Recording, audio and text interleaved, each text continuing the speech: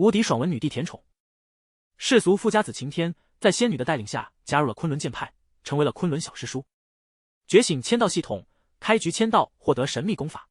本来想躺平签到修炼的他，却被躲避追杀的绝情女帝拜师。没办法了，从此女帝过过日子了。第一章，收徒绝情女帝。昆仑山外，一个身穿黑色长裙、身材高挑、体态轻盈的绝美的少女，飞快地在丛林中掠过。身后不远处，几名黑袍人紧追不舍。安妙龄，宗主已经准备立你为圣女，你为何要逃？安妙龄冷哼一声，没有理会。魔宗的宗主立她为圣女，无非是因为她体质特殊，想在她身上种下魔种。种下魔种后，自己就会成为她的顶炉，从此沦落为她的玩物。这种伎俩，作为绝情女帝转世的她，怎么看会不明白？既然重活一世，任何人、任何事都不能阻止她变强。这一世，她要把太上忘情路修炼到极致，然后再去复仇。从此斩断因果，孑然一身，只问大道。说到复仇，他的神色冷了下来。那一次他和3位地境强者联手寻宝，但没想到这是一个局。为了击杀他的局，昆仑山内，昆仑剑宗藏剑锋。今天是昆仑剑宗招收弟子的日子，秦天作为藏剑锋的锋主，他需要去走个过场。藏剑锋只有他一个人，所以他不准备招人，也没人愿意入藏剑锋。因为在外人眼里，他只是一个灵动境的低阶修者，而他也只想当一个躺平青年。招收弟子的地方叫仙元台，仙元台上有10个席位，昆仑9峰每个峰主一席，宗主莫问天一席。秦天坐到自己席位后，就拿出一本书悠闲地看了起来。莫问天一看到秦天这懒散的样子就来气，你看看你，每天不是种草药，就是逗弄鱼鸟，大好年华全荒废了。真不知道当初江师妹怎么看上你的。宗主息怒，江师妹作为本宗数千年以来唯一的圣境尊者，自然有她独特的眼光。说话的是御剑锋的锋主苏兰，他和藏剑锋上一任锋主江清雪是好友，所以看在江清雪的面子上，他会对秦天照顾一二。苏兰不说还好，一说莫问天更恼火了，还独特的眼光，你看他那里独特了？苏兰尴尬的笑了笑道，可能是时机未到吧。秦天朝着苏兰善意的笑了笑，没有太在意莫向天的话。15年前，他本是世俗一个富家子弟，江清雪外出历练时受重伤，刚好被四处游玩的秦天碰上，后来秦天就把他带回家疗养，这一疗养就是半个月。临走时，江清雪为了报答他，就把资质极差的他带回了藏剑锋修行，成为藏剑锋的第2个弟子。到了藏剑锋后，他竟然获得了签到系统。第一次签到，他获得了至尊功法，他化自在大法。功法虽然厉害，但是他的修行资质实在是太差了。直到第2次签到，他获得了奖励，他化自在大法提升为2重。功法提升后，他的境界也跟着提升了。这个奖励让他非常惊喜，也看到了变强的希望。随后，他就苟在藏剑锋默默签到，顺便和江清雪朝夕相处。但是好景不长，5年后江清雪突破圣境没多久，他就离开了，据说是去一个神秘的地方修炼。临走前，秦天答应以后会去寻他。江清雪微笑着离开了。此后藏剑锋就只剩下他一人，他也就顺理成章的成为了藏剑锋的锋主。经过多年的签到，秦天把他化自在大法提升到第9重，成就了半圣。但是他不准备暴露境界，境界暴露了，肯定有很多人来拜山门，到时候又要管理，又要教弟子，太麻烦了。躺平他不香吗？此时下面也热闹了起来，100多名参加宗门试炼的人陆续进入昆仑剑派的宗门。进来后，他们直接呆住了。宗内灵气环绕，肉眼可见，一座座仙宫气势磅礴地耸立在四方，空中还有不少御剑飞行的弟子在谈笑风生，这一切就仿佛是仙境一般。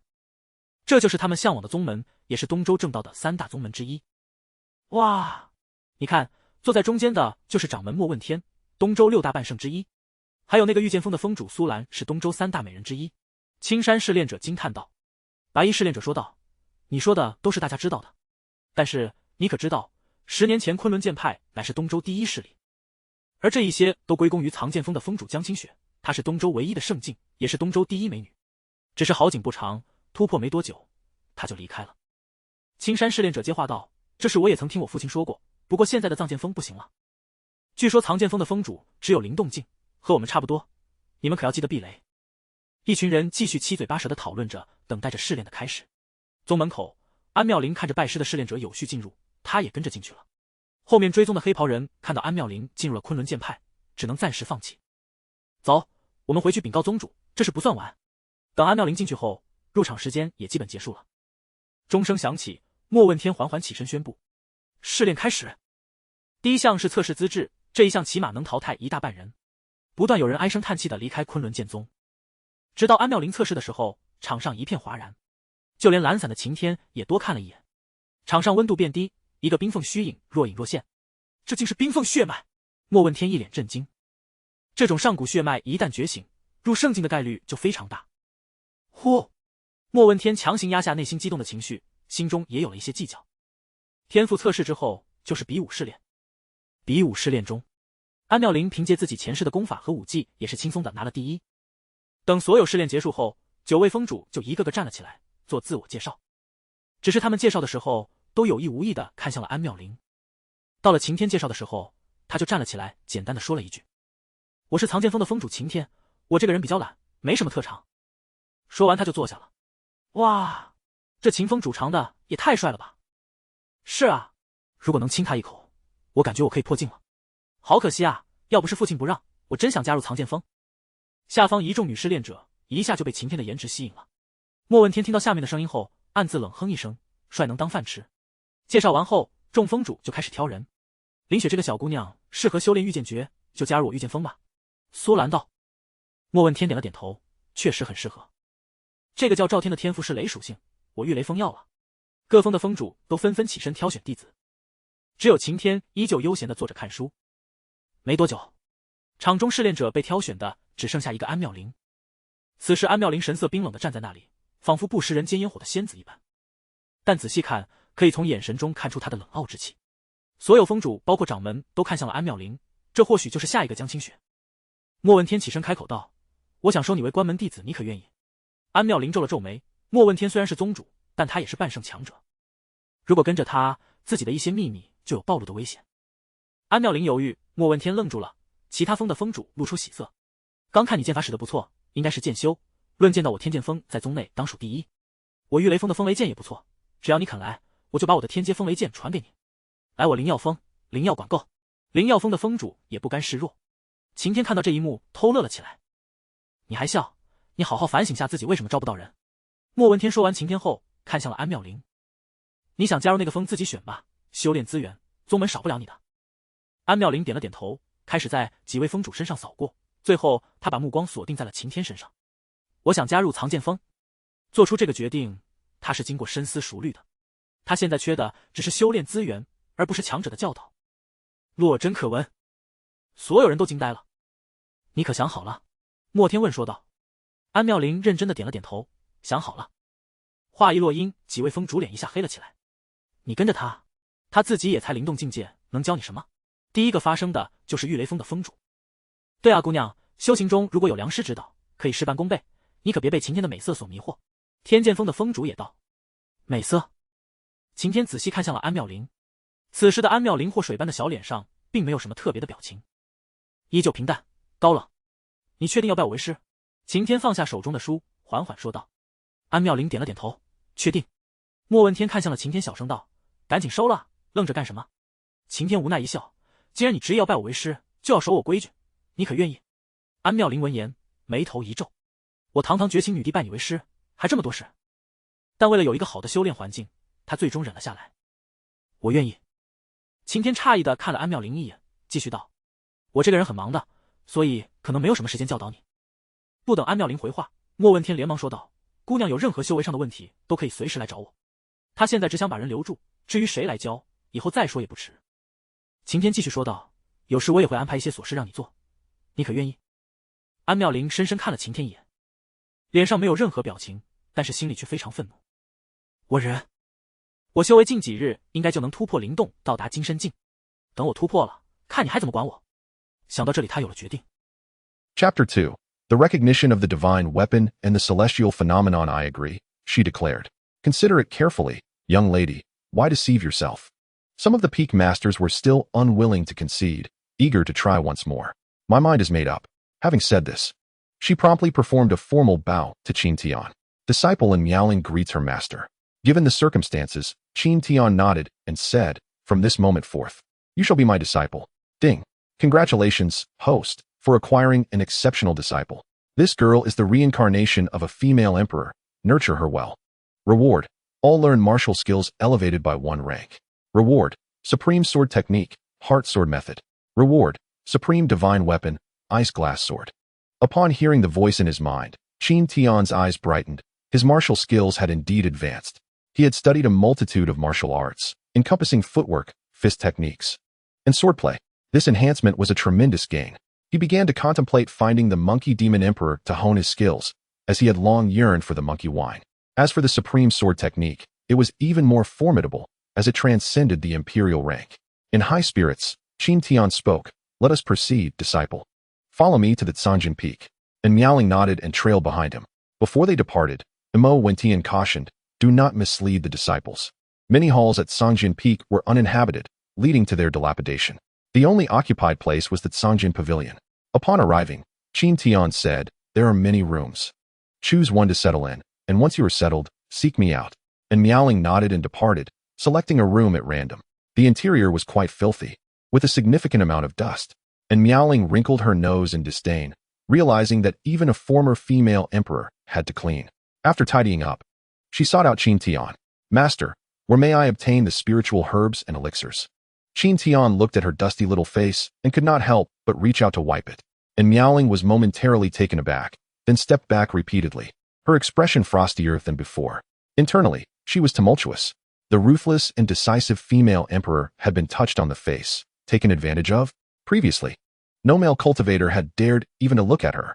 Fuming with anger, she resolved that once her cultivation was restored, she would promptly sever the hand that had dared to touch her face. "Your face is dirty. I merely wish to assist you." "Why the agitation?"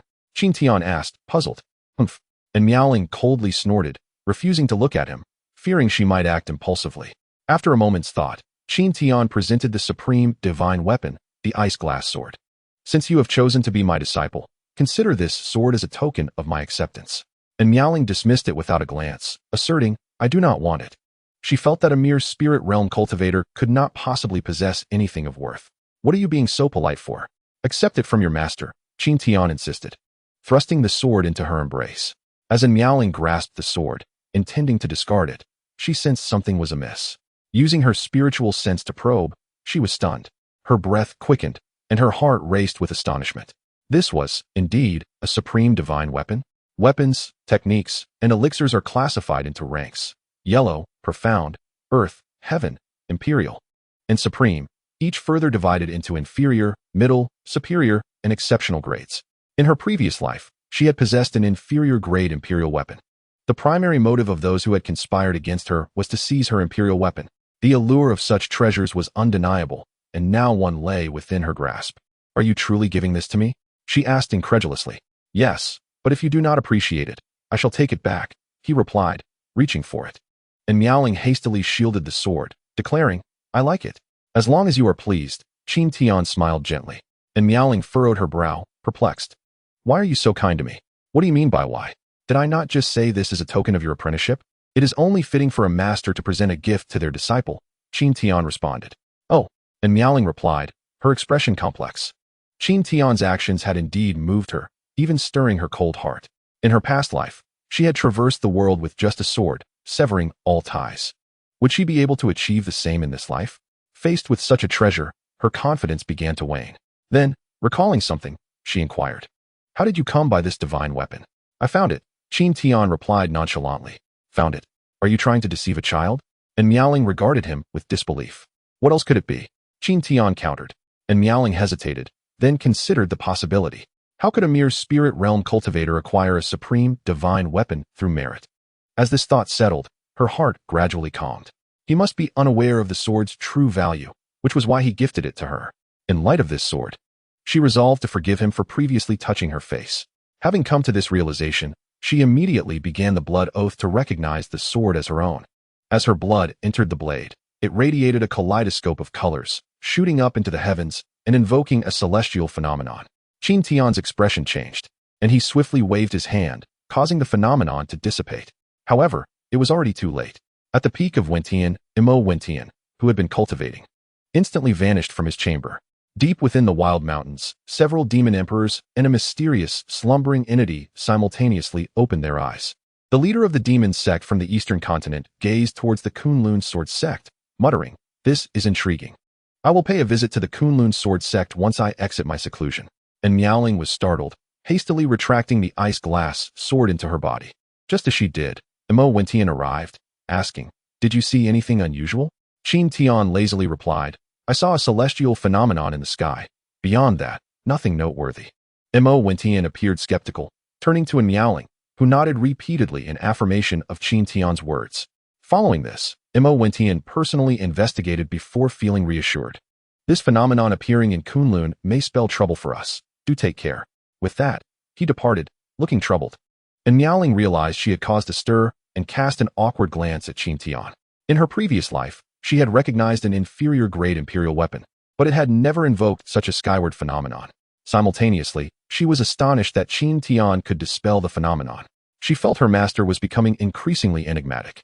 Qin Tian smiled and said, "I shall prepare a meal." Having been raised in the mundane world, he maintained the habit of eating. At Kunlun's 9 peaks, each peak housed a demon locking tower, where various demonic beasts were imprisoned for disciples to train their combat skills. However, the demon locking tower at Sanjin Peak was unique. It housed edible demonic beasts. Upon entering the tower, Qin Tian glanced around and spotted 2 pig demon kings and a 3-legged crow king. Ultimately, he captured the 3-legged crow king, murmuring, "I need to replenish my supplies soon." With meat in hand, he proceeded to the herb garden, gathering some spiritual leaves and other ingredients. Once sufficient ingredients were collected, he entered the kitchen to simmer soup and stir-fry dishes. After a considerable amount of time, he finally completed 1 soup and 2 dishes. Chapter 3. The Refinement of the Demon Emperor Pil Miaoling. "Come for dinner." "I am fasting. I shall not eat." And Miaoling replied, continuing her sword practice. "Dining is a rule at Sanjin Peak. It is mandatory," Qin Tian declared sternly. And Miaoling, with a sense of resignation, sheathed her sword and walked towards Qin Tian. On the table lay a bowl of soup and 2 dishes. The soup was a rich, 3-legged black-bone chicken broth, accompanied by stir-fried spirit leaves and sought-ed millennium bamboo shoots. As she took her seat, the alluring aroma of the dishes wafted towards her. Qin Tian smiled and remarked, "The realms of cultivation are categorized as transcendence, supernatural, spirit motion, golden body, nirvana, creation, semi-holy, holy, and emperor realms. Each of these realms is further subdivided into 1st, 2nd, and 3rd stages.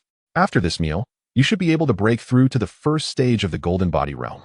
And Miaoling glanced skeptically at the soup and dishes before her. Qin Tian filled a bowl with meat broth and handed it to her, saying, "Drinking some soup before a meal is beneficial for your stomach." And Miaoling paused. Wasn't this a saying from the mundane world? In her past life, she had been born into a secular family, and her mother had often spoken such words. However, after her family fell apart, and she endured numerous hardships while evading her enemies, she ultimately cultivated a heart devoid of emotions, achieving the status of empress. She lifted the soup and took a sip, finding it extraordinarily delicious. Yet, once it settled in her stomach, she was taken aback. Without hesitation, she drank the entire bowl of broth and then began to eat the meat. Soon after her meal, she felt a surge of immense energy flood into her body, and a faint golden light began to emanate from her. Gradually, the golden light intensified as the surrounding spiritual energy was swiftly absorbed into her. After some time, she successfully broke through to the 1st stage of the golden body realm. "What did you make me eat?" And Miaoling asked in astonishment. "Oh, it's just a broth made from the 3-legged black-bone chicken," Qin Tian replied casually. "Did you use a demon king to make the soup?" And Miaoling was taken aback. "Did you catch it, or was it the previous peak master, Jiang Qingxue, who captured it?" "Jiang Qingxue caught it," he said. And Miaoling began to doubt. Moreover, how could someone who frequently consumed demon king meat only be at the spirit motion realm? Even an ordinary pig could be raised to the nirvana realm. She increasingly felt that her master was extraordinary. Qin Tian chuckled. "Who doesn't he have their secrets? I know you have secrets too." Upon hearing this, and Miaoling felt a surge of anxiety. Did he know she was the reincarnation of the empress?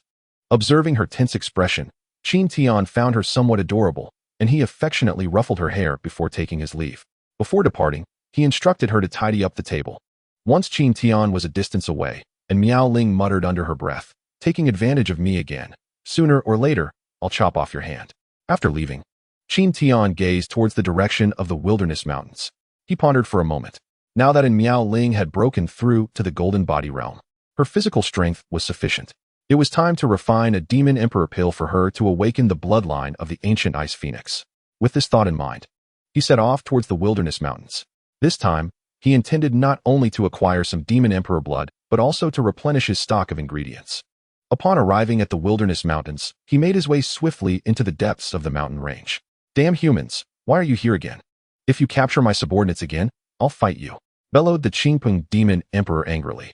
As a Demon Emperor, he held a status equivalent to that of a semi-holy among humans, thus he was quite arrogant. Qin Tian offered an awkward smile. "I'm here to borrow a couple of drops of your Demon Emperor blood." "Borrow?" The Qingpeng Demon Emperor cursed vehemently. "If you want to lend it, I'll have to take it by force." With that, Qin Tian prepared to take action. His transformation art was a supreme secret technique capable of transforming all things, manifesting life, transcending time, and even rivaling the mightiest of beings. However, he had only cultivated it to the stage of manifesting life thus far. Transformation of the Dragon. Qin Tian transformed into a golden dragon's phantom, exuding tremendous dragon might. Upon sensing this power, the Qingpeng was taken aback. "What kind of technique is this? I felt the dragon's might before. It's exactly the same. Could you truly be a golden dragon?" Qin Tian did not respond. Ancestral Dragon Claw. The golden dragon phantom struck fiercely, sending the Qingpeng flying. His techniques had been enhanced through rewards from his sign and achievements. After successfully landing a blow, Qin Tian pursued and struck again, forcing the Qingpeng to plead for mercy. Ultimately, he willingly surrendered his blood. Subsequently, Qin Tian sought out other demon emperors for blood, such as the Marmoset Demon Emperor and the Jiao Dragon Emperor, creating quite a commotion throughout the Wilderness Mountain range. 2 days later, Qin Tian returned to the sword-hiding peak. While practicing her swordplay, and Miao Ling paused, inquiring, "Where have you been these past 2 days?" Her tone revealed a hint of displeasure, as he had vanished without a word. Although she recognized that Qin Tian was extraordinary, based on his realm, he was merely at the spirit motion stage, which caused her some concern. Qin Tian, observing in Miao Ling's feigned fierceness, couldn't he help but pat her head. "Didn't you just break through to the golden body realm? I thought to refine a pill to help you awaken your bloodline." "Really?" And Miao Ling asked, somewhat skeptically. "Of course, there's no falsehood in that. I'll begin the refinement now," he declared, heading towards the alchemy hall with purpose. And Miao Ling followed closely behind. The alchemy hall, long uninhabited, was in disrepair. As he pushed the door open, it fell off its hinges. Qin Tian smiled awkwardly. Once inside, he found the place covered in cobwebs. He used his spiritual power to levitate the alchemical furnace, then washed it by the river before bringing it back to the sword-hiding pavilion. With all preparations in place, Qin Tian took out a tome on alchemy and began to read. "You're still reading?" And Miao Ling began to doubt if Qin Tian truly knew how to refine pills. "Shall I give it a try?" In her past life, she too had studied alchemy and could produce ordinary pills. Qin Tian tucked the book away with a smile. "It's my first time refining a pill, so I need to solidify my understanding." He ignited the fire, retrieved several jars, and opened the lids. Instantly, a powerful aura surged forth, and Miao Ling gazed at the drops of blood in astonishment. They felt extraordinary. Then, as Qin Tian added rare ingredients like 5,000-year-old snow ginseng and 5,000-year-old earth lotus, and Miao Ling was struck by the realization that even during her previous life as an empress, she had possessed very few such ancient ingredients. Watching Qin Tian diligently refining the pill, her convictions began to waver once again. Was the path of the heart devoid of emotions truly the right one? Just then, the alchemical furnace began to tremble, and phantoms of various demon emperors appeared. The overwhelming pressure caused Miao Ling to stagger back several steps. Her eyes widened in disbelief as she recognized the figures: the Qingpeng Demon Emperor, the Jiao Dragon Emperor, and the Marmoset Demon Emperor. These demon emperors were figures on par with their sect master, Imo Wentian, and were virtually invincible in the Eastern continent. Her mind raced with questions about how a mere spirit motion realm cultivator could acquire such an abundance of demon emperor blood. Though she yearned to inquire immediately, she understood that this was a critical moment and could not disrupt Qin Tian's alchemical process. Chapter 4. Awakening the Ancient Bloodline. Qin Tian's hands moved like phantoms as he continuously formed seals, channeling streams of spiritual energy. Simultaneously, he manipulated the runes on the alchemical furnace with his spiritual force. After an hour, the furnace ceased its tremors. With a grand gesture, he lifted the lid, and an aromatic fragrance wafted throughout the space. A tricolor pill soared into the air. The elixir developed sentience, swaying in the air as if attempting to escape, only to be seized by Qin Tian from a distance. Beside him, and Miaoling recognized it as the heavenly grade supreme Demon Emperor pill, renowned for its ability to purify marrow and enhance one's aptitude and realm. Even a half-saint would find it immensely beneficial for breaking through to the saint realm. Qin Tian extended the pill towards her, stating that he would assist her in refining its potency. With a complex expression, and Miaoling accepted the pill, acutely aware of her pressing need for it. From the moment she took the pill, perhaps even unbeknownst to herself, she had acknowledged Qin Tian. Where did you acquire the blood essence of the demon emperor? And Miaoling could not help but inquire. While the spirit herbs could be explained as gifts from the sect, she found it hard to believe that the sect possessed the capability to procure such demon emperor blood. I have amicable relations with a few demon emperors, and I simply requested it from them. Qin Tian replied nonchalantly. You're deceiving a child. And Miaoling thought to herself, exasperated. She was well aware of the nature of the demon emperors. With a resigned glance at Qin Tian, she internally vowed to expose him eventually. The pair arrived at the grand hall and seated themselves opposite each other on the cushions. And Miaoling consumed the demon emperor pill and began to channel her inner spiritual energy to refine it, awakening her bloodline. As she possessed the ancient Ice Phoenix bloodline, her body grew increasingly cold upon activation, causing the surrounding temperature to drop as well. Frost began to form on her skin, which turned increasingly pale. Qin Tian understood that this was the process of her bloodline strengthening.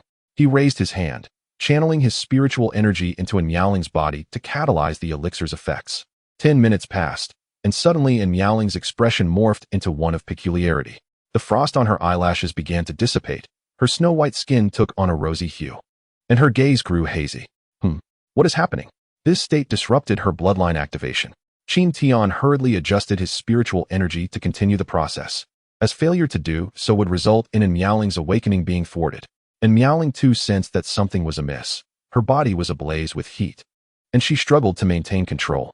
In that moment, she recalled the dragon essence within the demon emperor pill. Given the inherently lustful nature of dragons, it was possible that it could awaken such primal traits when combined with her Ice Phoenix bloodline.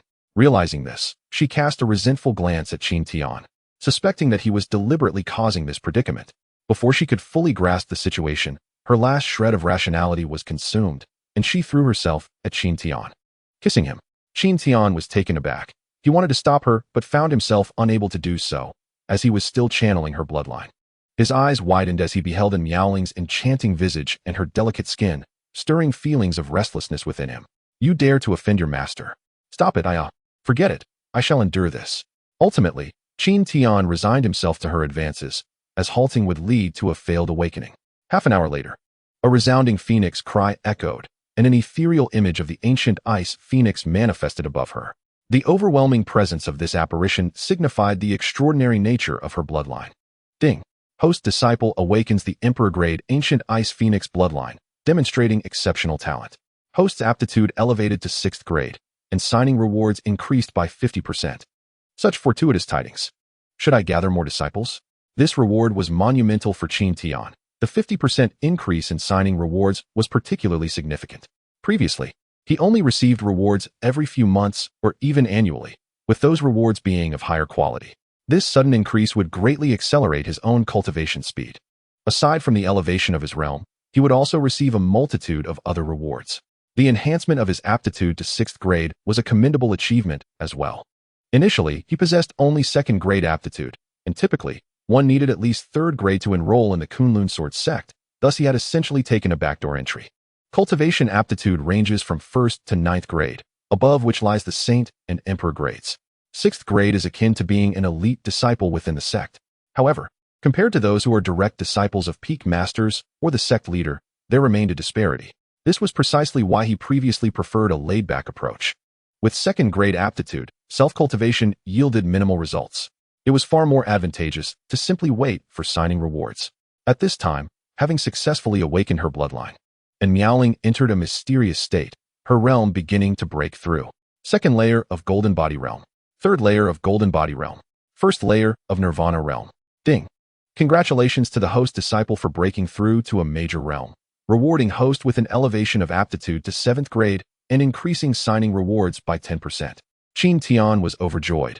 As long as he continued to nurture his disciples, he too could become an unparalleled genius. And Miaoling also reaped tremendous rewards, achieving 3 consecutive breakthroughs, one of which was a major realm advancement. If word of this spread, it would surely astonish the world. However, such feats were largely attributed to the immense potency of the Demon Emperor pill. After all, It was concocted from the essence of multiple demon emperors combined with precious spirit herbs. After the breakthroughs, and Miaoling realized she was still clinging to Qin Tian. "Ah!" she shrieked, retreating hastily, her face flushing crimson as she recalled the embarrassing episode. In her previous life, as the Empress, she had maintained an unblemished reputation, never having engaged in any intimate gestures with a man. The thought of it now filled her with shyness. "Ahem. It was you who initiated this, not I. I remain steadfast in my principles. You must be more cautious. There are boundaries between master and disciple," Qin Tian said, maintaining his composure, devoid of embarrassment. "Humph." And Miaoling huffed and walked away, her joy from awakening her ancient bloodline and breaking through to a new realm completely overshadowed. Upon exiting, she encountered Mo Wentian, who had sensed the phenomena and arrived after hearing the phoenix cry. "Have you awakened the ancient ice phoenix bloodline?" Mo Wentian exclaimed, excitement evident in his demeanor. Given that Miaoling had just completed her awakening, her unstable aura allowed him to detect the essence of the ancient ice phoenix immediately. "Yes," and Miaoling nodded in affirmation. With confirmation, the joy on Mo Wentian's face became unmistakable. "This is remarkable. This signifies the potential for saint-level prowess. Our Kunlun will soon have its second saint." At that moment, the elders from various peaks arrived. "Heaven bless Kunlun," they proclaimed. "Soon, Kunlun shall reclaim its status as the foremost power in Eastern continent." "Is it merely an awakening of a bloodline that warrants such excitement?" Qin Tian muttered under his breath. Mo Wentian cast a sharp glare in his direction. "You insolent brat. What do you know? Those with the ancient Ice Phoenix bloodline are destined to break through to the Saint Realm in due time." "Enough. I can hardly bear to converse with you, a mere spirit realm wastrel," interjected Lei Ba, the peak master of Yulei Peak. "Sect leader. I believe we cannot allow Miaoling to remain at Sanjin Peak. Such a prodigy must not be delayed by Qin Tian." Upon hearing this, Miaoling's expression turned cold. "I am the disciple of the Heartless Empress. Not just anyone is worthy to make such claims. My master is truly remarkable. It is precisely due to him that my awakening has transpired so swiftly." "Due to him?" Lei Ba scoffed disdainfully. "What can a mere spirit realm practitioner like him possibly do for you?" And Miaoling's expression turned frosty. "If you continue speaking in such a manner, the sword-hiding peak will not welcome you." Chapter 5. Supreme Techniques. Heart Sword Technique. Lei Ba's countenance darkened, yet he found himself powerless against Miaoling. At this moment, she represented the sect's hope. Ultimately, he could only turn his gaze toward Mo Wentian, who was equally troubled by the situation. Why has Qin Tian become infatuated? Is mere appearance so significant? Just then, a shout pierced the air. "Sect Master, trouble is at hand. A multitude of demon clans is approaching Kunlun." Upon hearing this, Mo Wentian's expression shifted dramatically. It was undoubtedly the celestial phenomenon that had drawn the attention of the demon clans, prompting them to send their forces to lurk nearby and subsequently detect Miaoling's awakening of her ancient bloodline. Such a bloodline is akin to a rare treasure for demon beasts, as consuming it would enhance their own lineage. "Come, let us investigate," Mo Wentian declared, leading the peak masters towards the mountain gate. The number of demons outside the sect was rapidly increasing. Shortly after arriving at the entrance, Mo Wentian beheld a 2-meter-tall white tiger charging forth. "What business does the white tiger demon emperor have in our Kunlun sword sect?" he demanded. "Ha! If you are wise, you will surrender the bloodline awakener. Otherwise, do not blame me for bathing your Kunlun sword sect in blood," the white tiger demon emperor threatened. "Preposterous. You think you can annihilate my Kunlun sword sect?" Mo Wentian retorted, his expression one of utter disdain. The white tiger demon emperor was a half-saint at the second level, of equal rank to him, thus he felt no fear. "Alone, I may be insufficient, but what of the Qing Peng demon emperor? He shall arrive in 5 minutes. And you have 5 minutes to ponder your decision." Upon hearing of another demon emperor, Mo Wentian's expression grew grave. "Qin Tian, you must take in Miaoling and hide for the time being." "Huh, where is he?" Just moments ago, she had seen Qin Tian right behind her, but now he had vanished. Mo Wentian turned his gaze to Miaoling. "Where is your master?" "I do not know," she replied, having just realized that her master had disappeared without a trace, even from beside Mo Wentian and herself. She fell into deep contemplation. 10 miles outside the sect, the Qing Peng demon emperor was leading 4 major demon kings towards the Kunlun sword sect when he suddenly came to a halt. He saw a young man seated atop a tree, engrossed in a book. "What is the haste about?" Qin Tian inquired nonchalantly. The Qing Peng demon emperor regarded him with caution. "I have urgent matters to attend to. We shall meet again another time." With that, he attempted to circumvent Qin Tian. However, as soon as he did, Qin Tian blocked his path once more. This path leads nowhere. Turn back. Do you know what I intend to do? Are you perhaps a member of the Kunlun sword sect? The Qing Peng Demon Emperor asked. Congratulations, you are correct. Upon witnessing Qin Tian's benign smile, he shivered involuntarily. Since that is the case, I shall take my leave. The Qing Peng Demon Emperor then retreated with his 4 demon kings. Not so fast. The Qing Peng shuddered, glancing back at Qin Tian with a wary expression. Rest assured, I currently have no need for your blood. I merely share a bond with this Tian Yo king. So he shall accompany me henceforth. With a wave of his hand, he seized the Tian Yo king. You. The Qing Peng's face flushed a mixture of red and white. Ultimately, he could only suppress his rage, exclaiming, "Let us depart." With that, he and the remaining 3 demon kings fled like the wind. Qin Tian then made his way towards the sword-hiding peak with the Tian Yo king in tow, murmuring, "It has been ages since I enjoyed some beef." Hearing this, the Tian Yo demon king, bound and sealed, was reduced to tears. Isn't wolf meat and bear meat delectable? Why must it be beef? Upon returning to the sword-hiding peak, he slaughtered the Tian Yo and began preparing a meal with a leg of beef. At the sect's entrance, the 2 factions had been locked in a stalemate for half an hour. The White Tiger Demon Emperor finally realized he had been deceived. It was impossible for him, a single demon, to breach the defenses of the Kunlun sword sect, and thus he had no choice but to concede. Wait for me. I shall return. With that, he retreated. As in Miao Ling returned to the sword-hiding peak, she was greeted by the enticing aroma of food. Master, what delectable dish are you preparing? She had grown quite fond of Qin Tian's cooking, as the ingredients were primarily Demon King flesh and Millennium spiritual herbs. Today, I am making beef stew, Qin Tian replied. Beef? But isn't there a cow demon in the confinement tower? And Miao Ling approached, intrigued. A friend just arrived. And I negotiated with him, Qin Tian explained. Friend? And Miao Ling immediately recalled the absence of the Qing Peng Demon Emperor. If my master wishes to maintain the pretense, so be it. The 2 then commenced their meal. Afterward, Qin Tian intended to return to his quarters to rest, but he was halted by Miao Ling after only a few steps. From now on, you must accompany me in training. As my master, you should lead by example. I do not wish to hear Lei Ba and the others speaking of you in such a manner. It would be quite embarrassing for me. While she voiced this, her true intention was to discern Qin Tian's genuine strength during their practice. Train? I am formidable even without training, he replied. How formidable? Qin Tian pondered and replied. Within the sect, none should be able to surpass me. Does that imply you acknowledge yourself as a half-saint? And Miao Ling inquired. If you say so, then so be it. He responded, continuing into his quarters. Upon entering, he retrieved the supreme sword technique, heart sword technique, and began his studies. A month later, he achieved the 7th level and comprehended sword intent. To reach such a level was, in truth, a result of his cheating. His transformation of freedom technique allowed him to manifest as someone of a comparable realm. Thus, he transformed into the peak master of the heavenly sword peak, a being who inherently possessed sword intent, allowing for rapid cultivation.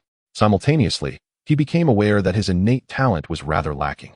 However, and Miao Ling was merely at the 1st level of the Nirvana realm. As long as she continued to advance, there remained considerable potential for her enhancement. In the courtyard, and Miao Ling practiced her techniques, her demeanor cold and indifferent. Their interactions had diminished in recent days, as she was wholly focused on cultivating her path of emotionlessness, resulting in her becoming increasingly aloof.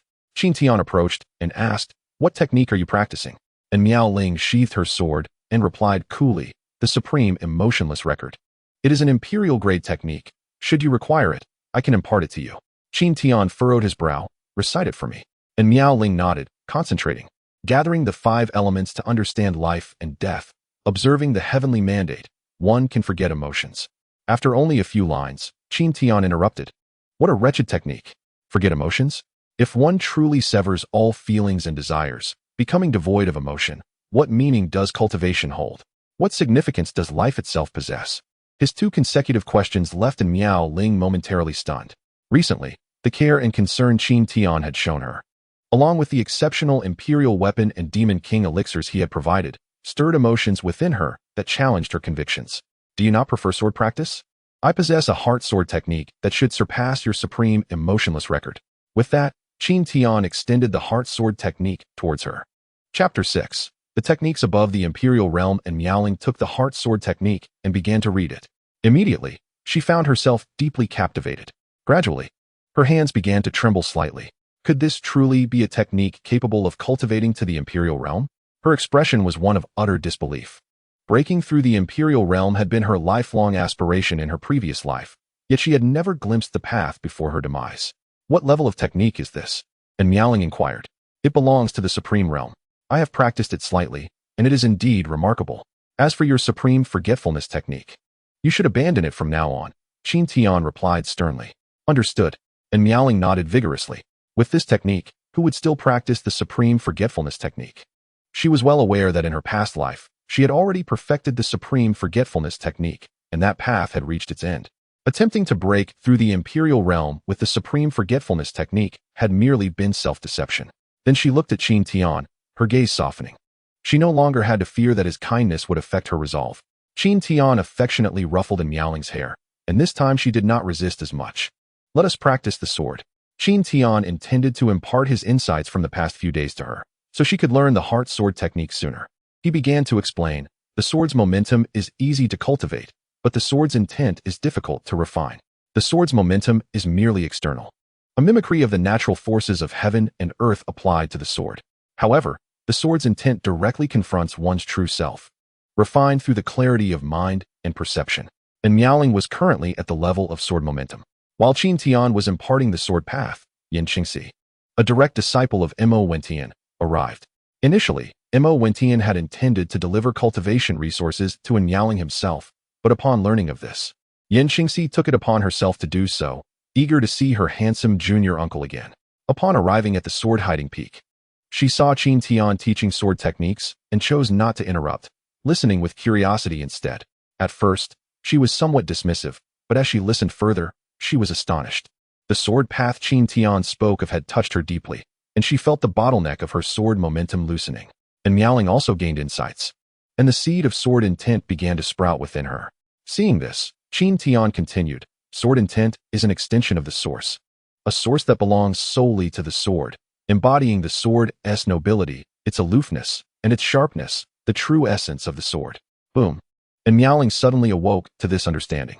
Qin Tian nodded in satisfaction, affirming that his month of teaching had not been in vain. With her newfound comprehension of sword intent, her progress in cultivating the heart sword technique would accelerate significantly. At this moment, Qin Tian turned to Yan Qingxi and asked, is there something you need? Yan Qingxi snapped back to reality, her face alight with joy. Your guidance, junior uncle, is like a refreshing breeze.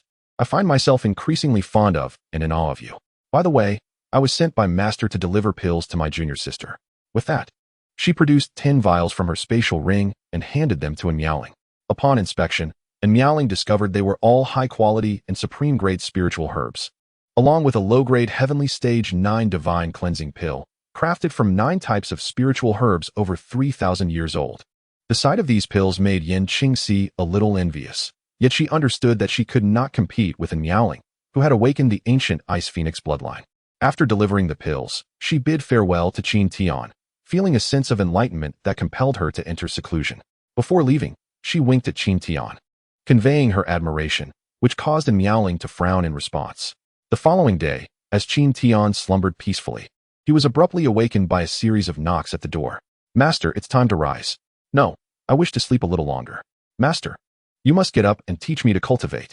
She had tasted the sweetness of progress the previous day and did not wish to see Qin Tian continue to waste his potential. The path of cultivation required perseverance and gradual accumulation. Though her master was formidable, if he continued to squander his time, he would regress. As a cultivator's strength increased, so too did their lifespan. She desired to remain with her master in the future. Thus she resolved to urge Qin Tian to cultivate. Knock, knock, knock. If you don't open the door, I shall continue knocking. At that moment, the door swung open, revealing Qin Tian clad in only shorts. And Miaoling, blushing, hastily averted her gaze. Master, you are being improper. How am I being improper? You were the one who called it improper when you awakened last time. If I weren't a gentleman, humph. Hearing Qin Tian mention the previous incident made her cheeks flush. Were you being deliberate last time? She asked through gritted teeth. How could that be intentional? The pill contained dragon blood, and dragon blood reacts with my bloodline. Did you not know? Perhaps that was a lapse on your part. And Miaoling retorted, all right, I will go with you to cultivate. With that, she led him to the small courtyard for their training. His transformation into freedom technique was currently at the level of transforming all spirits, yet he yearned for the level of transforming all antiquity. Transforming all antiquity was an imperial technique capable of influencing time and causality. At its peak, one could traverse time and space and use causality to confront enemies, causing them to be ensnared by misfortune or even fall into madness. As long as one had not transcended the imperial realm, they remained within the cycle of causality. However, he could not yet wield it, though he believed that with the system, he would eventually reach the realm of transforming all antiquity. Time flew by, and in the blink of an eye, 10 years had passed. Sign in. Ding. You have accumulated 6 years of sign-in points. Would you like to claim your rewards? Claim. Sign-in reward. Transformation into freedom technique upgraded to the 11th level. Host's realm elevated to the 3rd level of half-saint. Sign-in reward. Time-space token. Recommended for your disciples' use. In times of crisis, it can summon your spiritual form through the laws of time and space to assist. Sign-in reward. Eternal body of antiquity at the 1st level. Upon receiving the rewards, Qin Tian felt a powerful surge of energy flowing into his body, and his understanding of the Tao deepened further. 6 years prior, he had broken through to the 2nd level of half-saint. This time, he reached the 3rd level, and his next breakthrough would lead him to the saint realm. The time-space token was also an excellent reward. Although Miaoling had already attained the 3rd level of nirvana, there were still many formidable opponents outside the sect who could pose a threat to her. However, with this time-space token, things would be different. In the face of insurmountable foes, she could summon Qin Tian's spiritual form for assistance. As for the eternal body of antiquity, it was a supreme-level body refinement technique. Normally, reaching the 1st level required 10 spiritual herbs aged 5,000 years, in addition to enduring painful trials for its completion, such as using thunder tribulations, winds, and purgatorial flames to temper the body, followed by using spiritual herbs for recovery and nourishment. This process consumed vast amounts of cultivation resources and demanded the endurance of endless pain. Thus, his ability to achieve it directly was quite fortunate. At present, even when facing a saint, he felt equipped to contend. After his breakthrough, Qin Tian was in high spirits and went to the demon locking tower to gather some ingredients for cooking. By the time he finished preparing the meal, a full moon hung high in the sky. Chapter 7. The pilgrimage to Penglai. Qin Tian entered in Miaoling's room without knocking. Miaoling, Master has prepared a delicious meal. Come and have some supper. As soon as he uttered these words, he froze in place, for Miaoling was currently bathing. Her shoulders, as smooth and white as jade, and her delicate rosy face were particularly enchanting. Most striking of all was her perfectly proportioned figure. In an instant, he felt a warmth rising in his nostrils. Master, you barged in again without knocking, and Miaoling complained. I'm just eager to call you to dinner. Hurry and get dressed, Qin Tian urged. I've prepared a grand feast for us to enjoy together.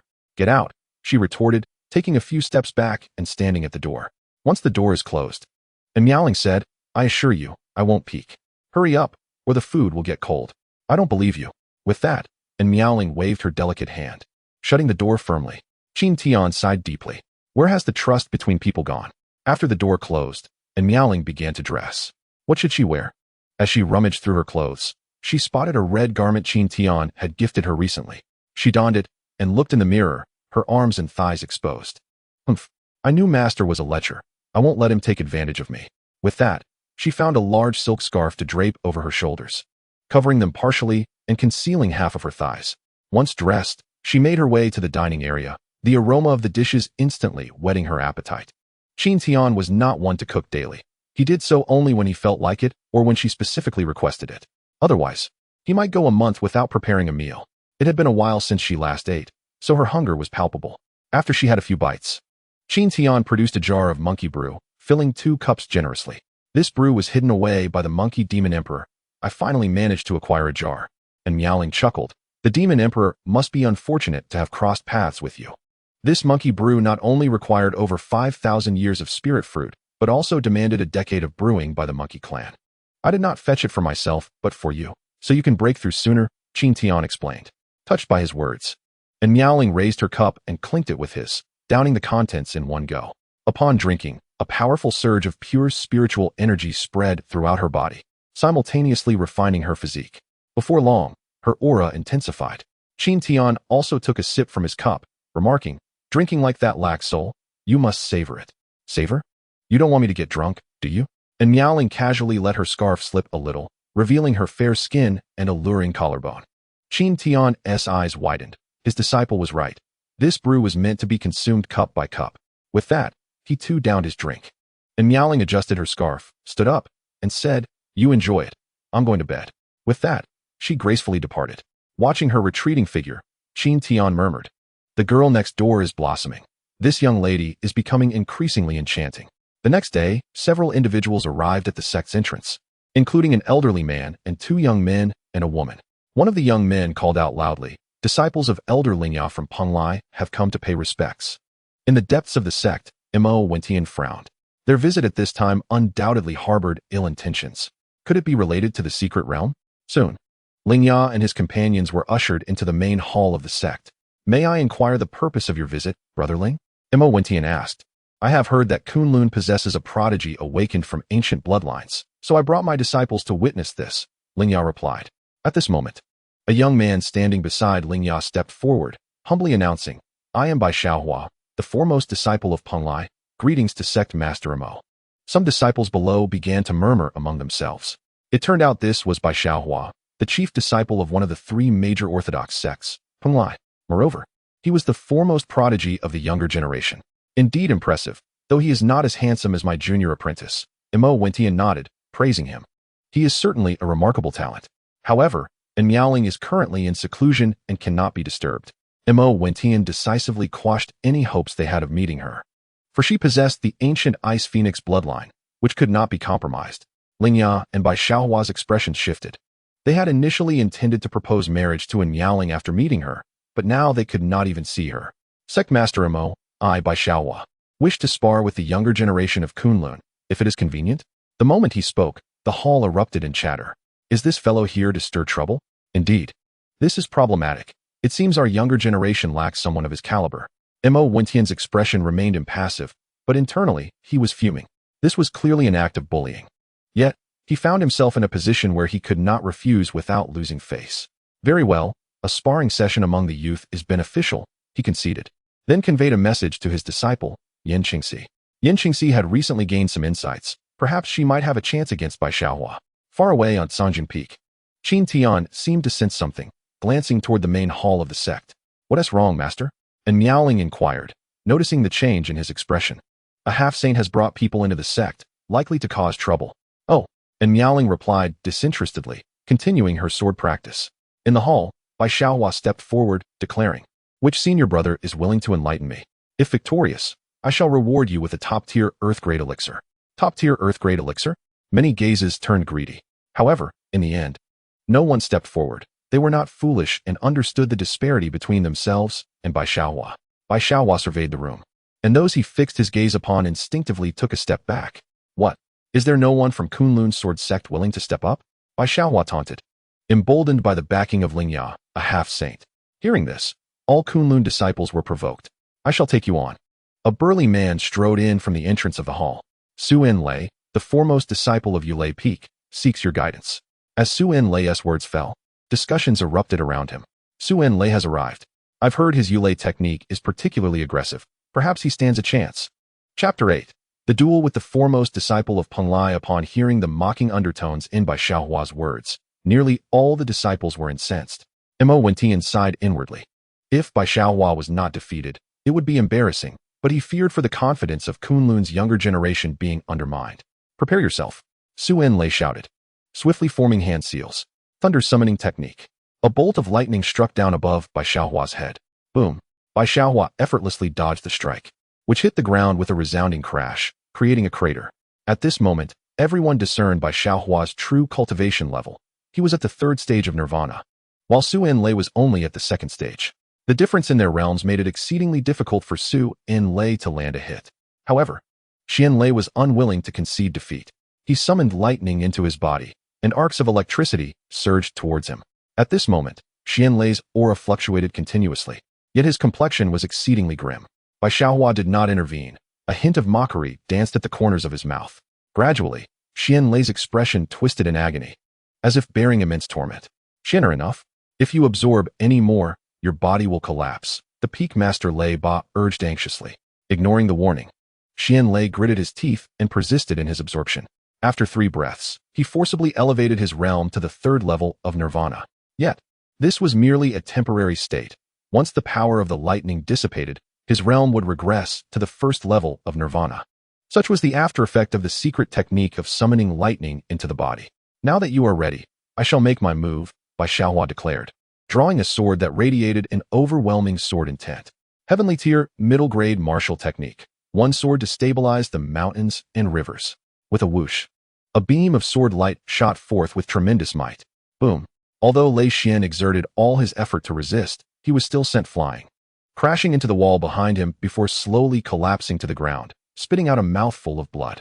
The scene erupted in a clamor. They had not anticipated that Bai Xiaohua had mastered a heavenly tier middle grade martial technique. On the ground, the lightning within Lei Xian rapidly dissipated, and his realm became unstable. Second level of nirvana. First level of nirvana. Due to his severe injuries, he was even on the verge of further decline. Lei Ba hurriedly stepped forward, retrieving a high-grade earth-tier elixir and placing it in his mouth, stabilizing his condition. Once his injuries were under control, Lei Ba intended to confront Bai Xiaohua. However, Bai Xiaohua preemptively spoke, "Senior Lei, my apologies. I truly did not expect him to be unable to withstand even a single strike." This statement effectively silenced Lei Ba, leaving him at a loss for words. What could he say? The opponent had indeed only used one move. At that moment, Yan Qingxi entered slowly. The crowd's eyes brightened at her arrival. "Sister Yan has become increasingly beautiful," they whispered. "I heard Sister Yan has touched upon the realm of sword intent. Let's see how Bai Xiaohua can still be so arrogant." Yan Qingxi's presence seemed like a shot of adrenaline. She approached Mo Wentian respectfully, uttering, "Master." Mo Wentian nodded slightly, his expression serious. "Do not be careless." "Yes." Then, Yan Qingxi scrutinized Bai Xiaohua intently. As a sword cultivator on the verge of breaking through to sword intent, she was particularly sensitive to it. At that moment, she sensed a dangerous aura emanating from Bai Xiaohua. "Master, for safety's sake, let us summon Sister Yan as well." She conveyed telepathically to Mo Wentian. "What use is calling her? She is much younger than you." Mo Wentian replied, puzzled. "In a few years, she will stand out among the younger generation, but she may still need time," Yan Qingxi continued. "Master, you may not know this. 10 years ago, when I delivered elixirs to Cangjin Peak on your behalf, I saw a junior martial uncle teaching Sister in the sword path. At that time, I sensed sword intent within her, which is why I gained insight and glimpsed the threshold of sword intent. With another year of refinement, I will be confident in fully comprehending sword intent." Mo Wentian's usually placid expression finally revealed a trace of astonishment. "Qin Tian teaches the sword path, and Miaoling comprehends sword intent. Are you certain?" "Certain," Yan Qingxi affirmed earnestly. "No wonder I felt something peculiar about this young man. It seems he has been concealing his talents." With this realization, he began to communicate with Qin Tian. Once one comprehends sword intent, even in the nirvana realm, they can contend with those in the creation realm. Upon receiving the message, Qin Tian called for Miaoling to join him at the sect's grand hall. The sect's reputation must be upheld. In the grand hall, after Yan Qingxi finished speaking, she stepped forward to prepare for a duel with Bai Xiaohua. Bai Xiaohua did not rush to begin. Instead, he remarked, "You must be the senior sister of Kunlun.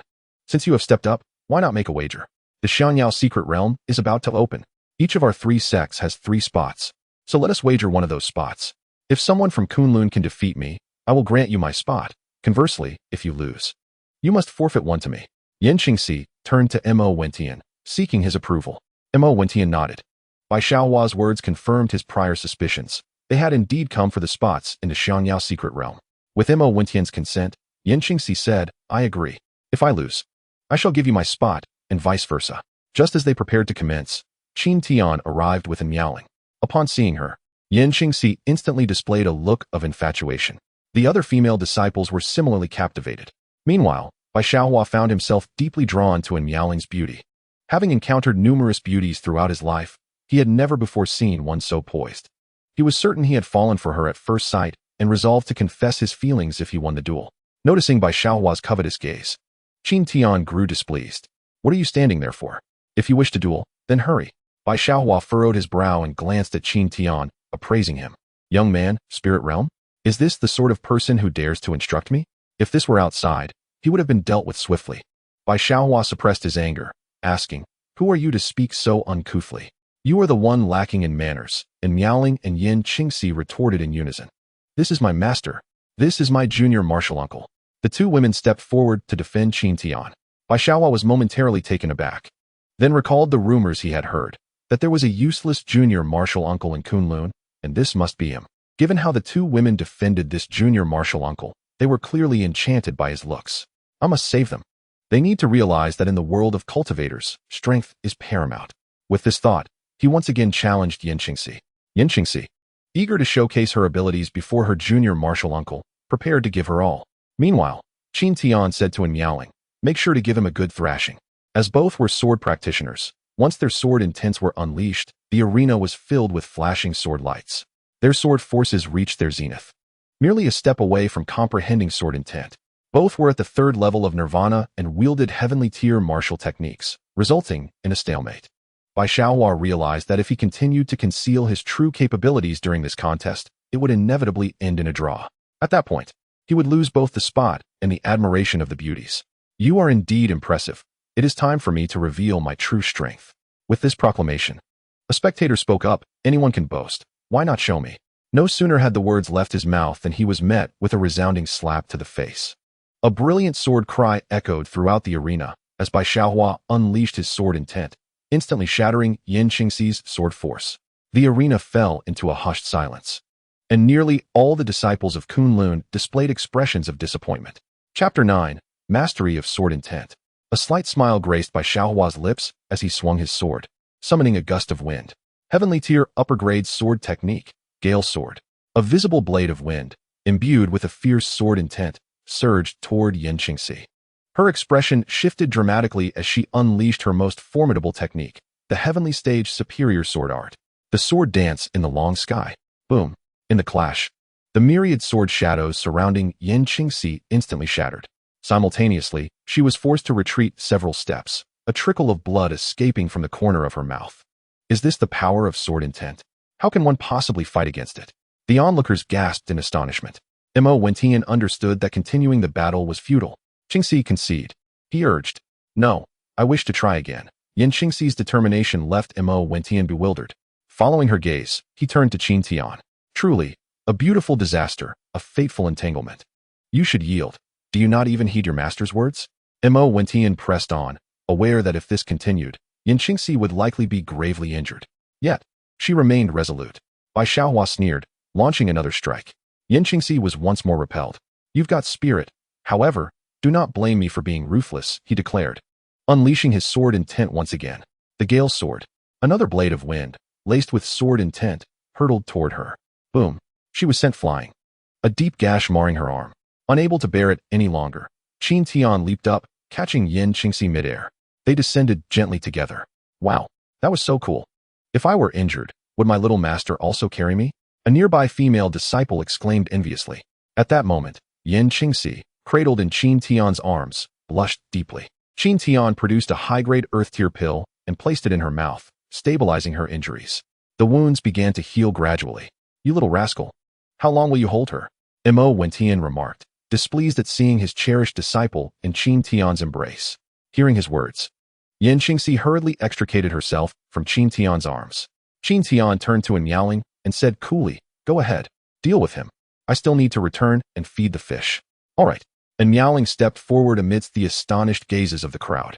Despite being an exceptional talent, she had only been in the sect for a little over a decade and was several years younger than the others, leading them to underestimate her. Ignoring their skeptical stares, she gracefully raised her delicate hand. A sword materialized from thin air, soaring directly toward Bai Xiaohua. Under Miaoling's command, the ice glass sword relentlessly slashed at Bai Xiaohua like a shadow. In a heartbeat, 3 deep cuts appeared on his body, leaving him collapsed on the ground. Struggling to lift his head, he stammered, the great mastery of sword intent. How is this possible? With this revelation, all eyes turned to Miaoling. Let us go, master.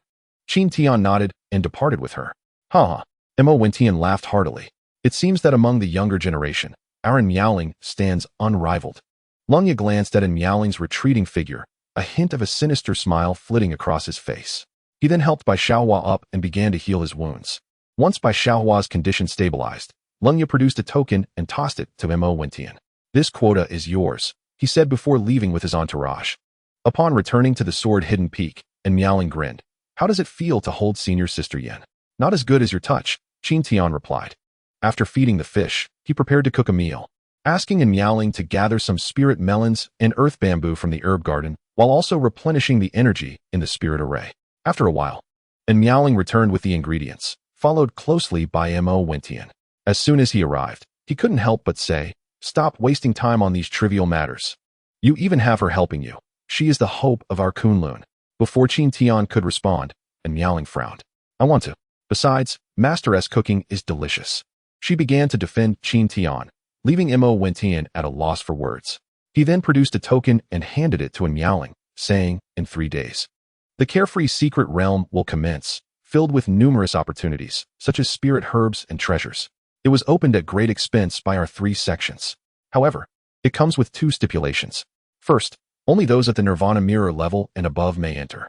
If someone above the Nirvana realm enters, the entrance will automatically close. Second, our passage can only accommodate 9 individuals, so I hope you will attend." And Miaoling accepted the token and glanced at Qin Tian. He nodded. "You have not ventured outside the sect for years. If you wish to explore, you may." "Then I shall go."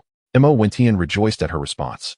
Within Miaoling's prowess at the transformation realm, they were sure to gain significant rewards, and her presence would ensure the safety of others, especially when treasures were at stake, as other sects might harbor ill intentions. Additionally, the realm contained fierce beasts. After Mo Wentian left, Qin Tian handed Miaoling a time-space token. "Use this if you encounter danger." And Miaoling received the token and stored it away. At this point, no treasure from Qin Tian surprised her. She had grown accustomed to his astonishing gifts. After busily preparing the meal, they sat down to enjoy a warm meal together. Compared to her previous life of solitude and detachment, she cherished these days far more, as they were filled with the presence of her master. This master, though exceptional, had a penchant for mischief, often crossing boundaries and managing to smooth things over afterward, leaving her both amused and exasperated. 3 days later, and Miaoling bid farewell to Qin Tian. Before her departure, he seized the moment to embrace her. "Take care, disciple. Use the time-space token if you are in danger." And Miaoling felt a twinge of reluctance, having not been apart from her master for a decade. The sudden separation felt disconcerting, but remembering that her time away would be brief, she soon felt at ease. Arriving at the sect's great hall, she found Yin Qingxi, Xianlei, and Baianin, a disciple from Yujin Peak, already present. Once assembled, Su Lan led them on their way to the carefree secret realm. Alone at the sword-hidden peak, Qin Tian felt a tinge of boredom and decided to descend the mountain to visit home. In the 20-plus years since joining the sect, he had returned home every 2 or 3 years. His parents, also practitioners, resided in a grand house in the northern part of Chongming City. Upon arriving at the Qin residence, he discovered he could not enter. Upon closer inspection, he realized a formation had been set up. After some effort, he finally broke through and entered, only to find the house empty, stirring unease within him. After searching, he eventually found a letter in his father's study. The letter conveyed that they had gone out to enjoy a trip and instructed him not to worry. Additionally, it contained a small figurine resembling his father. Qin Tian stored the figurine and made his way outside. Once outside, he fell into deep contemplation. The array seems to be a formation that could only be arranged in the sacred realm. Why has it appeared in my home? It appears I must wait until I next see my parents to inquire about it. Upon exiting my house, I aimlessly wandered about.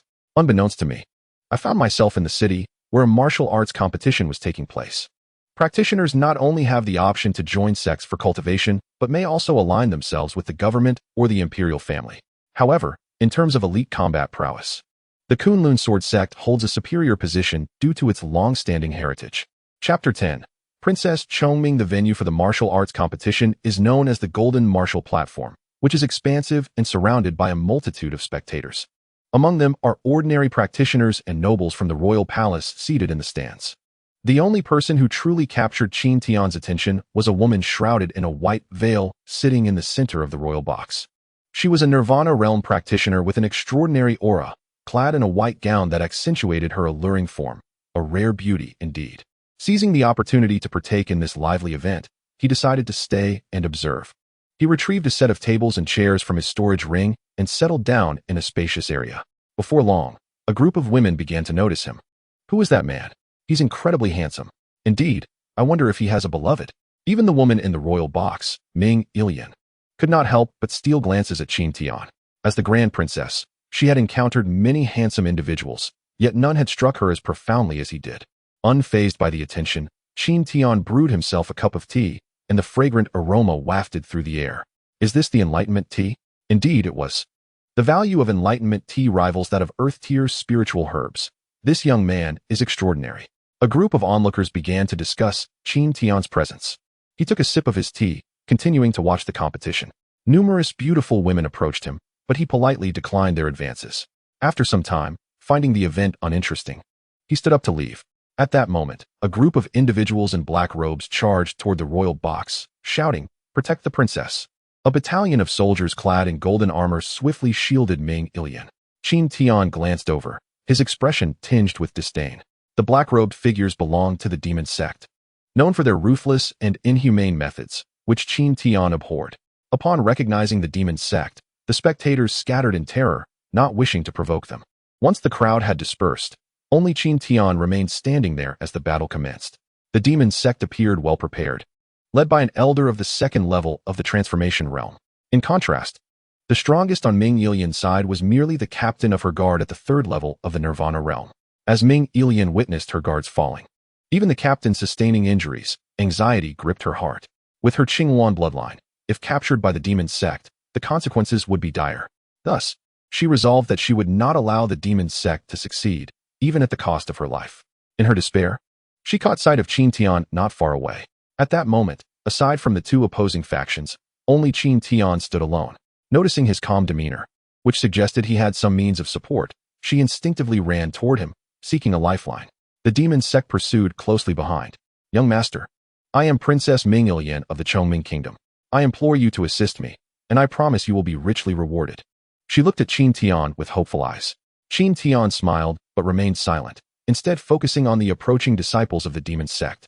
"You have quite the audacity," one of the disciples remarked. As soon as he finished speaking, Qin Tian waved his hand, causing the disciple to fly backward, his face a bloody mess. At this sight, Ming Ilian's heart filled with joy, while the elder of the demon sect wore a grave expression. Though the young man appeared to be merely at the spirit realm, he had effortlessly dispatched a disciple of the first level of the Nirvana realm with a single blow. Such an anomaly suggested that this youth was far from ordinary. "Young man, I hope you will grant us the courtesy of departing peacefully." The elder's voice resonated from a distance. "What if I refuse?" Qin Tian replied nonchalantly. The elder's expression shifted dramatically, ultimately boiling over with anger. "If you refuse, then prepare to die." With that, he transformed into a wisp of black mist and lunged at Qin Tian. Ancestral Dragon Claw. Boom. Qin Tian did not transform, but instead delivered a powerful strike, sending the elder flying into the air. Ancestral Dragon ascends. A golden fist rose from below, striking the airborne elder and ending his life. The crowd looked on in astonishment at Qin Tian's prowess. How can someone so young be so formidable? Surely he is an ancient expert who possesses the secret to eternal youth. With the death of the elder, the remaining members of the demon sect scattered in disarray, leaderless. Seeing the crisis averted, Ming Ilian expressed her gratitude to Qin Tian, saying, "Thank you for saving my life. You may accompany me back to the palace. My father will surely reward you handsomely." "I have no time," Qin Tian replied, shaking his head before turning to leave.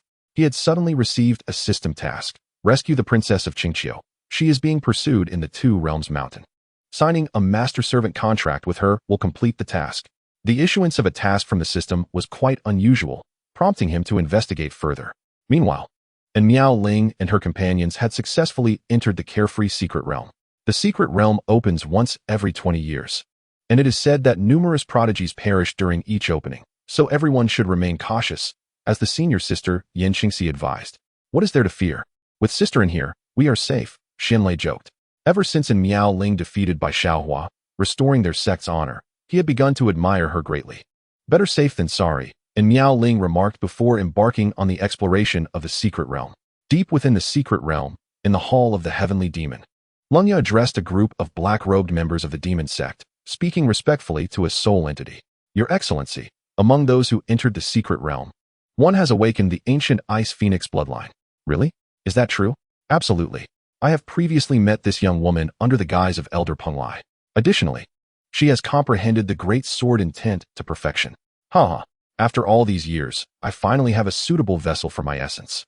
Make arrangements to draw her here." The entity speaking was Mu Yihan, the master of the Hall of the Heavenly Demon in Central State. The Hall of the Heavenly Demon was once a top-tier sect in Central State, but after offending the Heartless Empress, many of its leaders were slain. The Heartless Empress was none other than Miao Ling in her previous life. Later, the Hall of the Heavenly Demon fell victim to hostile forces. nearly leading to its annihilation. In that battle, she was also destroyed, leaving only her soul to escape. Subsequently, she fled to the eastern continent, eventually hiding within this secret realm. Due to the restrictions of the realm, those above the Nirvana realm cannot enter. Even if they manage to do so through special means, they will be repelled. However, as a soul entity, she was unaffected by such constraints. Her remaining followers established the demon sect and began to grow. Of course, there were also powerful individuals like Lungya who infiltrated other sections. Lungya responded, I have already released the treasure map. She should come. If it comes to that, I shall pay any price to unleash my power and forcibly bring her here. Mu Yihan nodded in satisfaction. Over the years, you have worked hard to attract so many talented cultivators for me to devour. Otherwise, my spiritual body would have long been unstable. Once I obtain a physical form, I will surely unify the eastern continent, and you will not be without your rewards. Lungya was overjoyed. Thank you for your trust, Sect Master. I shall go out and assess the situation first. Meanwhile, Miaoling and her companions arrived at a dense forest. The trees were colossal, obscuring their line of sight.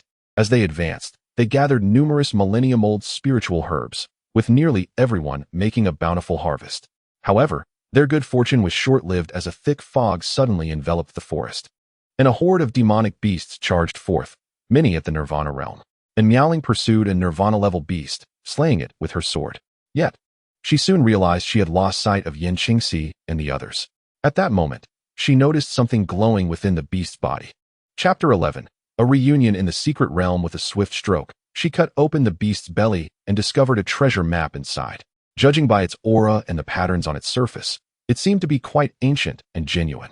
After a moment's contemplation, she resolved to investigate further. Following the map's guidance, she made her way to the Heavenly Demon Palace. The name struck a chord of familiarity. She felt she had encountered this force before, but could not recall the specifics.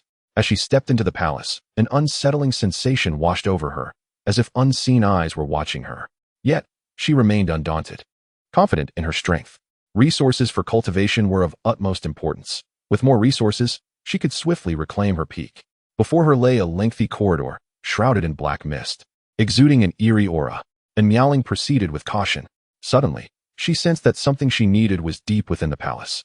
As she traversed the corridor, she vanquished several demonic creatures conjured from the miasma. Eventually, she arrived at the entrance of the main hall. She could feel that the object of her desire was within. Pushing open the door, she entered the grand hall, which was empty except for a jade box at its center, which lay open, revealing a heavenly phoenix sacred fruit. This fruit resonated with her ice phoenix bloodline.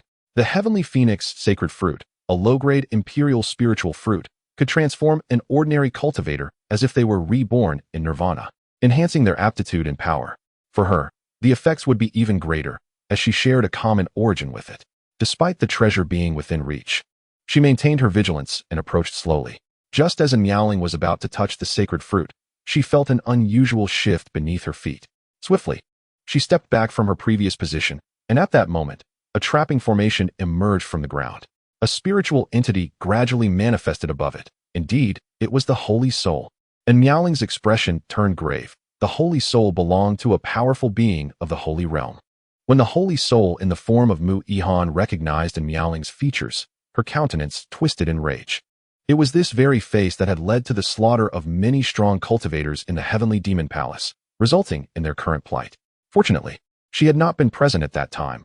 Otherwise, she too would have fallen victim. The Heartless Empress, you shall perish. Mu Yihan bellowed furiously, and Miaoling frowned, recognizing that this entity knew her. After her rebirth, her appearance was nearly identical to her former self. Who are you? And Miaoling countered. Do you not remember the Heavenly Demon Palace? After pondering, and Miaoling replied, I seem to have some recollection. In her past life, her temperament had offended many forces, but few left a lasting impression on her. Certainly, the Heavenly Demon sect was not among them. The Empress indeed looks down upon our Heavenly Demon Palace. Only the superpowers can catch your eye, I suppose. And Miaoling chose not to respond further, waiting for the next revelation. It seems you are the reincarnation. Mu Yihan inquired tentatively. Although she repeatedly confirmed that Miaoling was merely at the third level of nirvana, she still felt uneasy, for the name Heartless Empress was too notorious. And Miaoling smiled lightly. Why not test it and find out? Mu Yihan's expression shifted repeatedly, but ultimately, desire triumphed over reason. She yearned for revenge and to seize Miaoling's physical body. If she could obtain Miaoling's form and consume the Heavenly Phoenix sacred fruit, It would not be long before she returned to the Holy Realm, with the potential to break through to the Imperial Realm. With this thought, she could no longer contain herself. Hand over your body. Mu Ihan roared, her holy soul transforming into a black mist and lunging at Enyaling. Enyaling swiftly drew her ice-glass sword, unleashing her sword intent in a decisive stroke. With a swish, the black mist was cleaved apart, only to reform into the holy soul. Is that an Imperial weapon? Mu Ihan's face lit up with ecstatic delight. From her knowledge, many beings at the Imperial realm lacked such weapons. Possessing one would allow her to challenge opponents of higher tiers. But what can you do with an Imperial weapon? With your mere third level of Nirvana, you cannot harness its true power, Mu Ihan retorted. With that, Mu Ihan's assault became more rapid and ferocious. In just a few exchanges, Enyaling sustained injuries. The Holy Soul still possessed some combat prowess and abilities from the Holy Realm, while she, at only the third level of Nirvana, was no match for it. Whoosh! As the black mist evaded one of Enyaling's strikes, it struck from behind, sending her flying. Her sword clattering to the ground as she suffered serious injuries. The black mist reverted to the Holy Soul, advancing step by step toward Enyaling. Haha! After so many years, I can finally take my revenge. This body will be mine, Mu Ihan exclaimed, brimming with excitement. Just as Mu Ihan reveled in her triumph, Enyaling produced the time-space token and began to activate it.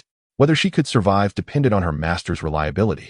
At that moment, Qin Tian, en route to the Two Realms Mountain, sensed the summoning and halted. Who dares to harm my disciple? As he spoke, he conjured a golden, miniature human-shaped spirit. This spirit, imbued with his consciousness, remarkably appeared before Enyaling's eyes. Qin Tian glanced at the injured Enyaling on the ground, and then at Mu Ihan. You dare to harm my disciple? With that, he delivered a powerful punch, scattering the Holy Soul into black mist. The mist drifted away, re-manifesting the Holy Soul. Who are you? Mu Ihan was momentarily bewildered. The golden figure before her was evidently a spirit. If such a spirit possessed such power, its original form must surely belong to a being of the Holy Realm. Qin Tian wasted no words and continued his assault. As it was his first time using this ability, he was unsure how long the spirit could last, so he aimed to conclude the battle swiftly. Ancestral Dragon Claw. Ancestral Dragon Ascension. Each strike grew more ferocious, and Mu Ihan's holy soul gradually weakened. She realized that if the battle continued, her soul would be obliterated. You have forced my hand. I will fight back. Upon her utterance, she transformed into a swirling mass of dark energy and swiftly retreated to a nearby grand coffin. The lid was lifted, revealing the corpse of a sacred realm beast within. This was her contingency, as she had no desire to become a beast unless absolutely necessary. She directly entered the body of the beast. Qin Tian, unwilling to delay, launched a powerful punch. However, Mu Ihan had already successfully possessed the beast. The creature, known as the Spirit Fury Sacred Ape, descended from an ancient bloodline. Upon possession, she raised her hand, her massive palm blocking Qin Tian's strike, while her other fist swung fiercely towards him. Qin Tian was sent flying, crashing into a stone pillar behind him. The spiritual form dimmed slightly from the impact. At that moment, the possessed sacred ape charged toward Qin Tian. Unperturbed, he inhaled sharply, drawing in the surrounding spiritual energy to solidify his ethereal form once more. Qin Tian continuously maneuvered his slender spiritual body to evade attacks, yet he remained poised to counterattack whenever an opportunity arose. Despite landing critical blows, he could not breach the sacred ape's formidable defenses, as he was merely a spiritual entity, and the Spirit Fury Sacred Ape's defenses were overwhelmingly robust. Mu Ihan seized the moment to slam Qin Tian's spirit into the ground, crushing one of his arms beneath her foot.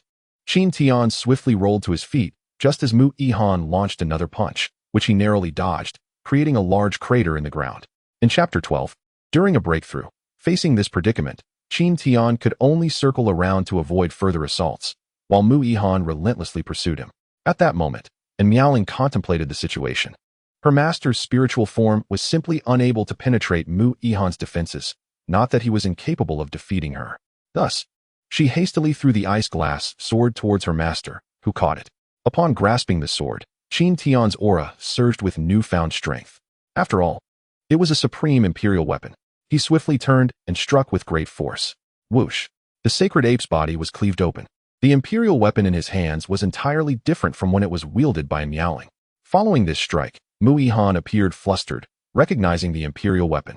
In the past, when their heavenly demon palace was at its peak, they had strong imperial realm cultivators, yet they had never possessed an imperial weapon. After much deliberation, she resolved to flee. As long as the green hills remain, one need not fear the absence of firewood. However, Qin Tian would not allow her the luxury of escape and pursued her directly. Mountain splitting. The ice glass sword radiated with brilliance, transforming into a colossal frost sword. Under Qin Tian's command, the massive sword descended with tremendous force. Boom. The body of the sacred ape, possessed by Mu Yihan, was cleaved in two. This technique was acquired during his previous sign-in and had reached its 10th level after several enhancements. After dispatching Mu Yihan, Qin Tian's spiritual form began to wane. Aware that time was of the essence, he gently patted Miaoling's head and infused the remaining spiritual energy into the ice glass sword. He then instructed Miaoling that if danger arose within 3 hours, she could activate the sword's spiritual energy. After 3 hours, the energy would dissipate automatically. With that, the ice glass sword returned to Miaoling's grasp. She murmured, "Having a master is quite wonderful."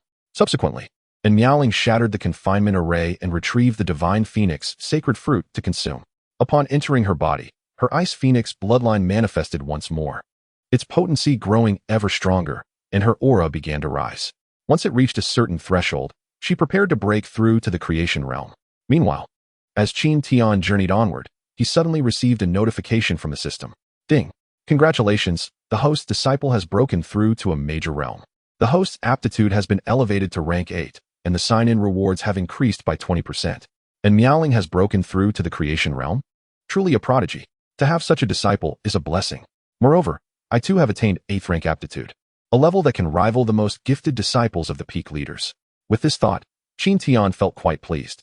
After her breakthrough, Miaoling set out to find Yan Qingxi and the others, sensing an ominous premonition. Indeed, after a brief search, she discovered the silhouettes of the demon sect disciples pursuing the disciples of the Penglai and Taibai sections. She paid them no mind, focusing solely on locating Yan Qingxi and her companions. After searching for half an hour, she finally found them, slightly disheveled after a fierce battle with the beast. "Are you all alright?" And Miaoling approached with concern. The others smiled with relief upon seeing her. "We are fine. But we lost sight of you after you chased the beast," Yan Qingxi remarked. "Indeed, we searched for quite some time without success," Xianlei added. And Miaoling thought of Mu Yihan and the appearance of the demon sect disciples within the secret realm, leading her to a realization. The sacred soul requires the consumption of other souls to sustain itself. The souls of such talented disciples are precisely what Mu Yihan needs. It is highly likely that the demon sect and the heavenly demon palace are connected. Understanding all of this, she spoke. "Someone deliberately lured me away earlier. On my way here, I saw demon sect disciples pursuing those from Penglai and Taibai. We should leave as soon as possible." Upon hearing this, Yan Qingxi and the others' expressions changed. "And junior sister is right. They have indeed come prepared. We should exit at once." They hastened toward the exit. However, they had not traveled far when Lengya appeared before them. Confusion swept over the group. Why was a half-saint like Lengya present in the secret realm? As the senior sister, Yan Qingxi stepped forward, saying, "Greetings, Senior Long. May I ask what brings you here? You wish to exit the secret realm?" Yan Qingxi nodded. "If that is the case, I have no choice but to take action." Upon hearing Lengya's words, the group was taken aback. Why would a half-saint suddenly attack them? And Miaoling drew the ice glass sword and said coldly, "Do not fear. His current realm is merely at the 3rd level of nirvana." Hearing her words, the others finally came to their senses. This secret realm repels those above the nirvana realm. Lengya charged forward with his sword, yet after several exchanges, he realized that he was no match for his sealed self. He hesitated. If he were to unseal, he would be gradually expelled by the spatial forces, risking severe injury and a potential drop to the creation realm. After much contemplation, he resolved to unseal, believing that if he could deliver Miaoling to the palace master, she would surely assist him in regaining his strength. With that decision, Lengya's aura began to surge, and within a breath, he returned to the half-saint realm. At that moment, the spatial forces of the secret realm began to expel him. Aware that time was short, he swung his sword fiercely, and Miaoling, unfazed, utilized the spiritual energy left within the ice glass sword by Qin Tian to counter him. Swoosh! In a clash, Lengya was sent staggering back, his eyes wide with disbelief. He then gazed at Miaoling's sword, while Yan Qingxi and the others were left utterly speechless. A being of the nirvana realm had repelled a half-saint? They were unaware that Miaoling had ascended to the 1st level of the creation realm, even if they did. The fact that she could repel a half-saint at this level would be nothing short of astonishing. Thus, their shock left them at a loss for words. "Is this all you've got?" and Miaoling taunted coldly. With no path of retreat, Lungya gritted his teeth and charged forward once more. Heart sword, no trace. In the next moment, the ice glass sword lunged fiercely towards Lungya. This strike encompassed her profound mastery of sword intent. Infused with the residual spiritual energy left by Qin Tian, its power was truly terrifying. Boom. Already suppressed by space, Lungya was struck and gravely injured. With a firm push of her right foot, and Miaoling surged forward again, the ice glass sword descended upon Lungya like a tempest. Regrettably, the spiritual energy left by Qin Tian had nearly been exhausted, diminishing its former potency. Nevertheless, even in this weakened state, Lungya's injuries worsened significantly. Ultimately, he could no longer withstand the onslaught, and his realm plummeted to the creation realm. As his realm fell, his body began to fade. Regret filled him. In this state, he would be expelled and left incapacitated, if not dead. With a final, unwilling utterance, he declared, "The sect master will not spare you." Upon finishing his words, he was forcibly expelled. "Wow, junior sister, you defeated a half-saint?" Xian Lei exclaimed in astonishment. "It wasn't entirely me. It was primarily due to the spiritual energy left by my master within the sword." Little Shirshu, Xian Lei, and Chun Enin exchanged skeptical glances. After all, in their minds, Little Shirshu was only handsome and had little else to offer. Their doubts stemmed from their master's incessant critiques of Qin Tian's lack of progress. However, Yan Qingxi gazed at her with admiration, stating, "Thanks to Little Shirshu, we would have perished otherwise. Let's go? We can discuss this outside," and Miaoling suggested. After exiting, the group recounted the events within the secret realm to Su Lan. Hearing about Lungya's attack on them filled her with trepidation. As for the claim that Qin Tian had left spiritual energy within Miaoling's sword, she was skeptical, believing it to be a trump card left by Jiangqing Snow. Following this, Su Lan briefed the elders of the Taibai sect about the situation before escorting the group back to the sect. Chapter 13. The Fox Empress by Xiaoru in the Two Realms Mountain, a formidable figure clad in scholarly robes, a first-level saint, was in pursuit of a small, snow-white fox. The fleeing fox felt a mix of despair and defiance. She was by Xiaoru, the Fox Empress of the Qingqiu clan, destined to become the future Fox Emperor. With a cultivation level reaching the first level of the Emperor realm, a status of unmatched nobility. However, when the great secret realm of Weiyang in Central Continent opened, powerful leaders from various factions converged, including a dozen emperors. Among them were the emperors of the Daliang and Qitian empires. Within the secret realm, she encountered the emperors of both nations, who, upon seeing her countenance, were immediately captivated. Thereafter, they showered her with gifts and flattery, even engaging in grand displays of wealth for her sake. What began as trivial skirmishes escalated into full-blown warfare. It was only after the death of numerous powerful figures from both nations that they realized their folly. Yet by then, it was too late. The losses had been catastrophic, leading to their nation's downfall. Subsequently, rumors spread that she had seduced the emperors of both nations, branding her a femme fatale responsible for calamity and endless warfare in the Central Continent. As a result, an empire took the lead, uniting with other imperial forces to hunt her down, aiming to prevent further disaster. As events unfolded, even Qingqiu could no longer protect her, forcing her to flee for her life. Once a nine-tailed fox, she now found herself with only a single tail remaining. Each time she faced insurmountable danger, she sacrificed a tail to gain a surge of speed to escape her pursuers. She fled from Central Continent to Eastern Continent, only to find those factions relentlessly pursuing her. Now, she was being hunted by a searching saint. The power gained from her previous sacrifices was nearly depleted. With only one tail left, another sacrifice would mean her demise. At last, her strength waned, and her speed plummeted. Within 3 breaths, the saint caught up to her. "Ha! Your power has run out, hasn't it? Bringing you back will earn me a generous reward from His Majesty." The saint could not help but feel exhilarated at the thought. As the enemy drew closer, a glint of resolution flashed in by Xiaoru's eyes. She would rather die than fall into that person's hands. Although the downfall of Daliang and Qitian was connected to her, without that person's instigation, it would never have come to this. With this thought, she lunged forward, but the saint effortlessly swatted her away, sending her crashing into a tree trunk, slowly sliding down.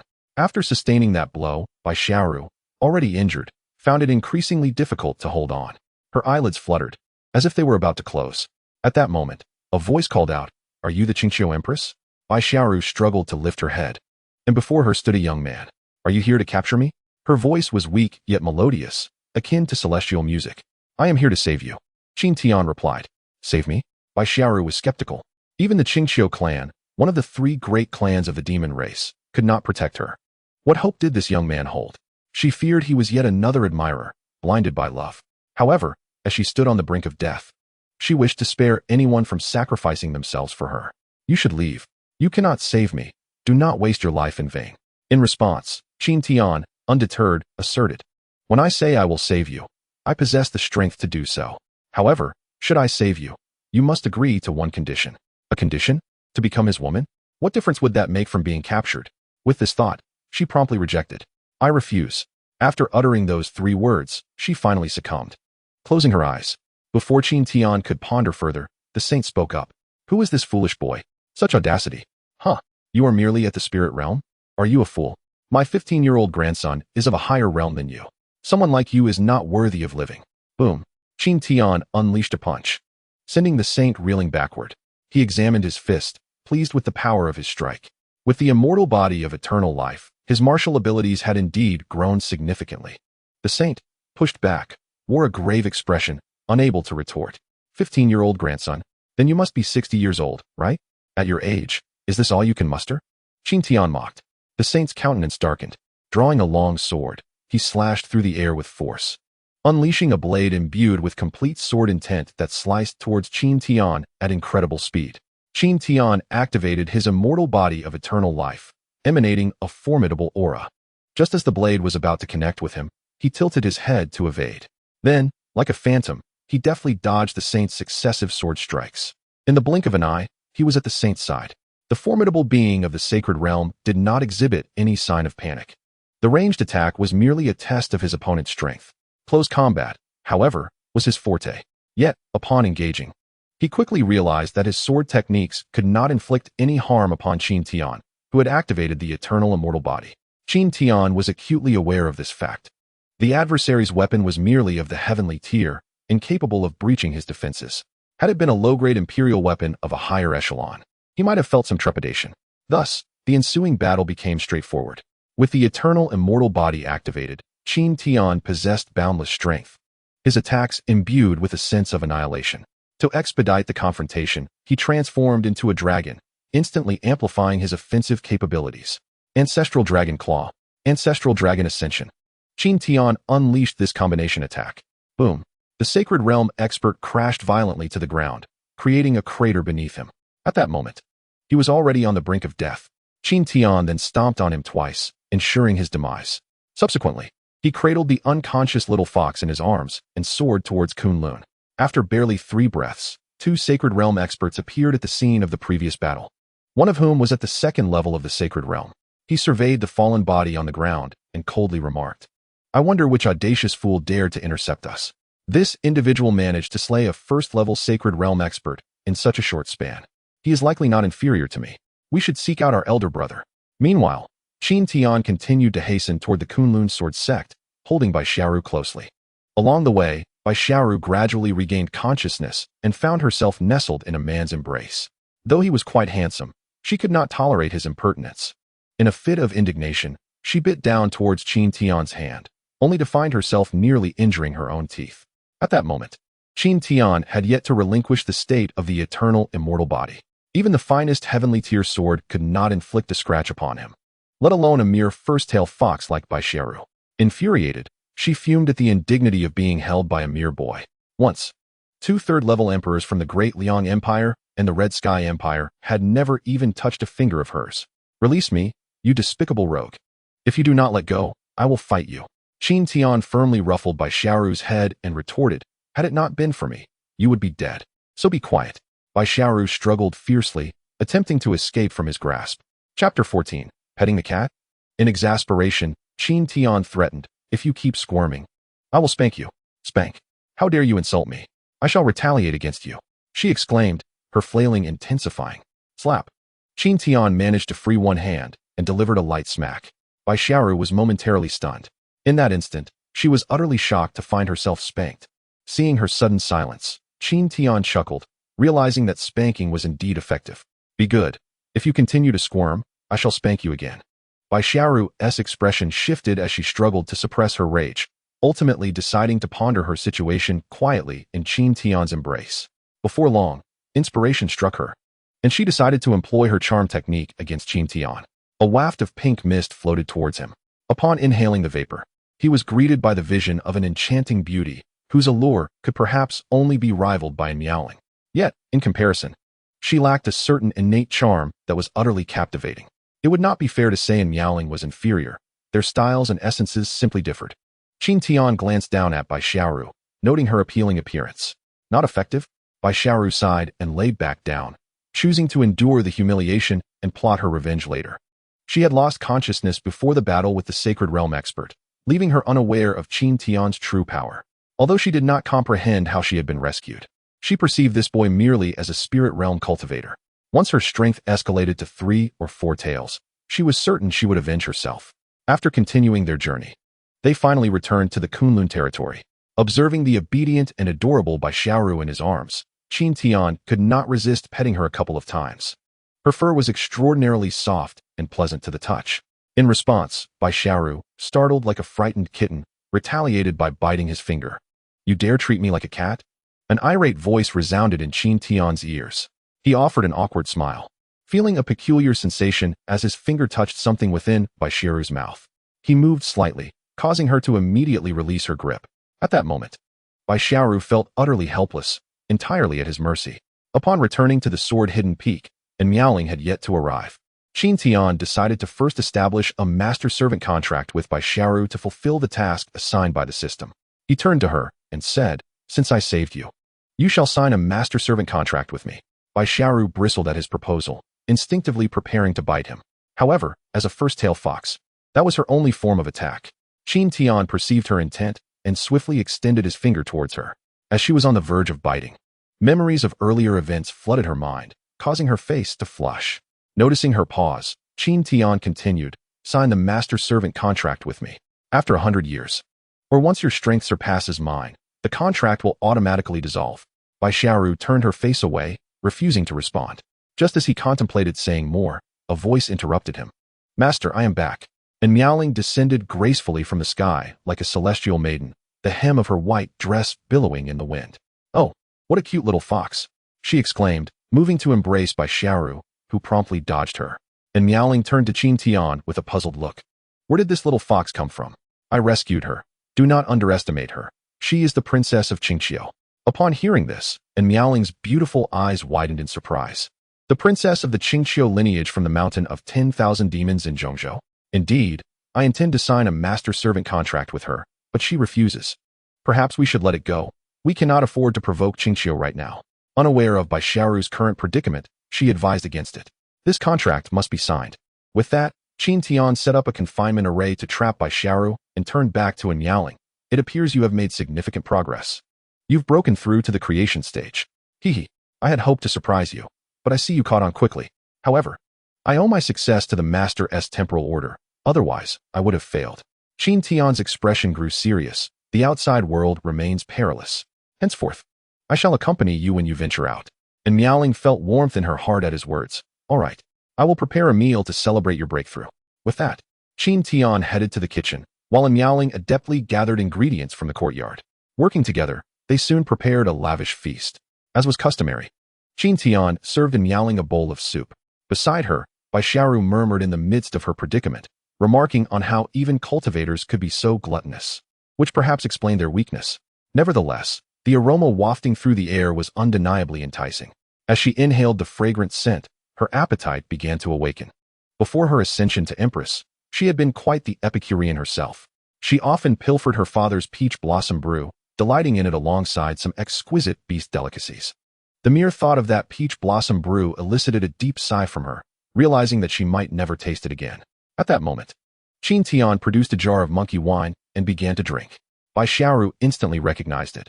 She had partaken of this ethereal liquor before. Unconsciously, she swallowed hard, her mouth watering at the sight. Sensing her reaction, Qin Tian took an empty bowl, filled it with chunks of Demon King meat, and poured a cup of monkey wine into the confinement array. "Have you considered my proposal? Will you agree?" "Absolutely not." Bai Xiaoru rejected firmly, her pride intact. "If that is the case, then you may indulge." As she exhaled with relief and prepared to eat, Qin Tian added, "Consider this your final meal. Once you finish, I shall send you on your way." Stunned, Bai Xiaoru pondered the implication of his words. "Final meal? she thought, glancing at the bowl of meat. Is he planning to consume my flesh? A shiver ran down her spine, prompting her to step back, distancing herself from the meat. Shortly thereafter, the two finished their meal, and a meowing began to clear the table. Qin Tian approached Bai Xiaoru, feigning seriousness as he said, "This is your last chance. Are you certain?" Bai Xiaoru cast a forlorn glance at him, unable to believe that the once mighty empress had fallen to such depths. "I have offended numerous powerful factions. If you contract with me, you shall inherit my karma. This burden is beyond your capacity to bear," she articulated her predicament, hoping to dissuade Qin Tian from pursuing the contract. "There is no karma I cannot shoulder. Simply tell me whether you agree." Qin Tian replied confidently. Bai Xiaoru fell into contemplation. While dignity was indeed paramount, death rendered all else meaningless. She yearned for revenge and wished to reunite with her father and mother in Qingqiu. Reflecting on Qin Tian's cultivation level, Bai Xiaoru concluded that agreeing to the contract was not out of the question. With diligent practice, it would not be long before she surpassed him. Although this decision would forever remain a mark of shame, she resolved to bear it for the sake of her survival. "I consent, but you must assure me that the contract will be dissolved after 100 years or if I exceed your cultivation level." Qin Tian, fully aware of her thoughts, allowed a slight smile to grace his lips. "I guarantee it." He then began to sketch the contract formation bestowed upon him by the system. Before long, the formation was complete, adorned with numerous enigmatic symbols. He pricked his finger, allowing a drop of blood to fall onto it. Instantly, the formation radiated brilliance, contracting to the size of a fist before soaring towards Bai Xiaoru's forehead. "Do not resist," Qin Tian cautioned. Bai Xiaoru gritted her teeth and permitted the formation to enter her mind. At that moment, she felt a mysterious connection with Qin Tian, and his will seemed to exert a restraining influence over her. Ding. Contract with the Empress of Qingqiu established. Rewards: Supreme Grade Cultivation Technique, Heavenly Fox Supreme Formula. Supreme Grade Imperial Treasure, Heavenly Fox Pearl, which enhances the cultivation speed of the Fox tribe and doubles their spell damage. Reward: all learn martial skills enhanced by 1 level. At the instant the contract was completed, Qin Tian also received his rewards. The first 2 items were evidently intended for Bai Xiaoru, while the latter enhancement of martial skills was quite beneficial for him as well. He anticipated that within the techniques of the ancestral dragon claw, he would achieve the 11th level. Regrettably, his cultivation methods, the boundless transformation and the eternal body refinement, remained unchanged, as they belonged to a separate cultivation system, not martial skills. Observing the rewards designated for Bai Xiaoru, Qin Tian presented the Supreme Grade Technique, Heavenly Fox Supreme Formula, to her. "You shall cultivate this technique henceforth. It will undoubtedly surpass the methods of your Fox tribe." "Surpass my Fox tribe's techniques?" Bai Xiaoru expressed skepticism. "Our 9-tailed celestial cannon is among the pinnacle of imperial grade techniques. Few can rival it, let alone exceed it." As in Miaoling tidied up the table, she chuckled, recalling how she had once faced similar disbelief. "You will see for yourself," Qin Tian encouraged. Bai Xiaoru, though hesitant, began perusing the Heavenly Fox Supreme Formula. With each page, her eyes widened in astonishment. This technique seemed tailor-made for her kind. It could even lead to the transformation into a heavenly fox. In the vast history of her tribe, only one heavenly fox had ever emerged, and that individual had relied on rare treasures to achieve such a breakthrough, leaving no technique behind. Gradually, her eyes gleamed with uncontainable excitement. If she were to attain the form of a heavenly fox, revenge would be a mere trifle, and she could return to Qingqiu.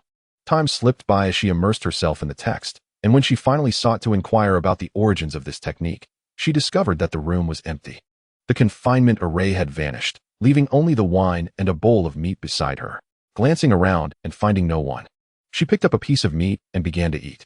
Upon finishing, she was astonished to realize that it was Demon King meat, and she subsequently drank the remaining wine. Yet, a sense of unease washed over her. Had she been duped? How could someone who consumed Demon King meat and drank monkey wine merely be at the spirit realm? That night, she stealthily approached Qin Tian's chamber to observe him. He noticed her instantly, and with a wave of his hand, the door swung open, drawing her into his embrace. He mused that reading while petting a fox was rather delightful, perhaps even more enjoyable than caressing a cat. However, as he began to stroke her fur, Bai Xiaoru protested vehemently. "Even if you are my master, you cannot humiliate me in such a manner." She struggled in vain against his grip. Through several strokes, Qin Tian discerned that the little fox bore injuries, and they were quite severe. These were likely remnants of previous beatings, compounded by the repeated sacrifices of her tails. If left untreated, they would lead to lasting repercussions. Alas, my life is one of toil, he lamented before releasing Bai Xiaoru and soaring towards the barbaric mountains. Having enhanced his martial skills once more, Qin Tian's prowess was now more formidable. With a single strike, he could incapacitate even a demon emperor. Within half a day, he had gathered the blood of 3 demon emperors. Meanwhile, after Qin Tian's departure, the demon emperors convened and resolved to relocate, planning to seek vengeance from the demon sage once he emerged from seclusion. When Qin Tian returned to Cangjin Peak, dawn had broken. This time, he refrained from alchemical pursuits, as Bai Xiaoru was in a state of extreme weakness. With only one tail remaining, she was akin to a cultivator at the first stage of transcending the mundane, a state incapable of absorbing such immense energy. Therefore, he resolved to create a medicinal pool. Although its efficacy was somewhat diminished, it offered a gentler approach and allowed for repeated use. He first constructed a small pool and subsequently added spiritual water, the blood of the demon emperor, along with several precious spiritual herbs. Once the ingredients were combined, he began to cast spells to enhance their absorption. After everything was prepared, he fetched Bai Xiaoru. Come, your master will assist you in the medicinal bath. Your injuries will heal in no time. Upon seeing the medicinal pool, Bai Xiaoru felt the immense potency within. Yet she hesitated at Qin Tian's presence. I'll bathe myself. You should leave. You are injured, and your cultivation level is too low. Bathing alone could be dangerous. Qin Tian replied earnestly, though Bai Xiaoru sensed an ulterior motive. Just as she was conflicted, and Miaoling arrived. Let me help her. It would indeed be inconvenient for the master to assist. Upon hearing this, Qin Tian relented and turned to leave. However, he did not walk far before pausing to glance back at the medicinal pool. At that moment, and Miaoling had already shed her garments down to her underclothes, her dark hair cascading over her shoulders. Her exquisite nose, alluring red lips, and swan-like neck formed a breathtaking sight. As his gaze drifted down to her long, shapely legs, he felt a warmth rise to his face. Master, that's enough. You should return to rest. Qin Tian chuckled awkwardly as he retreated to his quarters, murmuring to himself about organizing more medicinal bathing sessions to aid in cultivation, as it was time for him to advance as well. Yet, when he returned to the wild mountains, the demon emperor was nowhere to be found. After several days of bathing, Bai Xiaoru's injuries healed, restoring her to a 3-tailed state, and she merely needed to diligently practice the Heavenly Fox Supreme technique. For the next 5 years, Qin Tian and Miaoling and Bai Xiaoru lived and trained on Cangjin Peak, not venturing outside. During these 5 years, Qin Tian's cultivation remained unchanged, as higher levels required increasingly greater time investment, and Miaoling consumed a considerable amount of heavenly-grade herbs. And with her imperial bloodline, she successfully broke through to the 2nd level of the creation realm. Bai Xiaoru, on the other hand, swiftly regained her strength to a 7-tailed state, equating to the semi-holy realm. Her rapid recovery was facilitated by her inherent foundation, unlike in Miaoling, who had to start anew after reincarnation. Additionally, the consumption of demon king flesh and a plethora of spiritual herbs played a significant role. Chapter 16, Supreme Level. Life and death soared as Bai Xiaoru reached the semi-holy realm. Qin Tian unexpectedly received a reward. Ding! Pet Bai Xiaoru's strength has recovered to the semi-holy realm.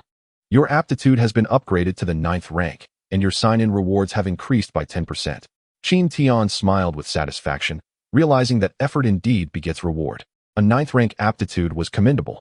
At least in Kunlun, no one surpassed him in aptitude aside from Miaoling and Bai Xiaoru. As long as the 2 women continued their diligent training, achieving imperial-grade aptitude was within reach. Furthermore, a 10% increase in sign-in rewards was also quite favorable, considering that Bai Xiaoru had merely restored her strength rather than experiencing a genuine breakthrough. Within the confines of his room, Bai Xiaoru, upon recovering to the semi-holy state, felt not joy but rather a sense of frustration. Isn't the master supposed to be in the spirit movement realm? Isn't it the case that surpassing the spirit movement realm leads to breaking the contract? Why is the contract still in effect even though I am semi-holy? The more she pondered, the angrier she became. Although Qin Tian had treated her well over the past 5 years, providing ample food and drink, she was still an empress, a powerhouse in the imperial realm, reduced to the status of a pet. This was something she could never accept. No, I must confront Qin Tian for an explanation. Upon reaching Qin Tian's room, she leaped through the window. At that moment, he was reclining in a chair, leisurely engrossed in a book. Bai Xiaoru landed on his abdomen, exclaiming, "You big liar, you are not in the spirit movement realm at all." Qin Tian glanced at Bai Xiaoru perched atop him, noticing her slightly larger form. Her silky white fur and 7 fluffy tails, combined with her adorable yet alluring face, compelled him to pet her a few times. When did I ever claim to be in the spirit movement realm? Bai Xiaoru found herself momentarily speechless. Indeed, he had never said so, but it was merely her assumption. Humph. Regardless, you are still a liar. Qin Tian chuckled and continued stroking her silky back. As his hand wandered down to her soft tail, Bai Xiaoru shyly protested. Remove your hand. Qin Tian laughed and withdrew his hand. Isn't it nice to be with me? Also, why haven't you transformed into human form now that you are semi-holy? I've heard that the Fox clan is naturally beautiful, and I'm curious to see. However, he had not had the opportunity to do so over the years. What he had seen previously through her charm technique did not count. Bai Xiaoru blinked, pondering. Could it be that he is beginning to covet my beauty? She was aware of her allure. No one could resist it. Not even the great emperor who once fought for her. To protect her dignity, she explained, I think my fox form is quite nice. Maintaining a human form would consume spiritual energy before reaching the imperial realm. Qin Tian playfully ruffled her head. Is it too much to ask for you to fulfill a simple request from your master? Bai Xiaoru's lovely eyes blinked as she contemplated. After a long while, she finally spoke. I will show you, but you must not act inappropriately. Bai Xiaoru understood that if she did not allow him to see, he would always linger on the thought. With that, she jumped to the ground and gradually transformed into a youthful woman. Overall, her figure was acceptable, but her appearance was rather ordinary. Qin Tian frowned. This is not your true appearance. I want to see your real form. This is my true appearance, Bai Xiaoru insisted.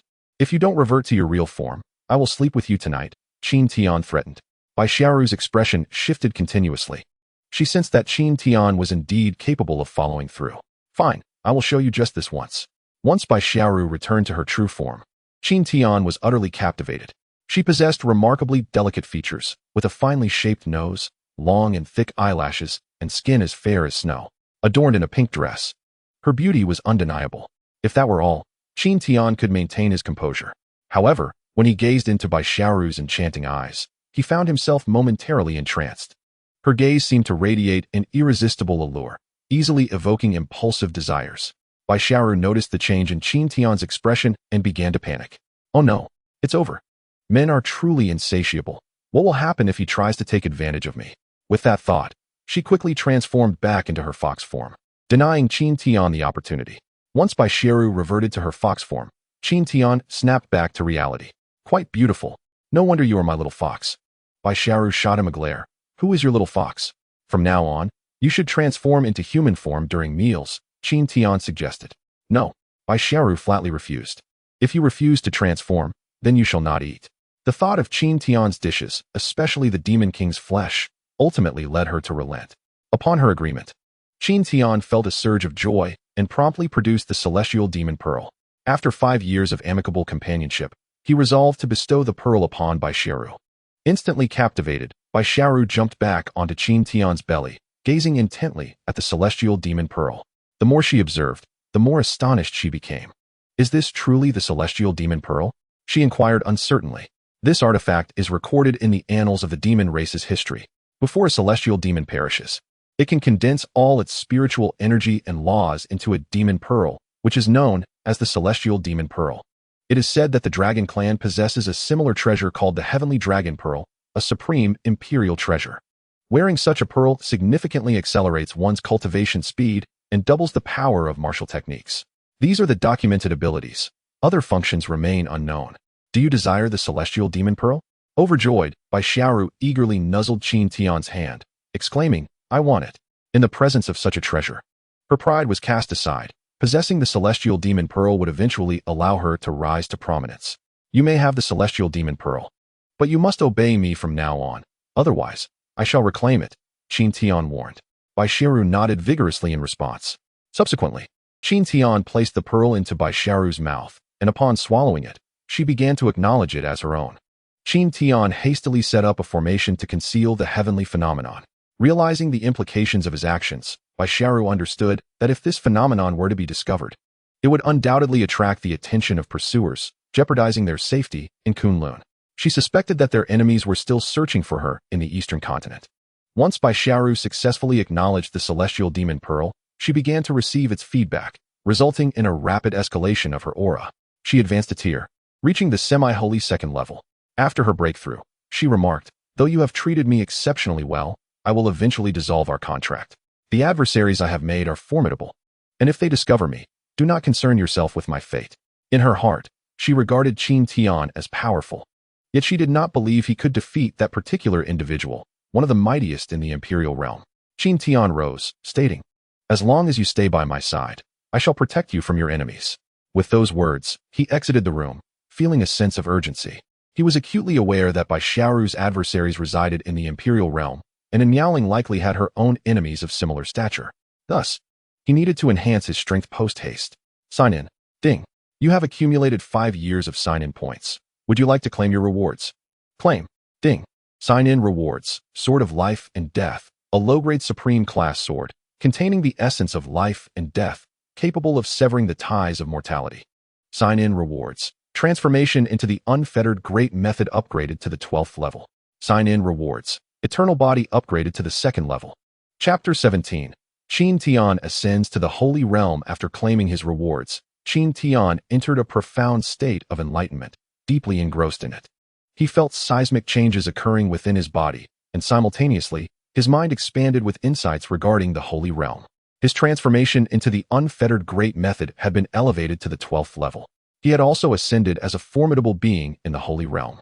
This remarkable progress was attributable not only to the system's contributions, but also to his diligent cultivation over the past 5 years. Otherwise, the sign-in points alone would have been insufficient for a breakthrough.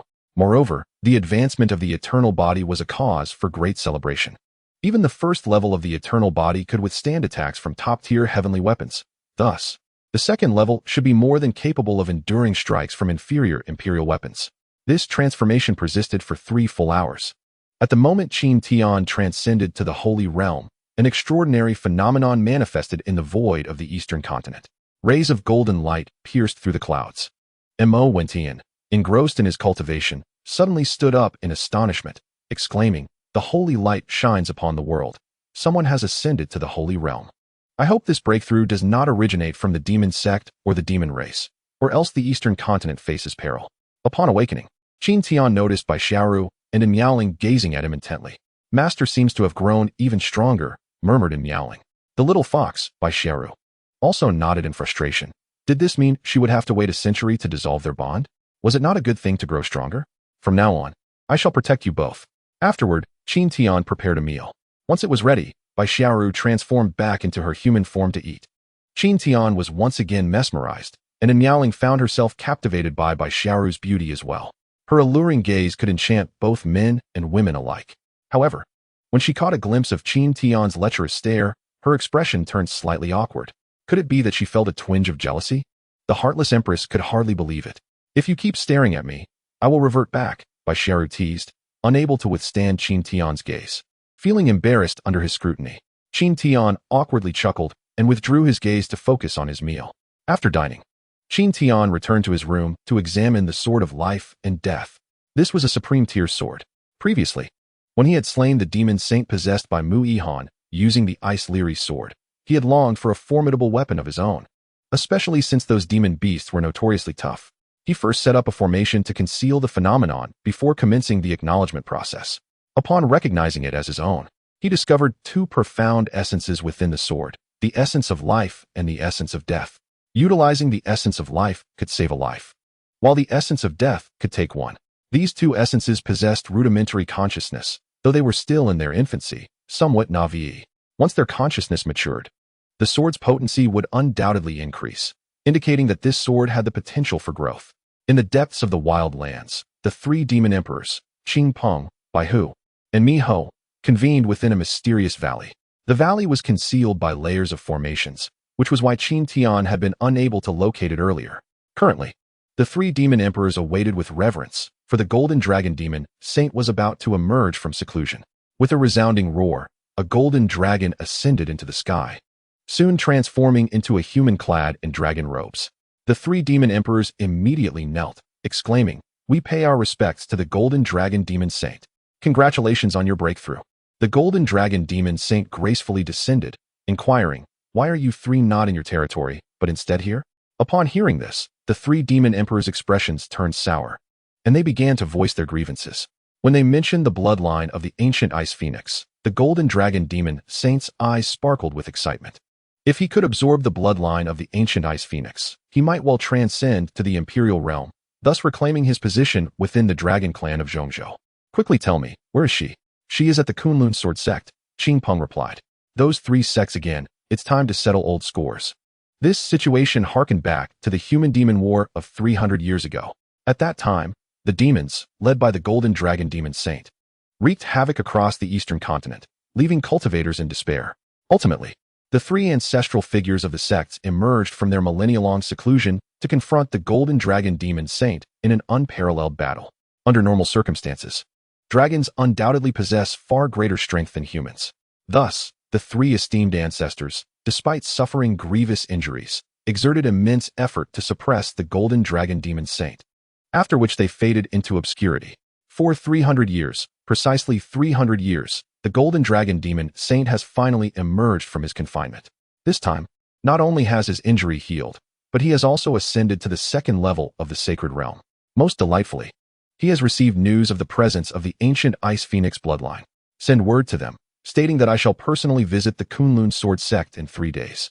They are to willingly present the ancient Ice Phoenix bloodline to me. Furthermore, keep a watchful eye. Ensure they do not relocate any individuals. Upon hearing this, Qing Peng questioned, why must we inform them, Demon Saint? Would it not suffice for us to go directly? What do you understand? The Golden Dragon Demon expressed his displeasure.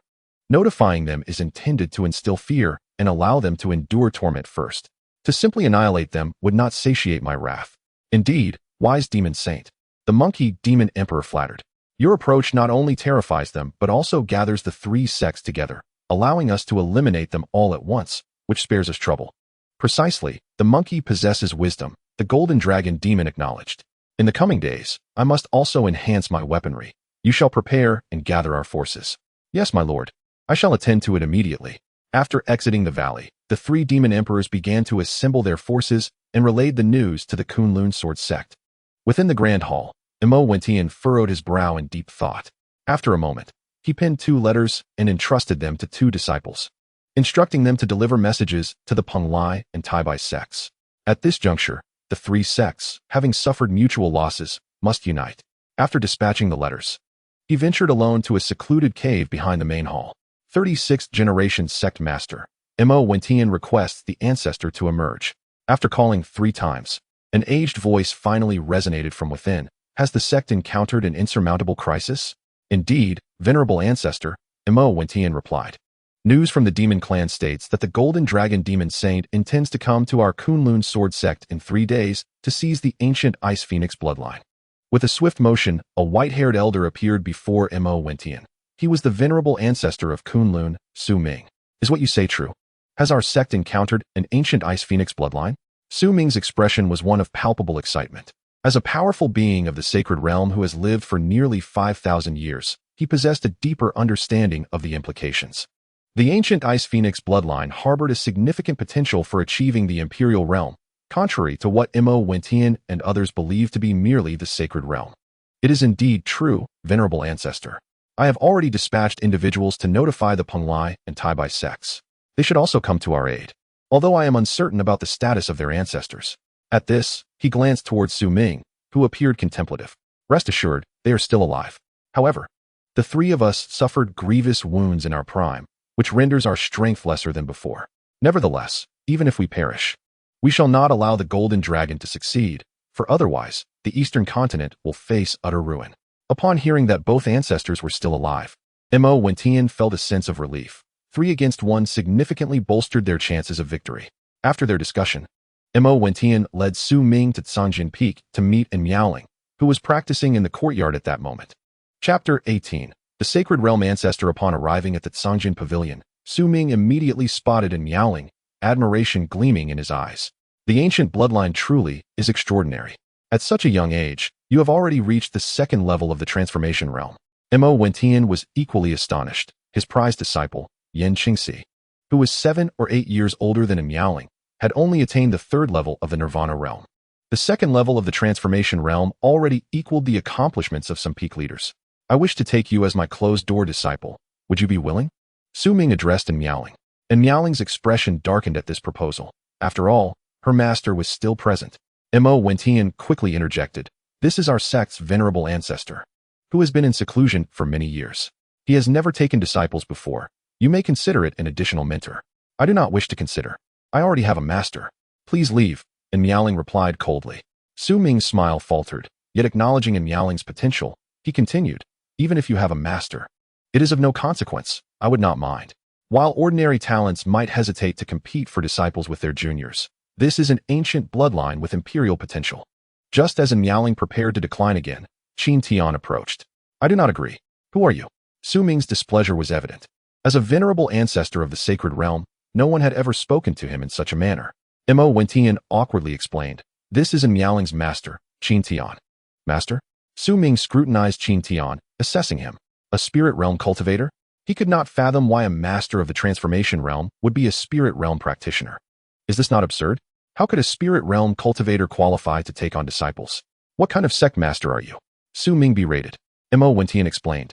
He was brought back by junior sister Jiang. After she departed, he became the master of Sanjin Peak. Su Ming nodded slightly, his expression softening as he was aware of Jiang Qing Snow. After her breakthrough, she had visited him during his seclusion. He then disregarded Qin Tian and turned to Miaoling, saying, I have no disciples. If you follow me, you will be my sole disciple. I will personally guide you and ensure ample cultivation resources. Remaining here at Sanjin Peak will only hinder your progress. And Miaoling remained unmoved. I already have a master. Please leave. Repeated rejections incited Su Ming's ire. Just as he prepared to respond, Bai Xiaoru rushed in. Su Ming's pupils contracted. How dare you, Demon Emperor, intrude upon my Kunlun sword sect?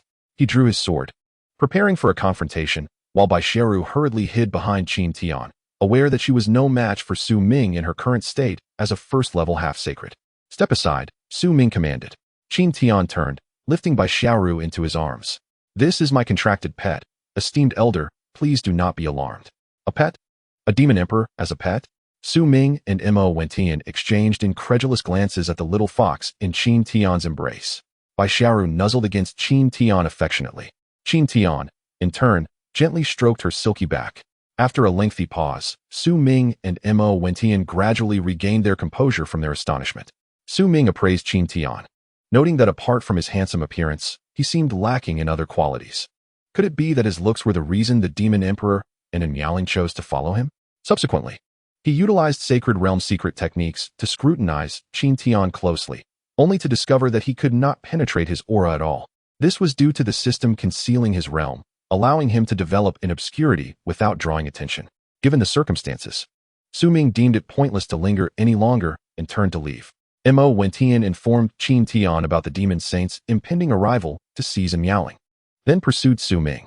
In the rear mountain, Su Ming mused, this young man is peculiar. I cannot see through him. Mo Wentian was momentarily taken aback by this remark, then fell into contemplation. Indeed, there was something unusual. Previously, his disciple had witnessed Miaoling grasping sword intent under Qin Tian's guidance. Su Ming sighed. Let us set aside matters concerning Sanjin Peak for now. We must first address the situation with the Golden Dragon Demon Saint. And Miaoling lamented, Master, can't you elevate your own realm? You always bring me trouble. Qin Tian replied bitterly, I fear that once the truth is revealed, old Mo will send a multitude of disciples to Sanjin Peak. Will you be comfortable with a horde of people arriving?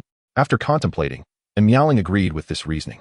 Due to Qin Tian's lack of strength, no one was inclined to come to Sanjin Peak. However, should he grow stronger, disciples would undoubtedly flock to him, especially those infatuated female disciples, which made her uneasy at the thought. Let us keep a low profile from now on, Miaoling suggested. She then recalled the matter regarding the Demon Saint and felt a twinge of concern. Can our ancestor defeat the Golden Dragon Demon Saint? Qin Tian replied, I doubt it. The Dragon Clan possesses significant physical advantages. But do not fret, I will be here if things take a turn for the worse. Miaoling recalled the earlier incident concerning the time-space decree that summoned spiritual entities. The strength of the spiritual body was undeniably comparable to that of a saint. As news of the Demon Saint's impending assault spread, the atmosphere within the sect grew tense, for a saint was a legendary figure in their eyes. The following day, the Ponglai and Taibai sects dispatched formidable warriors to provide support. The three sects conferred for an entire night, strategizing their approach to the impending threat. After their discussions, they established numerous formations. On the third day, nearly everyone was on edge, awaiting the arrival of the demon armies. As dusk approached, the sun dimmed, transforming into a fiery orb hanging in the west. casting a crimson hue across the entire eastern continent. At that moment, the demon horde finally appeared. The leaders of the Kunlun Sword Sect, Taibai Sect, and Penglai Sect stood at the forefront, followed by a multitude of peak masters and elders, nearly 50 powerful beings, all at the creation realm. Conversely, the demon side appeared ominously dense, led by 3 great demon emperors, with over 60 demon kings following suit. Additionally, high above in the sky, a golden palanquin was carried by 4 avian demon kings. Mo Wentian and his companions gazed at the palanquin with grave expressions, sensing a terrifying aura emanating from within. However, knowing that their ancestor was observing from the shadows provided them with a semblance of reassurance. The Qingpeng Demon Emperor spoke. "Where are the ancient bloodline holders? Hand them over quickly, and we can discuss matters. Otherwise, we shall leave no one from the Kunlun Sword Sect alive." Mo Wentian retorted fiercely, "Do you think my 3 sects fear your demon clan?" Tensions escalated as both sides were on the brink of confrontation. "Kill!" A voice from the golden palanquin commanded. Upon hearing the order, the 3 demon emperors wasted no time and charged forward. The battle commenced with the 3 demon emperors confronting the semi-saints of the 3 sects, while below, the creation realm warriors faced off against the demon kings. Initially, it went well, but as the battle progressed, the creation realm warriors from the 3 sects began to falter, their numbers dwindling, and many fell in battle. The situation was perilous, and just then, Miaoling arrived. The primary target was her, leaving her no choice but to engage. Chapter 19. The 3 ancestors battle the demon saint. Upon reaching the battlefield, Miaoling unsheathed the ice glass sword, her expression growing increasingly cold as she began to channel her bloodline power. Instantly, the temperature plummeted, and even her breath turned misty. She set her sights on the nearest arid bull demon king, a type of bull demon. With a swift motion, Miaoling unleashed a torrent of sword intent. The arid bull demon king, sensing the overwhelming sword intent, hesitated. Yet before he could retreat, the sword light cleaved through the air, and he could only brace himself, muscles tensing as he raised his axe to counter. However, Miaoling wielded an exceptional imperial weapon. The ice glass sword effortlessly shattered the axe and pierced through the arid bull demon king's body, resulting in a swift kill. Many onlookers, both human and demon, were taken aback. This was merely the beginning. Every demon king she encountered thereafter fell to her single stroke. After dispatching them, she casually stored their corpses in her storage ring, preserving them as ingredients. In less than half a minute, she had slain 10 demon kings, her combat prowess proving to be terrifying. The primary factor was the exceptional imperial weapon, which could easily breach the defenses of the demon kings. Panic spread among the demon kings, who fled in fear upon seeing Miaoling approach. Conversely, the 3 sects exuded an air of joy. Within the golden palanquin, the golden dragon demon saint observed Miaoling's performance with not a trace of anger, but rather amusement. The stronger her talent, the greater the benefits she would provide upon him, consuming her bloodline. As for the fallen demon kings, their deaths were inconsequential. The demon race thrived on the principle of the survival of the fittest. Their strong had devoured countless others to grow powerful. Akin to raising venomous insects, only the loss of a demon emperor would cause him distress. Just as the tide seemed to turn, the giant ape demon emperor arrived with dozens of demon kings. Witnessing this scene, Mo Wentian and the others displayed concern while begrudgingly acknowledging the sheer number of powerful demons. With the new demon emperor's entry, they began to massacre the elders and peak masters of the 3 sects, relishing the chaos as if it were a grand spectacle. By the time Miaoling realized the gravity of the situation, it was too late. Although she was not particularly fond of Lei Ba, she could sense his genuine concern for her, evident in his insistence that she not remain at Sanjin Peak. At that moment, the demon emperor targeted Su Lan, the peak master of Yujian Peak. After just 2 exchanges, Su Lan lay bloodied on the ground, on the brink of collapse. As the demon emperor approached, ready to deliver a fatal blow, the ice glass sword soared through the air. Sensing the overwhelming sword intent, the giant ape demon emperor could only sidestep to evade. And Miaoling rushed to Su Lan's side, providing her with a high-grade healing pill. At the same time, the ice glass sword returned to her grasp. "Your opponent is me," and Miaoling declared coldly, transforming once more into the ruthless empress of indifference. At Sanjin Peak, Qin Tian held by Xiao, intently observing the battle. Though he had no immediate intention to intervene, much like the golden dragon demon saint who had yet to act. With kings against kings and generals against generals, and Miaoling faced the demon emperor without a hint of fear, charging forward. Utilizing her low-grade imperial sword technique, the Heartscar sword, she struck. the sword intent penetrating the flesh of the giant ape demon emperor, sending shockwaves to his heart. This technique was one she had previously learned from Qin Tian. Although she had wielded swords in her past life, she was not a true swordsman. This time, she truly embraced the path of a swordsman. As the giant ape demon emperor felt the impact on his heart, he staggered momentarily, blood spilling from his mouth. Yet, he remained largely unharmed. His race's innate strength granting him resilience. Realizing the heart scar sword's effect was limited, and Miaoling shifted to close combat, aiming to exploit the advantages of the ice glass sword, an exceptional imperial weapon. The giant ape wielded a massive black iron staff, striking down with immense force. And Miaoling raised her sword to block, the tremendous weight of the blow forcing her back, leaving her hands somewhat numb. In that instant, she resolved to avoid direct confrontation with the giant ape. She began to maneuver nimbly to evade the giant ape's assaults while seeking opportunities to counterattack. Finally, she spotted an opening as the giant ape unleashed a powerful downward strike. Anticipating the movement, and Miaoling deftly dodged the impending blow and retaliated with a counter-strike. A gaping wound appeared on the giant ape's body. In the subsequent skirmishes, and Miaoling successfully anticipated and counterattacked several times. Ultimately, the giant ape demon emperor, having lost too much blood, saw his combat prowess wane. He was ultimately struck down by a blade.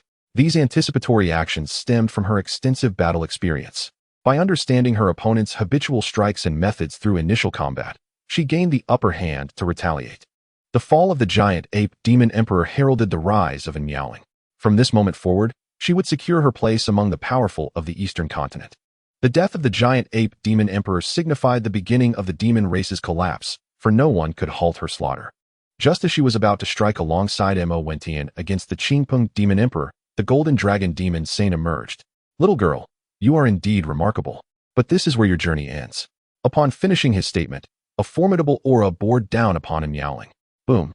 She was forced to retreat repeatedly, a bitter smile curling at the corner of her mouth. A half-saint, she could defeat with an imperial weapon, yet had no means to contend with a saint-level opponent. At that moment, Qin Ming appeared from the void. "Is it not shameful for a demon saint to attack a mere girl in the creation realm?" The golden dragon demon saint scoffed. "Have you recovered from your injuries? You dare speak to me in such a manner?" He declared, "This time, none shall escape. Your 3 sects will pay for the events of years past." With that, he produced a dragon spear and thrust it towards Su Ming. Su Ming drew his sword in response. Boom. Su Ming was sent flying. "So weak, you've made no progress over the years. You should summon those 2 old geezers to join you." The golden dragon demon saint glanced towards the distant void. 2 figures slowly emerged. The atmosphere grew animated. "This is my ancestor from Penglai. I have seen his portrait and never imagined he was still alive. Our Tai-Bai sect's ancestor is also present. Splendid." A 3-on-1 scenario brought joy to nearly all present. Only the saint-level ancestors of the 3 sects wore solemn expressions, for they understood the terror of the dragon clan. Typical methods would not even breach their defenses. Su Ming and the others formed a triangular formation around the golden dragon demon saint, using themselves as the focal point to establish the 3 talents formation, which had once enabled them to defeat the golden dragon. The golden dragon demon saint brimmed with confidence, urging them to prepare. He intended to vanquish them at their peak, wanting them to first experience despair for the sake of amusement. Only then could he alleviate the fury accumulated over 3 centuries of imprisonment. The 3 talents formation took shape, with the 3 standing at the positions of heaven, earth, and man, forging a unique connection, lending strength to one another. Su Ming stomped his right foot upon the ground, launching himself at the golden dragon demon saint like a cannonball. The powers of the other 2 sects' ancestors flowed into Su Ming. This strike amalgamated the strength of all 3, significantly amplifying its potency. Chapter 20. The first below the saint realm, facing the full force attack of the trio, the golden dragon demon saint smirked, unperturbed. He raised his right hand and thrust the dragon spear forward. Golden dragon break. Boom. With a single blow, Su Ming was sent flying, while the golden dragon demon saint remained steadfast. In midair, Su Ming stabilized himself, astonished. "You've broken through?" The golden dragon demon saint nodded, a sinister smirk forming. "So, are you all in despair now? Your attacks are ineffective against me." Observing the grim expressions of the 3 sects' ancestors, he reveled in their plight. Su Ming exchanged glances with his companions, preparing for another attempt. He produced a pill and swallowed it, feeling his energy surge. The ancestors of Penglai and Tai-Bai sect continuously infused him with spiritual power. Once his sword intent reached perfection, he unleashed his most formidable technique, the celestial grade ultimate sword art, the the Kunlun 9 sword's breaking sword style. A powerful aura of slaughter surged forth as he thrust forward. The Golden Dragon Break, Stage 2. The Golden Dragon Demon Saint also unleashed a mightier attack. Boom. In a single strike, all three were blasted away, spitting blood. This scene left the members of the three sects dumbfounded, followed by despair. Their ancestors had joined forces, yet were severely wounded by a single blow. How could they continue? Su Ming gritted his teeth, shouting and meowing, "Run! I will hold him off." He charged once more at the Golden Dragon Demon Saint. With a casual palm, the Golden Dragon Demon Saint sent him crashing to the ground. Su Ming was gravely injured, struggling to rise. He lifted his head to Meowling, signaling her to flee. However, Meowling ignored him and stepped forward, staring down the Golden Dragon Demon Saint fearlessly. The Golden Dragon Demon Saint regarded her with some admiration. And just as he prepared to seize her, Meowling activated the time-space token. From it emerged a golden, ethereal entity, manifesting in the arena. Qin Tian sighed upon witnessing the debris-strewn ground. "Sword, come." As his words fell, the sword of life and death soared from the sword-hiding peak, plunging into Su Ming's chest. Instantly, everyone was dumbfounded, bewildered. What madness is this? Attacking our own. And Meowling too looked quizzically at Qin Tian's ethereal form. Just then, a miracle occurred. The essence of life from the sword of life and death activated, rapidly healing Su Ming's wounds. 3 breaths later, the sword returned to Qin Tian's ethereal hand. Su Ming stood up, completely unscathed, astonished as he gazed at the ethereal being. This technique was truly miraculous. The healing had consumed over half of the essence of life, necessitating time for replenishment. Thus, Qin Tian had no intention of aiding anyone else. He then switched to the essence of death, fixing his gaze upon the Golden Dragon Demon Saint. Without further ado, the Golden Dragon Demon Saint charged at Qin Tian, dragon spear in hand. Qin Tian's expression hardened as the sword of life and death in his hand transformed. The blade emanated a golden radiance, infused with boundless killing intent, pierced the firmament. The sword of life and death collided with the dragon spear, and after several exchanges, neither side gained the upper hand. The Golden Dragon Demon Saint, now serious, unleashed a barrage of wild attacks, yet Qin Tian effortlessly parried them. With the saying, "With sword in hand, I possess the world," Qin Tian now exuded such an aura. Growing impatient with his ineffective assaults, the Golden Dragon Demon Saint relinquished his restraint. He hurled the dragon spear with force. Qin Tian sidestepped, preparing to counterattack when the spear returned from behind, launching a surprise attack. In a hasty dodge, Qin Tian's ethereal form was grazed, dimming its brilliance. This startled the members of the three sects. Qin Tian was their only hope for survival. Should his ethereal form perish, they would face the slaughter of the demon race. Infuriated by such a treacherous maneuver, Qin Tian surged forward, swinging his sword fiercely. He intended to cleave the Golden Dragon Demon Saint in two. Sizzle! The sword and spear clashed once more. At this moment, Qin Tian's swordplay accelerated, each thrust easily deflecting the Golden Dragon Demon Saint's spear. The Golden Dragon Demon Saint retreated, his footing unsteady, exposing a significant opening before him. With a determined smile, Qin Tian thrust forward, unleashing a burst of blood mist from the chest of the Golden Dragon Demon Saint. The superiority of his supreme weapon finally revealed itself. At this moment, the Golden Dragon Demon Saint was not merely injured, his very flesh was being eroded by the essence of death. If left unchecked, his body would gradually decay. Qin Tian relentlessly pursued and continued his assault, offering no respite for the Golden Dragon Demon Saint to recuperate. The latter, in a state of desperation, could only divert a portion of his spiritual energy to suppress the affliction. The two engaged in a fierce close-quarters battle. Qin Tian adopted a reckless strategy, for as a spiritual entity, even if he were struck, it would only result in a diminishment of his spiritual form. Conversely, should the Golden Dragon Demon Saint be wounded, the consequences would be far graver. It was only after suffering considerable setbacks that the Golden Dragon Demon Saint became acutely aware of his disadvantage. From that point on, he primarily focused on defense, yet his injuries required constant suppression, leaving him increasingly frustrated. It was evident to all observers that the Demon Saint was at a disadvantage, invigorating the morale of the three sections. The battle raged on, and no demon was left capable of withstanding Meowling's sword. On the other side, the Golden Dragon Demon Saint could see no glimmer of hope. He recognized that the spiritual entity before him possessed the power to slay him. Thus, he attempted to negotiate. "What if we call this off? Should you take my life, the Dragon Clan will not spare you." However, his words bore no weight on Qin Tian.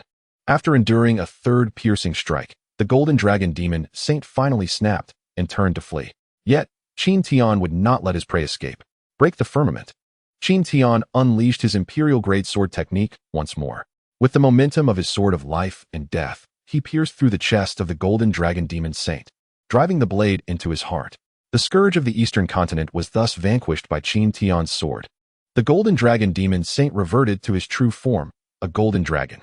After reclaiming the essence of death from the golden dragon demon saint, Qin Tian departed with the fallen creature's corpse.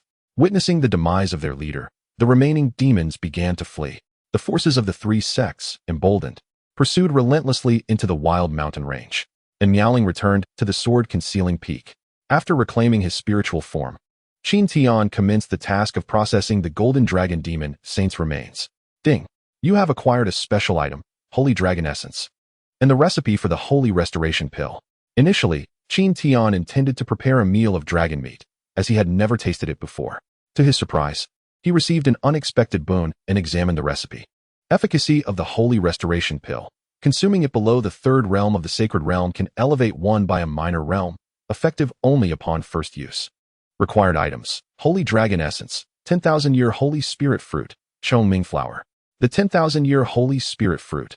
In 1 month, deep within the divine hidden forest, the fruit will reach its 10,000-year maturity. The Chongming Flower, the national flower of the Chongming Kingdom. Upon reading the effects of the Holy Restoration Pill, Qin Tian resolved to concoct it, as he aspired to break through to the second realm of the sacred realm. Achieving such a milestone would ordinarily require a decade or more of diligent effort. However, the 10,000-year Holy Spirit Fruit would take another month to mature, leaving him unhurried. As for the Chongming Flower, he would devise a plan to procure it from the Chongming Kingdom when the time came. That evening, Qin Tian prepared a dragon meat feast. Just as he was about to indulge, Mo Wentian and Su Ming arrived, forcing him to share his meal. Bai Xiaoru, noticing the presence of outsiders, refrained from reverting to her human form. Although the dragon meat was delectable and immensely nourishing, she felt a twinge of discontent. The fact that Qin Tian had slain a second-realm demon saint indicated his formidable strength, meaning she would be his pet for a century. The thought left her feeling quite aggrieved. During dinner, Su Ming inquired, whose spiritual entity was it? Was it Jiang Qingshue's? After some contemplation, he concluded that it could only be hers, given her capability. Qin Tian, hearing this, chose not to offer any excuses. Indeed, she left behind a token capable of summoning the spiritual entity. With this definitive answer, both men felt reassured. The following day, Mo Wentian summoned in Miaoling, bestowing upon her the title of Sect Elder. Within the sect, her strength now ranked just below Su Ming, rendering her status as a disciple inappropriate. Consequently, Miaoling's reputation spread throughout the eastern continent, hailed as the foremost individual beneath the sacred realm and the most beautiful maiden of the eastern continent. Chapter 21. Immersion in golden dragon blood. In the aftermath of the great battle, the sword-concealing pavilion enjoyed a period of tranquility. They had acquired the corporeal forms of the golden dragon demon saint and the giant ape demon emperor, along with nearly 30 other demon kings, primarily vanquished by Miaoling. Thus, they would not suffer a shortage of meat for a considerable time. Qin Tian also took the opportunity to refine several elixirs using the essence of blood combined with spiritual herbs. These potions would enhance the cultivation speed of all. Furthermore, during the previous confrontation, Qin Tian discerned that Miaoling lacked proficient sword techniques. Consequently, he imparted his finest sword technique, the Oblivion Sword Art, to her. The technique comprises 6 forms, with the latter 3 classified as supreme-level sword techniques, while the first 3 are deemed imperial level. During the instruction, Qin Tian was meticulous, offering guidance as though he were teaching by hand. That evening, utilizing the essence of the golden dragon demon saint's blood along with some rare spiritual herbs, he prepared a medicinal pool. This had been a long-held ambition of his, as previous attempts to locate a demon emperor had proven fruitless. Now, with access to higher-grade demon blood, he was determined not to squander this opportunity to refine his body. Once the medicinal pool was ready, he called upon Miaoling and Bai Xiaoru to join him. Upon seeing the pool, Miaoling's face flushed. After living together for so long, she was acutely aware of her master's intentions. Disciple, quickly remove your outer garments. This is demon saint blood, and soaking in it will greatly enhance your abilities. Qin Tian continued. Ultimately, Miaoling had no choice but to shed her outer clothing, revealing her delicate pink undergarments. At this moment, her enchanting face turned crimson, and she embraced her arms around her chest, her long, alluring legs gracefully approaching the water, where she sat down. Who could have imagined that the once merciless Empress of Slaughter would display such a youthful demeanor? After Miaoling entered the pool, Qin Tian donned shorts and, cradling the little fox, leaped in as well. Both Miaoling and the little fox averted their gazes from Qin Tian, particularly the little fox, who found herself in his embrace. She yearned to resist, but understood it would be futile. Countless Imperial-level warriors had pursued her in the past, yet none had even brushed against her. And now, it seemed Qin Tian had claimed all the advantages. Fortunately, she recognized that Qin Tian would not engage in any excessive actions. After the initial awkwardness subsided, the trio began to absorb the golden dragon blood to refine their bodies.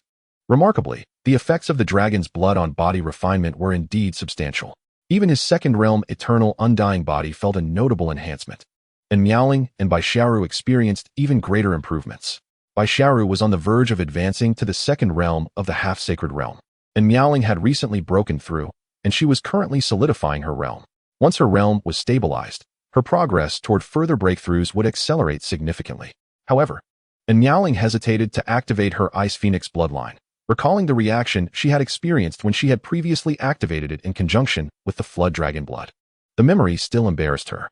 Recognizing this, Qin Tian advised, "Activating your bloodline will greatly enhance the effects. Rest assured, my dear disciple, I hold no grievances," he said.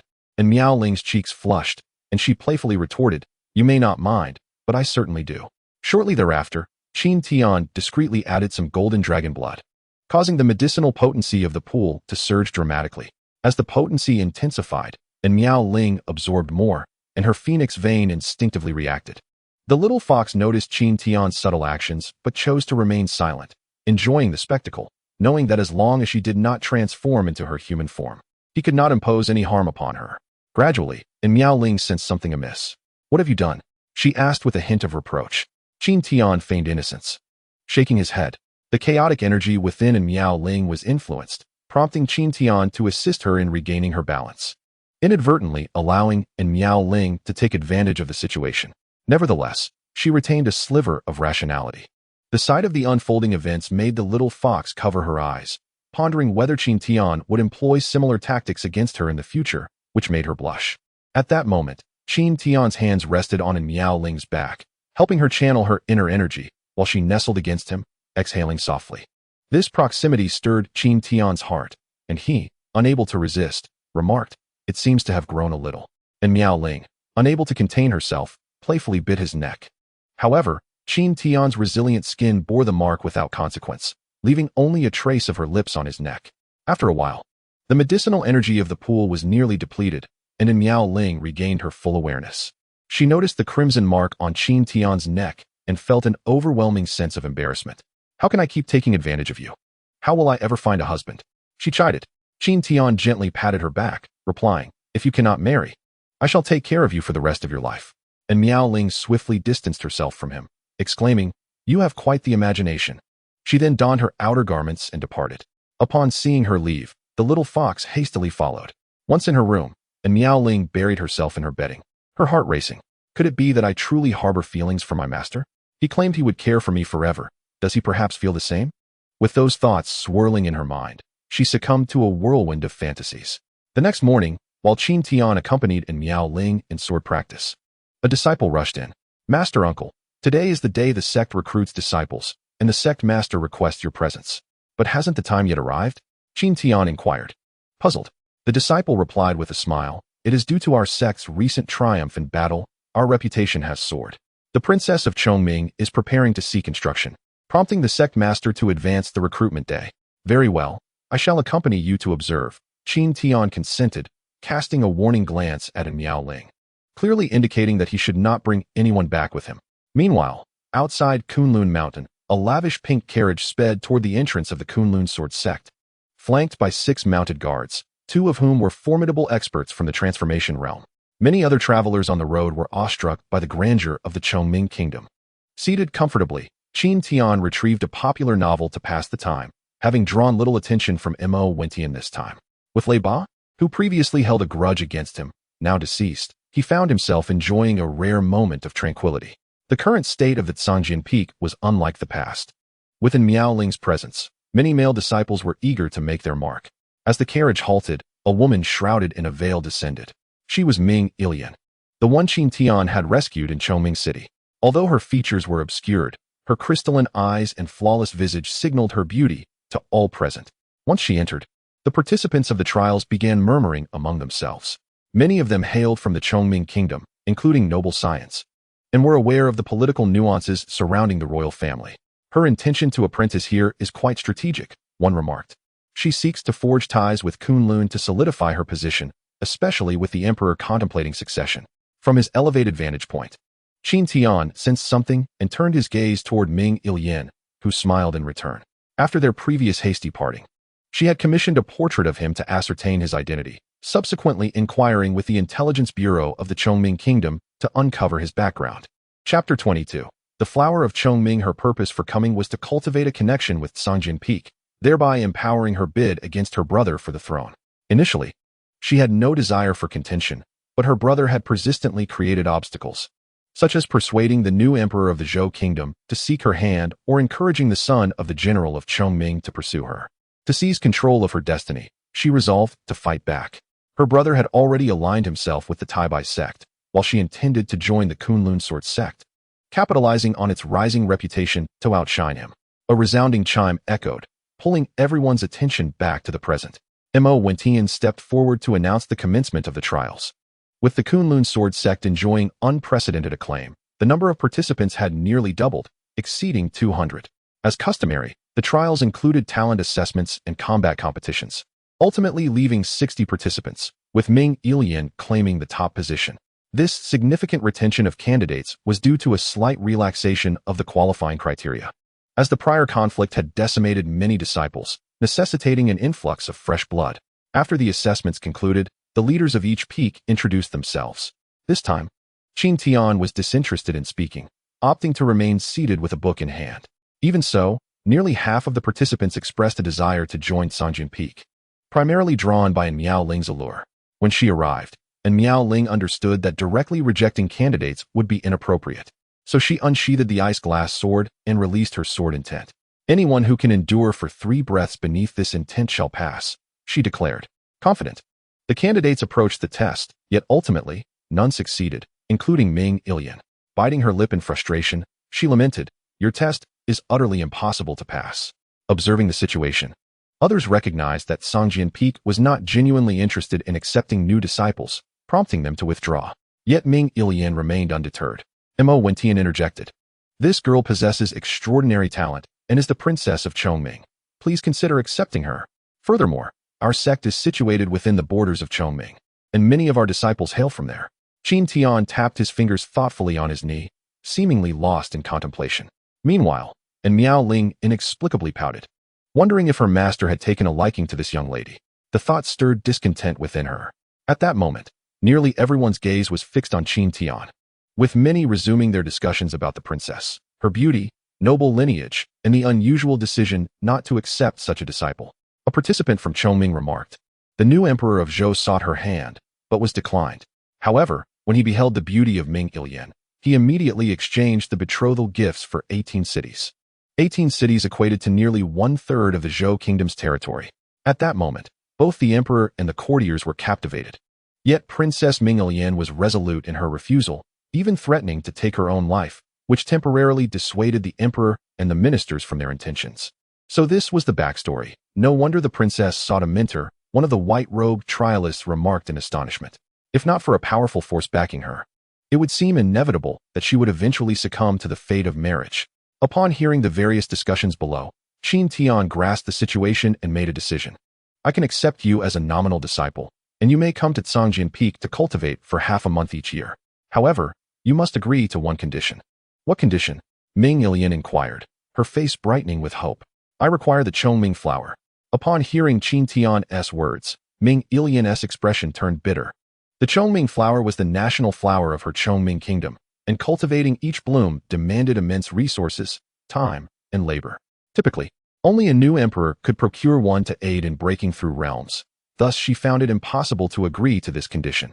After a moment of contemplation, Qin Tian proposed, "I will assist you in becoming the successor, and in return, you shall provide me with the Chongming flower. Is that feasible?" "Successor?" Ming Ilian was taken aback, for she was indeed contesting the throne against her brother. However, she understood that her hopes were slim, as her brother had backing that far surpassed her own. Immersed in thought, she turned to Mo Wentian, seeking the sect master's stance. If he were to agree, then this transaction might be plausible. Mo Wentian cast a deep glance at Qin Tian, and after a moment, he acquiesced. Currently, and Miaoling's influence within the sect was nearly on par with his own, coupled with the enigmatic Qin Tian and the support of Jiang Qingshu. With such power, even without relying on the sect, it was sufficient to support Ming Ilian's claim to the throne. Thus, he merely acted as a facilitator. Seeing that Mo Wentian was also in support, Ming Ilian rejoiced, declaring, "I shall do everything in my power to help you obtain the Chongming flower." "Very well. Then I shall accept you as a nominal disciple. Come with me," Qin Tian replied, and with that, he led the two women back to Sanjin Peak. Upon arriving at Sanjin Peak, Ming Ilian cleaned a room to settle in and subsequently sought out Qin Tian. Just as she emerged, she encountered Bai Xiaoru. The sight of such a beautiful little fox prompted her to reach out, but before she could approach, Bai Xiaoru glared at her fiercely, causing her to retreat. Ming Ilian was astonished. This little fox's aura was not inferior to that of her half-saint grandfather. Realizing this, she immediately composed herself, daring not to show any disrespect. At that moment, Qin Tian approached, lifting Bai Xiaoru and saying, "This is my newly accepted nominal disciple, Ming Ilian. She will reside here for half a month." He then absent-mindedly patted Bai Xiaoru's back. Meanwhile, Ming Ilian began to question her own existence. Was there no dignity for a half-saint? Moreover, she perceived Qin Tian as merely in the creation realm at most. Could this be a case of interspecies romance? Her mind began to wander. Bai Xiaoru shot an indignant glare at Qin Tian, thinking that he was using her to show off, which was truly despicable. Qin Tian then inquired, "What cultivation technique are you practicing?" "The supreme light canon of the heavenly grade," Ming Ilian replied. "Heavenly grade supreme? Too mediocre." Qin Tian shook his head. "From now on, practice this." With that, he tossed her a copy of the Imperial Grade Mid-Tier Great Light Infinite Decision. This was a technique he had originally obtained through a sign-in, and due to its low grade, he had stored it away in his storage ring. Ming Ilian had intended to argue that her royal family's supreme light canon was indeed formidable. Yet, upon seeing the Great Light Infinite Decision, she was taken aback. She recognized the name from the records in the Chongming Kingdom's library, knowing it to be the royal technique of the Light Empire in Zhongzhou, from which their emperor had attained the imperial grade. "Are you of the royal family of the Light Empire?" Qin Tian shook his head. "I found this technique. Since you are cultivating a light-based technique, take it and practice." With that, he turned to leave. Ming Ilian stuck out her tongue, thinking that such a technique could not possibly be found by chance. At that moment, her heart was filled with excitement. This was an imperial grade technique. Why did the East continent lag behind Zhongzhou? The primary reason was the lack of techniques, followed by a deficiency in cultivation resources. With this technique, the possibility of breaking through to become an imperial realm powerhouse was within reach. In time, it would not be impossible for the Chongming Kingdom to advance into Zhongzhou and establish itself as an empire. After the initial exhilaration, she calmed herself. She needed to develop discreetly and could not reveal the existence of the imperial grade technique, for the Chongming Kingdom currently lacked the strength to safeguard it. Simultaneously, she felt immense gratitude towards Qin Tian for gifting her such a treasure. During dinner that evening, an additional person joined them. Ming Ilian shyly removed her veil to eat. When Qin Tian saw her face clearly, he was momentarily taken aback. Although she was slightly less beautiful than in Miaoling and Bai Xiaoru, she was still an exceptionally rare beauty. It was no wonder that the Emperor of Zhou was willing to offer 1/3 of his kingdom as a betrothal gift to marry Ming Ilian. Noticing Qin Tian's gaze fixed upon Ming Ilian, and Miaoling felt displeased, biting her silver teeth and discreetly pinching Qin Tian's waist beneath the table. "Could you not be so obvious? Is it so difficult to remain composed in the presence of a beautiful woman? Am I not beautiful?" Qin Tian quickly grasped her hand, caressing it gently as he whispered, "You are the most beautiful. She will be leaving in half a month. Be generous." And Miaoling's cheeks flushed as she realized her emotions were somewhat out of balance. She swiftly retracted her hand and resumed eating meat. That evening, they dined on golden dragon meat. After consuming a bowl of meat soup, Ming Ilian was left in a daze, feeling an immense surge of energy coursing through her body, revitalizing her flesh. She even sensed her bottleneck in the creation realm beginning to loosen, indicating that a breakthrough was imminent. Subsequently, after consuming another bowl, she sat cross-legged and began to attempt her breakthrough. And Miaoling watched with envy as Ming Ilian began her advancement. She too yearned to elevate her own strength to confront her enemies. Her own adversaries were all formidable figures in the imperial realm. In the days that followed, and Miaoling dedicated herself to her cultivation with even greater fervor, devoting nearly all her time to practice, save for sleep and meals. Yet, her sword intent remained unfulfilled, which made her feel anxious. She wished to achieve completeness swiftly and then comprehend the sword domain. Once she grasped the sword domain, reaching the Saint Realm would allow her to contend with Imperial Realm beings using the Ice Glass Sword. However, the completion of sword intent depended solely on comprehension, and her impatience was proving counterproductive. Qin Tian had come to understand this over the past few days, and thus he called a halt to Miaoling's training. Once Ming Ilian had achieved her breakthrough, he gathered the three of them and began to impart teachings. This was also something he had gleaned from his understanding of the transformation into the unfettered Great Method. There are three realms of artistic conception. The first is to see the mountain as a mountain and the water as water. This you should already know. In simple terms, it refers to perceiving their essence. Mountains are mountains, and waters are waters, maintaining one's original heart. The second realm is to see the mountain as not a mountain, and the water as not water. In this realm, you must not only perceive the essence but also discern the hidden truths behind them. This realm may be fraught with temptation or hardship, and what you must do is to clarify your mind and recognize your nature, without losing yourself within. The third layer is a return to simplicity, a process of meticulously sorting through what you have previously learned and understood, constantly reflecting to attain a clearer self-awareness. Only then can one achieve completeness and fully grasp the essence of the matter. Both the two women and the fox felt a resonance upon hearing this. These principles were unfamiliar to them until now. And Miaoling, in her past life, followed the path of ruthless detachment, while Bai Xiaoru, being of the demon clan, cultivated her physical form, and there is no need to elaborate on Ming Ilian. These insights appeared to open a new door for them. However, the extent of their comprehension ultimately depends on themselves, for while profound truths may be easily understood, few are capable of actualizing them. Subsequently, Miaoling began to adjust her state of mind, shifting from relentless practice to a more tranquil approach, gradually re-examining her path. She sought to rectify her shortcomings, allowing herself to slowly attain completeness. Occasionally, she would assist Qin Tian with tasks such as maintaining the spiritual array in the medicinal garden, cooking, and cleaning. With a more balanced mindset, her progress in cultivation accelerated. It would not be long before she could break through to the third level of the creation realm. As the 15 days they had agreed upon swiftly passed, Ming Ilian prepared to return to her homeland. Before departing, Qin Tian expressed his intention to travel to Chongming Kingdom soon to procure the Chongming flower. Ming Ilian felt immense gratitude towards him and regarded him as her mentor from the depths of her heart. Under Qin Tian's guidance, she glimpsed the path to sanctification, and the prospect of one day becoming an emperor no longer seemed entirely out of reach. After Ming Ilian's departure, Bai Xiaoru could once again transform back into her human form during meals. Due to the multitude and might of her enemies, she resolutely refrained from revealing her true self in the presence of outsiders. Should word get out, it would spell disaster for them all. She did not consider Qin Tian or Kunlun worthy of confronting the imperial realm. 10 days after Ming Ilian left, only 5 days remained until the millennium mark of the sacred spirit fruit. Thus, he prepared to set off for Chongming Kingdom before heading to the hidden divine forest. This time, Qin Tian brought in Miaoling along, while Bai Xiaoru chose to remain in Kunlun, fearing discovery. Upon arriving in Chongming City, Qin Tian first returned home to take a look, but found it still empty. He then made his way towards the royal city with Miaoling. Once in the city, he spotted a rather elegant shop selling spiritual garments and decided it was time to buy some clothes for Miaoling, as well as a few pieces for Bai Xiaoru. As soon as they entered, a female sales associate approached them. "Are you looking for men's or women's clothing?"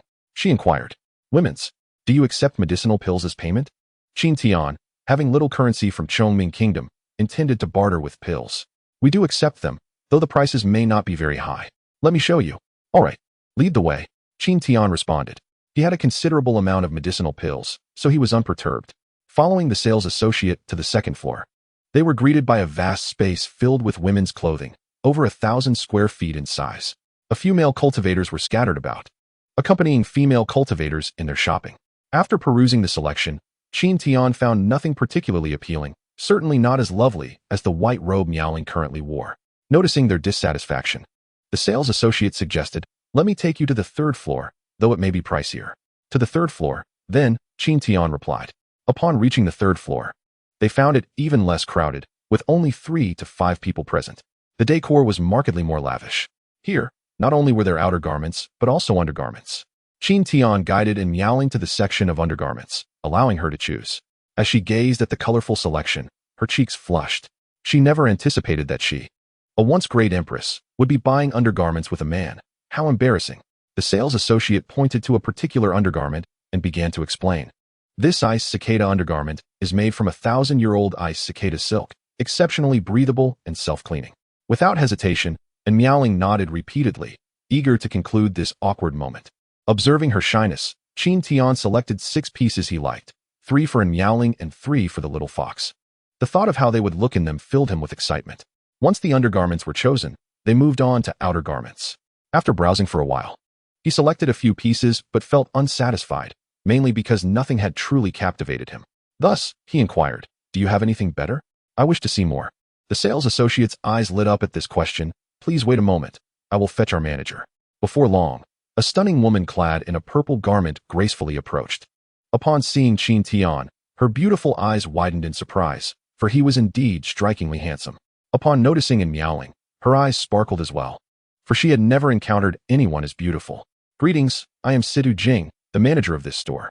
Our shop is part of a nationwide chain, so you can shop with confidence." Qin Tian nodded, surprised to learn it was a cross-regional business. "Please bring me your finest women's clothing." "Certainly. Please follow me to the 5th floor." Afterward, Situ Jing led them to a large room on the 5th floor, where guards stood at the entrance. After greeting the guards, they opened the door, allowing the 3 to enter. Inside, there were not only garments but also weapons, magical treasures, and medicinal pills, all protected by intricate mechanisms. Situ Jing deactivated one of the arrays, revealing 3 exquisite and beautiful dresses. "These 3 are our store's treasures: the pleated moon skirt, the star moon glazed skirt, and the phoenix wand feather garment." Qin Tian immediately set his sights on the phoenix wand feather garment. Situ Jing elaborated. "This garment is crafted from the feathers of the phoenix wand bird and 5,000-year-old ice silkworm silk, making it a mid-tier heavenly-grade magical garment." She continued to elaborate on its various functions, but before she could finish, Qin Tian interrupted. "I will take this one." He felt it would suit Miaoling perfectly. And Miaoling, upon seeing the garment, could not tear her gaze away. Situ Jing smiled, realizing she had encountered a wealthy patron. This level of magical garment is typically exchanged for items. If you wish to barter with weapons or magical treasures, we will assess their quality. For medicinal pills, 3 mid-tier heavenly-grade pills are required. At this point, she regarded Qin Tian, uncertain if he could produce such items. "No problem. I will also take the star moon glazed skirt." Ultimately, Qin Tian handed over 6 mid-tier heavenly-grade pills and some lower-tier pills before departing. Once outside, he entrusted the undergarments and the phoenix wand feather garment to Miaoling, saying, "Wear them for me to see when we return home." "Absolutely not." And Miaoling replied, her face flushed with embarrassment. On the way, Qin Tian sent a voice message to Ming Ilian. Thus, upon reaching the royal city gates, Ming Ilian came to greet them. Today, she donned a splendid princess gown, exuding an air of elegance. Upon seeing Qin Tian, she smiled warmly. "Welcome, master, to the royal city as a guest. I have discussed the matter of the Chongming flower with my father, but he wishes to meet you first." "Then let us go," Qin Tian replied. Not long after entering the palace, they encountered a man clad in a python robe blocking their path. "Are you here to see the emperor?" the man said arrogantly. Qin Tian felt a twinge of displeasure. Who was this person, with a rather infuriating appearance? Ming Ilian's expression grew serious as she replied, "This is my younger brother, the 2nd prince of Chongming Kingdom.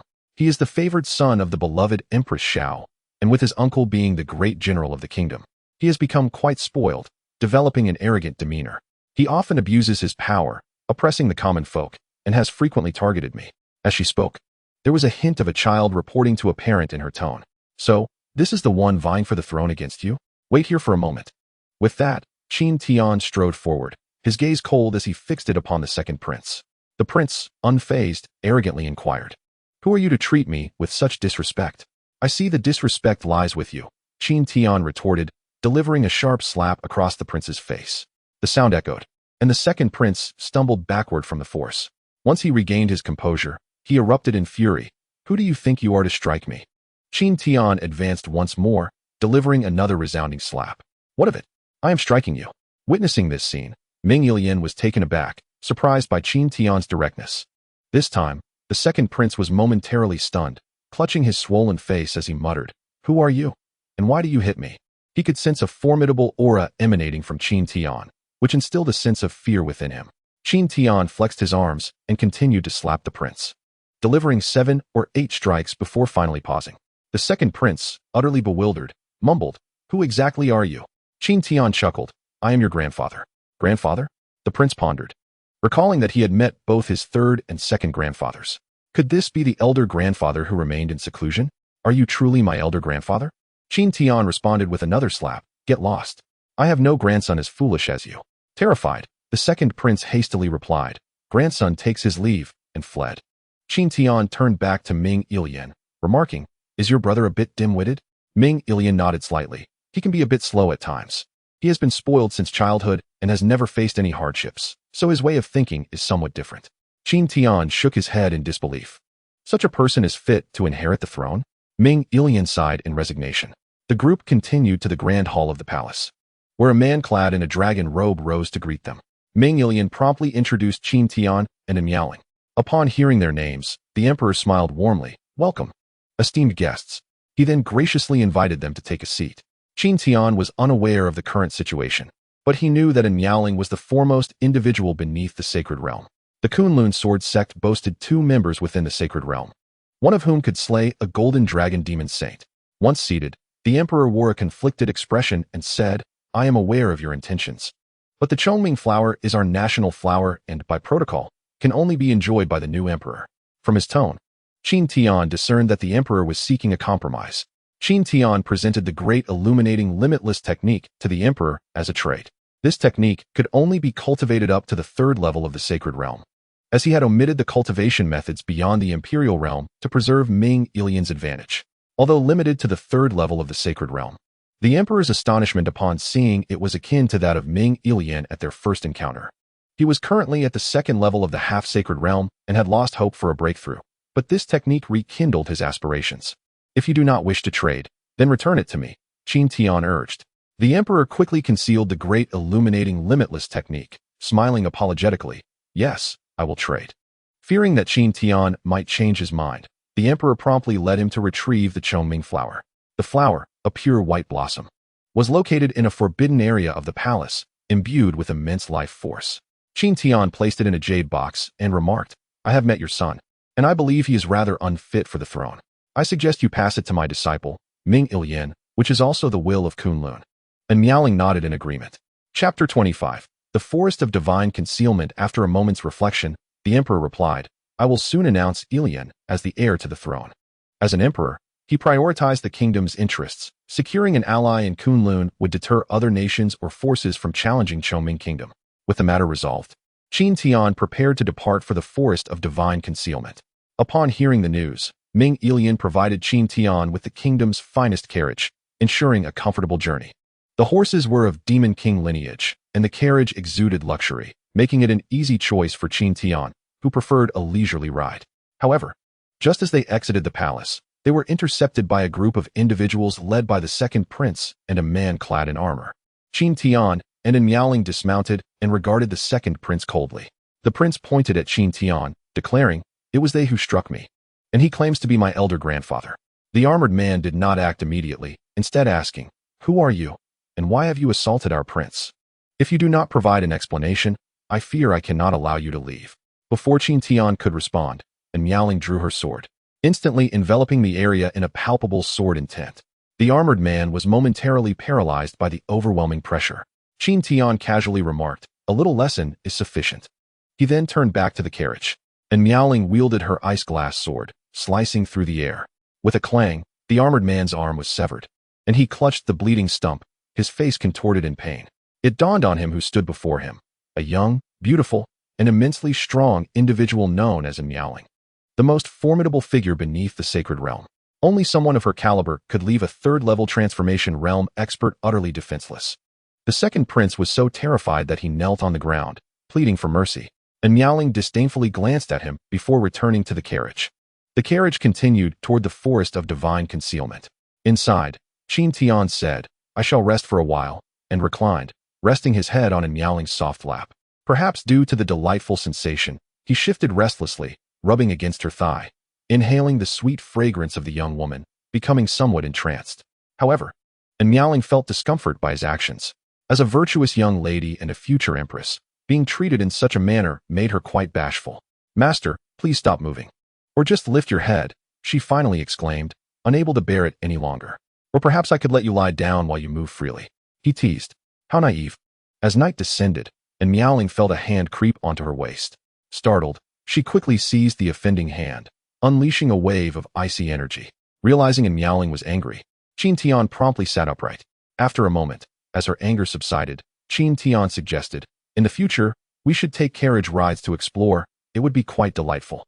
Constantly focusing on training is rather dull." And Miao Ling hesitated, longing for a life like that, yet she could not. Fear gripped her heart, a fear that her enemies would come for her and her master, leading to their demise. At times, she would be haunted by nightmares, visions of her foes finding her, and her master sacrificing himself to protect her. Observing her troubled demeanor, Qin Tian inquired, "What is the matter?" And Miao Ling shook her head, indicating that all was well. However, Qin Tian occasionally noticed her unsettling emotions, her impatience during cultivation, a fervent desire for swift progress, and moments of inexplicable anxiety, though these instances were infrequent. Taking her delicate hand in his, Qin Tian reassured her, "If something troubles you, confide in me. Trust in your master. Together we shall face it." After some contemplation, and Miao Ling resolved to open her heart. She believed her master had the right to know, even if it meant he would leave her upon learning the truth. After all, it was her own destiny. With that, she began, "I am a reincarnator. In my previous life, I was the heartless empress."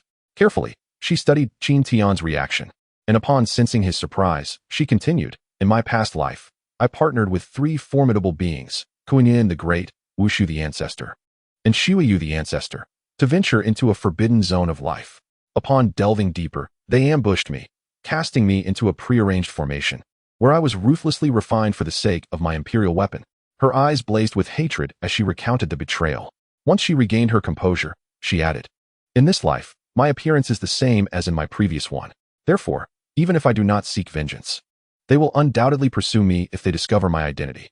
Understanding dawned on Qin Tian. He could sense her profound enmity reflected in her gaze. This vendetta must be avenged. "Your master will assist you," he declared, enveloping Miao Ling in his embrace, providing her with a sense of security. Moved, tears glistened in her eyes as she leaned against him, cherishing the comfort he offered. After a moment, she shyly withdrew from his hold. Curiously, Qin Tian asked, "Is an inferior imperial weapon truly so vital? Is there none among the imperial realm?" And Miao Ling replied, "Only the elite of the imperial realm possess imperial weapons. Many great powers boast numerous imperial cultivators, yet there is but one imperial weapon. The scarcity of such weapons arises from a lack of materials to forge them in the Jiuzhou, compounded by the absence of skilled artisans capable of crafting them." Realizing his own fortune and having a system, Qin Tian mused on the potential of learning to forge an imperial weapon himself.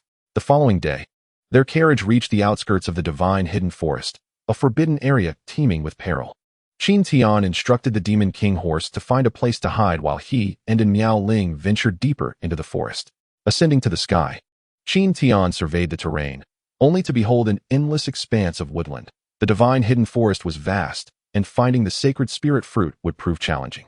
Aware of the dwindling time, he exchanged a few words with Miao Ling before they separated to search. Having attained the sacred realm, Qin Tian floated above to conduct his search, while Miao Ling navigated the forest floor.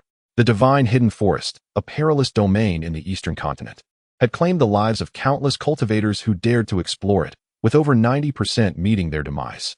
Pressing onward into the depths, and Miao Ling encountered several attacks along the way, by both demonic beasts and the spirits of flora. Fortunately, her formidable ice-glazed sword ensured her survival, even with her second layer of creation realm prowess. After nearly half a day, despite contacting Qin Tian several times, there was still no sign of the sacred spirit fruit. In the depths of the forest, at the Jiaolong mountain region, several cultivators were advancing, seemingly in search of something. Leading them was Mo Xiao, the senior brother of the Yuan sect. Within the divine hidden forest resided 3 great hidden factions: the Yuan sect, the illusory Moon Valley, and the Dragon Cavern. Their formidable strength allowed them to establish a foothold in this enchanted forest, rich in spiritual energy and resources for cultivation, furthering their power while remaining largely isolated from the outside world. Only the leaders or ancestors of various sects were likely aware of these concealed forces. Mo Xiao sought the sacred spirit fruit, which, after a millennium, would become an inferior imperial-grade spirit fruit. Such fruits were immensely valuable, even to those of the imperial realm. Upon reaching the depths of Jialong Mountain, they discovered a qilin grass aged 7,800 years, just as they prepared to harvest it. A group from the illusory Moon Valley arrived, creating a tense standoff. The qilin grass was the primary ingredient for the qilin pill, a heavenly-grade elixir capable of refining one's essence and enhancing one's realm. Such a rare herb was to be kept for their own use, while the millennium-old sacred spirit fruit would need to be surrendered to their sect's elders. Neither side was willing to yield, and a confrontation ensued. And Miao Ling, having heard the commotion, crept closer to observe the situation. Upon realizing the two factions were vying for the qilin grass, she felt a strong pull towards it, as it could facilitate her breakthrough to the third layer of the creation realm. However, she chose to bide her time, waiting for the opportune moment. Given that both leaders were half-saints, intervening could place her at risk as an outsider. After a quarter of an hour, the leader from the illusory Moon Valley was severely wounded and humiliated, forced to retreat. Just as Mo Xiao prepared to claim the qilin grass, and Miao Ling swiftly appeared beside it. With a gesture, she summoned a binding formation to ensnare the qilin grass, preventing its escape, and promptly sealed it within her storage ring. This sequence of actions was executed with remarkable speed. Furious, Mo Xiao exclaimed, "Who are you to dare intercept our Yuan sect's prize?" And Miao Ling, unfazed, replied, "Heavenly materials are first come, first served. What I have seized is rightfully mine." With that, she turned to leave. Mo Xiao, relying on his superior cultivation, quickly pursued her, blocking her path. "You have successfully provoked my wrath," he declared, unleashing his half-saint aura. And Miao Ling furrowed her brow, undeterred. "And what of it? I offer you a choice. Surrender the qilin grass and spend the night with me, and I shall spare your life." With a swift motion, and Miao Ling drew her ice-glazed sword, executing the first stance of the silent extinction sword technique, shattering the firmament. Sensing the power behind her strike, Mo Xiao's expression shifted dramatically as he unleashed his strongest attack, the returning origin slash. Boom. The two formidable attacks mutually canceled each other out, and Miao Ling gracefully maneuvered her body closer to Mo Xiao, preparing for close combat. For only in such proximity could the advantages of her imperial weapon be maximized. Mo Xiao, discerning in Miao Ling's intentions, remained undaunted, as he too excelled in close-range fighting. However, upon their initial clash, he quickly realized something was amiss with Miao Ling's sword. With a single strike, his mid-tier heavenly blade suffered damage. A glimmer of greed flickered in his eyes as he surmised that Miao Ling's weapon might have surpassed the heavenly tier, likely resting in the realm of semi-imperial weapons, a tier nestled between imperial and top-tier heavenly weapons. Its material could rival that of low-tier imperial weapons. Yet due to the crafting method, it had not attained the true essence of an imperial weapon. Mo Xiao swiftly distanced himself from Miao Ling, muttering incantations under his breath. Secret technique, gathering qi. Instantly, the surrounding spiritual energy began to coalesce around him. Observing Mo Xiao's surging aura, and Miao Ling remained unfazed. Armed with a top-tier imperial weapon, she felt no fear even if he were to ascend to the second level of the semi-holy realm. With renewed strength, Miao Ling unleashed a more potent strike. Her ice-glass sword enveloped in swirling black and white energies, and she struck forcefully at Mo Xiao. In response, he executed a counterattack with his gathering qi blade. But it was futile. The ice-glass sword, surrounded by the dual energies, effortlessly severed Mo Xiao's blade. At that moment, Mo Xiao's balance faltered. Seizing the opportunity, Miao Ling swiftly thrust her sword, severing one of his arms. As he clutched his bleeding stump, Mo Xiao began to plead for mercy. "Heroine, I was wrong. Spare me." Faced with death, dignity became inconsequential. In that moment, Miao Ling seemed to revert to her cold, unyielding demeanor. Her frigid gaze instilled a sense of contempt for all. Under her scrutiny, Mo Xiao recoiled in fear. His throat tightened, rendering him speechless. Seeing his condition, Miao Ling chose not to strike further and turned to leave.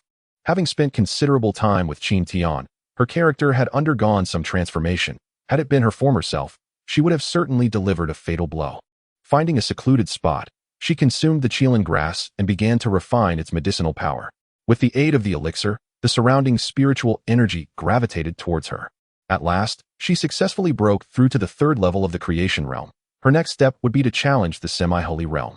Although her cultivation speed surpassed that of her previous life, she yearned for swifter progress, for she now had someone she wished to protect. Meanwhile, Mo Xiao swallowed a healing pill as his two senior brothers stood guard beside him. Once his injuries stabilized, he contacted the Grand Elder of the Yuan sect, knowing she was not far off. Shortly thereafter, a beautiful woman appeared beside him. Upon seeing Emoshio's severed arm, she frowned and asked, "Who did this to you? Was it from the Dragon Cave?" Emoshio shook his head, his face alight with excitement. It was a girl. Her goal is likely the Holy Spirit fruit. I implore the Grand Elder to avenge me. The woman nodded slightly and took Emoshio away. On the other side, after her breakthrough, Miaoling continued her search. 3 days passed as she caught a whiff of a potent medicinal fragrance. Following the scent, she arrived at an ancient tree bearing fruits that emanated a profound aura. With the discerning eye of an empress, she immediately recognized it as the Holy Spirit fruit, on the verge of reaching its millennium maturity.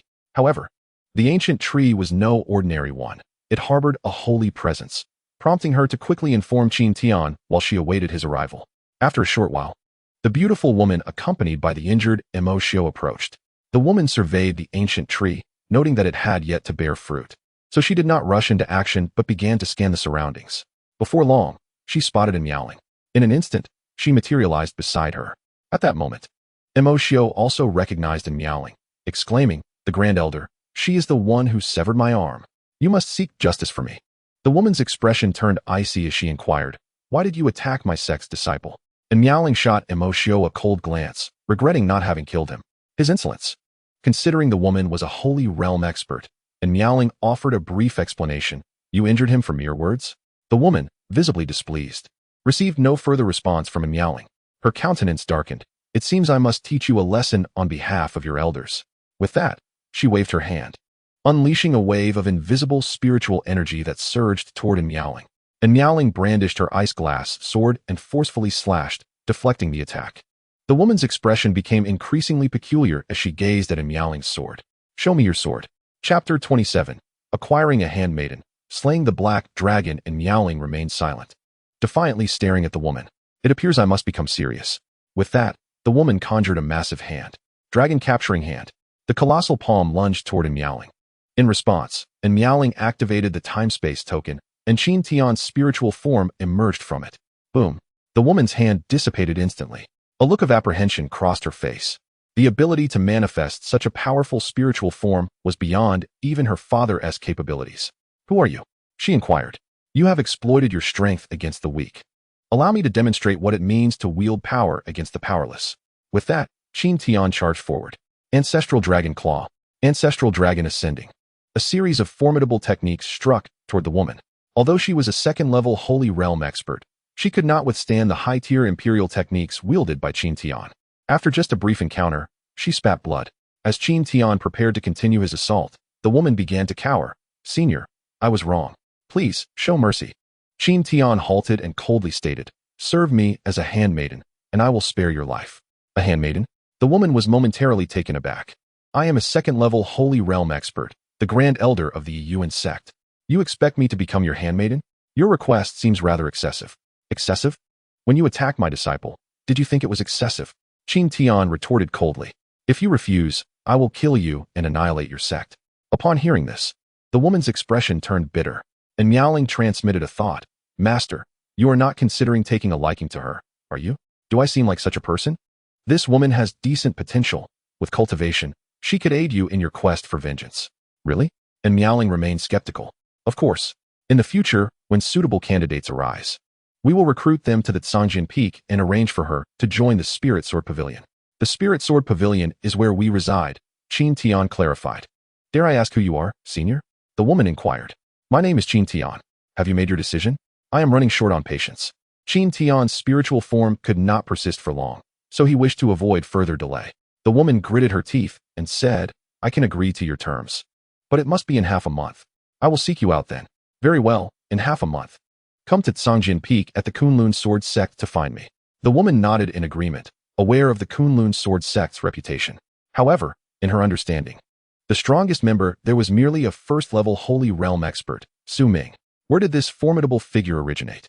Perhaps only upon meeting him in person would she find her answers. "What is your name?" Qin Tian inquired. "Shangwanya." Qin Tian nodded, and the spirit promptly vanished behind the ice glass sword. Now, only Shangwanya and Miaoling remained, while Emoshio had long fled in terror. The two women exchanged no words, silently awaiting the unfolding events. Suddenly, 3 dragon roars echoed, and a fierce wind swept through the area. A black dragon and 2 golden dragons swiftly approached, transforming midair into 3 robust men clad in dragon robes. Shangwanya, this holy spirit fruit belongs to my dragon cave. You may take your leave. Shangwanya's beautiful eyes widened in astonishment as she realized that the 3 sacred dragons had arrived. And Miaoling tightened her grip on the ice-glass sword, her expression revealing concern, for the time-space order could only be used once in a short span. Shangwanya whispered, "When will the elder arrive?" "It should be soon. I informed him beforehand," was the reply. "Perhaps we should retreat. The black dragon is at the 3rd level of the sacred realm, and the golden dragons are at the 2nd level. I stand no chance against them," Shangwanya proposed. And Miaoling nodded in agreement, preparing to leave. "Wait, young lady, you cannot depart." And Miaoling glanced over to see the black dragon's eyes gleaming with greed. She realized with dread that her ancient bloodline had been detected. Ha! With the ancient Ice Phoenix bloodline combined with the Holy Spirit fruit, fortune smiles upon me. It seems my ascension to the Imperial realm is within reach. The black dragon exclaimed excitedly. Upon hearing the black dragon's words, Shangwanya understood in Miaoling's extraordinary heritage. However, she needed to protect in Miaoling. Otherwise, when Qin Tian arrived, neither of them would fare well. 3 sacred dragons. This girl is a disciple of a powerful elder. I cannot afford to offend this elder, so I hope you will reconsider and spare her. Spare her? Do you think that is possible? Once I absorb her bloodline and attain the imperial rank, who in the eastern continent can stand against me? The black dragon's face twisted in madness as he spoke.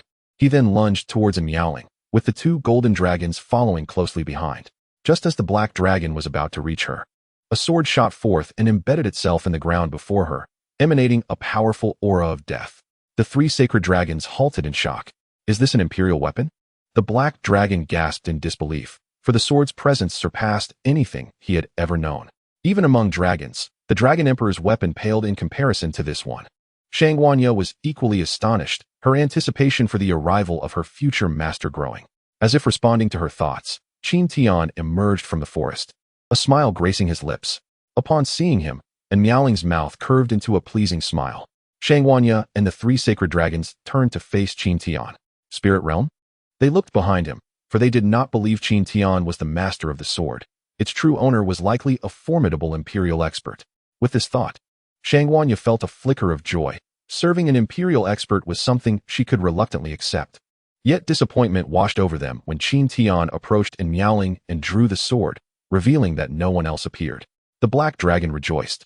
Could it be that fortune has smiled upon me? Consuming the Holy Spirit fruit, absorbing her bloodline to reach the imperial stage, and wielding a powerful imperial weapon. I shall ascend to the pinnacle of life. He couldn't help but laugh at the thought. Qin Tian scoffed. Is this dragon a fool? Hearing his words, Shangwanya stifled a laugh. You seek death. The black dragon bellowed, launching a punch. Qin Tian activated the 2nd level of the undying body, his physique growing immensely powerful. He raised his hand, catching the black dragon's fist effortlessly, and delivered an elbow strike that sent the black dragon hurtling back. The 2 golden dragons stood frozen in disbelief. A boy in the spirit realm had just sent their elder brother flying? The black dragon transformed back into his dragon form, rage etched across his face. He had only used a casual punch before and was determined to retaliate. You think you can withstand my might? I hope you can still surprise me later. He snarled, initiating his transformation. Qin Tian unleashed his mastery of dragon techniques. Ancestral Dragon Claw, Ancestral Dragon Ascend. A series of attacks left the black dragon spitting dragon blood. In truth, had he wielded the death sword with its techniques, he could have slain the black dragon in 2 moves. Yet he refrained, relishing the visceral thrill of hand-to-hand combat. After exchanging a few blows, the black dragon succumbed. With a cunning glint in his eyes, he attempted to flee. Qin Tian willed the death sword to shoot forth, piercing the black dragon's skull. This sight terrified the 2 golden dragons, who had been poised to escape. Chapter 28. The Sacred Realm underling Shangwanya felt a wave of relief. Thankfully, Qin Tian harbored no murderous intent towards her, or she would have met the same fate as the black dragon. Qin Tian turned to the 2 golden dragons, stating, Will you follow me to Zhanjian Peak to guard the gate? The dragons exchanged glances at the lifeless body of the black dragon, their fear preventing any refusal. We are willing, they declared in unison. Following this, Qin Tian collected the black dragon's corpse, contemplating the medicinal baths he could prepare upon returning. After dealing with the formidable foes, he approached the ancient tree that bore the Holy Spirit fruit, patiently waiting. Qin Tian sensed that the ancient tree possessed consciousness. He struck the trunk twice with the death sword, declaring, "You shall now accompany me." The ancient tree feigned indifference, showing no response. Qin Tian feigned a strike, and the tree hurriedly communicated its plea for mercy. Ultimately, the ancient tree agreed to follow him, revealing its true name as the Holy Spirit Tree. Qin Tian waited until deep into the night, and finally, the Holy Spirit fruit reached its millennial maturity, transforming into a low-grade imperial spirit fruit. After collecting the fruit, Qin Tian departed with the 2 dragons and the tree. Exiting the Shenin forest, he summoned the horse demon king and invited a Miaoling to join him within. The 2 dragons and the tree transformed into human forms, trailing closely behind. Inside the carriage, Qin Tian smiled. "In the future, we shall cultivate a group of underlings in the imperial realm. At that time, with a single command from you, we can obliterate your enemy's forces." A group of underlings in the imperial realm? And Miaoling was at a loss for words. Only those who had ascended to the imperial realm understood the arduous journey to attain such a state. However, she refrained from voicing her concerns, fearing it might dampen Qin Tian's spirit. His ambition touched her deeply. With this thought, she instinctively leaned against Qin Tian's shoulder. He placed a hand on her shoulder, patting gently. As night deepened and darkness enveloped the land, Qin Tian's hand began to wander. Eventually, she shyly pinched his waist as a warning. Feeling awkward with the 2 dragons and the tree trailing behind, unable to voice her discomfort directly. The next day, Qin Tian returned to Zongjin Peak with the 2 dragons and the tree. Upon entering the sect, Shuming appeared, having sensed the presence of 3 sacred realm beings, 2 of whom were stronger than him. Upon witnessing the sight of 2 dragons and a tree, he was taken aback, initially believing that the demon sage had returned to assault Kunlun once more. He shouted, "Qin Tian, I shall hold them off. Quickly summon Sister Jiang for assistance." Qin Tian shook his head, replying, "Uncle Master, there is no need for alarm. These are merely my 3 new disciples from Zongjin Peak." The notion of disciples from the sacred realm struck Su Ming as implausible. He turned to observe the 2 dragons and the tree, who smiled kindly in return. Only then did Su Ming reluctantly accept the reality and reminded Qin Tian to treat them well before departing. After leaving Zongjin Peak, Su Ming sought out Mo Wentian to share the news, eager to witness his astonishment. Amidst his surprise, Mo Wentian joyfully exclaimed, "With so many from the sacred realm, our Kunlun sword sect shall undoubtedly become the foremost power in the eastern continent." Qin Tian escorted the 2 dragons and the tree to the spirit sword pavilion, allowing them to settle in. To make it easier to remember, he named the 2 dragons Long E and Long Air. Subsequently, he presented them with 2 mid-tier imperial-level cultivation manuals for their training, believing that since he had taken them in, it was only fitting to offer some incentives. Once they were settled, Qin Tian returned to Zongjin Pavilion with a Miaoling. At that moment, Mo Wentian arrived, inquiring, "I have heard you have recruited 3 powerful beings from the sacred realm?" Qin Tian nodded. "Should I pay them a visit?" Mo Wentian asked cautiously. "What purpose would that serve?" "They are merely my little brothers," Qin Tian replied. "Little brothers?" Mo Wentian appeared puzzled. "In the future, if we need to engage in combat, we can call upon them. Otherwise, let us leave it be." Mo Wentian instinctively nodded, then exchanged a few words with a Miaoling before preparing to leave. At this juncture, Qin Tian produced the complete version of the Great Radiance Infinite Decision and handed it to Mo Wentian. "Take this manual for your cultivation. As for the others, you may handle it as you see fit." Mo Wentian took the manual, glanced at it, and his expression froze, his body becoming still as he stared intently at the Great Radiance Infinite Decision. Qin Tian remarked, "You may take it home to study. No one will vie with you for it." Mo Wentian finally snapped back to reality, his face alight with excitement as he exclaimed, "Thank you, junior brother, for this gift. I shall ensure the Kunlun sword sect flourishes, becoming your most steadfast support." After Mo Wentian departed, Qin Tian prepared to refine pills, reviewing the formula attentively several times. He mentally rehearsed the process, knowing any misstep could lead to a loss of precious materials. Once he felt confident in his skills, he commenced the alchemical process, starting with igniting the fire. Next came the addition and adjustment of the medicinal ingredients, a critical step. If the ingredients were not harmonized, the pills would not form. Any lapse would render success unattainable. Qin Tian focused intently, aligning his breath and heart as he meticulously refined the essence. After completing the initial phase, he began to regulate the flames and the formations on the alchemy furnace, allowing the essences to merge. Once the fusion was achieved, he proceeded to seal the furnace. The final stage involved controlling the heat to slowly condense the pills, a process that consumed considerable time. The pills being refined were of low-tier imperial quality, Thus the condensation took longer. And Miaoling remained by Qin Tian's side, guarding against any interruptions, and eventually, the little fox by Xiaoru joined them. Qin Tian toiled at the alchemy for 3 days. Finally, the furnace ceased its tremors, leaving Qin Tian utterly exhausted from 3 days of intense concentration. With a grand gesture, he lifted the lid, and 3 low-tier imperial-grade replenishing pills soared out. As the pills attempted to flee, Qin Tian had already set up formations around the furnace, rendering the replenishing pills trapped. He subsequently sealed each pill and stored them away. Qin Tian first offered 1 pill to Miaoling for her breakthrough, knowing that this advancement would yield substantial rewards for himself.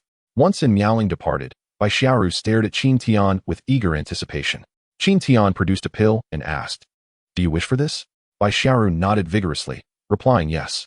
"Call me master." Qin Tian teased, "You must address me as master."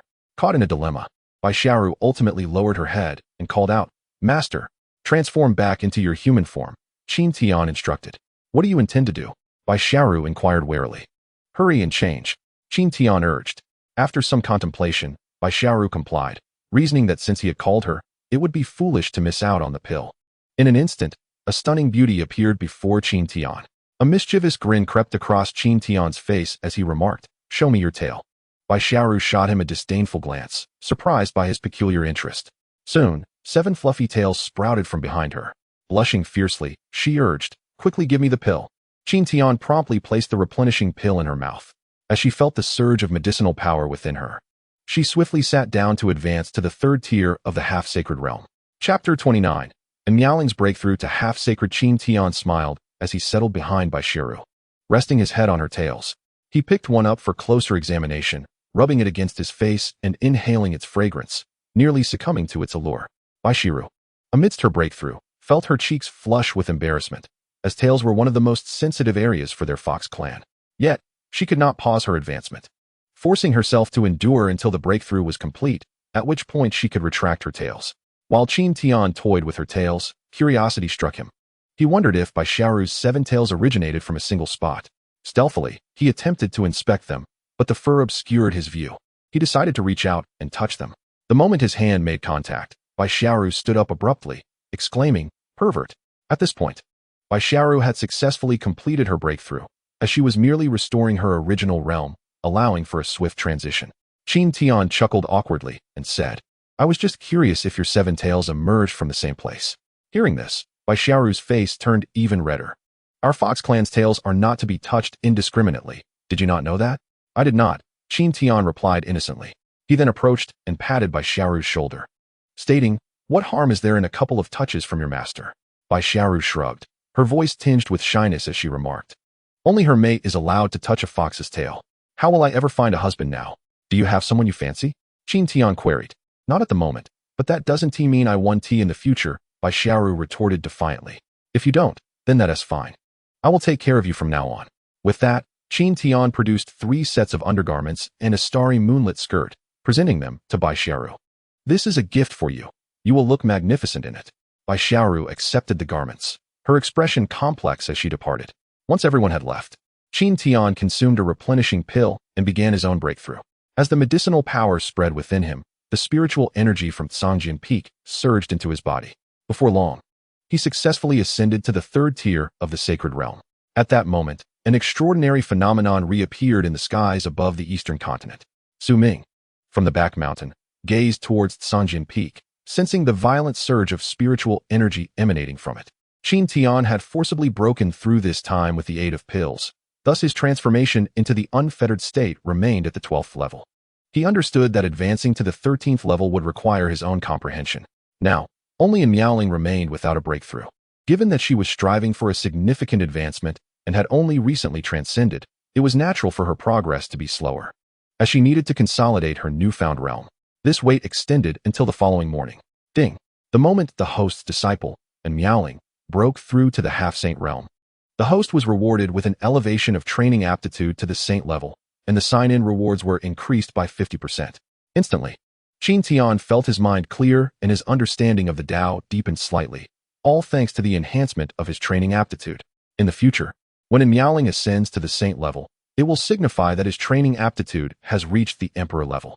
Furthermore, the substantial increase in sign-in rewards was a tremendous boon, Otherwise, he would have had to sign in diligently for over 10 years to have a chance of breaking through.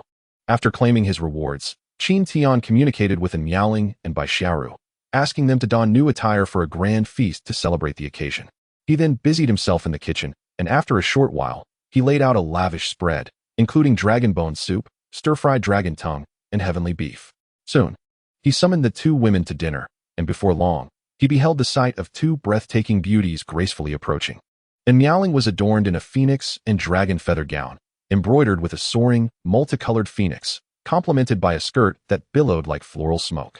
With her enchanting visage, she exuded an aura of nobility, reminiscent of a proud phoenix. Bai Xiaoru, too, wore a starry moonlit gown, featuring a light purple star-embroidered bodice and a floral skirt that flowed elegantly, resembling a celestial fairy descended from the heavens, captivating all hearts. Upon witnessing Qin Tian's astonished expression, the two women exchanged amused glances.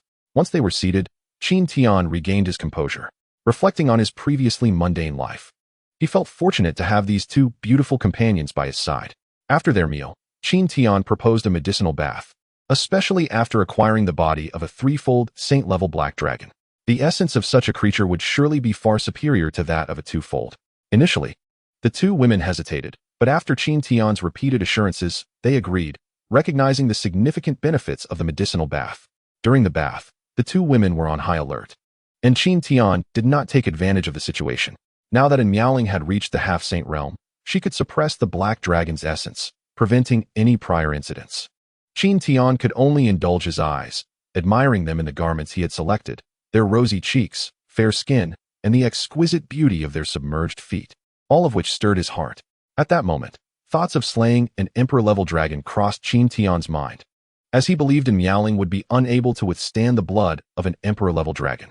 After the medicinal bath, they each retreated to their quarters for rest. Time passed swiftly, and soon it was the appointed half-month mark. As agreed, Shang Wanyo arrived at Sword Hiding Peak. Qin Tian settled her in the Spirit Sword Pavilion and presented her with an emperor-tier cultivation method. Upon receiving it, she felt that being a maid was worth it after all. However, Qin Tian did not truly require her to perform maid duties. They subsequently enjoyed a period of tranquil and warm cultivation days. 3 months later, and Miaoling's sword intent still had not reached perfection, leading her to feel a sense of impatience. She understood what Qin Tian had taught her, yet she remained uncertain about how to achieve it. Ultimately, she sought Qin Tian's guidance once more, hoping to gain new insights. Qin Tian instructed her to continue practicing while he observed from the side.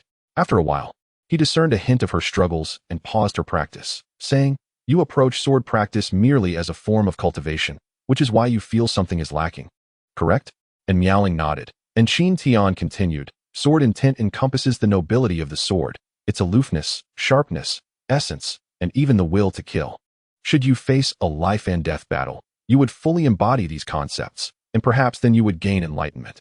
However, currently, you are merely using the sword without immersing yourself in its meaning, hence it remains incomplete. The best approach now is to immerse yourself in it. In your future practice, focus on a single intent and the same technique, continually attempting to embody it until it forms muscle memory and consciousness memory. While this may seem a clumsy method, I believe it will yield results." And Miaoling nodded earnestly, finding this method plausible. If all else failed, she would have to seek a life and death battle, as one is most likely to gain insights when confronted with mortality, albeit such a method is extremely perilous. In the following days, and Miaoling blindfolded herself, imagining her enemies before her, and repeatedly used the same technique, striving to immerse herself in it. During her training, Qin Tian received a transmission from Ming Ilian, "Master, come quickly to save me. The people from the demon sect are chasing me." Upon inquiring about her location, he rushed to her aid. Not far from Kunlun Mountain, he spotted Ming Ilian struggling towards Kunlun, her spirit visibly depleted from severe injuries. Not far behind her, several armored guards fought valiantly against 3 elders of the demon sect. Upon reaching her side, Qin Tian handed her a healing pill and drew the sword of life and death, swinging it with precision. In an instant, a beam of sword light flashed, severing the 3 pursuing elders of the demon sect in half. The armored guards, who had been bracing for death, were momentarily stunned. After dispatching the pursuers, Qin Tian inquired about the situation.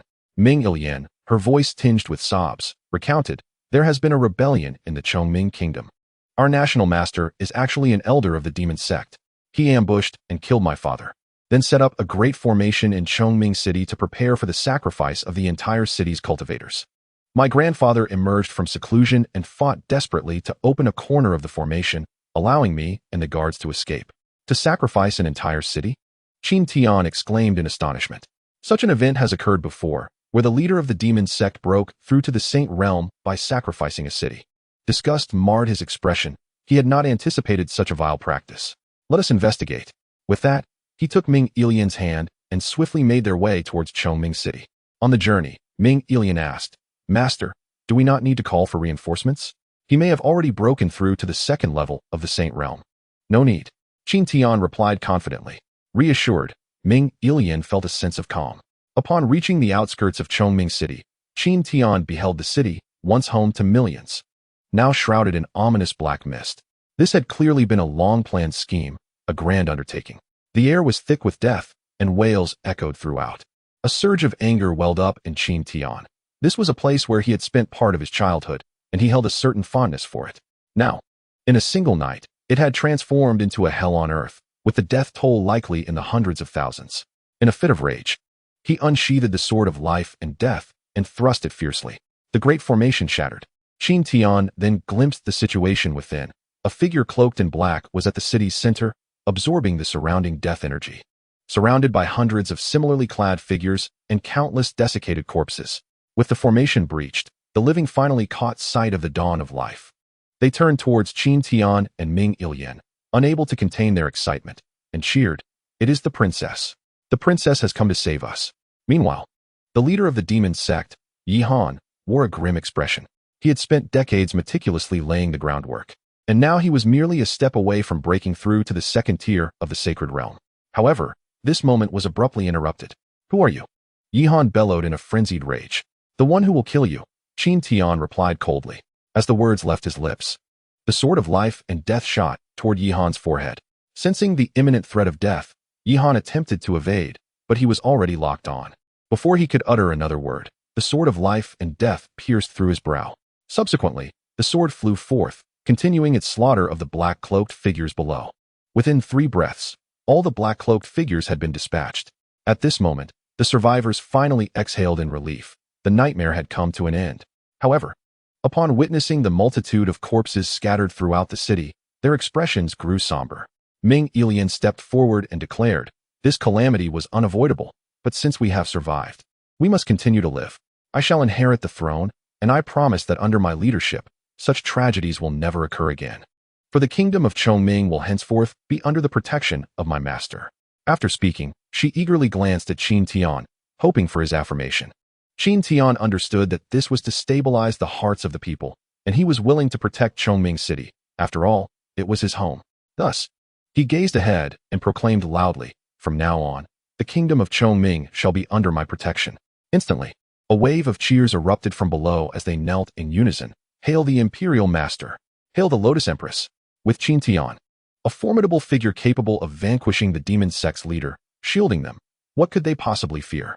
Later, Qin Tian scoured the nearby cities, slaying all encountered members of the demon sect. After completing this task, he returned to Sword Hiding Peak, while Ming Ilian began the process of rebuilding their homeland. And Miao Ling continued to strive to immerse herself fully to achieve completeness, while Bai Xiaoru practiced the Heavenly Fox Supreme technique atop the mountain. Her combat prowess was now on par with the sacred realm, and since she practiced the path of demons, she would not encounter any bottlenecks. Qin Tian approached and sat beside her. Upon noticing Qin Tian's arrival, Bai Xiaoru ceased her training. "Can you share your story in detail?" Qin Tian inquired with curiosity. Bai Xiaoru's expression darkened. She feared that upon discovering the truth, Qin Tian might be frightened and abandon her. After all, the forces seeking to kill her were immensely powerful. And there was more than one. Otherwise, the Qingqiu, one of the 3 great demon clans, would not have been unable to protect her. Thus, she felt a mix of hope and anxiety. She did not wish to be Qin Tian's pet, yet she also did not want to leave him.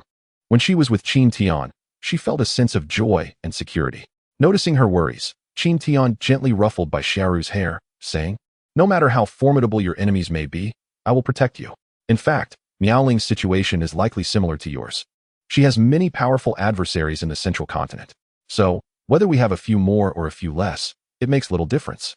Bai Xiaoru nodded slightly and then transformed into her human form, sitting beside Qin Tian. I was once the princess of Qingqiu. After Bai Xiaoru finished recounting her story, Qin Tian regarded her with newfound respect. It was hard to fathom that one person's beauty could lead to the downfall of two mighty empires, each with a population of billions. Nevertheless, Bai Xiaoru's appearance and her captivating eyes were indeed mesmerizing. Qin Tian affectionately patted her head, saying, "From now on, remain by my side and refrain from causing trouble for others." Bai Xiaoru tossed her head defiantly, playfully retorting, "You are the one causing trouble for others." In the central continent, the Divine Mist Empire, a force relatively close to the eastern continent, had a legacy spanning over 100,000 years, with an abundance of powerful experts and even an emperor-level figure residing within. At this moment, on the star observation platform of the Divine Mist Empire, an elderly man suddenly opened his eyes, his gaze sharp and penetrating through countless regions. Finally, it landed on the Twin Realms mountain, situated between the eastern and central continents. A stream of purple energy surged skyward. He then closed his eyes to begin divining. After a long while, he opened his eyes again and transmitted a message. Purple energy rises from the east. The Twin Realms mountain at the central continent's border has revealed the secret realm of a peak emperor-level expert. The secret realm can only accommodate cultivators below the sacred realm. Any semi-holy prodigy of our Divine Mist Empire may venture forth to seek treasures. In the Sword God Valley, the Sword Emperor Jingyun, who had been refining swords, suddenly paused and gazed towards the direction of the Twin Realms mountain. Approximately 10 breaths later, a robust voice echoed throughout the entire Sword God Valley. The secret realm of the Emperor has emerged. All semi-holy disciples of our Sword God Valley may proceed to the Twin Realms mountain. The Ice Phoenix Empress of the Haotian Empire also began to transmit messages. In an instant, nearly all the forces from the central continent near the Twin Realms mountain dispatched their disciples to venture forth. This time, it was not merely for treasure, but also for the training of the younger generation. At Sword Hiding Peak, Qin Tian, who was resting, received a system task. The Twin Realms mountain has revealed the secret realm of the Emperor. Those at the semi-holy level and below may enter. The host may send disciple in Miao Ling for training, and rewards will be granted based on the disciple's training evaluation. Upon receiving the task, Qin Tian hurriedly approached in Miao Ling. At that moment, in Miao Ling's sword intent, having undergone extensive immersive training, had nearly reached perfection. With just a bit of refinement, she could achieve true completeness. Seeing Qin Tian's arrival, and Miao Ling sheathed her sword and joyfully exclaimed, "My sword intent is almost perfect. Thank you for your guidance, master." Qin Tian gently tidied her disheveled hair, saying, "There is no need for such formality with your master. The secret realm of the Emperor has emerged, but only those at the semi-holy level and below may enter. Thus, I hope you will take this opportunity to refine your sword path, as it will facilitate your progress." A secret realm with a boundary restriction? And Miao Ling's eyes sparkled with excitement. She had heard of such realms before, created by peak emperor-level experts before their demise, intended to discover their successors. The entry restrictions were meant to ensure that only those of a certain level could enter, typically within a separate space. These realms often held not only martial techniques and legacies, but also emperor-grade spiritual herbs, and there was even a possibility of finding emperor weapons, albeit with a lower probability. In her previous life, she had yearned to enter such a realm, but could not. Now, in this life, she had this opportunity. "I will go, master." Qin Tian handed her some elixirs, embraced her, and instructed, "Use the time-space token if any situation arises." Subsequently, Miao Ling bid farewell to Qin Tian and set off. At the entrance to the Twin Realms mountain, many talented individuals from various forces had gathered, discussing amongst themselves.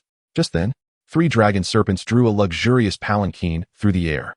Alongside the palanquin was a young swordsman wielding a remarkable sword, unmistakably of half-emperor grade. They were the prince of the Divine Mist Empire, Lan Feng, and the swordsman Bei Chun from the Sword God Valley. The arrival of these two immediately sparked fervent discussions among the crowd. It was said that both were prodigies at the 3rd tier of the semi-holy realm and had even achieved victories against those at the sacred realm. Indeed, they have both been personally tutored by peak emperors. We cannot compare. Upon reaching the entrance of the secret realm, they began to scrutinize each other. As they were the strongest among those present, there was a sense of rivalry, and the thought of sparring even crossed their minds. Just as they contemplated this, a woman clad in a white dress gracefully approached. She was the daughter of the Ice Phoenix Empress of the Haotian Empire, Princess Mu Qingqing. Upon the arrival of Mu Qingqing, the two individuals instantly abandoned their sparring intentions, unwilling to allow her to reap the benefits of their conflict. Lan Feng cast a wary glance at Mu Qingqing and remarked, I did not expect you to be here as well. The most formidable forces near the Two Realms Mountain are the three of us, Mu Qingqing responded. Since you all are present, how could I not come? This concerns the Imperial weapon. Mentioning the Imperial weapon, a glimmer of greed flickered in the eyes of all three, for such weapons represented the foundation of their sections. In this moment of mutual caution, none dared to initiate conflict, choosing instead to await the opening of the secret realm's entrance in silence. Before long, another extraordinary young woman clad in phoenix feather attire approached, revealing herself to be in Miaoling. At this moment, she wore a pink, unique veil. Yet her facial contours and her pair of refreshing, ethereal eyes still betrayed her stunning beauty. The veil served to obscure her identity from the forces of Zhongzhou. Upon witnessing this captivating figure, Lan Feng hastened to engage her in conversation. However, in Miaoling, standing with her sword in hand and gazing impassively at the entrance of the secret realm, paid him no heed. Her indifference only fueled Lan Feng's possessiveness. As a prince, he had never encountered a woman, aside from Mu Qingqing, who dared to ignore him. Patiently, he proclaimed his identity and assured in Miaoling that he would protect her once they entered the secret realm. Yet, she still disregarded him, instead moving toward the entrance. Ignored in front of so many prodigies, an overwhelming anger surged within him. Stop right there, he commanded, reaching out with one hand. And Miaoling sensed his approach and deftly sidestepped. With a swift motion, she unsheathed her ice-glass sword and retaliated with a strike. Lan Feng, taken aback by her audacity, barely managed to defend himself with his protective spiritual energy. The ice-glass sword sliced through his defenses, leaving a mark upon his arm. This display shocked the entire assembly. Remarkable. She has wounded the prince of the Shenlan Empire with a single strike. Which prodigy is she from? Could she be from the central region of Zhongzhou? Both Mu Qingqing and Jian Beichen gazed at Miaoling in astonishment, particularly Jian Beichen, who sensed a sword intent from her that rivaled his own. Which faction do you belong to? Lan Feng demanded, swiftly distancing himself from Miaoling. I am factionless, she replied. Lan Feng scrutinized her, confirming her realm as a half-saint, albeit with a notably stronger sword intent. Thus, it was evident that her sword was no ordinary weapon. It was likely a half-emperor grade, perhaps even an inferior emperor grade. Greed gleamed in his eyes as he thought, Little sister, relinquish your sword, or you shall not leave here today. Leave, and Miaoling uttered, her lips barely parting to enunciate a single word. If that is the case, do not blame me for being impolite. Lan Feng unsheathed his long blade. And in Miaoling's expression grew serious at the prospect of combat, recognizing that he was 2 realms above her and a prodigy in his own right. Lan Feng executed a sudden movement, lunging forward with a powerful slash. And Miaoling met his attack head-on with her ice-glass sword. The clash resulted in both retreating a few steps, yet in Miaoling, bolstered by her sword and her perfected sword intent, stood her ground. Observing this, Lan Feng activated his imperial bloodline, enhancing his aura, and Miaoling, in turn, activated her ice phoenix bloodline, causing the surrounding temperature to plummet. Lan Feng's expression shifted as he sensed that her bloodline might surpass his own. What kind of bloodline is this? He inquired. While Jian Beichen and Mu Qingqing exchanged astonished glances, and Miaoling furrowed her brow, choosing not to respond, her concern directed toward the potential actions of Lan Feng's backing forces. For both her sword and her bloodline held great allure for the major powers. Undeterred, Lan Feng continued his assault, unleashing his royal family's ultimate techniques. Yet Miaoling countered each one with ease. Realizing he could hardly defeat her, he called out, Uncle Long. Moments later, a middle-aged man appeared, Long. The guardian Lan Feng spoke of a third realm saint. It seemed Lan Feng was communicating with him telepathically. Soon enough, Long's gaze fell upon Miaoling, his eyes gleaming with recognition as he discerned her ice phoenix bloodline. Young lady, let us discuss a proposal. How about marrying our prince, Lan Feng, as his consort? This proclamation stunned the crowd, for Lan Feng was the heir to the throne of the Shenlan Empire. Lan Feng opened his mouth to speak, but, upon receiving another telepathic message from Long, fell silent. When he looked at Miaoling again, his eyes brimmed with possessiveness. I refuse, and Miaoling declared with visible disdain, grasping her spatial token, ready to activate it at any moment. Do you understand what being a consort entails? Long pressed on, not interested, and Miaoling's response darkened Long's expression. You might not be in your right mind at the moment. I shall take you back to the Empire for treatment. With that, he advanced to seize Miaoling. Just then, a flying sword shot towards him from the distance. The impact sent Long staggering backward. Upon witnessing the sword in midair, and Miaoling's icy demeanor softened slightly as she scanned the surroundings for Qin Tian's figure. However, He did not appear, instead communicating to her, "I shall remain hidden. I am here to intimidate them from the shadows." He feared that his emergence might escalate tensions and draw the attention of powerful figures from the imperial realm, leading to a situation that would spiral out of control. Long also surveyed the area, ultimately fixing his gaze upon Miaoling. "Is this your protector?" he inquired. Miaoling nodded in acknowledgement. After a moment's hesitation, Long decided against further confrontation, sensing that she was stronger than him from their earlier exchange. Subsequently, he sent out a distress signal to the Empire and vanished into hiding. Soon after, the entrance to the secret realm opened, allowing everyone to enter sequentially. Inside, they found themselves in a vast desert, where many began to form teams spontaneously. A larger group offered advantages in treasure hunting and enhanced safety. Lan Feng located Jin Beichen, and after a brief exchange, they cast malevolent glances toward Mu Qingqing and Miaoling. After some contemplation, Mu Qingqing approached Miaoling with a smile, saying, "Hello. I am Mu Qingqing. I hope to team up with you. We can share the spoils equally." And Miaoling pondered briefly before agreeing, having noticed Lan Feng's predatory gaze. Thus, the two women set off together, delving deeper into the secret realm. In the Shunlan Empire, Prince Lan Yang, a powerful figure, moved towards the Two Realms Mountain, having received a message from Emperor Lan Tian. Chapter 32, The Resurrection of the Ancient Sun Emperor. As they ventured deeper, the number of suns in the sky multiplied. 2, 3 now? 6 suns hung above, their heat far exceeding that of the outside world.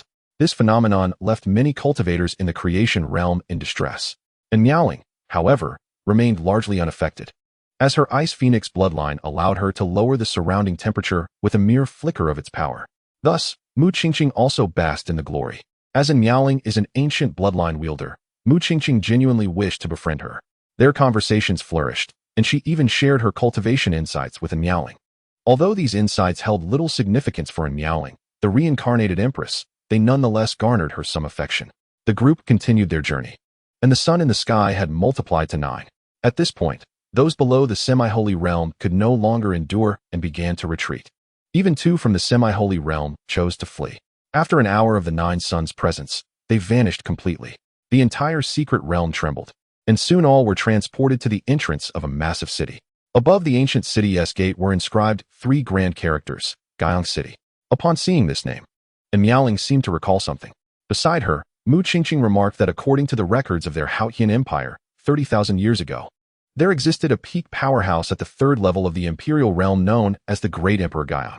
Hence, this secret realm might very well be left behind by him. It was said that the Great Emperor Guyang possessed the imperial weapon, Guyang Blade. At this point, Mu Qingqing was visibly excited, for even their Haotian Empire possessed only one imperial weapon. The disparity between an imperial realm cultivator with an imperial weapon and one without was immense. This revelation was not limited to the 2 of them.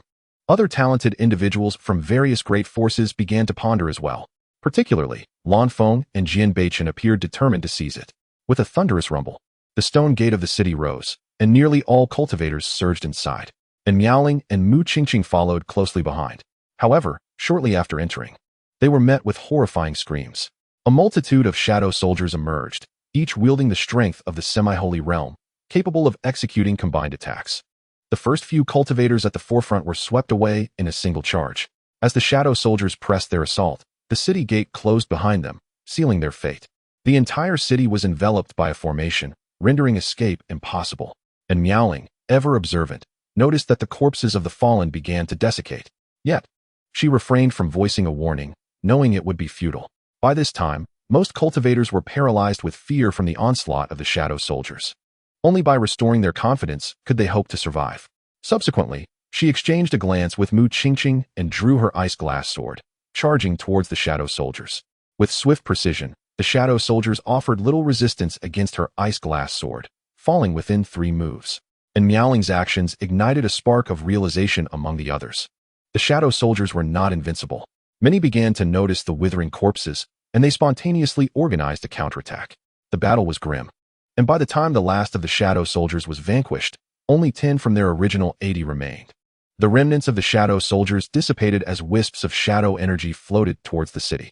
Witnessing this eerie scene, and Miaoling decisively pursued the direction of the shadow energy. If there was indeed something to confront, now was the opportune moment to act. With the ancient city sealed and no way to escape, allowing the shadow energy to accumulate would be tantamount to awaiting death.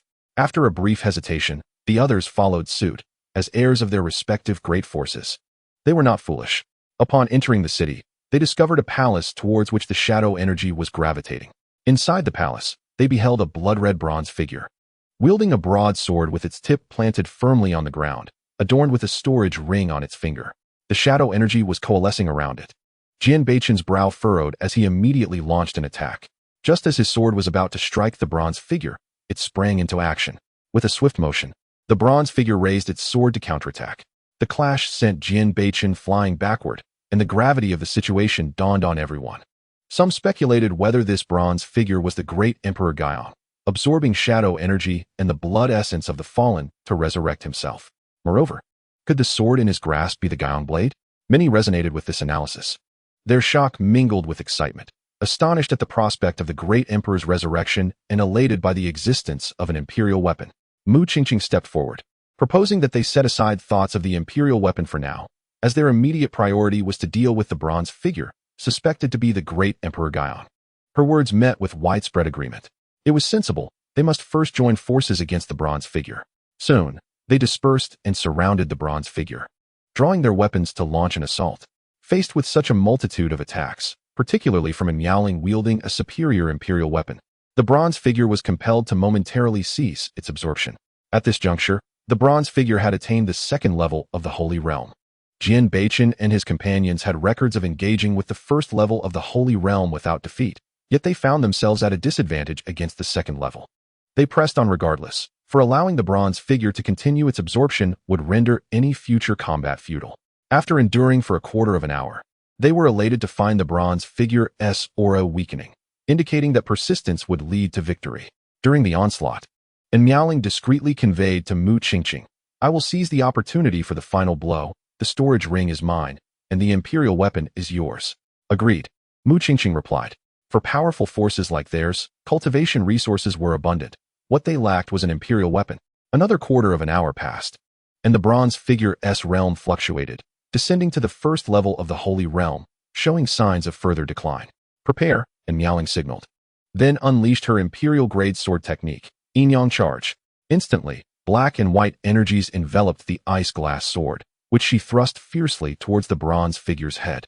The ice-glass sword pierced through the bronze figure's skull, causing it to split apart. Ever prepared, and Miaoling and Mu Qingqing swiftly claimed the ring and sword before fleeing. The others hurriedly pursued them, but the two women were formidable amidst the chase and skirmish. They ultimately escaped the secret realm. Upon exiting, they did not linger and continued their flight into the distance. At that moment, Mu Qingqing's protector received news and promptly dispatched a distress signal while rushing to assist their escape. However, they had not traveled far before being intercepted by the approaching king of Lanyang. Instantly, everyone's expression changed. They had not anticipated that the divine Lanyang Empire would dispatch an imperial realm powerhouse. Seeing this, they temporarily relinquished thoughts of seizing the imperial weapon and storage ring, opting instead to observe how the Haotian Empire would respond to the king of Lanyang. Chapter 33. Battle of the Imperial Realm. Mu Qingqing's protector was a woman in a black dress at the third level of the Holy Realm. At this moment, she regarded the king of Lanyang with trepidation and remarked, "Your intervention in the contest among juniors is rather inappropriate, is it not?" "Whether it is appropriate depends on whether it is worth it," replied the king of Lanyang. "Imperial weapons are not meant for juniors like you to possess. Are you resolute in opposing my Haotian Empire?" The woman in black retorted coldly. With support from the Haotian Empire imminent, she felt emboldened. The king of Lanyang scoffed. "Do you think the divine Lanyang Empire fears your Haotian Empire? You have 5 seconds to contemplate whether to leave behind the imperial weapon and the young girl with the Ice Phoenix bloodline." The atmosphere grew tense, and the 5 seconds swiftly elapsed. The several young women remained unresponsive. King Lanyang directly unleashed his domain, a manifestation of comprehension attained upon reaching the imperial realm. Within the confines of this domain, one's strength would be suppressed, and the expended spiritual energy could not be replenished unless one possessed a domain to counteract it. Thus, the disparity between the sacred and imperial realms was immense. Enveloped by King Lanyang's domain, and Miaoling felt the gravitational force of the entire space shift, placing her under pressure, compelling her to utilize her spiritual power to resist this oppression. However, the energy she expended could not be restored, as she was unable to absorb any external spiritual energy under the influence of the domain. Furthermore, her strength was directly diminished by half. After releasing his domain, King Lanyang approached Mu Qingqing with deliberate strides, intent on seizing the imperial weapon, the ancient Yang blade. A woman in a black dress stood in his way, brandishing her sword. King Lanyang scoffed coldly and struck with his palm, sending the woman in black flying. Just as he prepared to seize the sword, a beautiful woman appeared, gliding like a shadow to Mu Qingqing's side. Dressed in a resplendent red palace attire, her regal aura was palpable, and her cold eyes radiated an icy menace. How shameful it was to act against a younger generation. As her words fell, the domain of King Lanyang was neutralized by the woman's own domain. For both were at the first level of the imperial realm. Mu Qingqing exclaimed in delight, "Aunt." The woman nodded and remarked, "You have achieved great merit this time." Realizing that his attempt to seize the treasures was now futile, King Lanyang resolved to capture Miaoling and reassess his strategy. When Mu Qingqing discerned the king's gaze fixated on Miaoling, she grasped his intentions. Thus, she pointed to Miaoling and said, "Aunt, this is my friend, a bearer of the ancient Ice Phoenix bloodline." Upon hearing this, the woman's eyes widened in surprise as she scrutinized Miaoling, then spoke kindly, "You should follow me. No one can harm you." And Miaoling smiled gratefully, replying, "Thank you, senior." King Lanyang, feeling angered, understood the difficulty of overcoming the beautiful woman. As he was conflicted, a voice interrupted, "We cannot allow the Haotian Empire to take all the benefits. Brother Lanyang, why not join forces? The imperial weapon shall be mine, and the girl yours." At these words, everyone turned to see a sword cultivator clad in white robes descending on a flying sword. He was Jian Wuchen, the junior master of the Sword God Valley. Jian Wuchen glanced at Miaoling and continued, "This girl possesses not only the ancient bloodline, but also wields an extraordinary sword. Furthermore, she has obtained all treasures from the ancient Yang Emperor, aside from the imperial weapon, making it a worthy pursuit." After a moment of contemplation, King Lanyang acquiesced, realizing this alliance would at least yield some rewards. Now, the balance of power shifted to a 2-on-1 confrontation as they advanced toward the beautiful woman, who retaliated with great vigor. However, after a dozen exchanges, she began to falter, as the odds were against her. Mu Qingqing frowned, observing the unfolding battle. Calling for reinforcements now would be futile. Her aunt's arrival was only possible due to prior intelligence received by the Haotian Empire regarding King Lanyang's movements. And Miaoling, filled with concern, clutched the time and space token, yet refrained from summoning aid, realizing her master might not be able to contend with an imperial realm opponent. Given the vast gulf between the sacred and imperial realms, with a resounding crash, the beautiful woman was pushed back, a trickle of blood escaping her lips. The two adversaries pressed their advantage, wielding half-imperial grade weapons against her. The woman's expression turned grim, and she contemplated retreat. At that moment, a sword flew through the air, intercepting the attack aimed at her. The onlookers were stunned, searching for the sword's master, and Miaoling smiled, relieved to see her master capable of deflecting the blow, while also astonished at his strength. She had thought she had discerned his capabilities, but it appeared she had been mistaken. Amidst the astonishment, a handsome man appeared. Walking on air, it was Qin Tian. Upon seeing him, Mu Qingqing's eyes sparkled. She had never encountered anyone so strikingly handsome. Qin Tian grasped the sword of life and death and spoke coolly, "If you wish to bully my disciple, you must first seek my permission." The three Imperial Realm figures began to assess Qin Tian's strength. Spirit Movement Realm? Impossible. They unanimously dismissed, for those of the Spirit Movement Realm could not fly, let alone intercept such a powerful strike. This realization instilled a sense of caution in Jian Wuchen and King Lanyang. Meanwhile, the beautiful woman smiled, recognizing she now had a formidable ally. Noticing the woman's precarious state, Qin Tian transitioned to the realm of life, swinging the sword of life and death, sending a wave of life energy toward her. Initially taken aback, she prepared to defend against what she thought was an ambush. However, as the wave filled her with revitalizing energy, she relinquished her resistance, experiencing a swift recovery of her injuries. Jian Wuchen and King Lanyang were left dumbfounded. Could he be a practitioner of life energy? Qin Tian then proposed, "Shall we conclude this matter here?" "Not acceptable," Jian Wuchen and King Lanyang replied in unison. They had not been at a disadvantage during their earlier confrontation, and they did not believe Qin Tian lacked a domain. "If that is the case, let us engage in battle." After declaring this, Qin Tian turned to the beautiful woman and said, "Choose your opponent." She nodded and indicated King Lanyang. Qin Tian acknowledged her choice, then patted Miaoling's shoulder, advising, "Have faith in your master." He then charged toward Jian Wuchen. As soon as they clashed, Jian Wuchen's sword domain enveloped them. Qin Tian's speed diminished. This was the first time he had encountered such a scenario, leaving him somewhat bewildered, but not deterred. Activating the eternal unyielding body, he rendered the domain's pressure ineffective, as his physique could easily adapt to the changes in gravity. And he did not require the restoration of spiritual energy. Observing this transformation in Qin Tian, Jian Wuchen furrowed his brow, unprepared for the revelation that Qin Tian was a formidable body cultivator. Nevertheless, he paid little heed, for he was the most aggressively offensive sword cultivator. With the eternal unyielding body activated, Qin Tian surged forward like a beast, swiftly closing the distance to Jian Wuchen. His sword rained down with ferocity upon Jian Wuchen. Despite his utmost effort to defend, Jian Wuchen was forced back, his arm trembling slightly from the impact, and his sword sustained some damage. This was all due to the immense force behind Qin Tian's strikes and the superior tier of the Sword of Life and Death. Gaining the upper hand, Qin Tian raised the Sword of Life and Death, proclaiming, "Shatter the firmament." With a single stroke, he cleaved a gash in Jian Wuchen's sword. Following this, he delivered a knee strike to Jian Wuchen's chest, sending him hurtling backward, grievously wounded. In that moment, Qin Tian appeared to Jian Wuchen as a ravenous beast. Qin Tian pursued relentlessly, aiming the Sword of Life and Death at Jian Wuchen's neck once more. However, the entire person was forced to retreat continuously by this sword strike. At this moment, another notch appeared on the sword in his hand. Gazing at the two notches, his heart ached severely, for the sword was his most treasured possession. Though his sword was not an Imperial-grade weapon, it was a half-Imperial-grade one, crafted from materials identical to those of Imperial-grade weapons. Now, with two notches inflicted upon it, there was only one possibility. Qin Tian's sword was indeed an Imperial weapon, and it was highly likely to be of superior quality among Imperial-grade weapons. Chapter 34. The Forging Method of Imperial Weapons. Qin Tian pursued once more, while Jian Wuchen swiftly retreated, unwilling to engage in a direct confrontation. Consequently, the battle took on a somewhat dramatic turn.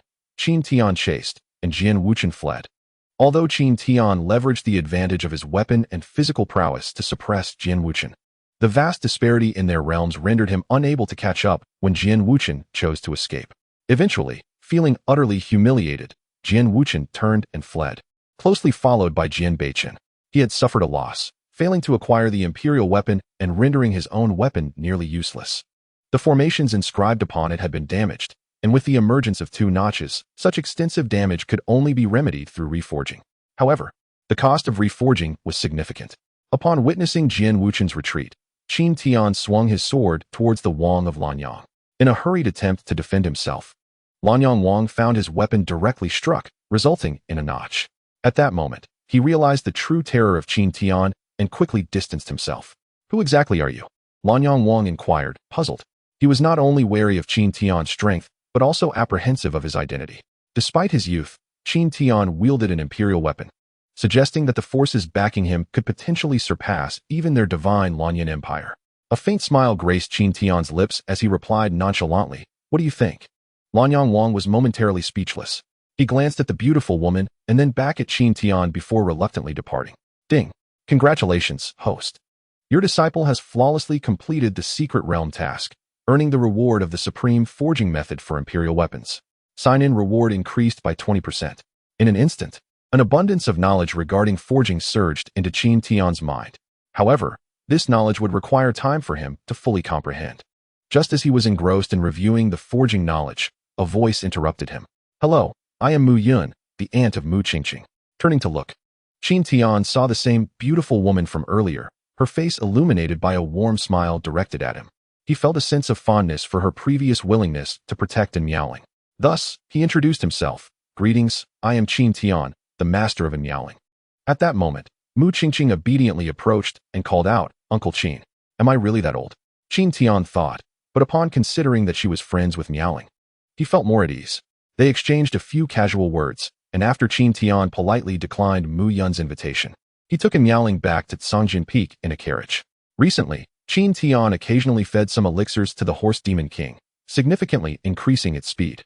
As they sped along, the Horse Demon King suddenly made a sharp turn, causing Miaoling to tumble into Qin Tian's embrace, her fragrant presence enveloping him. Qin Tian instinctively placed a hand on her slender waist. Feeling the warmth of his hand on her waist, and Miaoling's face flushed crimson, and she quickly extricated herself from his hold, thinking to herself, "Again, this rogue master is taking advantage of me." After a while, The horse demon king made another abrupt turn, catching and meowing off guard as she once more fell into Qin Tian's arms. He held her waist gently, inhaling the scent of her hair as he remarked, "It doesn't smell as sweet as before. When we return, I'll help you wash your hair." And meowing shrugged, unable to tolerate the lingering tension, and sat up straight. However, not long after, the horse demon king turned sharply again. This time, the astute and meowing sensed something amiss. She cast a suspicious glance at Qin Tian, who wore a serene smile, devoid of any other expression. Yet, and meowing recognized that expression. It was the same one her master had whenever he was up to no good. With no recourse against Qin Tian, she decided to threaten the horse demon king instead. With a swift motion, the ice-leery sword soared from the carriage, striking the horse's back. And meowing threatened, "If you don't run properly, it'll be more than just a light tap next time." Qin Tian patted and meowing's shoulder, saying, "Why trouble yourself with a horse?" And meowing's beautiful eyes narrowed. "Then shall I take it up with you? Why are you so full of tricks? Have you done this before? Master spends every day with you. Surely you know whether I have or not." And meowing pondered for a moment and recalled Qin Tian's frequent reading of popular novels. "Do you often read stories like The Overbearing Sect Master Falls in Love with Me, or The Cold Brother's Little Darling?" Qin Tian's expression shifted slightly, and he quickly replied, "How could a handsome and sunny person like me indulge in such novels?" "Humph." And meowing bit her lip, "Do you think I would believe that? I am the empress and quite fierce. Don't mistake me for those fragile women." Qin Tian nodded earnestly and then lay down, resting his head on meowing's lap. At least this way, she wouldn't resist too much. After a while, they returned to Sanjin Peak, where meowing handed Qin Tian the storage ring she had obtained in the secret realm. Upon inspecting its contents, Qin Tian discovered 2 low-grade imperial spirit herbs and even more heavenly-grade herbs. Additionally, there were several heavenly-grade elixirs and forging materials. After counting, he found a considerable amount of materials, including several low-grade imperial materials and only 1 medium-grade material. Subsequently, Qin Tian first refined some elixirs, producing 10 low-grade imperial elixirs and even more heavenly-grade ones. He divided half of them for meowing to cultivate, keeping 2 for himself and reserving 3 to give to Baishiru. At this moment, Baishiru was, as usual, practicing her breathing exercises on the mountain peak, clearly eager to regain her strength. Qin Tian approached her side, presenting 3 low-grade imperial elixirs, asking, "Would you like some?" Baishiru sniffed the air twice. Her spirit suddenly invigorated as she gazed at the elixirs in Qin Tian's hand. Low-grade imperial elixirs? And 3 of them, even when she was an imperial princess. She had never possessed such a bounty of low-grade imperial elixirs. "I want them," she exclaimed, reaching for the elixirs. Qin Tian withdrew them, replying, "Transform back into your human form, show me your tail, and let me take a nap on it, and I'll give them to you." "A nap? No way. You shameless rogue. I will tell and sister your true colors." "Why am I shameless? What I meant was for you to let me rest my head on your tail. It was quite comfortable last time," Qin Tian explained. Baishiru's cheeks flushed slightly, realizing she had misunderstood. She glanced longingly at the elixirs in Qin Tian's hand and ultimately acquiesced. Transforming back into her human form, she became the stunning beauty clad in a starry moonlit dress. 7 tails gracefully emerged, lively and vivid. Qin Tian handed the elixirs to Baishiru and immediately lay down, resting his head on her fluffy tail. Being used as a pillow made her uneasy. She feared Qin Tian might become curious about whether her tail sprouted from a certain place. However, after several glances, she discovered Qin Tian had fallen into a light slumber, softly snoring. "Does my tail have a hypnotic effect?" Seeing Qin Tian asleep, she felt a sense of relief and began to consume the elixirs for refinement. Although not all imperial-grade elixirs could facilitate an advancement, 3 of them would suffice to restore her to the sacred realm in a short time. Chapter 35. Sign-in rewards. When Qin Tian awoke, the sky was adorned with a full moon and a myriad of stars, a breathtaking sight. Baishiru, upon noticing Qin Tian's awakening, halted her cultivation. "Get up quickly. My tail has been crushed beneath your weight," she said. Qin Tian hastily sat up. "Have I slept for long?" Baishiru pointed to the sky. "It is already late into the night. What do you think?" Qin Tian chuckled awkwardly and shifted the topic. "The moon is particularly beautiful tonight." "Indeed. But it pales in comparison to the moonlight of Qingqiu," Baishiru murmured, a hint of nostalgia in her voice. Qin Tian patted her back reassuringly. "Time passes swiftly for cultivators. It won't be long before you return to Qingqiu. You needn't worry about the contract. I can dissolve it whenever you wish." Upon hearing this, Baishiru felt a twinge of emotion. "Why are you so kind to me?" she asked curiously, perceiving Qin Tian as a beacon of light in her life. "Because I am your master," he replied.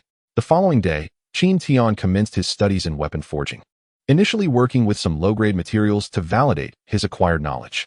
The processes of alchemy and weapon forging shared many similarities, allowing him to learn swiftly. After 3 months, he was ready to attempt forging an imperial weapon. The weapon forging process consists of 3 essential steps. The first step is refinement, where impurities are removed through a meticulous process.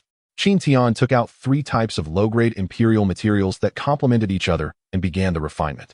He employed the Wanda Tian hammer, stacking blows one atop the other, which increased his physical toll with each additional strike.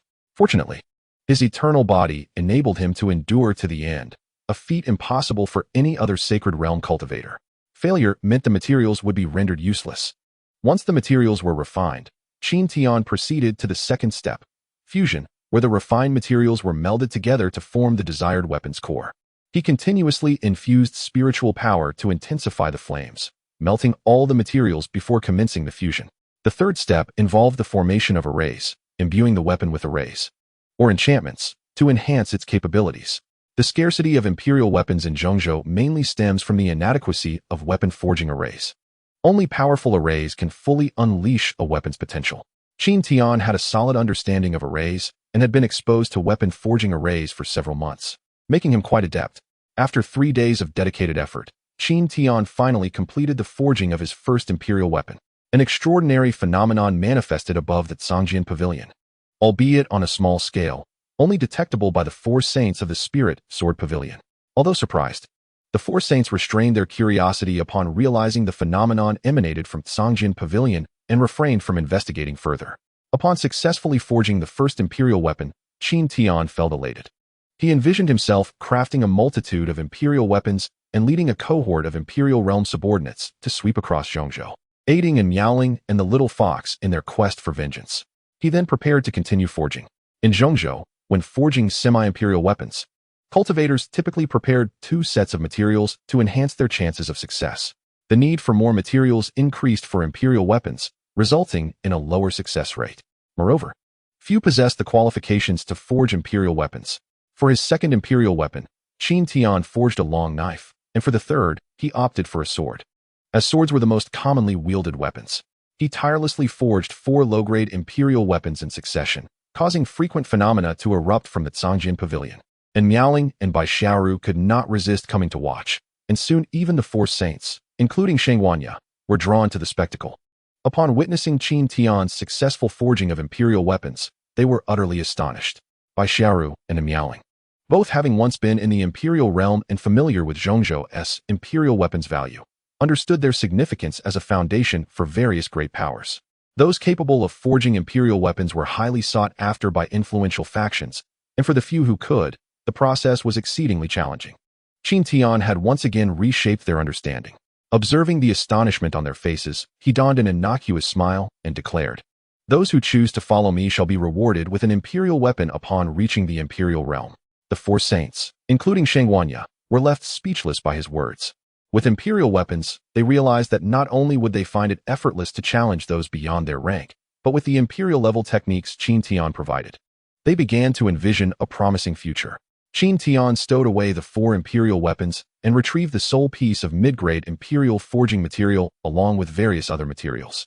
"Master, are you attempting to forge a mid-grade imperial weapon?" And Miaoling could not help but inquire. Qin Tian nodded. "I shall give it a try."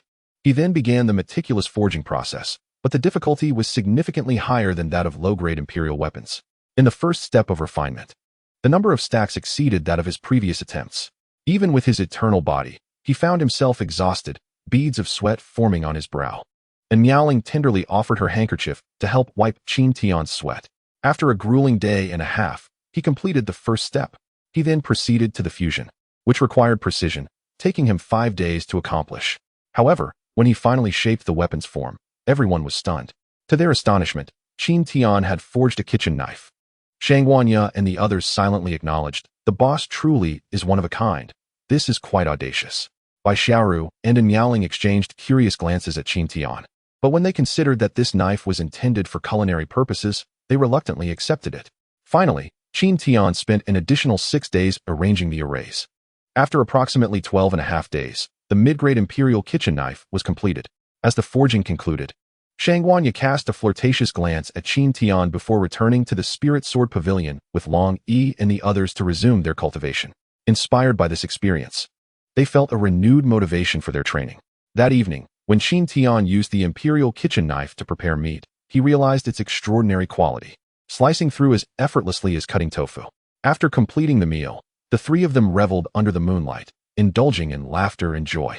After the meal, Qin Tian began consuming elixirs to continue his cultivation. Time passed swiftly in the mountains, and years slipped by unnoticed. Sign in. Ding. You have accumulated 5 years' worth of sign-in points. Would you like to receive your reward? Claim. Ding. Sign-in reward. Spirit Gathering Pearl, mid-grade Imperial, can enhance the wearer's cultivation speed and replenish their spiritual power. Sign-in reward. Transformation into Freedom Technique upgraded to the 13th level. Sign-in reward. Eternal Body upgraded to the 3rd level. This time, his realm did not advance, as he had previously broken through to the 2nd level of the Sacred Realm through the use of elixirs. Thus, the transformation into Freedom Technique remained at its original level. Now, with the rewards acquired, he had successfully elevated the levels of his technique. The Spirit Gathering Pearl, an excellent auxiliary cultivation treasure, was directly donned. The most significant gain was the enhancement of his Eternal Body to the 3rd level. Thus, he gained the confidence to challenge the Imperial Realm. Just as he reveled in this newfound assurance, he heard the voice of the system. Ding. It has been detected that all of the host's realms have been forcibly elevated by this system. The host does not possess a path of their own. Therefore, it is advised that the hosts seal their spiritual energy, experience the mortal realm, and comprehend their own path. If agreed, the host's spiritual energy and storage ring will be sealed 3 days hence. Any active use will be considered a failure. Chapter 36. Experiencing Mortality. A new task. Upon hearing the system's words, Qin Tian felt a sense of confusion. He understood many paths, such as the sword path, which he could even teach in Miaoling. However, none of these were his own. He merely grasped them due to the system, without delving deeply into them, let alone comprehending them. If the sword path was not his path, then what was? Why pursue cultivation? A sudden urgency to find this answer enveloped Qin Tian. Agreed. Ding. The host has consented to experience mortality. The sealing of the host's spiritual energy and storage ring will commence in 3 days. After Miaoling broke through to the 2nd level of the semi-saint realm, she began secluding herself to attempt a breakthrough in sword intent and comprehend the sword domain. Thus, Qin Tian refrained from disturbing her, believing that his quest for his own path would not take much time. Perhaps he would return before her emergence. He then sought out Bai Xiaoru, who had now also broken through to the 1st level of the saint realm. Consequently, Qin Tian received another reward, enhancing his cultivation aptitude to the imperial level, akin to Miaoling's. Furthermore, the rewards from signing in had also increased by 20%. At that moment, in the room, Bai Xiaoru had transformed into her human form, lazily reclining on the bed in revealing sleepwear. As Qin Tian entered, Bai Xiaoru startled and sat up, casting a shy glance at him. It was the first time Qin Tian had witnessed such a seductive side of Bai Xiaoru. Her enchanting eyes, a face reminiscent of a siren, coupled with alluringly fair skin, captivated his gaze. Bai Xiaoru hastily grabbed a blanket to cover herself, displeasedly inquiring, "What brings you here so late?" Once her alluring figure was concealed, Qin Tian regained his composure. "I plan to be away for a while, heading to the central continent. Would you like to join? To the central continent?" Bai Xiaoru pondered before deciding against it. "No, it's too dangerous for me right now. Then I shall go alone." "Do not miss me too much," Qin Tian replied before departing, determined to venture into the unknown of the central continent. His destination was the Haotian Empire, where he intended to find a small town to reside. He carried only an imperial-grade kitchen knife, as it served both culinary and self-defense purposes. Even without utilizing spiritual energy, his physical prowess combined with the knife would suffice against ordinary foes. Qin Tian first arrived at the Two Realms Mountain, then gradually made his way deeper towards the central continent. Upon reaching the central continent, he sensed a significantly denser spiritual energy in the air compared to the eastern continent. Entering the central continent, he was unfamiliar with the surroundings and could only continue forward, asking for directions when encountering others. While traversing, he received a notification from the system.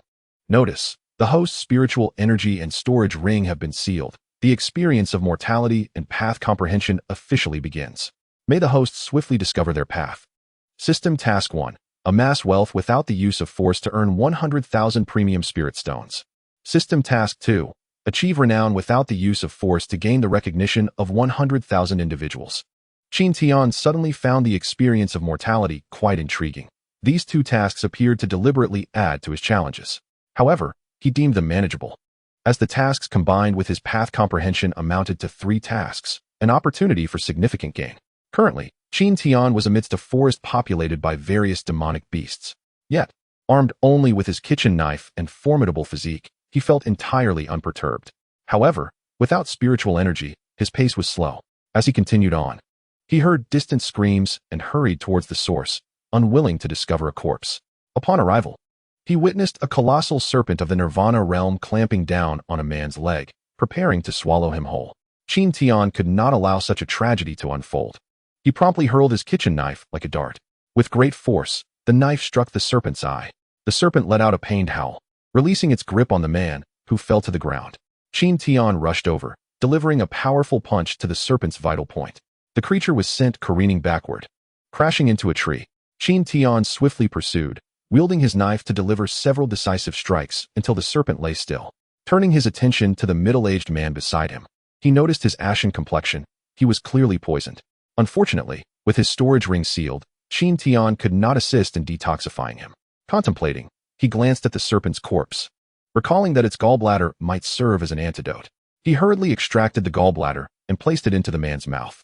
After a while, the man's poison was alleviated, but his injuries remained severe, leaving him unconscious. Qin Tian pricked his own finger and dripped a drop of blood into the man's mouth. Soon, the man awoke. Qin Tian suddenly felt like a walking embodiment of salvation, capable of reviving those on the brink of death with a single drop of blood. Upon regaining consciousness, the middle-aged man immediately knelt before Qin Tian, overwhelmed with gratitude. The feeling of surviving such a calamity was indescribable, especially knowing he had a frail wife and a 5-year-old child at home. If he perished, his family would be left without a pillar of support, akin to the sky collapsing. Qin Tian then inquired about the location of the Haotian Empire. Coincidentally, the middle-aged man was also from the Haotian Empire, having ventured out to hunt demonic beasts to support his family. After introducing themselves, Qin Tian learned the man's name was Niu Shan. At Qin Tian's suggestion, Niu Shan collected the serpent's remains, though Qin Tian had no need for them, as the system tasks required him not to rely on force. Following Niu Shan, they traveled for the better part of a day until they reached a border town of the Haotian Empire, Qingyan City. Upon entering the town, Qin Tian observed that it was quite lively, bustling with martial artists coming and going. Niu Shan explained, "Due to our proximity to the Qingyan mountain range, there are many hunters here." Accompanying Niu Shan to his home, Qin Tian found it rather spacious, covering an area of about 500 square meters, with a small courtyard in front. Inside, he met Niu Shan's wife and their 6-year-old son. The boy was adorable, though his wife appeared unwell. Through Niu Shan's introduction, Qin Tian learned she had sustained injuries that left lasting effects. Thus, Niu Shan often needed to hunt for spirit stones to purchase healing elixirs and prevent her condition from worsening. Although Qin Tian's blood could heal, he refrained from doing so, feeling no obligation to expose his unique abilities. Later, upon learning that Qin Tian intended to stay in Qingyan City, Niu Shan expressed his delight and gifted him a 2-story building, an establishment with a shop on the 1st floor and living quarters above. Qin Tian accepted graciously, without pretense. Upon returning to his abode, Qin Tian initially tidied up a bit before contemplating ways to earn spirit stones. After much deliberation, he resolved to create comic books. Having been an avid reader of such stories and novels in the past, he decided to illustrate the tale of the legend of the White Snake. Believing that the romance between human and spirit would intrigue practitioners of cultivation, he began by sketching the character of Banyangzi, and upon completing the artwork, he felt a profound sense of satisfaction. The depiction of Banyangzi drew inspiration from the exquisite features of 2 captivating beauties, by Xiaoru and Miaoling. For Su Xian, he based his portrayal on his own appearance, which further pleased him. This endeavor consumed 3 days as he meticulously illustrated the segment where the waters inundate Jinshan. Chapter 37. The Gallery of Artistic Essence. With the comic completed, he set out to find a merchant to distribute it for profit. He approached a trading house named Muqing. Upon entering, he presented his work to the shopkeeper and shared his aspirations. The shopkeeper glanced at the cover of The Legend of the White Snake, and his immediate reaction was one of curiosity. Beside him, a steward found it somewhat acceptable, but seeing the shopkeeper's disinterest, he refrained from further comment. "Have you any previous works?" the shopkeeper inquired. Qin Tian shook his head and was promptly dismissed. Could it be that the locals did not appreciate such tales? Resolute, He decided to create artworks more suited for cultivators, such as landscapes and depictions of renowned swords, infusing his understanding of artistic essence into these pieces. This way, martial artists would gain insights from his work, which he deemed a permissible use of strength. However, lacking spiritual energy made it arduous for Qin Tian to imbue his paintings with essence, limiting him to only one piece per day. As a fortnight passed, he completed 10 paintings, hanging them within his shop, which he named the Gallery of Artistic Essence. After a lengthy wait, his first customer arrived, a man clad in black robes, a first-level nirvana practitioner. He had been stagnating at this level due to a lack of profound understanding of artistic essence. Out for a stroll, he chanced upon this newly opened gallery and wished to see if it might offer him enlightenment. Seeing the customer enter, Qin Tian greeted him with a smile. Gesturing for him to browse freely, the man surveyed the room and was drawn to a landscape painting. Upon closer inspection, he felt a stirring within, sensing he had grasped something significant. Gradually, he began to attain insights, perceiving the source of artistic essence within the painting. Not wanting to disturb him, Qin Tian remained silent. After an hour of contemplation, the surrounding spiritual energy coalesced around the man, culminating in a breakthrough. Overjoyed, he approached Qin Tian, inquiring about the price of the painting, declaring he would acquire it at any cost. Unfamiliar with market values, Qin Tian hesitated. His goal was to amass 100,000 premium spirit stones, pricing the painting at 1,000 would necessitate 100 pieces, which seemed excessive. Setting it at 5,000 would require only 20 pieces, a target he could manage. Noticing Qin Tian's silence, the man tentatively proposed, "How about 10,000 premium spirit stones?" Qin Tian's heart leaped, though his expression remained impassive. When the man saw no reaction, he resolutely stated, "What about 20,000 premium spirit stones? That is all I possess." "Sold." Qin Tian replied instantly. The man left, elated with his purchase, confident that with the painting, he would continue to advance and eventually recoup his investment in spirit stones.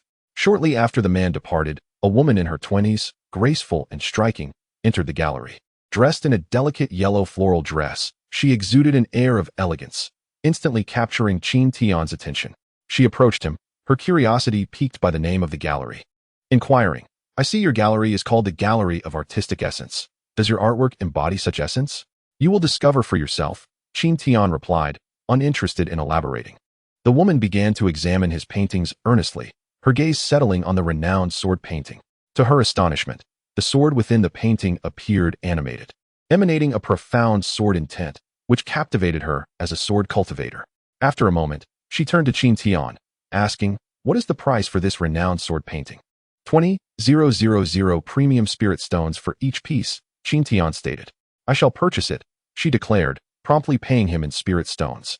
She then perused the other artworks, selecting 2 more and settling the payment. Her attention was soon drawn to the legend of the white snake. "May I take a look?" she asked. "Of course," Qin Tian replied. As she perused the tale, she became enthralled by the characters and narrative, finding both Bai Suzhen and Su Xian depicted with extraordinary beauty. And the story itself was quite engaging. She read through the first volume in one sitting, and upon finishing, she expressed her astonishment. "Did you create this?" "I did," Qin Tian confirmed. With delight, she suggested, "You should consider having this printed and sold by our trading house." "Your trading house?" "Yes," she affirmed. "I am Lin Wan, and our Lin family trading house is one of the 2 major establishments in Qingshan City." "And what is the name of the other trading house?" Qin Tian inquired. Lin Wan frowned slightly, but answered, "It is the Qingmu Trading House." Upon hearing this, Qin Tian realized it was the same house that had previously declined to accept his story. "I agree. You may handle the printing and distribution of this edition of The Legend of the White Snake." Lin Wan was elated, and they settled on a profit-sharing agreement of 28 for the trading house, with Qin Tian receiving 8. This arrangement was made in recognition that The Legend of the White Snake was not inherently valuable. Practitioners often found themselves lost in arduous training and sought entertainment to alleviate their burdens. Reading comic books served as a leisurely diversion for cultivators. The purpose was to attract interest. As more individuals became captivated by the story, they would remember the trading house, naturally increasing its foot traffic. Having finalized their agreement, Lin Wan departed with 3 paintings and The Legend of the White Snake. That evening, Qin Tian closed up early to rest. The following morning, upon opening his door, Qin Tian was greeted by a throng of individuals. "Boss, we are here to purchase paintings." Several voices called out from the crowd. Realizing that the man who had recently achieved a breakthrough had likely spread the word, Qin Tian welcomed them inside. They were immediately drawn to the artworks, with many sitting cross-legged to contemplate their meanings. However, Qin Tian found the noise overwhelming and interrupted, expressing his preference for tranquility. If you wish to view, please purchase and take them with you. If not, kindly leave. As his words echoed, numerous voices chimed in unison. I'll buy one. 20,000 premium spirit stones. Qin Tian announced. Yet, with the demand so high, the crowd began to outbid one another. 30,000 premium spirit stones. 40,000. 50,000. As the price reached 50,000, the sales finally came to a halt. Even those of noble lineage hesitated at this figure. Ultimately, 5 paintings were sold, and Qin Tian reaped a bounty of 250,000 prime spirit stones. Ding. Wealthy family mission completed. Sign-in reward increased by 20. Reward. Imperial Grade Supreme Technique. Sitting Forgetting, Long Life Sutra. The increase in sign-in rewards brought Qin Tian immense joy. What once required 10 years of sign-ins to obtain could now be achieved in 8. As for the Imperial Grade Supreme Technique, it would serve well in cultivating his subordinates. With all the paintings sold, Qin Tian promptly closed his business for the day. The following morning, upon rising, Qin Tian was greeted by the sounds of a bustling crowd outside. He opened the door to find at least several hundred people gathered. Boss Qin, we have come to purchase paintings. They expressed their intentions. Qin Tian shrugged his shoulders and replied, all the paintings were sold yesterday, and I will not be restocking. With that, he closed the door behind him. After a brief interval, a knock resounded at the door. He called out, we are not selling paintings here. Sir, it is Lin Wan, came the reply. Recognizing her voice, he opened the door, for he had a collaborative relationship with Lin Wan. She was pivotal to his second mission of gaining renown. Is there something you need? Qin Tian inquired. With a beaming smile, Lin Wan announced, Sir, we printed 1,000 copies of your book yesterday, priced at 1 prime spirit stone each, and they sold out in no time. There are still many waiting to purchase. And once the fame of the legend of the white snake spreads, it will undoubtedly soar in popularity. Qin Tian felt a surge of delight. It seemed his second mission would soon reach fruition. Currently, your story has reached the point of water flooding Jinshan, and I hope you can find the time to update the subsequent content. Additionally, I truly enjoy this story, Lin Wan concluded, her demeanor shy and reminiscent of a youthful maiden. Qin Tian nodded in acknowledgement. At the Qingmu Trading Company, a woman clad in red hurried to see her father, Qing Hongming, the president of the Qingmu Trading Association. The woman, Qing Yu, the esteemed daughter of the company, reported, Father, the Lin family trading company released the legend of the white snake yesterday, garnering immense attention in Qingshan City. She handed her father a copy of the book. Qing Hongming flipped through the pages, his expression turning serious. What is the current situation? He asked. Currently, the legend of the white snake has spread to a limited audience, and it will soon reach a broader audience. At that point, people will be drawn to them as they promote their elixirs and weapons for sale. We may find ourselves at a disadvantage. We recently acquired a large batch of inventory, and if it doesn't sell, our company may face a shortage of spirit stones for turnover, Qing Yu explained.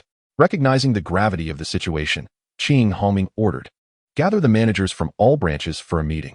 Soon, the managers and overseers from the various branches of the Qingmu Trading Company convened in the main conference hall. Qing Yu reiterated her previous remarks, prompting a lively discussion among the attendees. Some suggested conducting promotional activities, but this was quickly dismissed as a self-destructive strategy that would not yield results against their competitors, who had effective means of attracting customers while they did not. At that moment, the manager who had previously rejected Qin Tian felt an overwhelming sense of regret, though he maintained his composure outwardly. Just as he thought he was safe, the overseer beside him stood up. Master, I have something to report.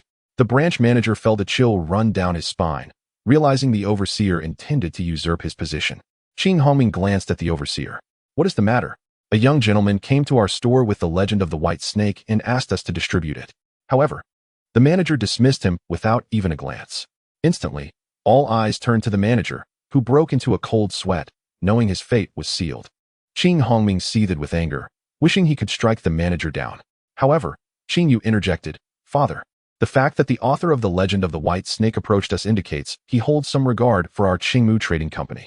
I will take this manager to sincerely apologize. And perhaps with some additional spirit stones, we might win him over.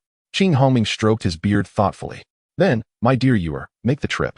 If his apology lacks sincerity, break both his legs. With that, Qing Yu led the manager toward Qin Tian's art studio. Lin Wan's personal maid was a spy placed within the Lin family by the Qingmu Trading Company. Consequently, Qing Yu deduced that the author of the legend of the White Snake was within the confines of the art studio. Upon arriving at the studio, Qing Yu began to knock on the door. As Qin Tian opened it, the manager recognized him and immediately knelt down.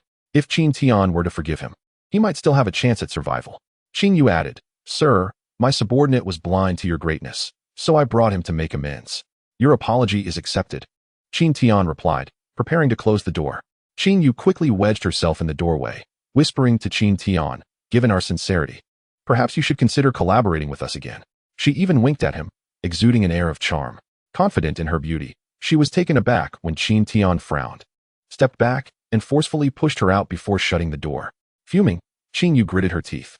In Qingshan City, she was regarded as one of the most beautiful women, and suitors would line up to pursue her. That Qin Tian remained unmoved by her allure made her question his masculinity. After a while, Qin Tian decided to venture out for a stroll, to sample some local delicacies, and perhaps purchase a few novels to pass the time. While walking down the street, he was drawn to an elderly man, sensing a strong aura of death surrounding him.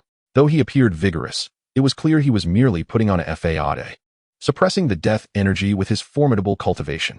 Qin Tian assessed the elder's cultivation to be at the imperial level, perhaps even beyond. Given that his aura surpassed that of Jian Wuchen, although his lifespan was evidently waning, the elder had likely come here to spend his twilight years awaiting death. Beside him stood a young man in white robes, his face etched with worry, presumably a descendant of the elder. After observing the elder, Qin Tian fell into contemplation. He then proceeded to the largest tavern in Qingshan City, where he enjoyed a meal that was satisfactory, though the ingredients were somewhat lacking. There was no Demon King meat available.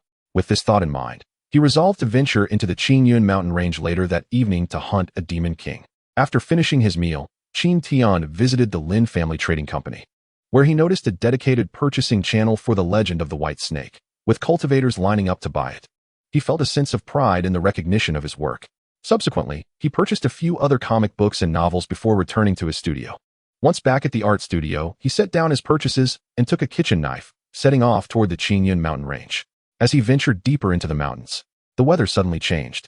Dark clouds loomed overhead, intermittently lit by flashes of lightning. It was evident that a torrential downpour was imminent. Seeking shelter from the rain, he realized he was unable to use spiritual power, meaning he would be left drenched should the rain arrive. Although he was not ill, the sensation of being drenched in the rain was far from pleasant. At that moment, he recalled a small manor he had encountered on the road. Thus, he hastened his steps toward the manor. 10 minutes later, just as the torrential rain began to fall, he stepped into the estate. The manor sprawled over an area of more than 1,000 square meters, adorned with various flowers and plants in its courtyard. Qin Tian traversed the yard and knocked on the door of the front house. "Is anyone there? It's pouring outside. May I seek shelter here?" Inside, a beautiful young woman in a flowing blue dress was engrossed in reading the legend of the White Snake. Upon hearing the voice, she rose to open the door. As she opened the door, she observed Qin Tian, whose clothes were slightly damp but not disheveled, and found him strikingly handsome, exuding a comforting aura. However, sensing the absence of any spiritual energy around him, she deduced that he was merely a mortal seeking refuge from the rain. "Please, come in." "Thank you, miss," Qin Tian replied as he stepped inside and found a chair to sit down. The young woman prepared him a cup of hot tea and resumed her reading of the legend of the White Snake. Not wanting to disturb her, Qin Tian remained silent. Before long, she reached the conclusion of the tale, whereupon she recited a poem aloud. Guided by Guanyin, the White Snake repays her debt. Crossing the broken bridge, gazing into the azure lake, when shall we meet? Sighing over unfulfilled affections, searching for her husband across 1,000 miles, in the apothecary, easing the world's tribulations. After reading, a flicker of sadness crossed her eyes as she empathized with the plight of the White Snake. Qin Tian inquired, "Do you have a fondness for the legend of the White Snake?" "Indeed. However, the author is far too slow with updates. I have inquired twice, yet there has been no progress." Qin Tian offered a sheepish smile. "It should be forthcoming." The young woman brightened, asking, "How do you know? Do you, perchance, know the author? One could say we are acquainted." Subsequently, Qin Tian recited a few lines of poetry to offer a hint of the story's content. Enraged by the suffering of mortals, the White Snake inadvertently stirs the tide against Mount Gold. The scholar laments his careless words, as melodies of love become unattainable. The young woman hesitated, unsure of how to respond. Soon after, they engaged in conversation, during which Qin Tian learned that her name was Qian Shui. Before long, another young woman in a white dress entered the room. She was equally beautiful, bearing a resemblance to Qian Shui, and was named Qian Wei. Upon seeing Qin Tian, Qian Wei frowned. Although he was exceptionally handsome, he was merely a mortal, and she held a disdainful view of such beings. Qian Shui quickly interjected, "Sister, this gentleman is here to escape the rain. He claims to know the author of the legend of the white snake." Qian Wei scrutinized Qin Tian with skepticism. "Stay here and do not wander off. Once the rain ceases, you should leave promptly," she said coldly before turning away in disdain. Qian Shui, feeling awkward, explained, "My sister tends to be wary of strangers." Qin Tian merely nodded, unbothered, as he regarded himself as nothing more than a passerby. After their previous exchange, Qian Shui perceived Qin Tian as a man of considerable depth and wisdom. It seemed a pity that such a person was merely a mortal. Hence, she presented him with a book of foundational cultivation techniques. "Sir, this is a manual for cultivation. You may use it to pursue the path of immortality, thus freeing yourself from the worries of aging and illness." Qin Tian, appreciating her gesture, decided to forge a benevolent bond.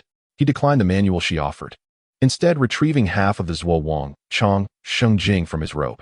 "There is no need for your manual. I possess one that is far superior." He handed her the text, adding, "Consider this a token of gratitude for your hospitality, but I hope you will not share it with others." Qian Shui instinctively accepted the Zuo Wang Chang Sheng Jing and began to peruse it.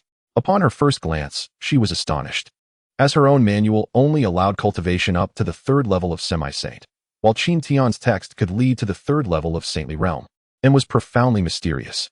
After a brief examination, she felt a spark of understanding and believed that with practice, she could soon break through to the 2nd level of the creation realm.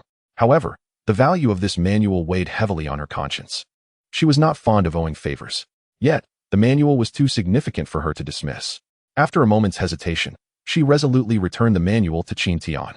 "Sir, this manual is far too precious." Qin Tian was taken aback by Qian Shui's noble character and regarded her with newfound respect. Her aptitude was indeed remarkable, classified as a saintly grade. Yet, it also bore traces of ancient essence, suggesting she had the potential to ascend to an imperial grade. The cost for such advancement, however, was steep. Still, Qin Tian was willing to nurture this fortuitous connection. "Very well, keep the manual for now, and upon our next meeting, you may agree to one condition." Ultimately, Qian Shui could not resist the allure of the manual and consented, promising that no one, including her sister, would see it. As the rain finally ceased, Qin Tian prepared to venture out for hunting. Just as he stepped outside, Qian Shui inquired, "Where may I find you in the future?" "Qingyun City, at the Yijing Huazhai," he replied, gradually fading from her view. Not long after Qin Tian departed, Qian Wei returned, casting a disapproving glance at Qian Shui. "In the future, do not permit such mortals to enter our manor. They are not of our kind." Qian Shui bit her lip, wishing to defend Qin Tian, but ultimately refrained, understanding her sister's avaricious nature. Yet, she harbored a feeling that Qin Tian was no ordinary mortal, but rather an extraordinary figure. Qian Wei glanced at the copy of the legend of the white snake on the table. "Invest more time in your cultivation and refrain from indulging in such trivialities. It cultivates a mortal essence that is unbecoming of our current station." Meanwhile, Qin Tian continued his search for the Demon King. The outskirts of Qingyun Mountain proved to be a challenging area to encounter a Demon King. As he ventured forth, he overheard sounds of a struggle and approached with curiosity. To his surprise, he found the Demon King, the radiant tiger of the 2nd level of the creation realm, engaged in battle with a young man in a white robe, previously seen beside the elderly figure of the imperial realm. The young man, around 20 years of age, had attained the 1st level of the creation realm, marking him as a rare talent, likely the result of the elderly figure's fervent cultivation before his demise. The young man appeared to challenge the radiant tiger, presumably to extend the elderly figure's lifespan. Yet, Qin Tian knew this was in vain. The radiant tiger's light-based powers were ineffective against beings of the imperial realm, unless they were of the emperor level. Due to his lower cultivation, the young man found himself at a disadvantage, yet he refused to retreat, which led to his increasing vulnerability and eventual injury. With a resounding crash, the young man was sent flying by the radiant tiger. Just as the tiger prepared to deliver a fatal blow, Qin Tian dashed forward, raising his blade and striking down fiercely. The radiant tiger was left with a deep gash, blood pouring forth. Though the tiger had noticed Qin Tian charging towards him, he dismissed him due to the absence of any spiritual energy emanating from him. Seizing the opportunity, Qin Tian pressed the attack, swinging his weapon once more. This time, the radiant tiger unleashed all its might, swiping at Qin Tian. Roaring in pain, the tiger's claw met the blade, and it howled in agony. The creature had thought a full-force strike would easily dispel Qin Tian, but the outcome was far from what it anticipated. After enduring 2 blows, the radiant tiger found itself utterly outmatched by Qin Tian. After the bright tiger fell, Qin Tian approached the young man and remarked that the bright tiger was of no use to the elder's injuries. Startled by Qin Tian's words, the youth shivered, pondering whether the elder's enemies had arrived. However, upon noticing that Qin Tian bore no ill intent, he cautiously inquired how he knew about his grandfather's condition. Qin Tian replied that he had seen them together on the streets of Qinyan City. The boy then sighed in relief and began to scrutinize Qin Tian closely. He found it perplexing that he could sense no aura of spiritual energy emanating from him, yet he had effortlessly slain the bright tiger. Thus, he deduced that Qin Tian must possess a repressed strength, likely on par with his grandfather's prowess. With this in mind, he quickly asked, "Since you discern my master's condition so readily, do you have a solution?" Qin Tian gestured towards the bright tiger and instructed, "Take this and follow me." Believing that Qin Tian could assist his grandfather, the young man hurriedly collected the bright tiger and accompanied him to the I Ching painting studio. Qin Tian instructed him to place the bright tiger in the kitchen before proceeding to rewrite a cultivation method for the sit for getting longevity canon suitable for those below the 3rd realm of the saint level. The version he had previously prepared for Qian Shui was initially intended for the elder, so now he had to compose a new one. He began to reminisce about when he possessed spiritual energy. Had he still had it, he could have inscribed the information directly onto a blank jade slip. After completing the text, Qin Tian handed the cultivation method to the youth, urging him to take it back to the elder, as it might prove beneficial. The boy expressed his gratitude repeatedly before hastily departing the I Ching painting studio. Qin Tian was confident that the elder would arrive soon. As the initial portion of the method could only slightly delay the deterioration of life, it was the latter part that would genuinely address the issue. Chapter 40. The Imperial Realm Guardian. After the youth left, Qin Tian ventured out to procure some spiritual wine and ingredients. Planning to prepare a meal using the flesh of the bright tiger, given the esteemed quality of its meat, he cut a large piece of meat into smaller portions. Just as he was busy slicing, the young man returned with the elder. Not finding Qin Tian in the shop, they followed the sounds to the kitchen. At that moment, Qin Tian was deftly chopping the meat, each stroke seemingly imbued with the essence of the blade. The elder stood at the doorway, observing Qin Tian with gradually narrowing eyes. To his astonishment, he felt no aura of spiritual energy from Qin Tian, yet there was an undeniable sharpness in his movements. Eventually, when he focused on the kitchen knife, he was taken aback. It was an imperial weapon, and not just any imperial weapon at that. To forge an imperial weapon into a kitchen knife was an act of remarkable audacity. In that instant, he firmly believed that Qin Tian was no ordinary individual. How could a mere mortal so easily slay a demon king? If he could not fully comprehend Qin Tian, it indicated only one possibility. This person was far superior to him in his prime. He might very well be a formidable figure at the threshold of the supreme realm. During his peak, he was at the 2nd level of the imperial realm, but now he had fallen to the 1st level. Yet even in his current state, he should still be able to sense the spiritual energy of someone at the 3rd level of the imperial realm. Thus, it was likely that Qin Tian was indeed at the half-step supreme level.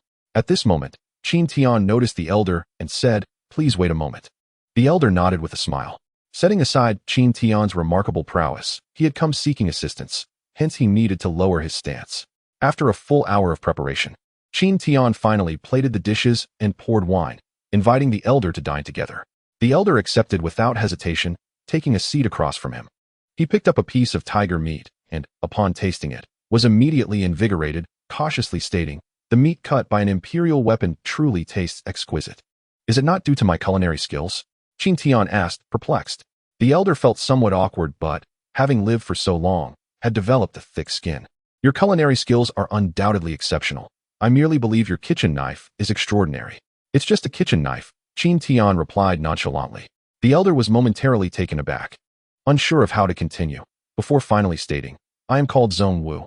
May I ask for your name, sir?" "Qin Tian," came the reply. The two then engaged in casual conversation while the youth observed from the side. Qin Tian refrained from mentioning the cultivation method until Zhong Wu brought it up. "The cultivation method you bestowed upon my grandson has proven quite effective for me. Thus I seek the subsequent training methods. I possess the method. But why should I provide it to you?" Qin Tian queried. Whatever you desire, just name it. Zhong Wu responded hastily. What can you offer me? This question momentarily rendered Zhong Wu speechless, for as a man who had fallen from grace, he had little of value to exchange for Qin Tian's method. Even in his prime, he likely could not have matched the worth of such a cultivation technique.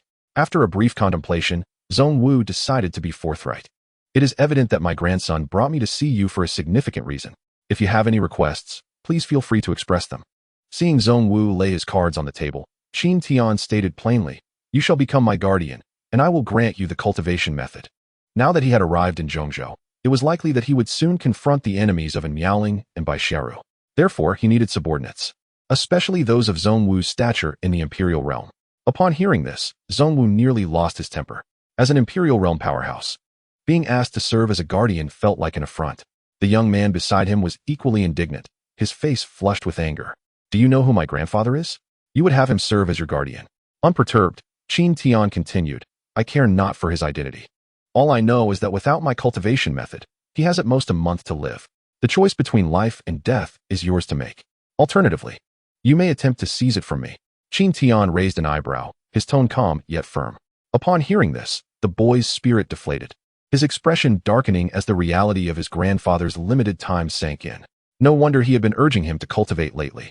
The elder, upon hearing the suggestion of seizing the method, felt a flicker of temptation. Perhaps Qin Tian was merely a paper tiger. Yet, glancing at his grandson, he abandoned that notion. If he were to perish, he could accept that, but if it meant endangering his grandson, he could not bear it. Previously, while on a treasure-seeking expedition with his old friend, Luo Sha, the sect leader of the Luo Sha sect, they discovered 3 half-step imperial weapons. To obtain one, Luo Sha had plotted against him, casting a deadly curse. Initially, this curse could be dispelled at will, but Luo Sha had kept him occupied, denying him the chance. By the time he managed to escape, the curse had already fused with him. This incantation gradually corroded his life force, forcing him to suppress it with his own cultivation to slow its advance. Later, Luo Sha had slaughtered his clan to eliminate any loose ends. He had fought desperately to escape with his grandson, but the rest of his clan had perished. After a moment's thought, Zhong Wu chose to accept Qin Tian's terms. He wished to live, to protect his grandson, and to seek vengeance. With a sigh, Zhong Wu stated, I am willing to serve as your guardian, but I have one condition. Once I regain my strength, I wish to pursue my revenge. How formidable are your enemies? Qin Tian inquired. He considered that if Zhong Wu's adversaries were too powerful, engaging in this transaction would be folly, as the risks would outweigh the rewards. The strongest among them is at the 2nd level of the Imperial Realm, Zhong Wu replied. If it's merely the 2nd level of the Emperor Realm, then I shall agree to your request. What do you mean by merely the 2nd level of the Emperor Realm? Zhong Wu found himself at a loss for words. Is the 2nd level of the Emperor Realm truly weak? In fact, Qin Tian indeed possesses such strength. He is currently a 3rd level eternal body. And once his spiritual energy is unsealed, wielding the sword of life and death against someone at the 2nd level of the Emperor Realm is quite manageable. Once Zhong Wu has made his grand oath, Qin Tian will provide him with the subsequent techniques. Zhong Wu began to peruse the cultivation methods of the Emperor Realm, growing increasingly exhilarated. As long as he cultivates the power of life from the sitting forgetting longevity scripture, he can unravel the deadly curse.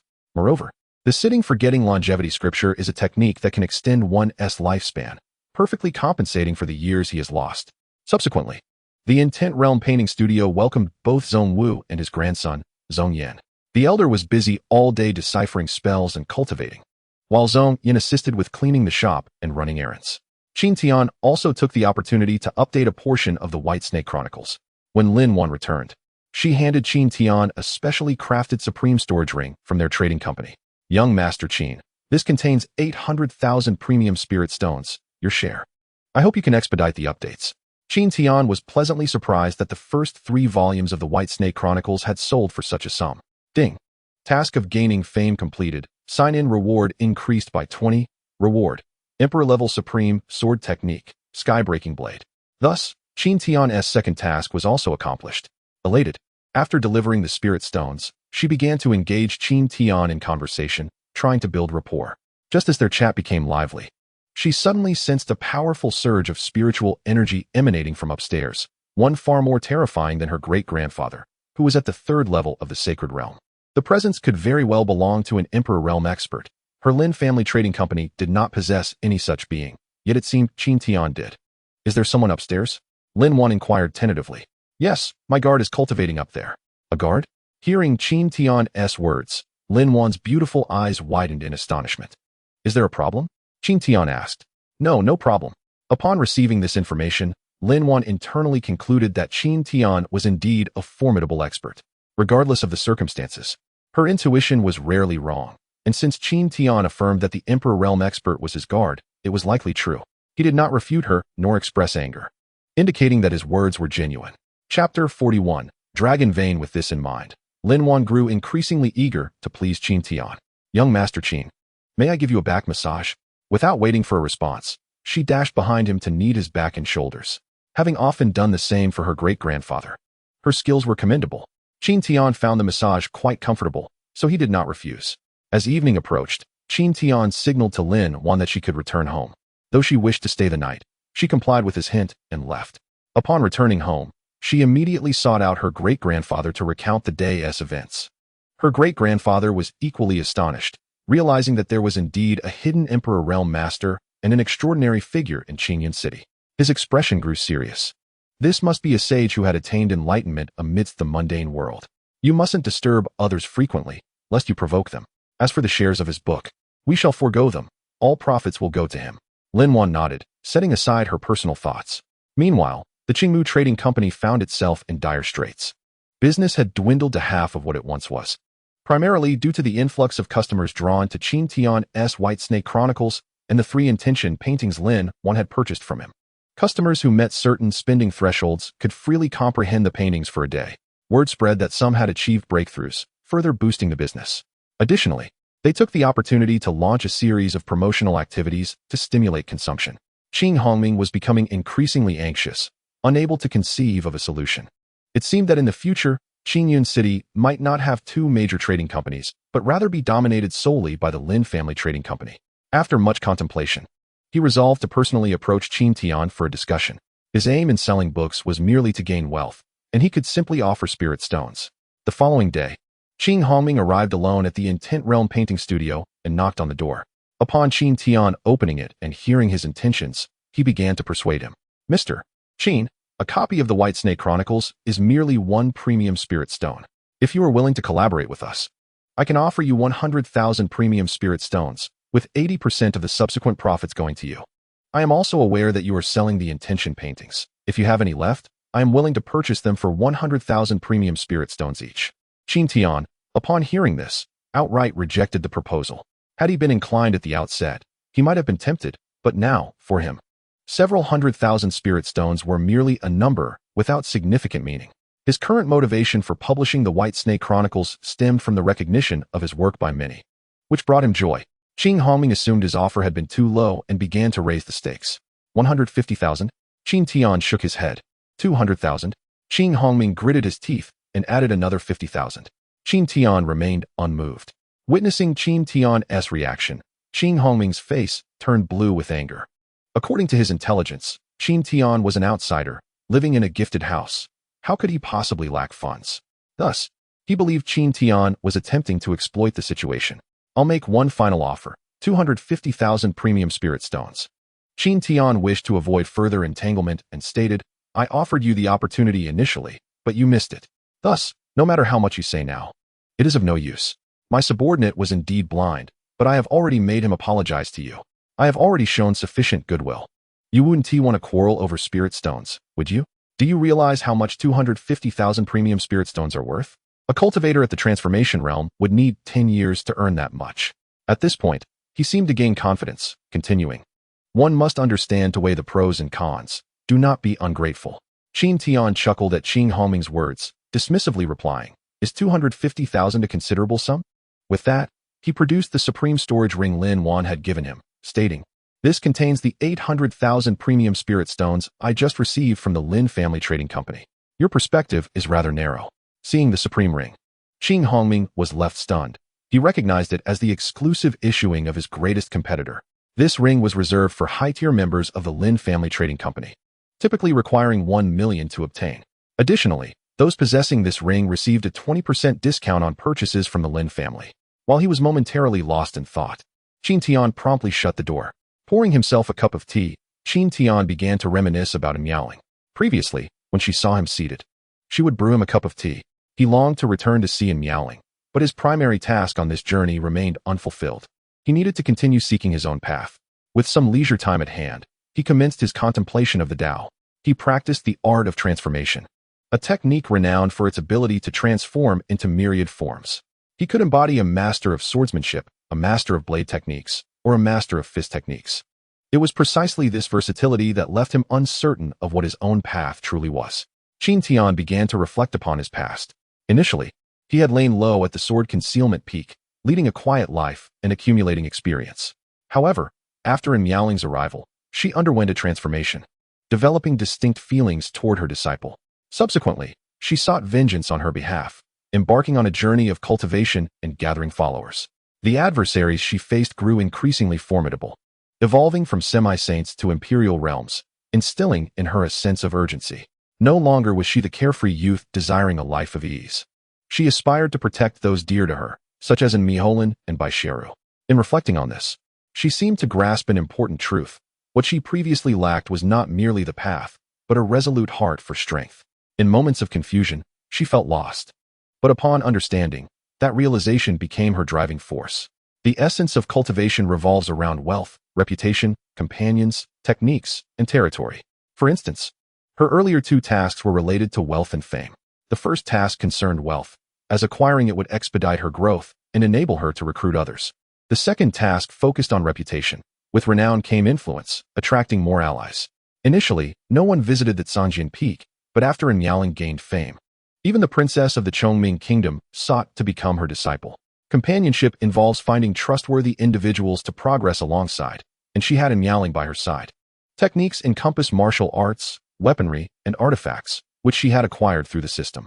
Thus, what she now lacked was territory, a suitable place for cultivation. Training in an ideal environment could yield extraordinary results. At that moment, a system task was presented. Ding. Task: acquire the Qinglong vein. Within a year, the Qingyun mountain range will reveal the Qinglong vein, which can significantly increase the spiritual density within a 30-kilometer radius by a factor of 2, and by 10 times within a 3-kilometer radius. Upon recognizing the significance of the Qinglong vein, she realized it was imperative to secure it. The prospect of tenfold spiritual energy within a 3-kilometer radius was enticing. The thought of training alongside Miaoling, the little fox, and her subordinates was delightful. Henceforth, she needed only to remain in Qingyun City, confident that she would sense any disturbances. The system's failure to unlock her spiritual power indicated that she needed to obtain the dragon vein to do so. Chapter 42. And Miaoling emerges from seclusion in the eastern continent. At the entrance of the Kunlun sword sect, 3 saints appeared, 2 at the second level of the saint realm and 1 at the third level. They were tasked with searching for Baishiru. One of the second-level saints addressed the third-level saint, suggesting they enlist the aid of the eastern continent's most powerful faction in locating Baishiru. The third-level saint nodded in agreement. The 3 then simultaneously released their auras, causing a stir among the higher-ups of the Kunlun sword sect. Su Ming, Imo Wentian, and others quickly arrived at the sect's entrance. Upon seeing the 3 saints, Su Ming's expression changed. All 3 were stronger than him. He discreetly dispatched Yan Qingxi to inform Canjin Peak. As the individuals approached, one of the second-level saints stepped forward, declaring, "We hail from the central continent, seeking a fox. We hope your sect will assist us wholeheartedly in our search." Hearing this, Su Ming furrowed his brow. From the central continent? Seeking a little fox? His thoughts immediately turned to Qin Tian's fox. Resolving to deflect for the moment, he replied, "Several esteemed seniors, I shall send disciples to search." Send disciples? Who do you think you're fooling? I expect all of you to join us in this endeavor. Do you comprehend what all-out search means? The second-level saint spoke with an air of arrogance. At these words, Su Ming and his companions' faces darkened. After all, they were the foremost force in the eastern continent and had their pride. The second-level saint, noticing their discontent, proposed, "Big brother, why don't we teach these high-ranking members a lesson? If we intimidate them, they'll comply." The third-level saint agreed, stating, "Let us proceed. These uncultured folks from a savage land need education." Upon hearing this, Su Ming immediately ordered a retreat to Canjin Peak, where a congregation of saints resided. The 3 saints hastily pursued. At the Canjin Pavilion, and Miaoling was called out of seclusion by Yan Qingxi. Meanwhile, Su Ming communicated with her, informing her of the arrival of individuals searching for a little fox and requesting her to rally the forces of the Lingjian sect for support. And Miaoling notified Bai Xiaoru and swiftly made her way to the Lingjian sect. Bai Xiaoru's gaze sharpened, murmuring, "What was bound to arrive has indeed come." A flicker of murderous intent flashed in her eyes. Upon her arrival at the Lingjian sect, she was met by Shang Guanya and the other 4 saints, who recognized in Miaoling as Qin Tian's beloved, and thus treated her with utmost respect. Without preamble, and Miaoling declared, "Trouble has come knocking, let us engage in battle." With that, she took the lead, soaring toward the sect's direction. When she arrived, Su Ming, Mo Wentian, and the others were being beaten, their faces swollen and bruised. Looking quite aggrieved upon seeing in Miaoling and her companions, the 3 saints were surprised to encounter Shang Guanya and the 4 saints, realizing that a sect from the eastern continent possessed such formidable saints. However, their highest level was only the 2nd realm, leaving them with an advantage. Shang Guanya observed the 3 saints with a serious expression and instructed Long Yi and Long Air to team up against the 3rd level saint, while she would handle one and the sacred spirit tree would engage another. Upon hearing Shang Guanya's strategy, they agreed and sought out their respective opponents. Clad in her feathered attire, and Miaoling stood poised with her sword, searching for an opportunity. She knew she was no match in direct confrontation, but if she could find a moment to strike with the ice glass sword, it could prove effective. She chose to target the 2nd level saint battling Shang Guanya. After learning the Great Light Boundless technique, Shang Guanya had significantly enhanced her strength and was on the verge of reaching the 3rd level of the saint realm. Yet, she remained humble in the face of the formidable opponents from the central continent. With swift hand gestures, she chanted, "Light Saint Seal." A milky white seal surged forth, expanding rapidly as it crashed toward the 2nd level saint. Boom! The 2nd level saint met the attack with a punch. Neither side gained the upper hand from the clash. The opponents from the central continent indeed possessed skill, and the battle continued. And Miaoling transmitted a message to Shang Guanya, requesting her to create an opening. Shang Guanya understood, biting her silver teeth and unleashing her ultimate techniques. The sudden surge overwhelmed the 2nd level saint, forcing him to retreat repeatedly. Such a burst of energy was taxing on spiritual power. If it failed to yield results, it could backfire. Just as the 2nd level saint wavered, and Miaoling seized the moment to launch a strike from behind. Rush, yin and yang. The ice glass sword, infused with the essence of black and white energies, darted forward. The 2nd level saint sensed in Miaoling's attack, but dismissed it. How could he concern himself with an ant at the 2nd level of the semi-saint realm? With a casual wave, he aimed to deflect her assault. Swoosh! The ice glass sword pierced through the palm of the 2nd level saint. He stumbled backward, astonished as he gazed at the sword in Miaoling's grasp. Although he had only exerted 40% of his strength, it was more than sufficient to deal with a mere semi-saint. Now, with his palm pierced, there was only one explanation. That sword was an imperial weapon. In that moment of surprise, Shang Guanya unleashed another light saint seal, forcing him to hurriedly defend, resulting in another retreat. Just then, Miaoling's sword surged forward once more. This time, he did not exhibit the slightest contempt, but instead, with all his might, he countered the attack. At this moment, the 2 women had gained the upper hand, alternating their assaults and leaving the Saint Realm's 2nd layer practitioner no opportunity to breathe. After 10 breaths, he could no longer withstand their relentless onslaught and ultimately succumbed to their tempestuous strikes. Subsequently, the 2 women turned their gaze toward another formidable practitioner of the Saint Realm's 2nd layer. Although he had initially been dominating the battle against Su Ming and Gu Shu, upon sensing the women's focus on him, he contemplated fleeing. He had witnessed the death of his comrade, yet the others afforded him no chance to escape.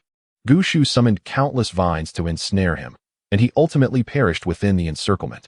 Now, only a single practitioner of the Saint Realm 3rd layer remained. Relying on his superior cultivation and the low-grade imperial technique he practiced, he felt no fear. However, with 6 individuals besieging him, the pressure mounted significantly.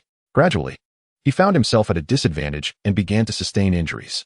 Realizing that if things continued this way, he might very well perish here, he resolved to flee and summon reinforcements. He envisioned a time when Kunlun would be devoid of life, and this thought stirred a flicker of excitement within him. After incurring some costs to escape the encirclement, he distanced himself from the others and, in a chilling tone, declared that they should wait for his return, at which time they would all meet their demise. Upon hearing his words, the expressions of Shang Guanya and the others became grim. They harbored no doubts regarding the threats posed by the practitioner of the Saint Realm 3rd layer. Any powerful force from Zhongzhou could easily obliterate them. Observing their expressions, he could not help but laugh heartily. Just then, he sensed someone approaching from behind. Before he could react, A claw-shaped phantom had already struck at his heart. Boom. The practitioner of the Saint Realm third layer was sent flying toward Shang Wanya and the others. The assailant was none other than Baisharu, who had executed the heavenly demon claw at the moment when the Saint Realm third layer practitioner was most complacent, enhanced by the power of the heavenly demon pearl, rendering it immensely potent. After crashing to the ground, the stunned practitioner gazed in shock at Baisharu. Before he could utter a word, the combined attacks from Shang Wanya and the others engulfed him. With the enemy dispatched, the group collectively released a sigh of relief. Su Ming swiftly began to clear the battlefield and instructed everyone to maintain silence regarding the events that transpired. Chapter 43. A Visit from Qianxue. Once the battlefield was tidied up, the two women returned to the sword-hiding pavilion. Were they here to find you? And Miaoling inquired. Baisharu nodded, confirming that they had finally dealt with the pursuers from Zhongzhou. Indeed, and Miaoling replied, refraining from further questions, acknowledging that everyone harbors their own secrets. Baisharu then informed Miaoling about Qin Tian's journey to Zhongzhou. Upon hearing this, Miaoling felt a surge of concern and contemplated traveling to Zhongzhou to locate Qin Tian. She attempted to send him a message, but due to the vast distance, the attempt failed. After a moment of contemplation, she resolved to set out for Zhongzhou in a couple of days, planning to try contacting Qin Tian once she arrived in his vicinity. In Qingyun City, at the Qingmu Trading Company, Qingyu nestled against an elderly man, her delicate hand gently stroking his cheek as she breathed softly. Master Gu, we are relying on you for our trading company this time. The old man tightened his embrace around the beautiful woman, smiling as he replied, as long as I am satisfied, everything shall be negotiable. The elixirs I produce will undoubtedly sell like hotcakes in a place like Qingshan City. Qingyu assured him, I will make sure you are pleased. Good, good, good. The old man rejoiced at her words before directly pinning Qingyu beneath him. On the surface, she appeared shy, but within her heart lay a torrent of resentment. This elderly man, named Gu He, was a pill master she had invited from Yundi City through connections to come to her aid. If it were not for Qin Tian, she would never have deigned to submit to an old man, nor would she have to cater to his peculiar tastes. Once the most esteemed individual in Qingyun City, she now felt wronged by her circumstances. Just as she lamented her plight, the old man collapsed in exhaustion. Qingyu cast a disdainful glance, her heart brimming with contempt. She longed to retort, is this all you've got? However, she could neither voice her thoughts nor fail to flatter the old man. Such is the cruel law of the world of cultivators. The following day, the Qingmu Trading Company released 3 new types of earth-grade elixirs at affordable prices: the 3-pattern Spirit Gathering Pill, the 3-pattern Gale Pill, and the 3-pattern Healing Pill. The Spirit Gathering Pill enhances cultivation speed. The Gale Pill increases speed for escape, while the Healing Pill is utilized for recovery. The term 3-pattern denotes both rank and efficacy. The more patterns an elixir possesses, the better its effects, thus demanding higher skills from the alchemist. Following the release of these 3 elixirs, many martial artists flocked to the Qingmu Trading Company to queue for purchases. Despite the slight price increase of 20% compared to the previous 2-pattern elixirs, the efficacy was improved by 50%. Furthermore, recent anomalies in the Qingyun Mountains had resulted in a surge of spiritual energy, awakening the beasts within and attracting creatures from elsewhere. Consequently, with the increase in beast populations, the level of danger also rose. Given that Qingyun City was the closest to the Qingyun Mountains, many residents relied on hunting there for their livelihoods, thus creating a pressing demand for these elixirs. Elixirs remained the trading company's primary and most profitable commodity.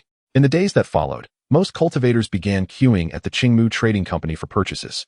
They sold limited quantities of elixirs each hour, given that only one master produced them. Those who could not wait often opted to purchase other elixirs from the Qingmu Trading Company. As a result, the number of patrons at the Lin Trading Company significantly dwindled. Lin's company attempted to reach out to alchemists from larger cities, but none were willing to come. Lin Wan, feeling disheartened, arrived at Qin Tian's shop to collect the White Snake transmission. Qin Tian had also heard of the situation and understood that as long as the alchemist from Qingmu Trading Company remained, Lin's prospects would be bleak. Hence, Qin Tian harbored intentions to recruit Lin's trading company, envisioning that their development could provide him with intelligence and resources. Most importantly, he aimed to utilize Lin's company to procure imperial-grade spiritual herbs, enabling him to produce large quantities of elixirs for enhancement. After Lin Wan departed, Qin Tian summoned Zhong Yan, the grandson of Zhong Wu. Aware that Zhong Yan had studied alchemy and possessed the aptitude for it, he intended to cultivate Zhong Yan's skills.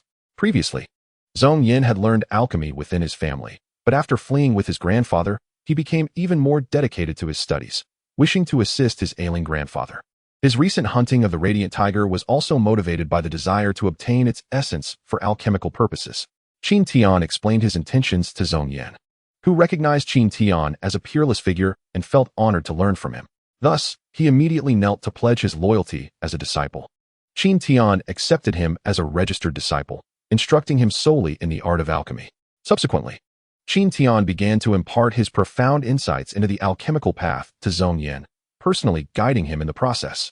Zhong Yan, already possessing a solid foundation, was capable of producing earth-grade elixirs, and it would not be long before he could concoct elixirs of 3 patterns or higher.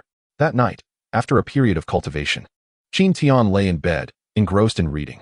Suddenly, a series of urgent knocks echoed from the door. Zhong Yan, who was practicing alchemy downstairs, opened the door to find 2 beautiful women standing at the entrance. They are the 2 sisters, Qianxue and Qianwei. Anxiously, Qianxue inquired, "Is Mr. Qin here?"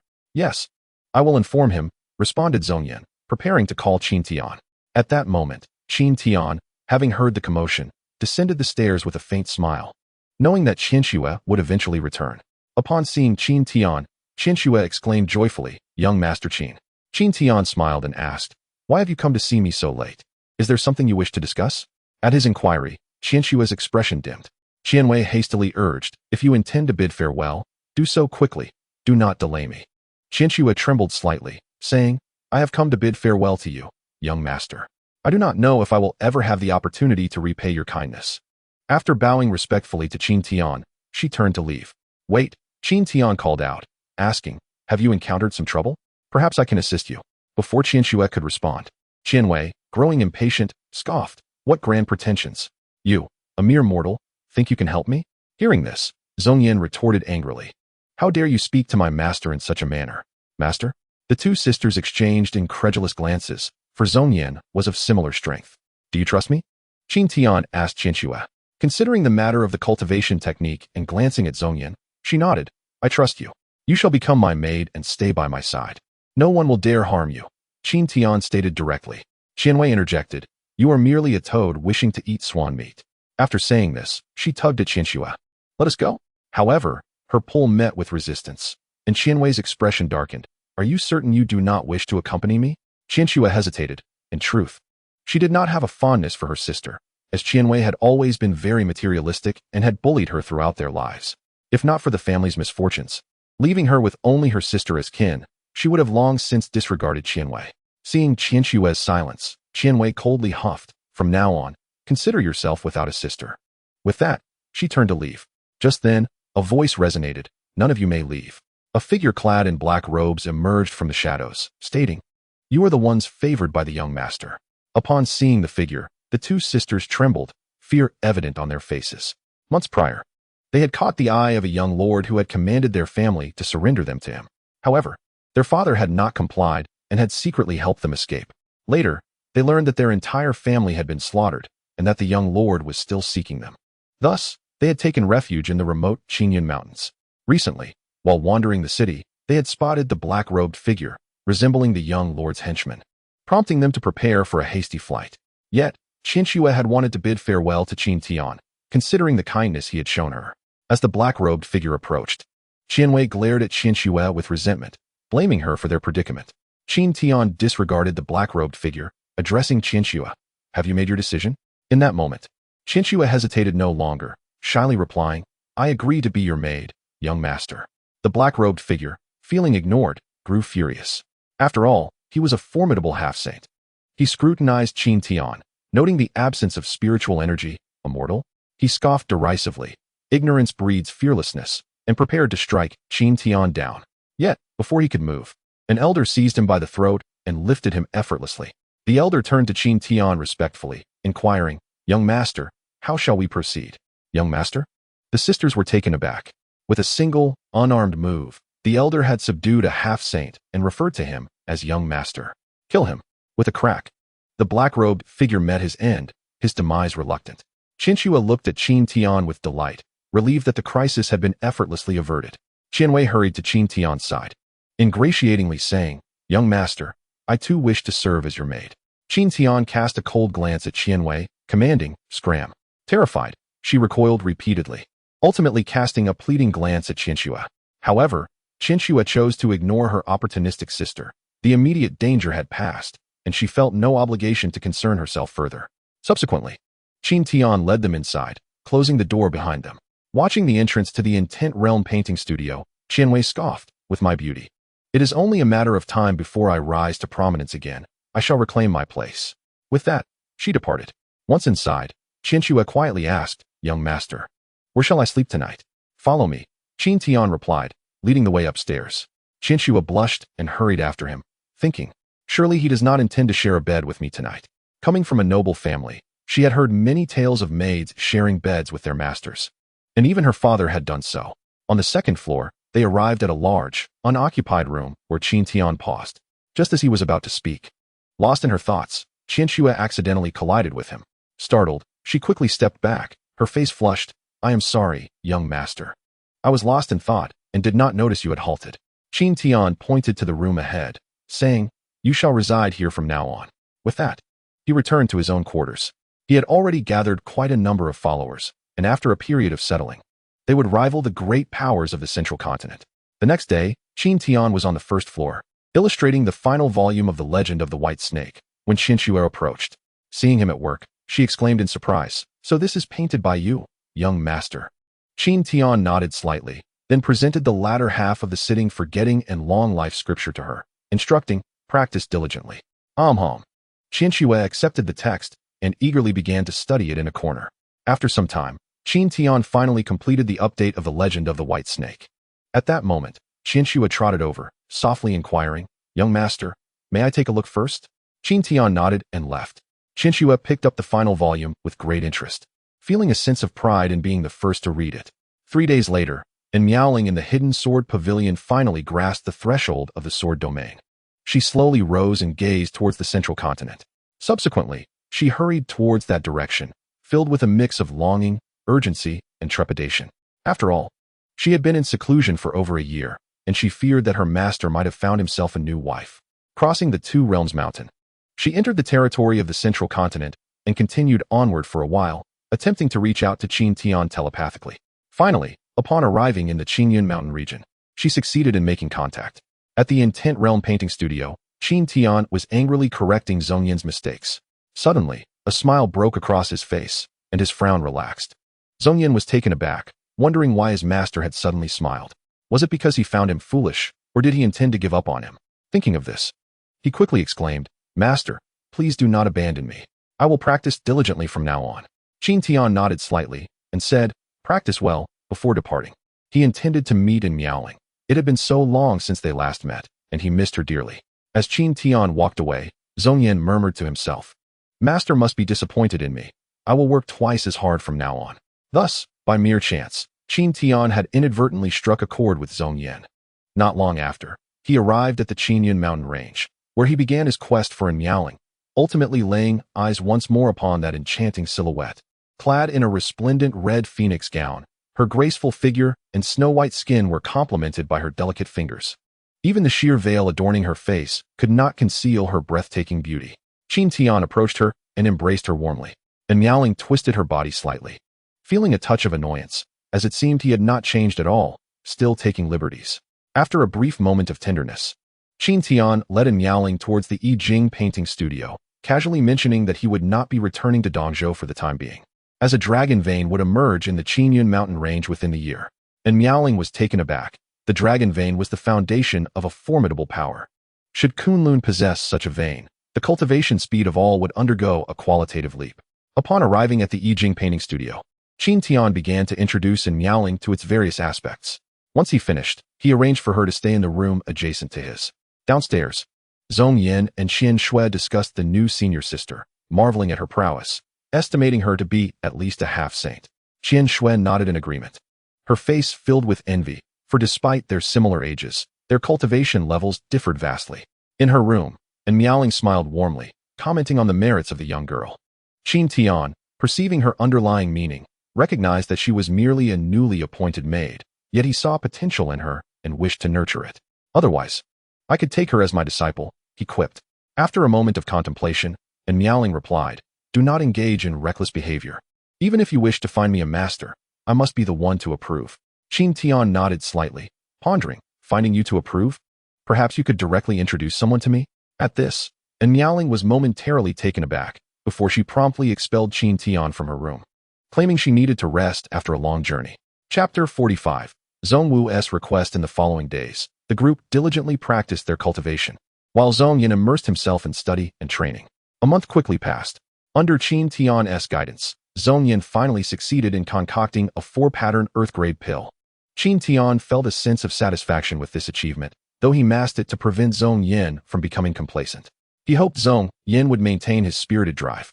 2 days later, Lin Wan arrived to deliver the proceeds from the White Snake legend, her demeanor still marked by despondency. The Lin family business was faltering, with dwindling market share, and the family was contemplating closing several stores to cut costs. After placing the proceeds down, Lin Wan approached Qin Tian from behind, offering to massage his back and shoulders. Suddenly, a thought struck her. Perhaps this formidable individual could connect them with an alchemist to alleviate the Lin family's pressing troubles. After a brief massage, Lin Wan spoke up. Young Master Qin, do you have any esteemed alchemist you could introduce to us? Should it come to fruition, we would be most grateful. Qin Tian did not respond immediately, tapping his fingers lightly on the table. Just as Lin Wan was about to press further, he spoke. I can assist you, but I require the Lin family to pledge allegiance to me. If you follow me, I could provide you with imperial-grade pills and weapons in the future. Lin Wan trembled at his words, for the promise he painted was far grander than she had anticipated. Few in Zhongzhou were qualified to forge imperial weapons, and yet Qin Tian spoke of it so casually. Doubt flickered in her mind, but out of respect for Qin Tian's prowess, she refrained from voicing her skepticism. I understand you may lack authority. Have your family head come to discuss this with me, Qin Tian stated coolly. Lin Wan took her leave, hurrying home, although the prospect of imperial weapons seemed remote. Nevertheless, the reality of Qin Tian as a high-ranking individual was undeniable, and it was not surprising for someone of his stature to know skilled alchemists. Upon returning home, Lin Wan relayed the matter to her father, Lin Zhou. His initial reaction was disbelief, yet desperation gnawed at him, prompting him to investigate further.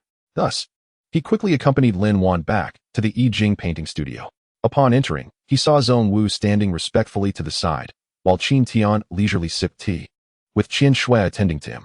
A glance from Zhong Wu made Lin Zhou feel as if a weight had settled upon him, momentarily rendering him breathless. Thankfully, this sensation was fleeting. He understood it was merely a show of authority, for the Lin family could not afford to offend such a powerful figure. Greetings, Mr. Qin. I am the leader of the Lin family business, and I have heard you wish to recruit us, Lin Zhou addressed him. Qin Tian nodded, stating, Your daughter has likely informed you of my intentions. You need not doubt my words. Imperial weapons and pills will indeed be provided to you in the future, but not at present. You must first work to strengthen the Lin family, and I will assist you in achieving that goal. With that, Qin Tian tossed a kitchen knife onto the table before Lin Zhou. A kitchen knife? Lin Zhou questioned, picking it up for inspection. Upon probing it with his spiritual sense, he was left utterly stunned. This kitchen knife was, in fact, an imperial weapon? He inwardly exclaimed, incredulous at the abilities of the individual before him. For who would forge an imperial weapon in such a mundane form? Suppressing his astonishment, Lin Zhou tremblingly placed the knife back onto the table, exhilaration bubbling within him. He sensed that the Lin family was on the verge of a resurgence. Should they acquire imperial weapons, they would undoubtedly astonish the empire. With this thought, he knelt and proclaimed, The Lin family pledges allegiance to young Master Qin. Subsequently, he began to recite a solemn oath, with Lin Wan following suit and kneeling to vow her loyalty. Once Lin Zhou and his daughter rose, Qin Tian summoned Zhong Yin, saying, He is the alchemist. I have provided you with the person. Should you fail to overcome the Qingmu commerce, it will only signify that you are unworthy to be my subordinates. Lin Zhou cast a wary glance at Zhong Yin, wondering if such a young alchemist could surpass any of the Qingmu commerce's talents. Might I inquire what grade and patterns of earth-grade pills you can concoct? He asked, as earth-grade pills were still in high demand in Qingshan City, whereas sky-grade pills were not sought after due to the lower cultivation levels of the practitioners there. Zhong Yin replied, I can produce 4-pattern earth-grade pills. As for sky-grade, I can only manage 2 patterns. 4-pattern earth-grade, 2-pattern sky-grade. Lin Zhou found it hard to believe, yet with Qin Tian present, he chose to trust him. With Master Zhong's assistance, they would surely defeat the Qingmu commerce. Thus, Qin Tian instructed Zhong Yin to accompany him. After Lin Zhou and his group departed, Zhong Wu stepped forward, bowing deeply to Qin Tian. Thank you, young master, for teaching my grandson the art of alchemy. His progress in just a month is remarkable, even for one at the imperial realm. Ultimately, The credit lay with Qin Tian, as the alchemical knowledge he imparted was far superior to that of the 9 provinces. Qin Tian regarded Zongwu thoughtfully and asked, "Has the curse on you been lifted, and has your realm been restored?" Zongwu nodded. "Indeed, young master. I have returned to the 2nd level of the imperial realm." With that, he gazed at the kitchen knife on the table and inquired, "Might I borrow this imperial weapon for my use? With the assistance of this imperial weapon, I am confident in my quest for vengeance." Qin Tian did not refuse and directly said, "Take it and use it." The elder, filled with joy, grasped the kitchen knife and thanked Qin Tian before flying towards his enemy's sect, the Rakshasa sect. The Rakshasa sect is located within Rakshasa city, which is not too far from Qingyan city, separated by 3 city blocks. At this moment, within the Rakshasa sect, a woman nestled in the embrace of a man. This woman is Qian Wei, declaring, "From now on, I shall belong to you." The man nodded in agreement, saying, "I will tell my father later that I wish to become your partner in the Tao." Qian Wei was overjoyed to hear this, for the man was the son of the Grand Elder of the Rakshasa sect. If she were to unite with him, her status would elevate significantly. At that time, with a mere whisper in his ear, she could have her man teach Qin Tian a lesson with ease. The more she thought about it, the happier she became. For she was not only ambitious but also vindictive, holding grudges fiercely. Just as she was reveling in her thoughts, a voice echoed throughout the sect. "Old thief Luo Ho. I have come for revenge. If you have the courage, come out." Qian Wei inquired, "Who is Luo Ho?" The man replied, "He is our sect leader. It seems someone foolish has come to seek death." "Oh," Qian Wei responded, though a foreboding sensation crept over her. Chapter 46, Zongwu's Revenge. Luo Ho, accompanied by a number of elders, instantly appeared above the Rakshasa sect, confronting Zongwu. "I was wondering who had the audacity. Turns out it is you," Luo Ho chuckled. "I have been searching for you for quite some time, and now you have delivered yourself to me." Zongwu replied coldly, "I hope you can still laugh after this." With that, he drew the kitchen knife. Upon seeing Zongwu brandish a kitchen knife, Luo Ho burst into laughter. "Have you lost your mind? If you lack a weapon, I can lend you one." Zongwu, feeling slightly awkward with the kitchen knife in hand, knew it was indeed a genuine imperial weapon. He ceased the banter and charged directly at Luo Ho. Luo Ho met him with his own Luo Ho spike. With a clash, Luo Ho was forcefully repelled. Once he regained his footing, he was astonished to find a notch in his Luo Ho spike. His astonishment turned to delight as he gazed at the kitchen knife in Zongwu's hand. "An imperial weapon? It seems you've truly brought fortune to me," he exclaimed. "Hand over the imperial weapon, and I shall spare your life."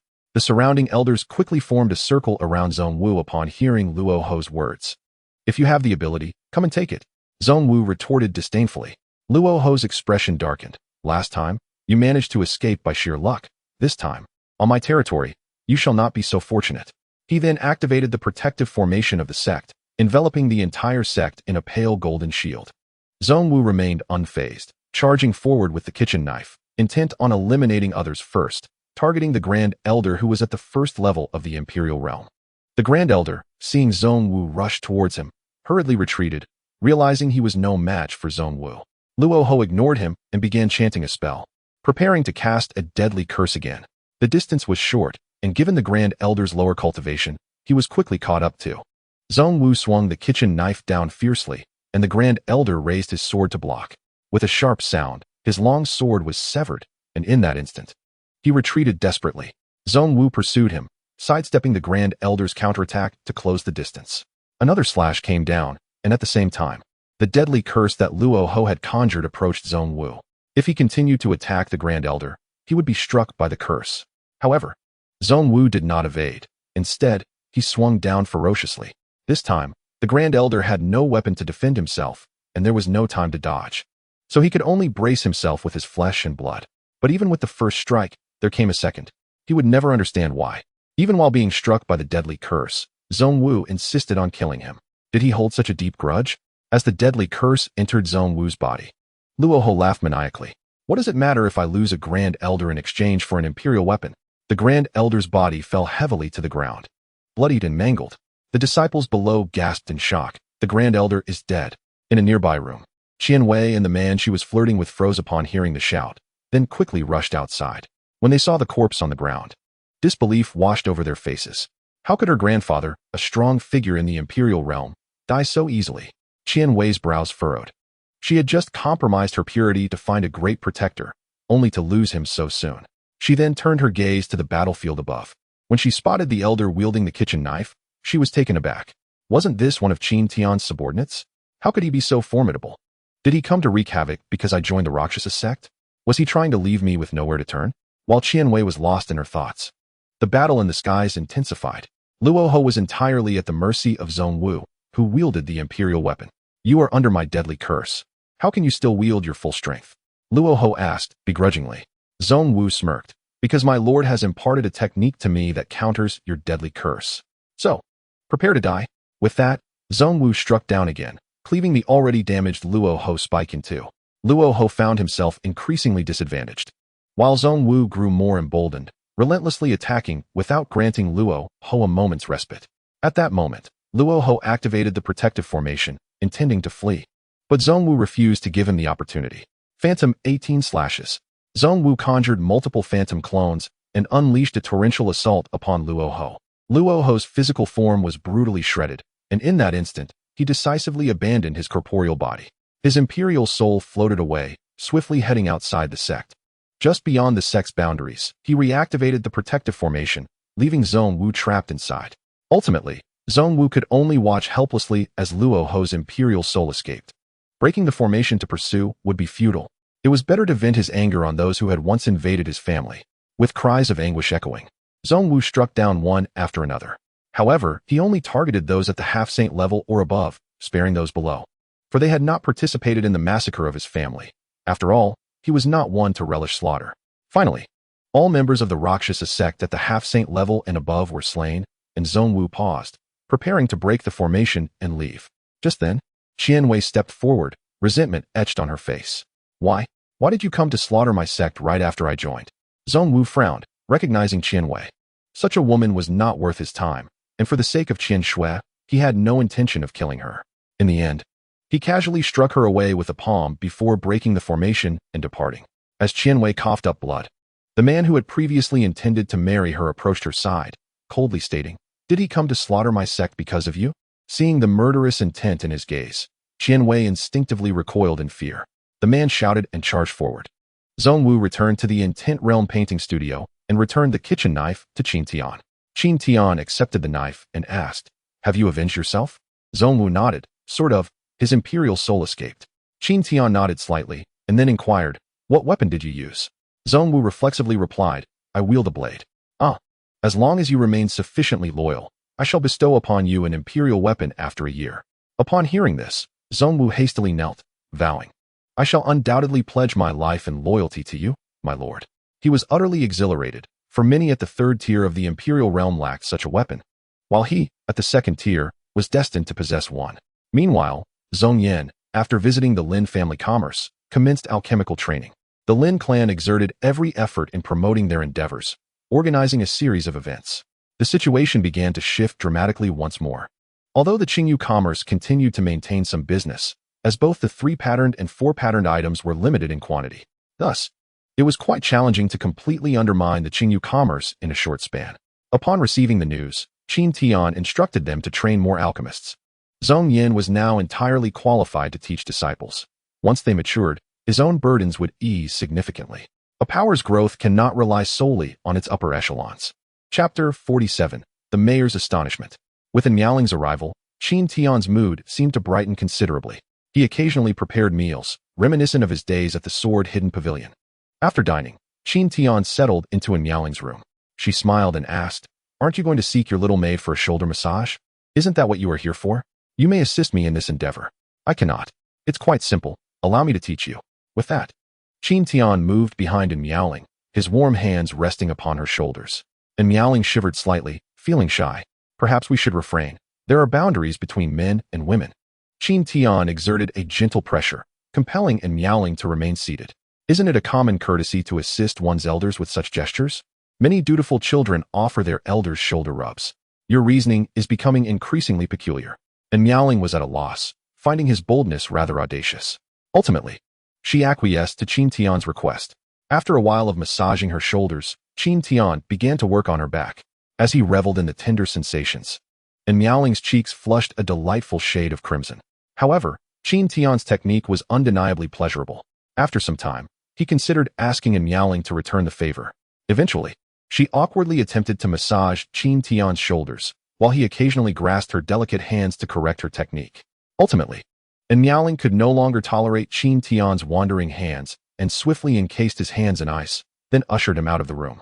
As Qin Tian dispelled the ice binding his hands, he mused that he had perhaps been a tad too hasty today. He resolved to proceed with greater patience in nurturing this newfound hobby. In Qingyun City, at the city lord's residence, Lin Zhou was indulging in drinks with the city lord. Recently, the Lin family commerce had begun to rise, prompting the city lord to seek a favorable relationship with Lin Zhou. As the drinks flowed, Lin Zhou divulged some information regarding Qin Tian. The city lord was greatly astonished to learn of such an extraordinary figure residing within the city, contemplating a visit to pay his respects, as he anticipated needing assistance in the near future. The increasing number of demons in the Qingyun mountain range weighed heavily upon him. It would not be surprising if one day the demon clans descended upon the city, for many of them were capricious in nature. The following day, the city lord arrived at Yijing Huazhai with gifts in hand. Since Yijing Huazhai no longer conducted business, it was generally closed to visitors. Knock, knock, knock. The city lord's steward began to rap on the door. Qian Shui opened the door to find two individuals bearing gift boxes and inquired, "How may I assist you?" The city lord smiled. "Greetings, young lady. I am the city lord of Qingyun City. I have heard that a senior resides here, and I have come to pay my respects." "Senior? Are you referring to Elder Zong or our young Master Qin?" "I am here to visit young Master Qin." The city lord replied. "He is currently preparing a meal. Please follow me." With that, she led the city lord to the kitchen. "Young master, the city lord has come to pay you a visit." At that moment, Qin Tian was slicing meat, with an Miaoling assisting nearby. The city lord was momentarily struck dumb by Miaoling's beauty, utterly captivated. Even in his esteemed position, he had never encountered such a stunning woman. Perhaps only Princess Mu of the Haotian Empire could rival her. Noticing the city lord's dazed expression, Qin Tian furrowed his brow and waved the knife in his hand. Instantly, a sharp aura emanated from the blade, causing the city lord to stagger backward, returning to his senses. The city lord quickly regained his composure, smiling awkwardly. "Young master, you possess unparalleled beauty, and the young lady beside you is like a celestial being descended to earth. I was momentarily taken aback, and I beg your forgiveness for my rudeness." He then presented the gift box, saying, "Here is a humble offering of spiritual fruits for you to sample." Qin Tian nodded slightly, and Qian Shui accepted the gift box. Recognizing the city lord's courtesy, Qin Tian chose not to take offense. The city lord's gaze then fell upon the knife in Qin Tian's hand.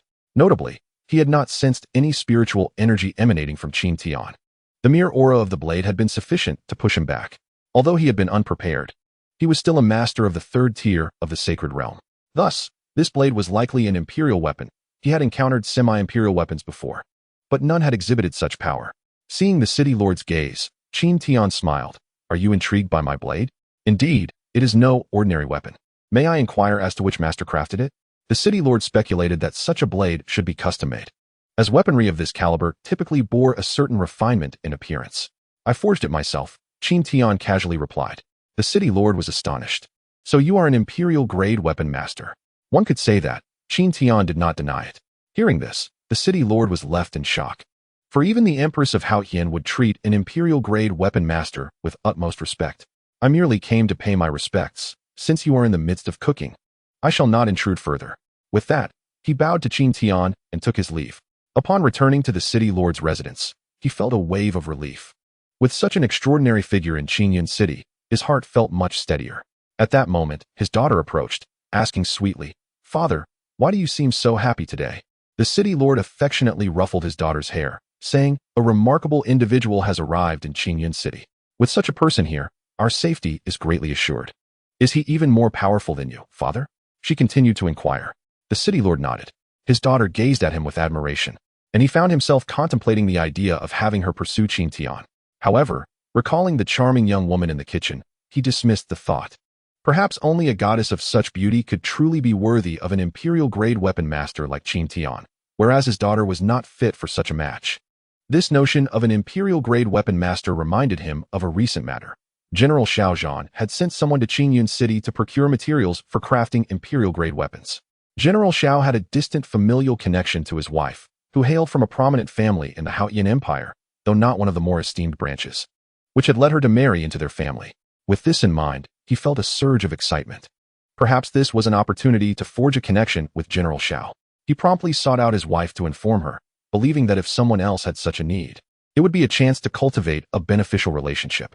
At Yijing Huazhai, Qin Tian, and Miaoling, and Qian Shui sat together at the dining table. As he gazed at Miaoling, he found her increasingly captivating. Since her strength had grown, her grace and beauty had flourished as well. And Miaoling gazed at Qin Tian, who was fixated on her, and playfully chided, "Do you still not have enough of looking at me every day?" "A lifetime would not suffice," Qin Tian replied. Beside them, Qian Shui stifled a laugh, but in Miaoling felt a surge of shyness. "Damn that master of mine," she thought, "always teasing me, completely disregarding the decorum of a mentor." She believed that her pride as an empress was utterly ineffective before Qin Tian. Were it not for their years of companionship, she might have suspected him to be a charming rogue, as he often exchanged flirtatious banter with her. Chapter 48. Forging Imperial Weapons, Shocking All. In Haoyan City, within the general's manor, a man stood respectfully before Xiao Zhan. He hailed from the family of the city lord's wife of Qingyun City. "Are you certain that Qingyun City has a master craftsman of imperial-grade weaponry?" Xiao Zhan inquired. The man hesitated for a moment, but ultimately asserted, "I am certain." Recently, Xiao Zhan had been troubled by this very matter. As he was about to embark on a campaign, his previous weapons had been damaged, leaving him without a reliable armament. Thus, he had been collecting materials while reaching out to the Empire's master craftsman. Although arrangements had been made, the master had unexpectedly entered seclusion for a breakthrough, leaving Xiao Zhan uncertain of when he would be able to forge again. Therefore, this news was particularly significant to him. "Take me to that master immediately. If the information proves true, you shall be generously rewarded," Xiao Zhan instructed. The two then hastened towards Qingyun City. Upon arrival, the city lord personally welcomed them and guided them to the intent painting studio.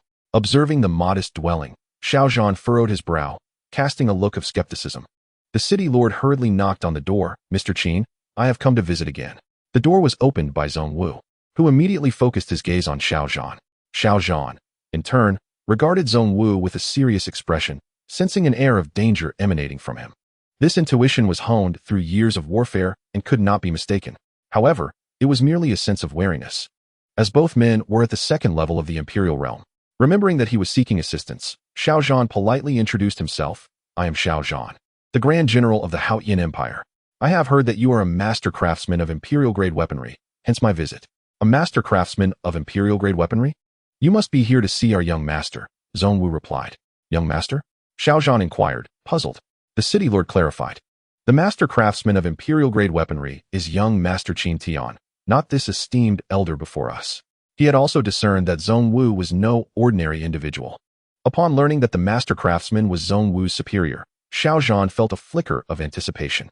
Hearing the commotion, Qin Tian approached, asking, "Who is it?"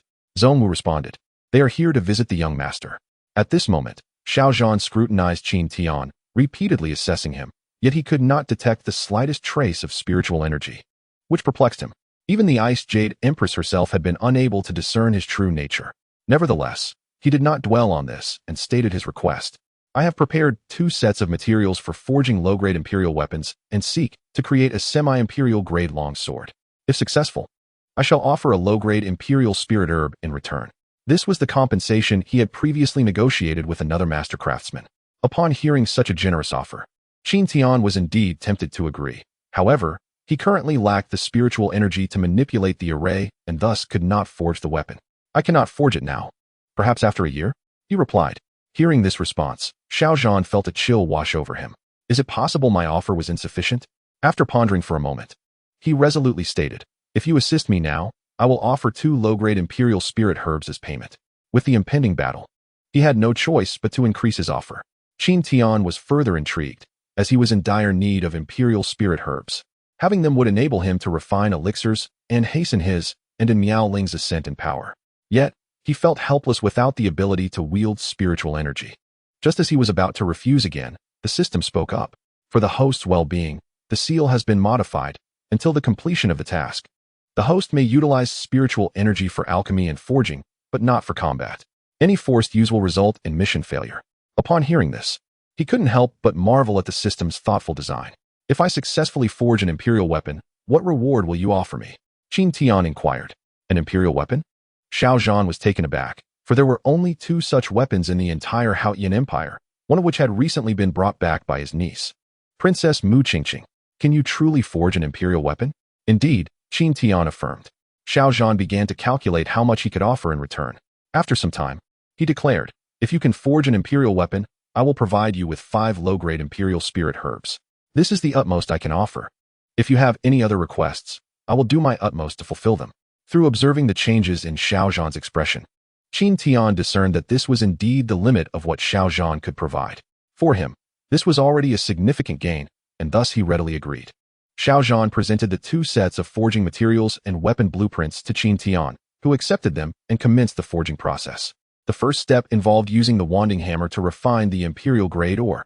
With each strike, the building trembled, leaving Zhong Wu, Xiao Zhan, and Qian Shui in awe. Especially Zhong Wu and Xiao Zhan, who thought that such force could easily be fatal. Zhong Wu began to feel grateful for his earlier decision. Had he chosen to rob, he and his grandfather would have likely perished long ago. Xiao Zhan was filled with excitement. He had witnessed the forging of semi-imperial weapons before. But this spectacle was on an entirely different level. The degree of refinement gave him hope for the imperial weapon. Once the ore was refined, Qin Tian began to meld the various ores together to form the weapon's core. This melding process was lengthy, yet they all remained riveted on the scene.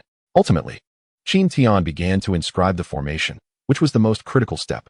Zhong Wu and Xiao Zhan marveled at the intricacies of the formation Qin Tian was carving. When Qin Tian completed the final inscription, an extraordinary phenomenon occurred, signaling the successful forging of the imperial weapon. Zhong Wu and Qian Shui gazed on with envy, while Xiao Zhan was beyond ecstatic. With this imperial weapon, the Xiao family would have a solid foundation, transforming their future entirely. He promptly retrieved his 2 remaining low-grade imperial herbs, stating, "I currently possess only these 2. I need to return to procure 3 more. You may fetch them and return to me afterward," Qin Tian replied, casually tossing the imperial weapon to him. Xiao Zhan, thrilled, repeatedly examined the weapon in his hands, assuring that he would return promptly. Before departing, he could not resist asking, "Aren't you worried that I might not return after I leave?" Qin Tian smiled. "You may certainly try." Xiao Zhan awkwardly chuckled. "I wouldn't dare." He truly felt intimidated. A craftsman capable of forging an imperial weapon was likely someone the Haoyan Empire could not afford to offend, let alone himself. After Xiao Zhan departed, Qin Tian turned to Zhong Wu and said, "What type of sword would you like? I have enough materials to forge one for you." The earlier events had served as a wake-up call for Zhong Wu, prompting Qin Tian to offer a sweet incentive to fully secure Zhong Wu's loyalty. Chapter 49. By Xiaoru's sister. Upon hearing Qin Tian's words, Zhong Wu immediately knelt down, expressing his gratitude. "Thank you for your generosity, young master. I pledge my unwavering loyalty." He then produced his weapon schematics and respectfully handed them to Qin Tian. Meanwhile, Qin Tian resumed his crafting. On another front, Xiao Zhan returned to Haoyan City and promptly entered the palace to meet with the Ice Xian Empress. He reported the matter at hand and expressed his demands. The Ice Xian Empress appeared quite taken aback. An imperial-grade artificer was a rarity throughout the central continent. She then retrieved 3 spirit herbs and presented them to Xiao Zhan, as he was, after all, considered a relative and one of her trusted individuals. After Xiao Zhan took his leave, the Ice Xian Empress murmured Qin Tian's name, suddenly recalling that it was indeed Qin Tian who had previously aided Qing Qing and the others. With this realization, she hastily summoned Mu Qingqing's protector, instructing her to investigate whether this was the same person. Xiao Zhan first returned home to seek out his daughter, Xiaomeng. He intended to have her accompany him to deliver the spirit herbs, hoping she could attract Qin Tian in Qingyan City. After all, his daughter was among the most stunning beauties in the Haoyan Empire. No matter how formidable Qin Tian was, he remained a man. And it was said that heroes are often paired with beautiful women. If his daughter could win his favor, the Xiao family would truly soar to new heights. When Xiao Zhan and Xiao Meng returned to the artistry hall, they found Qin Tian's crafting nearing completion. They chose not to disturb him, instead observing quietly. The more Xiao Meng watched Qin Tian, the more handsome he appeared to her, ultimately evolving into admiration. As an imperial-grade artificer and a powerful figure, coupled with his striking looks, he perfectly embodied the image of her ideal partner. Xiao Zhan noticed his daughter's expression and smiled, pleased that she had taken a liking to him. As the saying goes, a woman pursuing a man is like a veil. Finally, a remarkable occurrence transpired. The imperial weapon was successfully forged. Xiao Zhan was once again astonished, for Qin Tian had crafted twice in succession, both times achieving success. As far as he knew, other imperial-grade artificers required months to complete a single forging, and the failure rate was considerable. Achieving success even once in 5 or 6 attempts was considered remarkable, Otherwise, imperial weapons would not be so scarce in the central continent. After completing the forging, Qin Tian handed the imperial weapon to Zhong Wu. He then advised Qian Shui, do not envy. Just focus on your cultivation. If you follow me, once you reach the imperial realm, you too shall possess an imperial weapon. Qian Shui beamed brightly. I will certainly strive to cultivate diligently. Once Qin Tian finished his instructions, Xiao Zhan hurriedly stepped forward, presenting the 3 low-grade imperial spirit herbs to Qin Tian. He then pulled Xiao Meng closer, saying, do you require someone to serve tea? What do you think of my daughter? She is fair-skinned and beautiful, a true gem, and ranks among the top 3 beauties in our Haotian Empire. Dad, Xiao Meng shyly exclaimed, feeling somewhat embarrassed. Meanwhile, Qian Shui pouted, sensing her status as a maid was under threat. Biting her lip, she declared, I am the young master's maid. Serving tea is my duty. The atmosphere grew awkward. Suddenly, Qin Tian sensed the temperature in the hall drop. Recognizing it as a warning signal from a Miaoling, he regretfully declined. I appreciate your kindness, but I do not require any maids. Both Xiao Zhan and Xiao Meng felt a twinge of disappointment and bid farewell to Qin Tian. Upon exiting the artistry hall, Xiao Zhan advised his daughter, you should find a place to stay in Qingyun City and take your time. As the saying goes, a woman pursuing a man is like a veil. With your beauty, he will inevitably come to like you. Yes, Xiao Meng replied shyly. Inside the artistry hall, and Miaoling descended, expressing her dissatisfaction. If I hadn't given you a heads up, would you have accepted her? Qin Tian replied earnestly, am I such a person? Having you is sufficient. You can help me serve tea and even give me shoulder rubs. And Miaoling frowned, reproaching him, you are exactly that kind of person. If I hadn't come, you might have already had a mistress. With that, she left, leaving Qin Tian to shake his head in disbelief. Meanwhile, the Ice Xian Empress received confirmation that this Qin Tian was indeed the one who had assisted Mu Qingqing. With this knowledge, she made a decision to allow Mu Qingqing to emerge from her seclusion to seek out Qin Tian. If a romantic relationship were to blossom, she would find herself the mother-in-law of an imperial-grade artificer.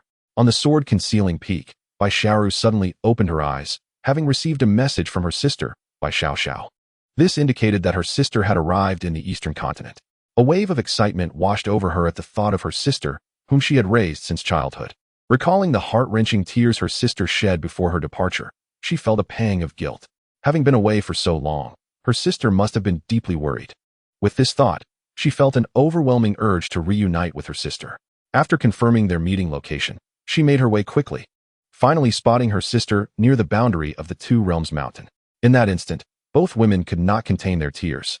Had it not been for the unbroken soul stone binding her to her sister, Bai Xiaoxiao would have rushed out to find Bai Xiaoru long ago. With a choked voice, Bai Xiaoxiao spoke. A few days ago, a group of powerful individuals came to Qingqiu seeking justice. They believed the souls of those they sent to find you in the central continent had all shattered, so they suspected our Qingqiu had sent someone to kill you.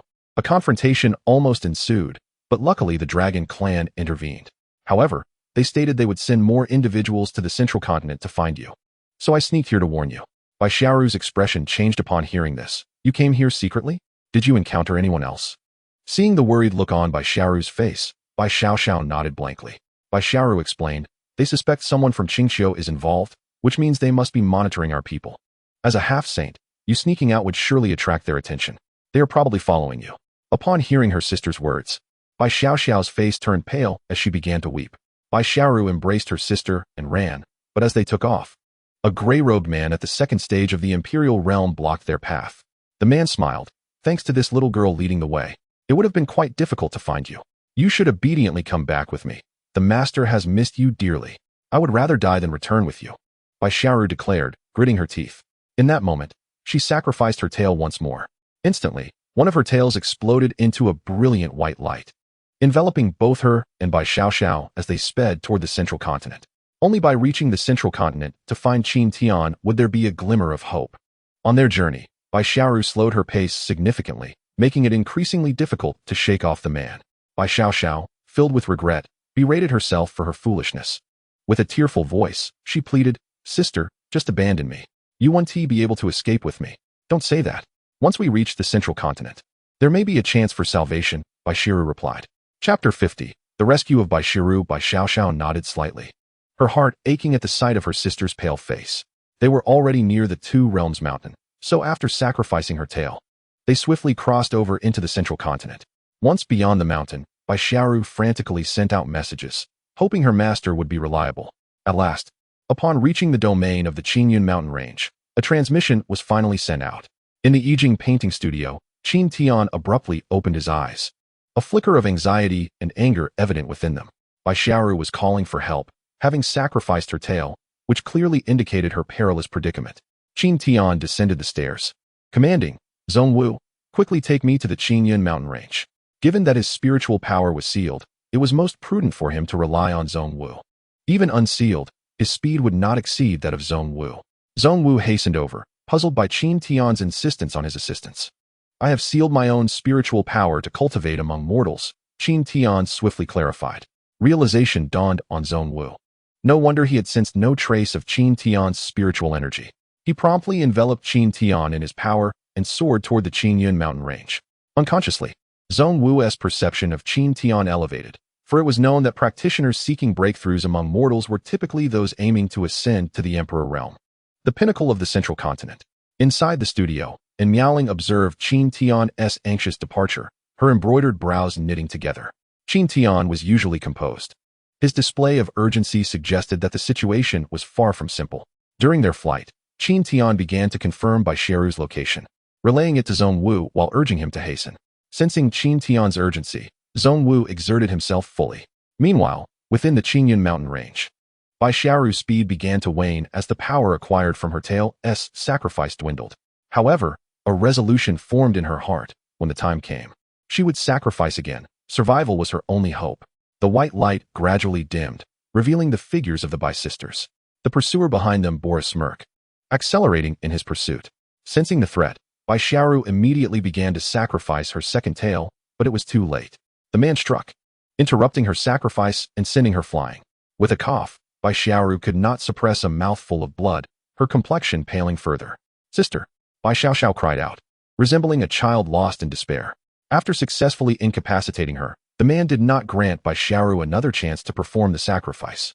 He swiftly approached the two sisters, seizing one with each hand, causing them to revert to their true forms. Overjoyed at capturing them, the man anticipated the immense reward for returning them to the imperial lineage. It was conceivable that young Master Di Tian would bestow upon him an imperial weapon. With that thought, he hastily sealed their spiritual powers and prepared to flee. Bai Xiaoru maintained her connection with Qin Tian. It was her final glimmer of hope. Should Qin Tian fail to locate her, she would rather perish than allow Di Tian to succeed. From a young age, Bai Xiaoru, possessing the bloodline of the celestial fox, had experienced a swift ascension in cultivation. Even without rigorous effort, this very trait marked her as the next leader of the Qingqiu clan. Di Tian, having discovered her celestial fox bloodline, orchestrated this predicament, relentlessly pushing her to the brink. His desire for her bloodline stemmed from the belief that it would enhance his own. Zhongwu, undeterred by exhaustion, relentlessly pursued the man, finally intercepting him after a quarter of an hour. When Qin Tian beheld Bai Xiaoru, held by the man's grip, a surge of fury erupted within him, for she was among those he cherished most.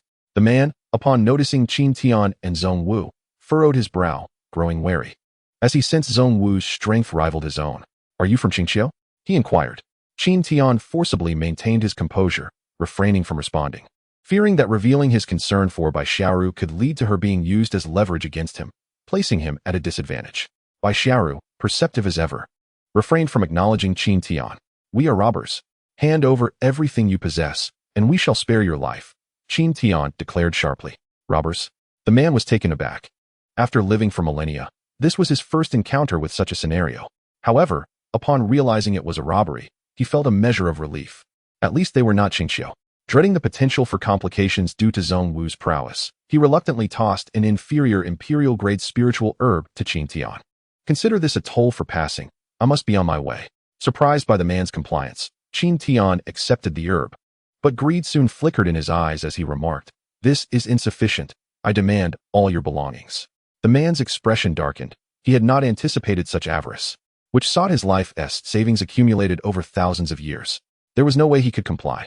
Ignoring Qin Tian, who lacked spiritual power, the man turned to Zhongwu, saying, "Brother, our strengths are comparable. A fight could yield unpredictable results. Since I have shown good faith, will you allow me to pass?" "Not a chance. I heed my lord's command," Zhongwu replied. "Your lord? Him?" The man regarded Qin Tian with skepticism. Ultimately, he was compelled to view Qin Tian as merely a pampered young master of some powerful faction. Aware that such individuals typically bullied the weak, he realized reasoning was futile. They would have to resort to combat. While pondering his next move, Qin Tian transmitted a message to Zhong Wu: strike, but do not harm the fox. Understanding the intent, Zhong Wu unsheathed his Longxing blade, a name he had chosen for his imperial weapon. Realizing the inevitable clash, the man placed the sealed by Xiaoru and by Xiao Xiao on the ground and hastily set up a formation. He dared not engage while holding by Xiaoru. Any misstep could lead to dire consequences, and Di Tian would not let him off the hook. Zhong Wu, aware that Qin Tian's priority was the fox, moderated his attacks to avoid harming her. As the two combatants moved further away, Zhong Wu unleashed his full power. An adept swordsman by nature, his mastery of the Longxing blade, coupled with his superior recovery abilities, gave him a distinct advantage. He relentlessly attacked the man, who gritted his teeth, believing Zhong Wu's energy would soon deplete. If he could endure this onslaught, victory would be his. However, as the man realized that Zhong Wu's energy showed no signs of waning, he recognized his grave miscalculation. Zhong Wu remained vigorous, and the man soon perceived that Zhong Wu wielded an imperial weapon, while his own semi-imperial grade armament was nearly rendered ineffective. Chapter 51. Healing. The formation above had been largely dismantled. With one final strike, the man's fate would be sealed. Recognizing the moment had arrived, Zhong Wu unleashed the technique that had once defeated Luo Ho, the Phantom 18 slashes. Instantly, several shadows of Zhong Wu emerged, simultaneously striking at the man. The sudden onslaught overwhelmed him, and he was cleaved asunder. Meanwhile, Qin Tian had gathered the two small foxes into his embrace. He cast a glance at Zhong Wu, saying, "What is his is yours, you may return first." Zhong Wu did not hesitate, taking the man's storage ring and returning to the Intent Realm painting studio. Qin Tian gently stroked by Xiao Ru's blood-stained fur, expressing his concern. "Are you all right? You didn't come with me when I asked you to." Bai Xiaoru nuzzled her small head against Qin Tian's, her voice weak yet grateful. "Thank you for saving me and my sister." Qin Tian had rescued her once again. A debt of gratitude she felt could never truly be repaid, for her fox tribe was one that despised being indebted to others. Bai Xiao Xiao observed her sister's actions and expressions with surprise. In her memory, her sister was a proud individual, the imperial princess of Qingqiu, who had never shown any affection towards any man. Yet, the Qin Tian before her, though handsome, seemed otherwise unremarkable. She blinked her eyes and asked, "Are you my brother-in-law?" Upon hearing this, Bai Xiaoru's face flushed crimson, and she playfully scolded, "You little rascal, don't say such things. If he is not your brother-in-law, then what is your relationship?" Bai Xiao pressed on. Just as Bai Xiaoru was about to respond, she hesitated. She couldn't very well say they were master and servant. If that were to come out, how could she face her sister again? Qin Tian, amused, watched the unfolding drama without intervening. As the silence lingered between the two, Bai Xiao concluded in her heart that they must be lovers. And her gaze towards Qin Tian softened.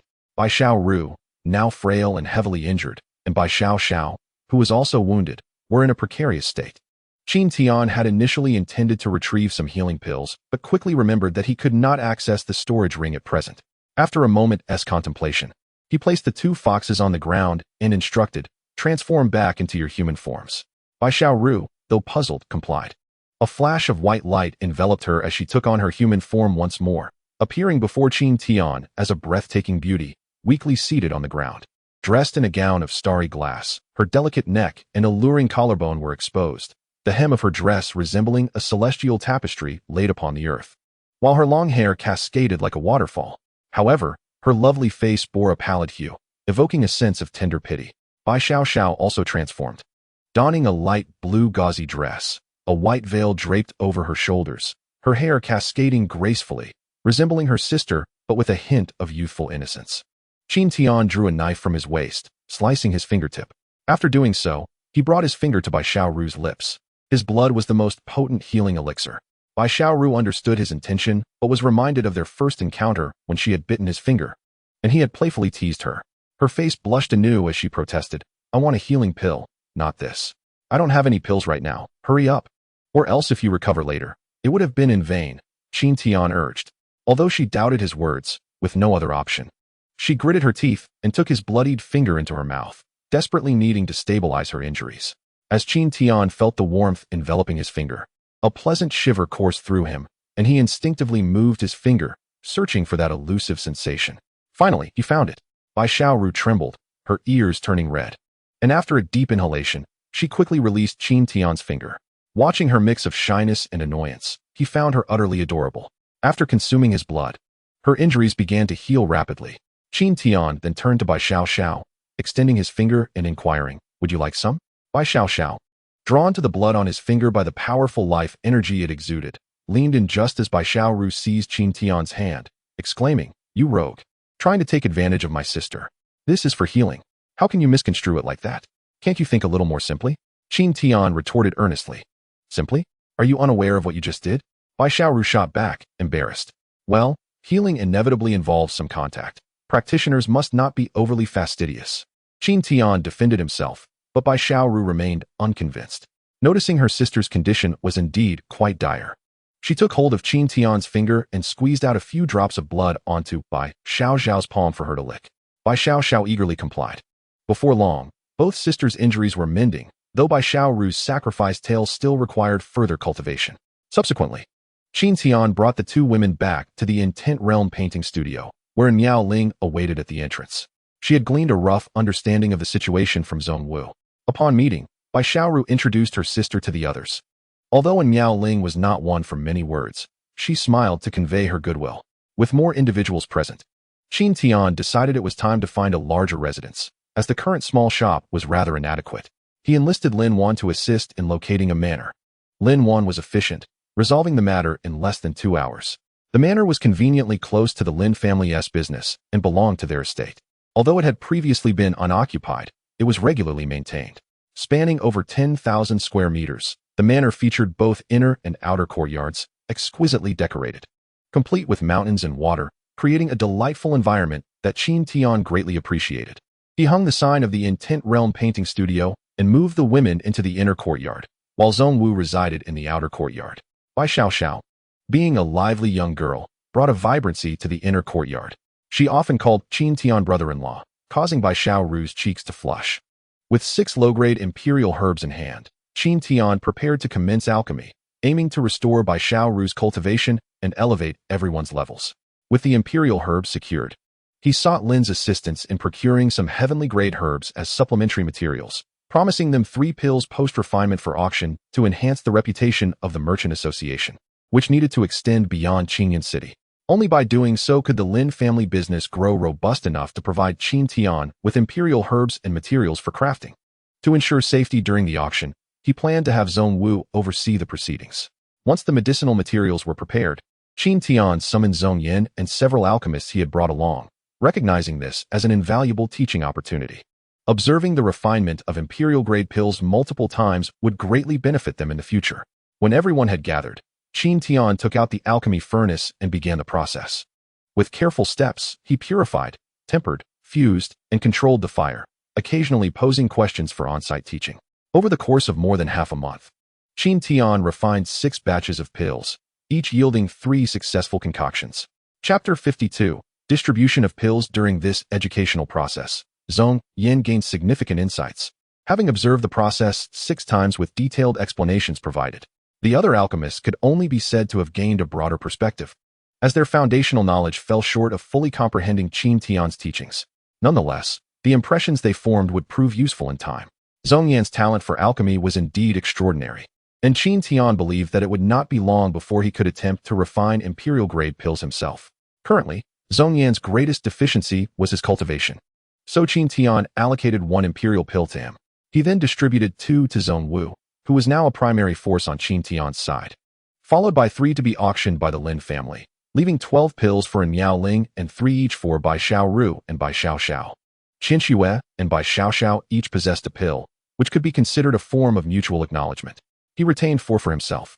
The members of the Sanjin Peak, including Sheng Wanya, were not yet prepared to provide elixirs, intending to wait until the Lin Clan Trading Company had developed sufficiently to offer imperial-grade spiritual herbs before nurturing them. Once the elixirs were available, everyone began to enhance their abilities, while the Lin Clan Trading Company commenced planning a promotional campaign for the upcoming auction of these imperial-grade elixirs, scheduled to take place 3 months hence, striving to achieve a stunning debut. Qin Tian consumed one of the elixirs and commenced his cultivation. With his imperial-grade cultivation aptitude, his progress was notably rapid. Within a month, he had ingested 2 elixirs, propelling his cultivation to the third level of the Holy Realm, significantly augmenting his combat prowess, contingent upon unsealing his restraints. Subsequently, and Miaoling, Bai Xiaoru, and others also emerged from their respective breakthroughs, and Miaoling ascended to the third level of the half-holy realm, while Bai Xiaoru not only regained her previously lost cultivation, but also advanced to the second level of the holy realm. Following them, Qian Xue and Zhong Yan broke through to the half-holy realm. Among them, Bai Xiaoru exhibited a quicker progression due to her restoration of power, although others improved in cultivation. Their understanding of the Tao required further personal exploration. Therefore, they refrained from exploiting the elixir's potency for continuous breakthroughs, mindful of the potential consequences of hastening their growth and jeopardizing their future. Instead, the elixir's energy was preserved within their bodies, gradually assimilated during their regular training. As for Zhong Wu, being already at the second level of the imperial grade, the elixir's effect on him was not particularly substantial, yet it nonetheless facilitated a significant reduction in the threshold for his advancement to the third level of the imperial realm. In the southern region of the Haotian Empire, there lay a valley inhabited by a sect known as the Fallen Demon Valley. At this moment, Luo Ho's imperial soul was engaged in conversation with the demon lord of the valley, who happened to be Luo Ho's elder brother. Following the destruction of his physical form, he sought out his elder brother. After recounting his ordeal, he implored, "Brother, I shall pledge my allegiance to you. Please find me a suitable physical vessel. Do not worry. As we are blood brothers, I shall do my utmost for you," the demon lord replied. Upon learning that Zhong Wu possessed an imperial weapon, he felt a stir of desire. However, he recognized that if Luo Ho could not defeat someone, neither could he. Yet, having mastered the art of Gu, he contemplated the possibility of a surprise attack, confident in his ability to control the enemy with his life-bound Gu. With this thought, he promptly dispatched individuals to investigate the situation while simultaneously gathering disciples from Luo Sha's sect, which still held several promising talents. Days later, the son of the Grand Elder of Luo Sha's sect, along with Qianwei and others, was brought to the Fallen Demon Valley. At this moment, Qianwei bore the marks of her suffering, her face swollen and her body bruised, a far cry from her former beauty. This was due to the Grand Elder's son choosing not to kill her, intending instead to prolong her torment. Upon their return, the demon lord began to inquire whether they possessed any information regarding the invaders, promising rewards for any leads. Qianwei, upon hearing this, felt a surge of joy and immediately revealed what she knew. However, she stipulated a condition. She did not desire a reward but sought the opportunity to personally slay the Grand Elder's son. In these days, her sole motivation for survival was to find a chance to eliminate her tormentor.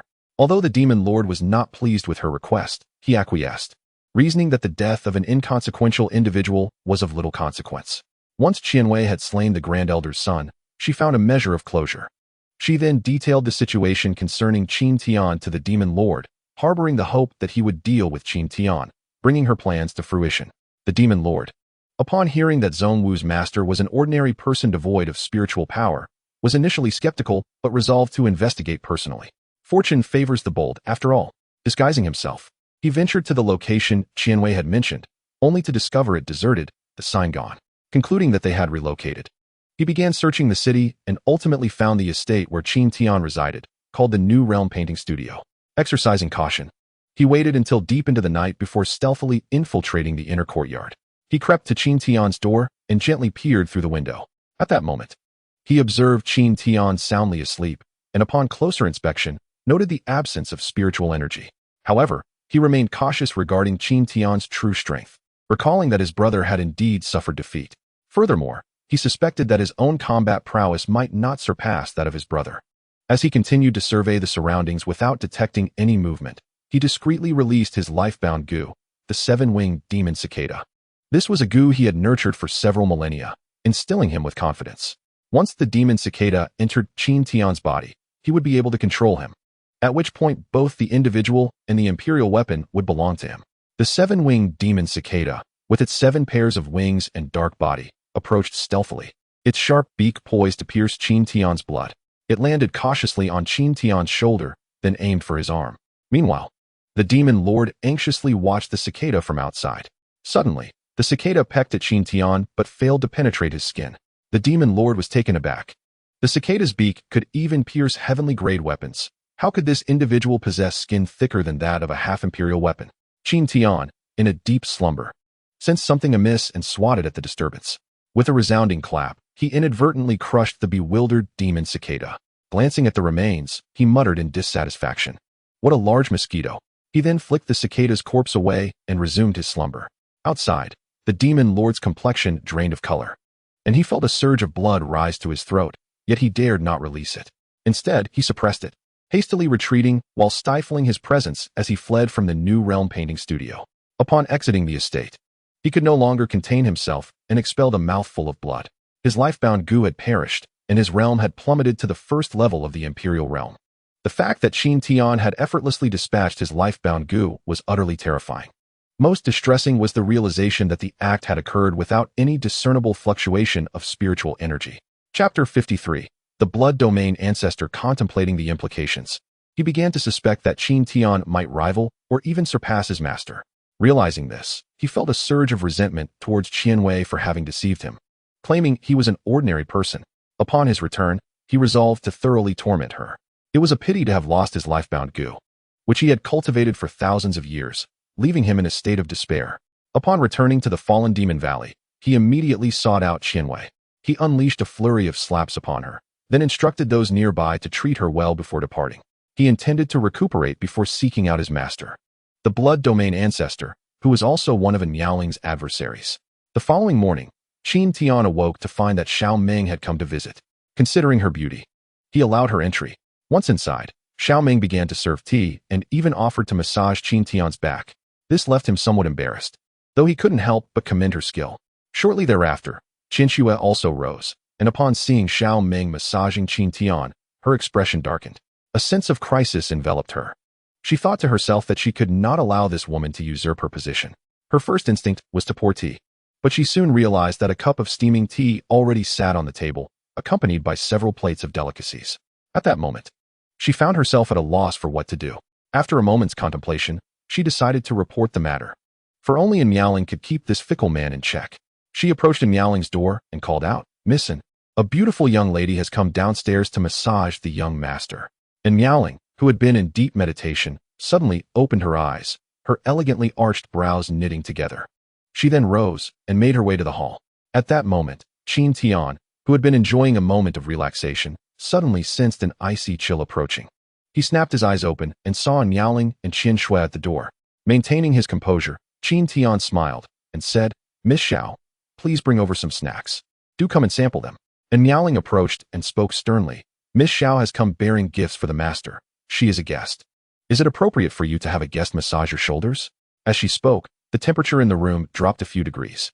Sensing the shift in temperature, Qin Tian realized that this little jealous one was upset. He turned to her and said, "My disciple is right. I have been rude. Miss Xiao, please have a seat." "Young Master Qin, you are too kind. Your crafted imperial weapon has greatly aided my father, allowing him to return victorious from the border. I have no way to repay you, so I can only serve you," she replied. For a moment, Qin Tian found himself at a loss for words. However, as the temperature continued to fall, he stood up to distance himself from Xiao Ming. Only then did the surrounding temperature return to normal. With Niaoling and Qian Shui now present, she felt she had little opportunity left, so she took her leave. Before departing, she gently said, "I shall come again next time." Upon hearing this, Qian Shui made a silent vow to rise early and be a diligent maid, determined not to let this woman have any advantage. Qin Tian approached Niaoling and took her small hand, saying, "Shall I check on your health?" "Check on my health? You clearly just want to take advantage of me," and Niaoling retorted, her face flushing with embarrassment as she pulled her hand away. With the outsiders gone, she returned to her cultivation. Bored, Qin Tian decided to visit Bai Xiaoru, who had seldom revealed her fox form lately, having grown accustomed to her human appearance. Upon arriving at her door, he heard two women engaged in conversation. He pushed the door open, revealing an intoxicating scene before him. Bai Xiaoru and her sister Bai Xiaoxiao were playfully wrestling on the bed, dressed in their undergarments. This scene was one Qin Tian felt he would never forget, one alluring and the other innocent, both presenting themselves in an exceedingly enticing manner. "Ah!" Both women screamed in unison, hastily grabbing the blanket to cover themselves, their faces flushing crimson. Bai Xiaoxiao shyly peeked out and said, "Brother-in-law, why did you come in without knocking?" Qin Tian awkwardly chuckled. "I'm used to it." Bai Xiaoxiao then turned her gaze to her sister, saying, "You're in this state, and you still claim he is not your brother-in-law?" Bai Shiru, overwhelmed with shyness, let her tail unfurl like a peacock's display. "Wow, Sister, you're truly moved. Bai Xiaoxiao exclaimed. As such a reaction was typical for the Fox clan when they became emotional. Qin Tian stood there, momentarily stunned. Just as Bai Xiaoru was about to explain, Bai Xiaoxiao transformed into a fox and dashed out, saying, I want to disturb your romantic evening. Do you truly have feelings for me? Qin Tian asked mischievously. No, that was an accident, Bai Xiaoru replied, her voice faint. As she leaned back against the wall, she added, I don't, so don't come any closer. Unmoved, Qin Tian lay down on the bed, occupying a large portion of it, and playfully grabbed one of her tails. Bai Xiaoru tugged at her tail in an attempt to reclaim it, but Qin Tian held fast. While she was lost in thought, Qin Tian reassured her, Fear not. My dear, your master shall not overstep. He then brought her tail to his nose and sniffed it. Is this not overstepping? Bai Xiaoru retorted, a mix of embarrassment and anger in her voice. As your master, I am merely taking a whiff of your tail, he replied, realizing she could not win this argument. Bai Xiaoru ceased her protests and continued to struggle to pull her tail back. Just as she managed to reclaim one, Qin Tian seized the other. Finally, in frustration, she declared, I shall fight you. She then bit down on Qin Tian's arm, but her bite was so soft it barely left a mark. In a moment of inspiration, she decided to use her tail to tickle him instead. This tactic proved effective, and eventually, Qin Tian relented, allowing Bai Xiaoru to reclaim her tail. Afterward, she curled up in a corner of the bed, hugging her knees and keeping a wary eye on Qin Tian. Suddenly, an idea struck him, and he asked, Do foxes shed fur? Why do you ask that? She replied, I wish to collect your fur to make a pillow, he responded. Bai Xiaoru glared at him, saying, Do you have any idea how much fur is needed for a pillow? The thought of her tail becoming bald sent a shiver down her spine. She quickly added, Don't even think about it. Very well. They then engaged in casual conversation. Finally, Qin Tian said, Let us wait a year. By then, I will take you back to Qingqiu. Upon hearing the words return to Qingqiu, she froze, having dreamt of this moment countless times over the years. Yet she had always considered it a distant hope. Now, suddenly, Qin Tian had given her a timeline, and so soon. This filled her with both joy and apprehension. She was well aware of Emperor Tian's strength and the formidable forces behind him. Contemplating this, she casually replied, We shall see when the time comes. Qin Tian noticed her unease but chose not to elaborate further. After a short while, he returned to his cultivation. As soon as Qin Tian left, Bai Xiaoxiao rushed back in. Did you finish so quickly? She asked, astonished. I heard from the older sisters in the clan that they usually battle for a day and a night. Bai Xiaoru swiftly seized Bai Xiaoxiao by the neck, saying, You're talking nonsense. Just wait and see how I deal with you. Bai Xiaoxiao quickly begged for mercy, and once Bai Xiaoru released her grip, she said earnestly, Sister, I want to sleep with you tonight, so brother-in-law want to think I'm meddling and send me away. Bai Xiaoru felt somewhat speechless, realizing her sister had matured far too quickly. It seemed that while she was away, the others in the clan had led her astray. Chapter 54, Caged Bird, Golden Sparrow. In Haotian City, at this moment, Xiao Zhan was basking in glory, having slain the enemy general in the battle against the Kun Yuan Empire. With the enemy leaderless, he carved a path through their ranks as if traversing an uninhabited land. Ultimately, he captured 7 cities in a significant victory, all thanks to his imperial weapon. Without it, he would have been hard-pressed to match the enemy's strength. Upon returning to Haotian City, various prominent families visited the Xiao family. Among them was the Gonyang family, one of the 4 great families of the Haotian Empire, just like the Xiao family. The head of the Gonyang family had come primarily to ascertain the truth, as Xiao Zhan had previously been at a disadvantage in his encounters with the enemy's famed generals. However, this time, he had suddenly exhibited a remarkable increase in power, slaying the imperial general.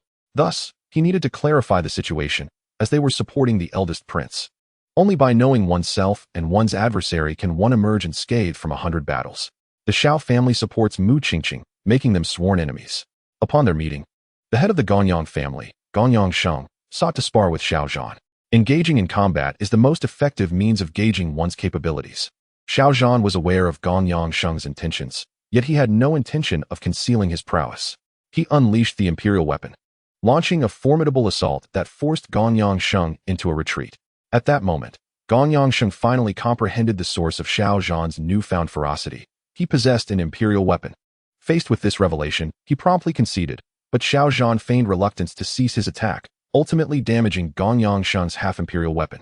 Enraged, Gonyang Sheng seethed in silence, knowing he could not express his frustration, as he had initiated the sparring session and had been bested. Upon returning home, He utilized all his connections to investigate the origins of Xiao Zhan's imperial weapon. First, he ruled out Master Bailey Su, who had been in seclusion and lacked the ability to forge a true imperial weapon. Ultimately, he learned through his spies embedded in Xiao Zhan's residence that the weapon had been acquired during a visit to Qingyan City. Thus, he hastened to the city lord's residence. Aware of the cordial relationship between the city lord and the Xiao family, Gong Yongsheng wasted no time. He quickly subdued the city lord with a couple of swift moves and placed a blade against his throat. The city lord initially intended to resist, assuming Gong Yongsheng was merely attempting to intimidate him. After all, the assassination of a city lord was no trivial matter. However, his wife could not bear the pressure and divulged everything.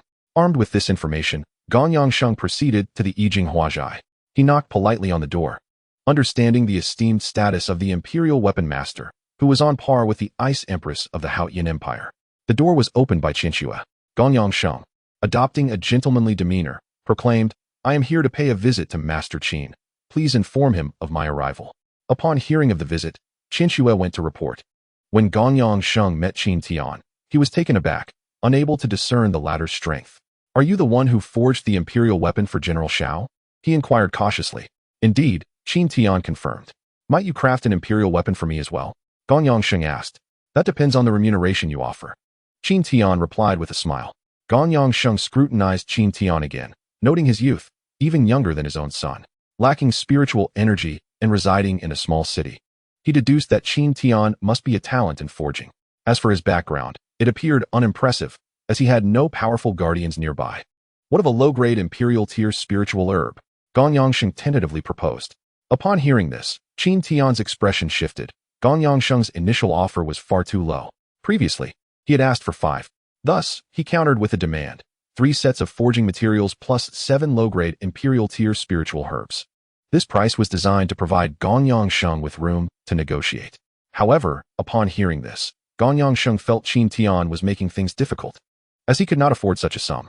After much contemplation, he gritted his teeth and replied, 2 sets of forging materials and 3 low-grade imperial tier spiritual herbs. 6 low-grade imperial tier spiritual herbs, Qin Tian countered. "Do you understand what 6 low-grade imperial tier spiritual herbs represent?" Gong Yongsheng's anger flared, stemming from his belief that he was superior to Qin Tian.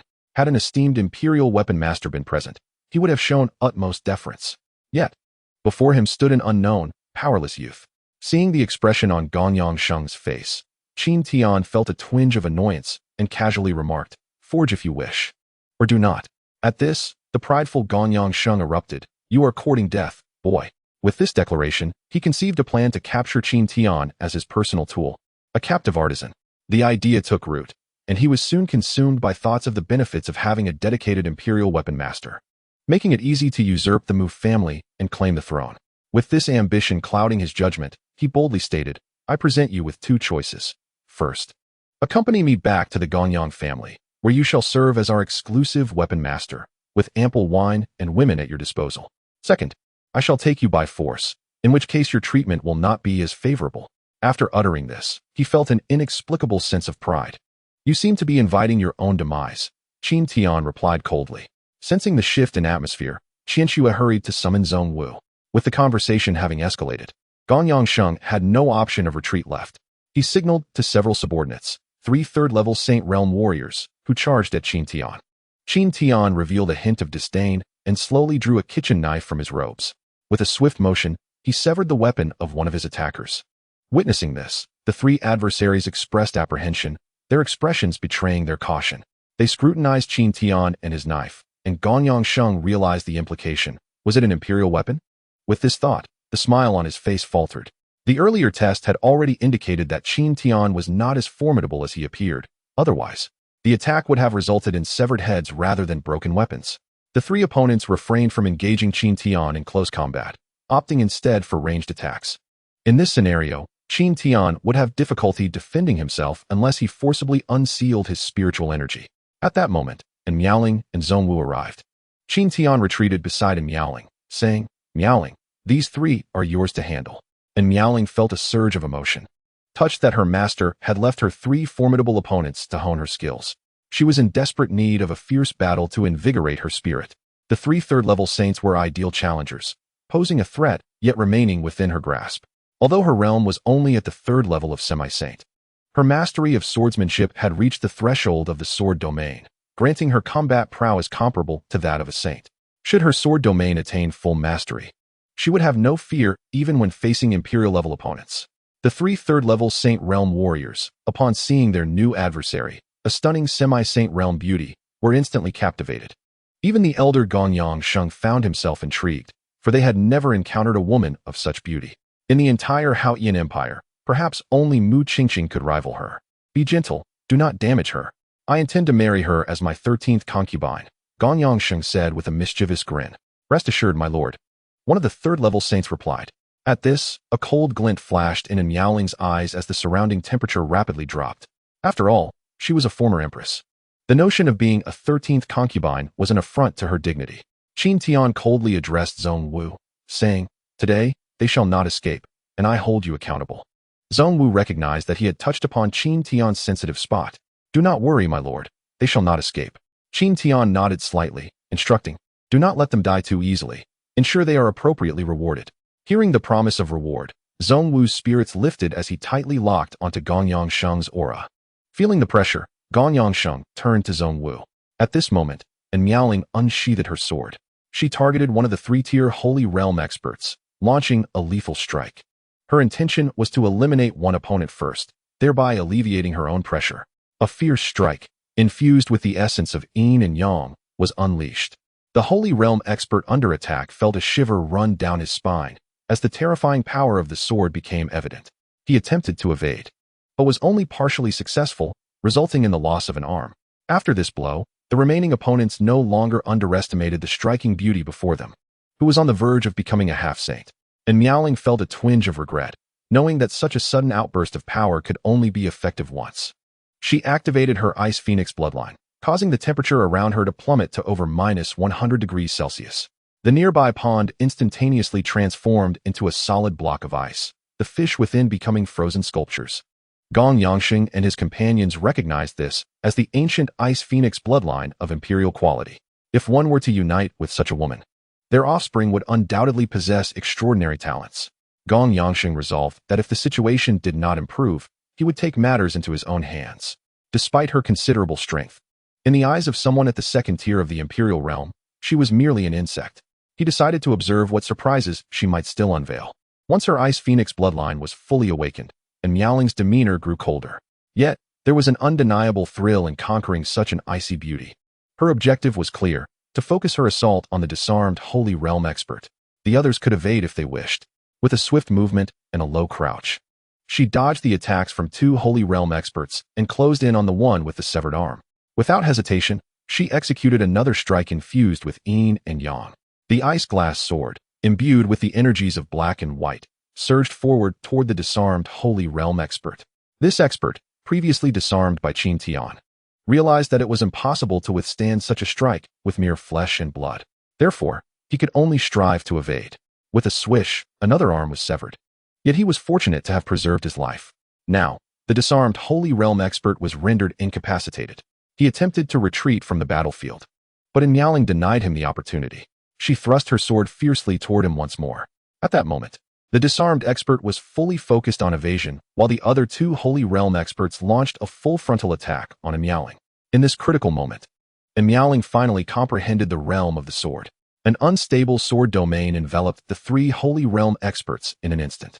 The emergence of this sword domain drastically reduced their speed, leaving them bewildered by the unexpected turn of events. In their understanding, it was inconceivable for a half-saint to grasp a domain. In that fleeting moment, the disarmed Holy Realm expert was pierced through the heart by a single strike.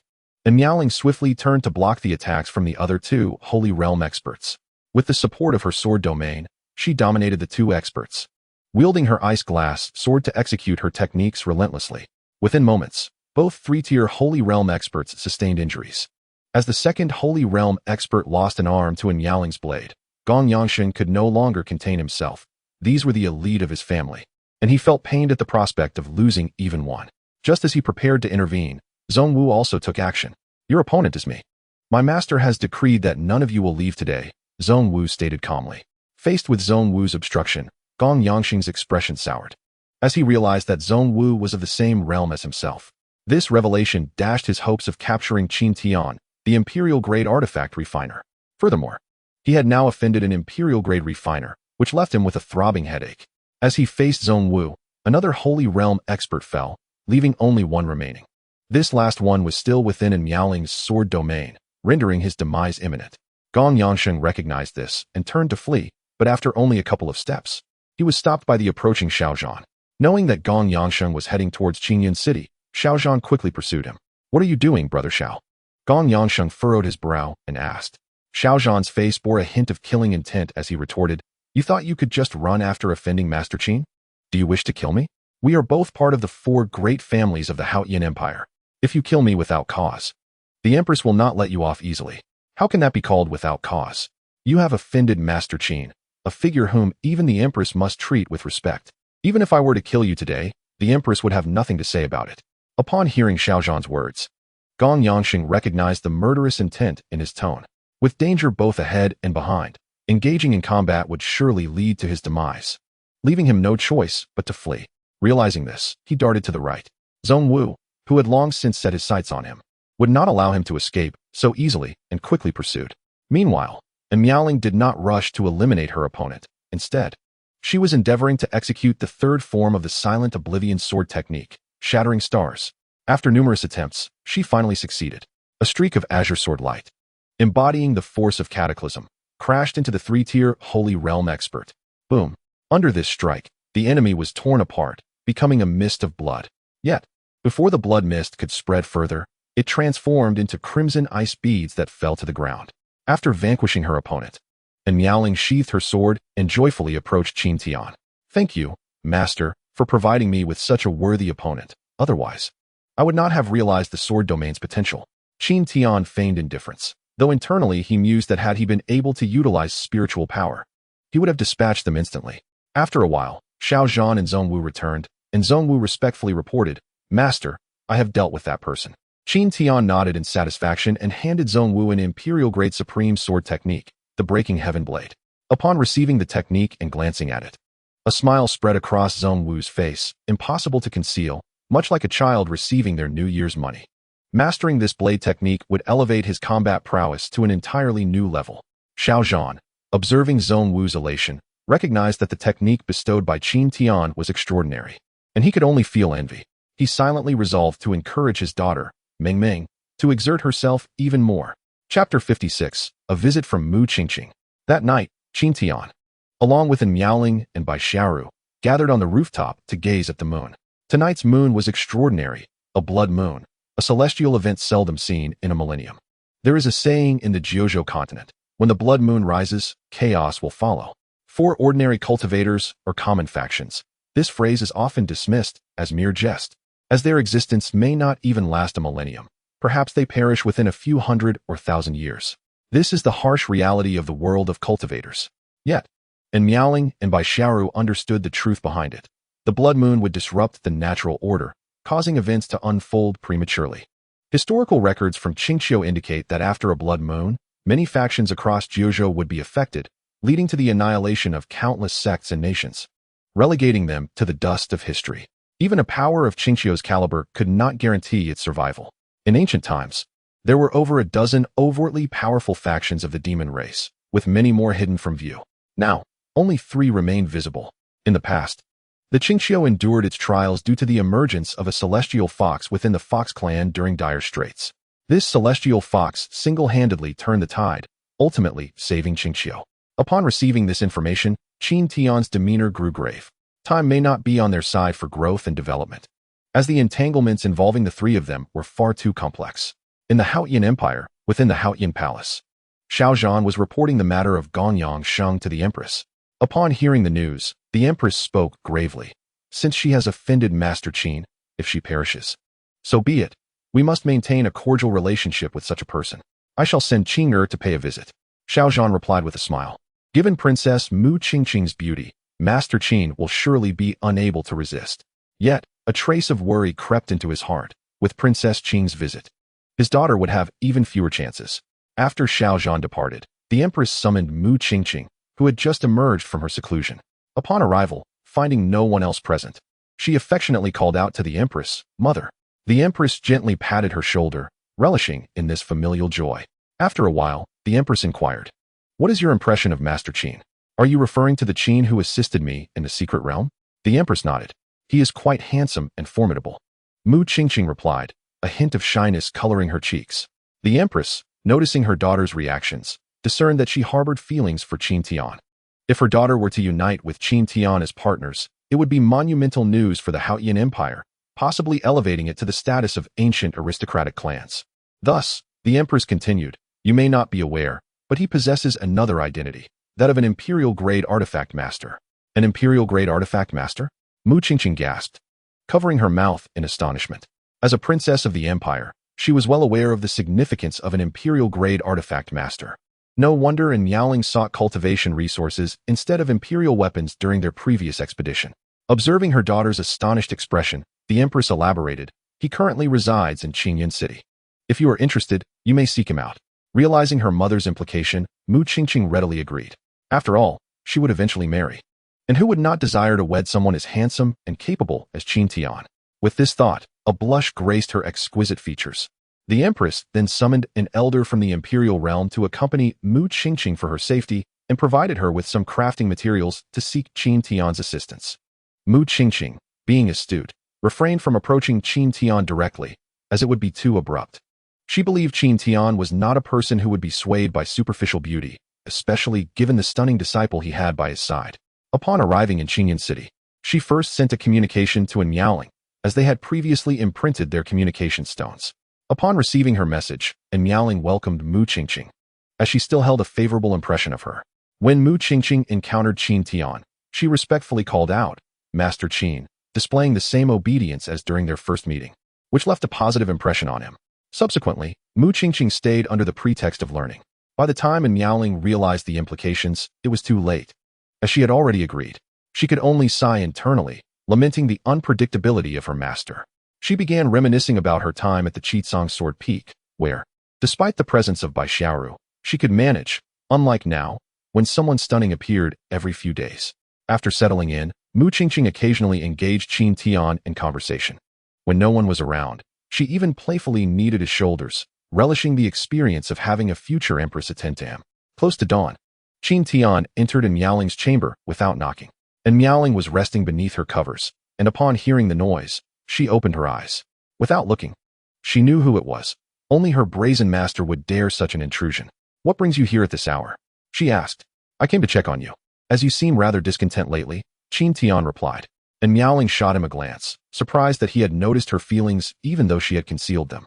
Qin Tian lay down beside her, but thankfully, he did not burrow beneath the covers, and Miaoling shifted slightly, clutching her blankets to prevent him from invading her personal space. Her hair cascaded beside Qin Tian's head, and he picked up a strand, inhaling its fragrance, entranced. "Did you bathe with rose petals?" he queried. "Did you spy on me while I was bathing?" And Miaoling retorted angrily, contemplating how she had set up formations to guard her privacy diligently. "Is your master such a person?" "I merely caught a whiff," he answered, and Miaoling realized the scent was indeed present on her. "Dog's nose," she muttered under her breath. Qin Tian playfully slapped the blanket beside her. "What do you mean, master?" The moment he uttered those words, he felt it was inappropriate, and he quickly withdrew his hand, regretting not having squeezed a little longer. At that moment, the atmosphere began to chill. Sitting upright, Qin Tian declared, "I must inform you. I am not a person to be trifled with. Leave." And Miaoling's expression shifted multiple times before she finally uttered 2 words, after which she used her spiritual energy to push him out and shut the door. Pulling the blanket over her face, she felt a wave of shyness wash over her. The next day, a belligerent old man stormed into the intent painting studio, only to be halted by Zhongwu, leading to a scuffle. Given that the intruder was merely in the first tier of the imperial realm, he was quickly subdued by Zhongwu. Upon hearing the commotion, Qin Tian and the others ventured outside to assess the situation. An old man lay on the ground, cursing, "I am a half-emperor grade artifact master. How dare you treat me this way?" At that moment, Mu Qingqing recognized the old man as Bai Li Su, the most skilled artifact master of the Haoyan Empire. She hastily pleaded with Qin Tian on his behalf. Considering Mu Qingqing's plea, Qin Tian gestured for Zhongwu to release him. Bai Li Su struggled to his feet, glaring at Qin Tian. Upon emerging from his seclusion, he had learned from his disciple that Xiao Zhan's weapon crafting had been taken over by an artifact master from Qingyan City. As the foremost artifact master of the Haotian Empire, it was the first time his business had been snatched away, so he had come in a furious state. You have broken the rules of artifact masters. Do you understand? I had an agreement with General Xiao that his weapons would be crafted by me. Yet you seized my business while I was in seclusion. Bai Li Su raged. Seized your business? What level do you think you are at to claim such a thing? Qin Tian scoffed, fully aware that there were no imperial-grade artifact masters in the Haotian Empire. Just then, Mu Qingqing stepped forward, saying, Master Bai, you are mistaken. This Master Qin is an imperial-grade artifact master and was approached by General Xiao to craft imperial weapons. An imperial-grade artifact master? Crafting imperial weapons? Bai Li Su scrutinized Qin Tian closely, incredulous that such a young lad could be an imperial-grade artifact master. Do you take me for a 3-year-old? Zhong Wu interjected.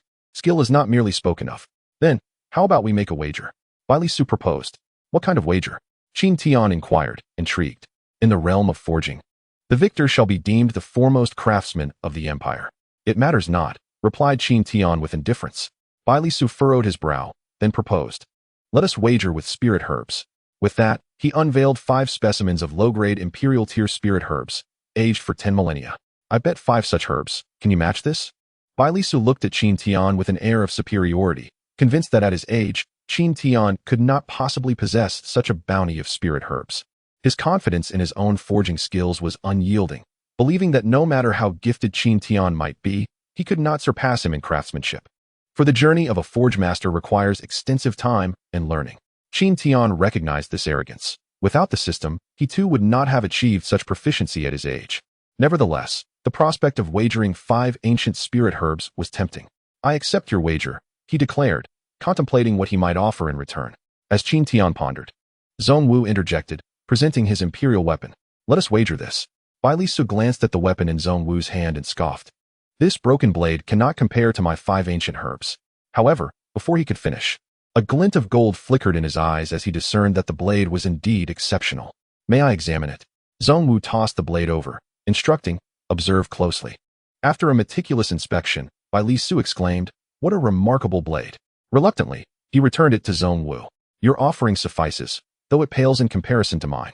However, for now, this is all I possess. Will you wager or not? I will wager, Qin Tian affirmed. Only then did he remember he lacked materials, prompting him to instruct Zhong Wu, procure a set of forging materials from the Lin family trading house. Hearing this, Bai Li Su felt even more assured. How could a forge master who could not even procure materials hope to compete with him? Before Zhong Wu could depart, Mu Qingqing spoke up. There is no need for you to go. I have what we need. She then presented Qin Tian with a set of imperial-grade forging materials. I also wish to request your assistance in forging an imperial weapon. If successful, I shall reward you with 6 ancient spirit herbs. The prospect of more ancient spirit herbs thrilled Qin Tian. I shall assist you in your endeavor. Observing Mu Qingqing's demeanor, Bai Li Su felt an unsettling premonition. Yet he had no choice but to proceed. Since we have the materials, let us commence. Qin Tian nodded slightly and ignited the flames to begin the first step. Throughout the forging process, Bai Li Su occasionally stole glances at Qin Tian, only to discover that his hammering technique was extraordinary, perhaps even surpassing his own. As time passed, Bai Li Su became too engrossed in his own work to continue watching Qin Tian, focusing instead on perfecting his own refinement. After he finished, panting from exertion, he noticed that Qin Tian was still hammering away, appearing quite composed. This realization instilled a sense of urgency within him, yet he reassured himself that the second step was crucial and he could still catch up. The second step, involving intricate details and experience, was where young forge masters often faltered.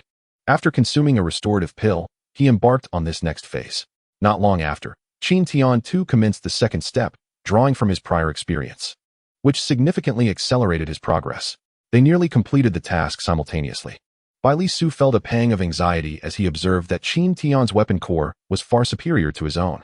He sought to console himself, reminding himself that the formation was complex and this step was critical, allowing him to believe there was still hope. Qin Tian swiftly inscribed the formation, ultimately finishing ahead of schedule. A miraculous phenomenon erupted above the forging chamber. Bai Li Su sensed the change, and upon witnessing this spectacle, he was rendered speechless, his hands coming to a halt. Only when he saw the formation he had yet to complete explode did he realize his failure. Yet, this was no trivial matter. Having forged for a lifetime, witnessing the creation of an imperial weapon by a youth was an immense shock to him. Qin Tian presented the freshly forged imperial weapon to Mu Qingqing, who received it with admiration. Her eyes alight with wonder as it was her first encounter with the birth of an imperial weapon, an awe-inspiring sight. She promptly handed over the 6 ancient spirit herbs to Qin Tian. After accepting the herbs, he turned his gaze to Bai Li Su, who offered him 5 ancient spirit herbs as well. In a moment of humility, Bai Li Su knelt before Qin Tian, imploring, "Master, please accept me as your disciple." At that moment, dignity was of little consequence. Becoming an imperial forge master was his life's greatest aspiration. This request left Qin Tian momentarily taken aback by the stark contrast of the situation. He regarded Bai Li Su and remarked, "You are rather advanced in age to be a disciple." Bai Li Su hastily responded, "In the realm of imperial cultivators, I am not considered old." After some contemplation, Qin Tian replied, "You shall serve as my attendant, much like Zhong Wu, and refer to me as young master." Bai Li Su was indeed a talent, crucial to Qin Tian's current endeavors, so he accepted. "Yes, young master," Bai Li Su exclaimed, filled with excitement. Subsequently, Qin Tian assigned him to the outer courtyard. With the Lin family trading house's auction event over a month away, Qin Tian resolved to teach Bai Li Su the art of forging, aiming to craft several high-quality semi-imperial weapons for the auction. As for auctioning the imperial weapon, he reconsidered and ultimately decided against it. Should news of the imperial weapon spread, it could attract undesirable attention from certain factions. Given the current weakness of his allies, the risks outweighed the benefits. He resolved to wait until he could unseal his own power before revealing an imperial weapon. Bai Li Su displayed considerable aptitude for forging, making it relatively easy for Qin Tian to instruct him. The quality of the semi-imperial weapons they produced improved significantly, though mastering the creation of imperial weapons would require further experience.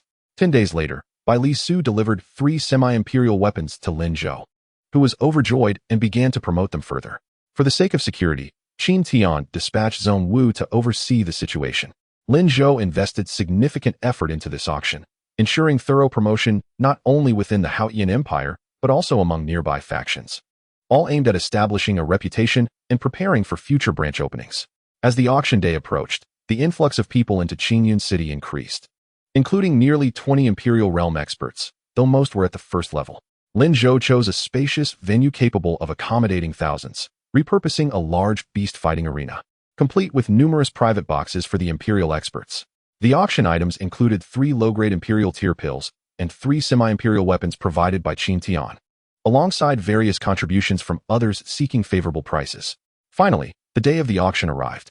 To deter any would-be troublemakers, Qin Tian instructed Zhong Wu and Bai Li Su to maintain order. Additionally, upon receiving news, Xiao Zhan took it upon himself to assist in preserving the peace. Observing the formidable presence, the crowd buzzed with speculation. What background does the Lin family trading house possess to command the presence of Master Bai Li and General Xiao? Indeed, this assembly rivals even a royal auction. Those old-timers who harbored ulterior motives must be quaking in their boots now. Amidst the discussions of the formidable experts below, Lin Wan, adorned in a beautiful red gown, gracefully approached the central auction stage. Under the watchful eyes of the public, the auction commenced. Qin Tian was present, prepared to procure some ancient spiritual herbs and materials for crafting imperial-grade artifacts. He held no interest in the heavenly-grade items that preceded the main event. As the auction reached its climax, imperial-grade crafting materials and spiritual herbs began to surface. In total, he acquired 3 sets of imperial-grade crafting materials and 5 ancient spiritual herbs, all claimed with his bids. He planned to settle the payments using the elixirs and weapons he had auctioned off earlier. This audacious act irked many onlookers, prompting speculation about Qin Tian's identity. Such extravagance was indeed worrying.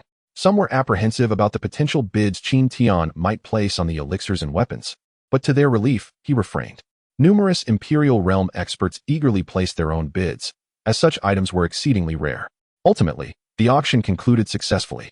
With the previous acquisitions of spiritual herbs and crafting materials, Qin Tian amassed 6 sets of Imperial-grade crafting materials and 9 ancient spiritual herbs. After securing his belongings, he made his way to the Artistic Realm studio, but was soon intercepted by a first-level Imperial Realm expert. "Hand over the materials and herbs you purchased, and I shall spare your life," the man demanded. Observing his surroundings, Qin Tian sensed several other Imperial Realm experts were watching him. This individual was merely a provocateur. "If you have the capability, come and take them," Qin Tian replied nonchalantly. The Imperial expert hesitated. His initial challenge was merely a test. but he had already prepared for a retreat. He sensed that Qin Tian was extraordinary, as he could not ascertain his strength. However, with such wealth and confidence, Qin Tian could not be an ordinary individual. Seeing the man refrain from action, Qin Tian continued onward. The imperial expert's expression twisted in conflict, yet ultimately he held back. However, a second-level demonic cultivator concealed in the shadows could not restrain himself, emboldened by his confidence. Since no one dared to challenge him, he would act on his own. Without uttering a word, the demonic cultivator lunged forward with a blade. Sensing the attack, Qin Tian drew his own blade to parry. With a sharp sound, the demonic cultivator staggered back a few steps, while Qin Tian slid back several dozen meters, having withstood the blows solely with his physical strength. The demonic cultivator pursued, launching another strike. This time, Zhongwu appeared to intercept the attack. Why do you assist him? Do you wish to share in the spoils? The demonic cultivator asked coldly. Recognizing Zhongwu as the one who had presided over the auction. He is my master. Why would I not help him? Zhongwu replied, exuding an aura of menace. Master? The demonic cultivator gazed at Qin Tian in astonishment before laughing. How foolish of me. I shall not intrude any further. With that, he attempted to retreat. Realizing that with Zhongwu present, he would gain nothing. Zhongwu turned to Qin Tian for his opinion. Qin Tian, maintaining a calm demeanor, stated, if you strike, you must face the consequences. Eliminate him. At that moment, Zhongwu, no longer hesitating, seized the opportunity to test his newly mastered sword technique. He dashed towards the demonic cultivator like a shadow. The demonic cultivator, sensing the imminent threat, turned cold. Illusionary demon palm. A massive black hand shot towards Zhongwu. Pausing momentarily, Zhongwu slashed with his blade, dissipating the black hand into a cloud of dark mist. Witnessing his ultimate technique easily countered, the demonic cultivator felt a surge of fear. Demon avatar, he exclaimed, transforming into 6 shadows that dashed in various directions. Thinking to escape? Zhongwu scoffed. Unleashing his ultimate move, the 8 directions slash of the sky-breaking blade. Instantly, a powerful energy radiated from Zhongwu, splitting into 8 forces that shot outwards. Upon contact with the shadows, they disintegrated, leaving only the main body, who fell to the ground, blood gushing from his mouth. Zhongwu charged forward, executing the second move, the unending slash. A dazzling wave of blade energy surged forth. In a state of panic, the demonic cultivator grasped his weapon to defend, but it was futile. His weapon was cleaved in 2, and he himself was sliced asunder. Observers nearby were astonished. Such combat prowess rivaled that of a 3rd-level Imperial Realm expert.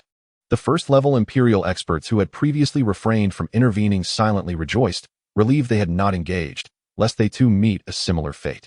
Zhongwu then retrieved the demonic cultivator's storage ring and proceeded with Qin Tian back to the artistic realm studio. Now, Qin Tian possessed a total of 20 inferior-grade spiritual herbs and 3 sets of crafting materials, ample resources for his alchemical endeavors. Nevertheless, he needed to enlist the Lin clan to gather some auxiliary herbs before he could commence refining pills. With an abundance of resources at hand, it was time to summon the likes of Shang Wanya and others. He entrusted Zhongwu with 2 letters, one for Shang Wanya of the Four Saints, and another for Mo Wentian, indicating that if any young disciples from their sect were willing to come to Zhongzhou, they should be brought to him for cultivation. After Zhongwu departed, Qin Tian sought out in Miaoling, who had been consolidating her understanding of the sword domain since her breakthrough. She should be ready by now. That evening, Qin Tian arrived at Miaoling's door, ready to enter, only to find a formation at the entrance. Could it be? Vivid images flashed through his mind. Cautiously, he located a flaw in the formation and slipped through. Peering through the window, he caught sight of a graceful figure disrobing, one article of clothing after another. Just as he was about to witness the full revelation, a voice filled with indignation rang out. If you look again, I shall make you regret it. Caught off guard, Qin Tian realized his earlier excitement had caused him to be detected. Deciding to brazenly enter, he pushed the door open. You? And Miaoling, blushing, hid behind a bathtub. What are you hiding for? I know you still have one garment on. Qin Tian exclaimed, his demeanor growing bolder. And Miaoling, slightly flustered, retorted, you should leave. There are boundaries between master and disciple. Ignoring her protest, Qin Tian stepped forward, scrutinizing and Miaoling behind the tub. It seems you have slimmed down a bit. I shall prepare papaya and dragon hoof soup for you tomorrow. And Miaoling instinctively glanced down, her face reddening further. After a moment of hesitation, she straightened her posture and glared at Qin Tian, refusing to lose her composure. After all, this was not her first time being seen in such a state. Leave now. I need to bathe, she commanded, pointing towards the door. Seeing and Miaoling standing tall and proud, Qin Tian felt a rush of warmth in his nose, doubting his previous assessment. How magnificent! He then glanced at the wooden tub and remarked, "You should add some roses or something. After your bath, you'll smell delightful." "I understand. You may leave now," she replied. But Qin Tian remained unfazed, leading and Miaoling to forcibly push him out. Afterward, she reactivated the formation, observing for a while before beginning her bath. The following morning, Zhongwu returned with Shangwanya, the four saints, Yan Qingxi, and Xianlei. Among the four saints, only Shangwanya had broken through to the third level of the saint realm, while the others remained at their previous levels. Qin Tian directly arranged for them to stay in the outer courtyard, which had ample housing. After settling in, Yan Qingxi approached Qin Tian. "Master, my teacher mentioned that he would be coming soon." "Master?" Qin Tian replied, somewhat perplexed. "The master and the Shuming ancestor have already proclaimed you as the ancestor of our sect." "I see," he acknowledged. "But please, just call me your little martial uncle from now on. Being called ancestor makes me feel aged." Yan Qingxi smiled sweetly. "I feel the same way." Following this, with the arrival of supplementary herbs, Qin Tian began the process of alchemy. Zhongyan also returned with others to observe. Over the course of 3 months, Qin Tian intermittently produced 18 batches of elixirs, yielding 54 low-grade Emperor tier pills. With the elixirs in hand, Qin Tian distributed them, 5 to Bai Xiaoru and her sisters, 3 to Miaoling. They still had not fully digested the previous pills they had consumed, so these would suffice for a long time. Zhongwu and his sons, as well as the four saints including Shangwanya, each received 2 pills. The four saints were immensely excited, knowing that these elixirs would enable them to swiftly break through to the Emperor realm. Once they acquired an imperial weapon, they would ascend to the pinnacle of their lives. Observing their foolish expressions, Qin Tian could only sigh inwardly, noting their naivety. Finally, he also allotted 1 pill each to Yan Qingxi, Xianlei, and Mu Qingqing. He decided to reserve the remaining pills until the others had digested theirs. With the elixirs now in their possession, everyone entered seclusion to cultivate. Qin Tian also consumed a pill, eager to enter the Emperor realm as soon as possible, as his strength would surge dramatically upon doing so. As the year drew closer, the commotion surrounding Qinyun Mountain intensified. It was said that the demonic aura was overwhelming, and no cultivators dared to enter the mountain, with almost all who attempted meeting their demise. Qin Tian's tranquil days were short-lived, as the city lord soon came knocking at his door, wearing a mournful expression. "The demon emperor of Qinyun Mountain is preparing to attack our Qinyun city," he lamented. Qin Tian furrowed his brow and inquired, "Are you certain?" The city lord nodded. "I once fostered a demon, who secretly informed me that they would launch an assault tonight. Please notify the other factions. I will take action." The city lord's face lit up with hope. "The entire city will be grateful for your noble intentions, young Master Qin."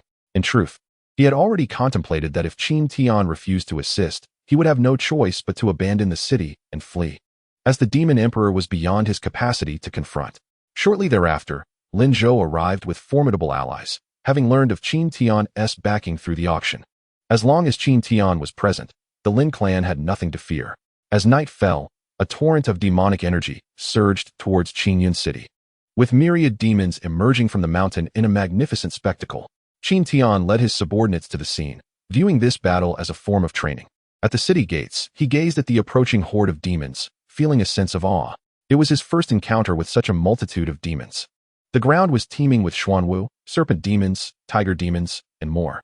In the sky, one could see killer bees, colorful poison butterflies, wind birds, and divine fire crows, among others. Furthermore, a terrifying presence loomed within the clouds above.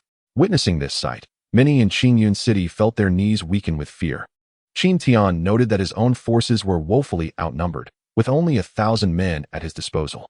The city lord rushed over, saying, "Some factions have fled in secret, including the Qingmu Trading Company." Qin Tian's expression darkened. However, now was not the time for such thoughts. He addressed his followers and in Miaoling, stating, "Today is a test for all of you. Fight with all your might." Upon hearing Qin Tian's words, they felt exhilarated. As the demons charged forth, nearing within 3 kilometers of Qinyun City, Qin Tian commanded, "Attack." And Miaoling and the others, who had been eagerly awaiting this moment, surged forward in formation. Even Bai Xiaoru and her sisters, as well as Long Yi and Long Air, the demon kin, charged ahead without hesitation. Some cultivators from Qinyun City gritted their teeth and followed suit. At this juncture, it was a matter of survival. Either they would perish or their foes would.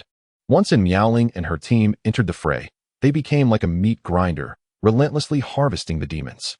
Countless demons fell, unable to withstand their onslaught. Witnessing the demons being slaughtered without resistance bolstered the confidence of the other warriors, who became increasingly valiant. Yet, upon engaging the demons, they suffered heavy casualties, lacking the combat prowess of Miaoling and her companions. Nonetheless, they displayed cleverness by clustering around Miaoling, as this would instill caution among the demons. After an hour of fierce combat, only about 1,000 demons remained, while fewer than 300 defenders from Qingyun City were left standing. The battle was brutal, and Qin Tian found himself at a loss in this dire situation. Eventually, the presence within the clouds could no longer contain itself. A resounding dragon's roar echoed throughout the battlefield. A 5-clawed golden dragon, at the second level of the Emperor realm, broke through the clouds. A pack of worthless fools. And I must intervene personally. Zhong Wu, who had been waiting for this moment, charged forth to confront the golden dragon. This would be a challenging battle for him, as dragons were inherently more formidable than other demon kin of the same tier. Moreover, this was a 5-clawed golden dragon, whose physical form likely rivaled that of a semi-imperial weapon. Many spectators, both human and demon, turned their gazes skyward, knowing that this aerial battle was pivotal. Armed with an imperial weapon, Zhong Wu faced the massive 5-clawed golden dragon without flinching. The aura within him erupted, countering the dragon's might. In the past, he might have lacked the courage to battle a dragon of equal rank, but now, equipped with an imperial weapon and supreme knife techniques, he considered himself invincible among his peers. The 5-clawed golden dragon initiated the assault, lunging its head toward Zhong Wu in an attempt to swallow him whole. Zhong Wu leaped to evade the attack, then plummeted down, swinging his blade toward the dragon. Chapter 60. Slaying the 5-clawed golden dragon. The golden dragon let out a piercing roar, its sharp claws sweeping toward Zhong Wu. Boom. Both were thrown back by the force of their initial, probing attack. No advantage was gained by either side in this exchange. Once Zhong Wu regained his footing, he charged forward once more, this time unleashing his ultimate technique, the infinite slash. With a swift strike, the golden dragon's claw was severed, and droplets of dragon blood the size of eggs fell to the ground. Witnessing this, Qin Tian felt a pang of regret. Such a valuable resource. Injured, the golden dragon began to feel trepidation, yet its pride as a dragon would not allow it to yield. How could I possibly be bested by a mere human of the same tier? It snarled, then began to somersault in the air, a fierce expression adorning its face. It activated the one drop of reverse dragon blood it had cultivated over a millennium. Instantly, its power surged, and under the pressure of its might, those below found it impossible to continue fighting. Many cultivators and demons were forced to bend at the knees. With a fierce roar, the 5-clawed golden dragon charged toward Zhong Wu. At this moment, Zhong Wu's expression grew serious, and his aura shifted dramatically, oscillating between weariness and overwhelming strength. As he prepared to unleash the third form of the breaking heaven blade, the reincarnation slash, a formidable force of reincarnation surged forth, colliding with the golden dragon. Boom. Both Zhong Wu and the 5-clawed golden dragon spat out blood simultaneously. The two combatants continued their fierce exchange, and soon both bore numerous injuries. However, the human body pales in comparison to that of the dragon race, placing Zhong Wu at a disadvantage. Determined to assist, Qin Tian activated the eternal body to its fullest potential and hurled a kitchen knife with great force towards the 5-clawed golden dragon. The dragon, sensing the attack, glanced disdainfully at Qin Tian and the knife hurtling towards it, swatting at it with a claw. Qin Tian relied on the dragon's arrogance and underestimation to succeed. By the time the golden dragon perceived the threat of the knife, it was too late. With a swift motion, the knife embedded itself into the dragon's claw, causing blood to spurt forth. With a pained roar, the golden dragon cried out, shocking Lin Zhou and the city lord, who realized that Qin Tian had effortlessly inflicted severe injury on the 5-clawed golden dragon from a distance. The surviving cultivators finally understood who the true powerhouse of Qingyun City was, including Niu Shan, the first individual Qin Tian had met upon arriving in Zhongzhou. Had he known the savior he once encountered was so formidable, he would have frequently paid his respects. After enduring that blow, the 5-clawed golden dragon was met with Zhong Wu's reincarnation slash, which was evidently prepared. The dragon's initial instinct was to defend with its claws, but they had already been incapacitated by Qin Tian. In that fleeting moment of hesitation, it was struck by the slash. The dragon's massive body crashed to the ground, its eyes flickering before reluctantly closing. The surviving demon saints, sensing the tide had turned, hastily fled, though some were still captured. Victory belonged to Qingyun City.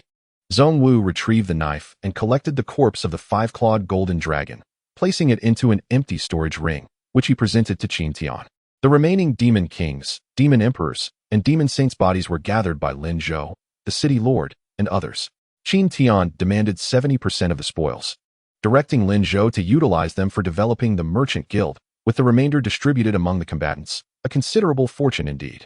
That night, Qing Hongming of the Qingmu Merchant Guild rushed back to Qingyun City upon hearing the news, for he could not abandon his family's legacy. Upon returning to the guild, he learned that the city was distributing the spoils of war, with everyone entitled to a share.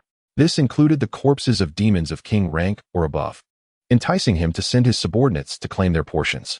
However, when one of the managers from the Qingmu Merchant Guild came to collect, he was immediately recognized by the crowd, inciting a wave of outrage. "How dare you? You from the Qingmu Merchant Guild have the audacity to claim your share of the spoils? Where were you when we fought desperately against the demon race? My father and brother perished in this battle, and yet you come to reap the rewards?" The manager, drenched in cold sweat, responded, "Our master stated that everyone is entitled to a share." This statement only fueled further condemnation. "You profited from us when times were good, but fled when trouble arose. Qingyun City does not need such a merchant guild." Soon, the crowd formed a spontaneous encirclement around the Qingmu Merchant Guild, chanting, "Get out of Qingyun City! Get out of Qingyun City!" Meanwhile, the city lord and the Lin clan learned of this uproar and sought out Qin Tian to share the news. Upon hearing of the Qingmu's actions, Qin Tian felt a surge of disdain. He instructed, "Go find Zhong Wu and have him accompany you." The Qingmu Merchant Guild had lost its reason for existence. "Understood, I shall handle it immediately," Lin Zhou replied, elated, and hurried off to summon Zhong Wu. The Qingmu Merchant Guild had been established for thousands of years and surely possessed numerous valuable treasures. Before long, Lin Zhou and Zhong Wu arrived at the Qingmu Merchant Guild with a large entourage. Qing Hongming had also summoned the strong from the guild. In terms of numbers, Qing Hongming's side vastly outnumbered the Lin clan, as many of the Lin's warriors had perished in the previous battle. "You think you insignificant few can assault my Qingmu Merchant Guild? Have you lost your minds?" Qing Hongming mocked, harboring intentions to absorb the Lin clan. "Since you have come to your own demise, I shall not hold back. I'll take care of your daughter." With that, Qing Hongming led his group into an attack. Zhong Wu stepped forward, casting a disdainful glance at the unruly mob. 8 directions slash. With a swift motion, countless blades of energy erupted forth like cannon fire. Cries of agony filled the air, and soon the ground was littered with corpses. Only Qing Hongming remained trembling in fear, spared by Zhong Wu's deliberate mercy. "The rest is for you to handle," Zhong Wu stated before departing. The following day, Lin Zhou arrived before Qin Tian with a beaming smile, announcing that he had fully taken control of the Qingmu Merchant Guild. He handed over a precious Millennium Spirit Herb and a set of low-grade Imperial-level refining materials discovered in the guild's treasury. Qin Tian accepted these offerings and, in return, gifted Lin Zhou several Imperial-grade pills. Coupled with their previous gains, they were sufficient to establish the Merchant Guild throughout the entire Haotian Empire. Qingyun City then settled into a period of tranquility as Qin Tian awaited the emergence of the Qinglong vein, anticipating not only the unsealing of spiritual energy, but also substantial rewards.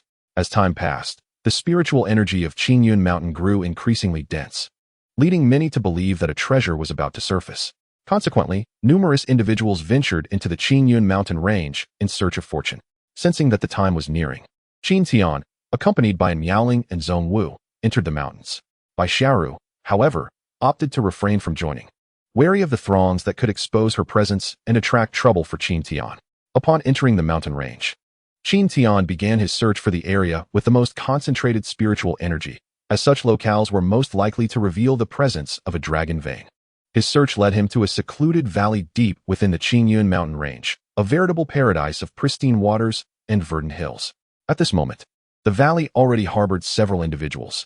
Qin Tian chose to ignore them, seeking a quiet patch of grass where he set up a formation around him. Zhong Wu, understanding the need for caution, ventured off to scout the surroundings. It was a sunny afternoon, and Qin Tian reclined on the grass, basking in the sunlight with his legs crossed, and Miaoling sat quietly beside him. Unbeknownst to them, Qin Tian's gaze fell upon Miaoling, illuminated by the sun. Radiant and ethereal, her enchanting visage, delicate nose, porcelain skin, and captivating eyes drew him in, and Miaoling, feeling his gaze, blushed slightly. Qin Tian patted the grass beside him, saying, "Come lie down with me for a while." After a moment's contemplation, and Miaoling acquiesced, lying down but maintaining a slight distance. Noticing this, Qin Tian inched closer, intoxicated by the fragrance of the young girl beside him. Once we obtain the dragon vein, we shall retreat for a period of seclusion, and then I will assist you in avenging your grievances. Revenge? The mere mention of the words stirred her heart, as it had been a constant thought in her mind. Let's gather information first, and Miaoling replied, for her foes were renowned imperial-level cultivators of the third realm. Just as Qin Tian was about to continue, the atmosphere around them grew tumultuous. Zhong Wu rushed back, exclaiming, "Powerful figures from the Kuan Yuan Empire have arrived." Qin Tian felt somewhat bewildered, as he was not well versed in the powers of Zhongzhou. However, he noticed that in Miaoling's expression had turned cold. Could it be that the Kuan Yuan Empire was the nemesis of Miaoling?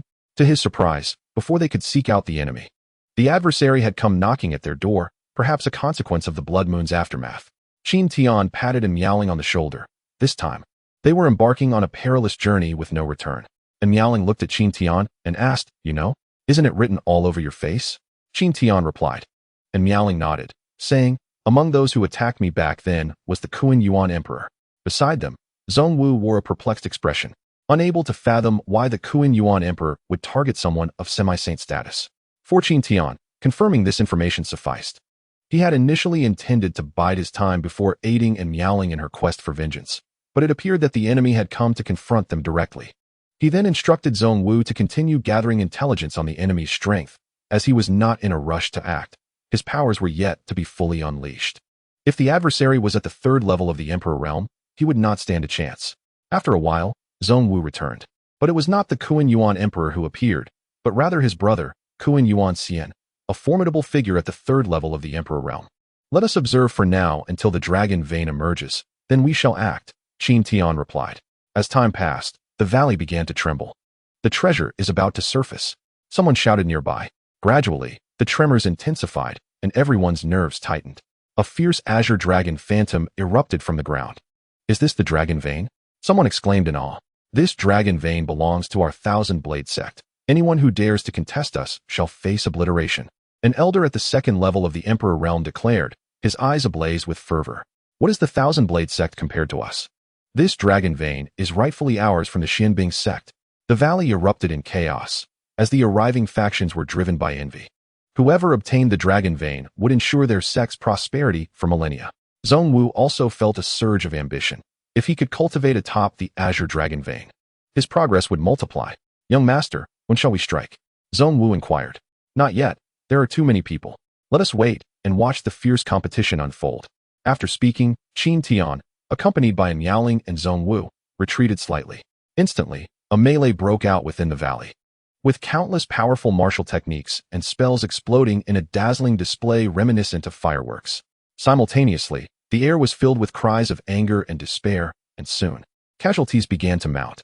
Zhong Wu felt a chill run down his spine and remarked, "It is fortunate that the young master is wise." Gradually, the sounds of combat began to wane, and a dialogue emerged.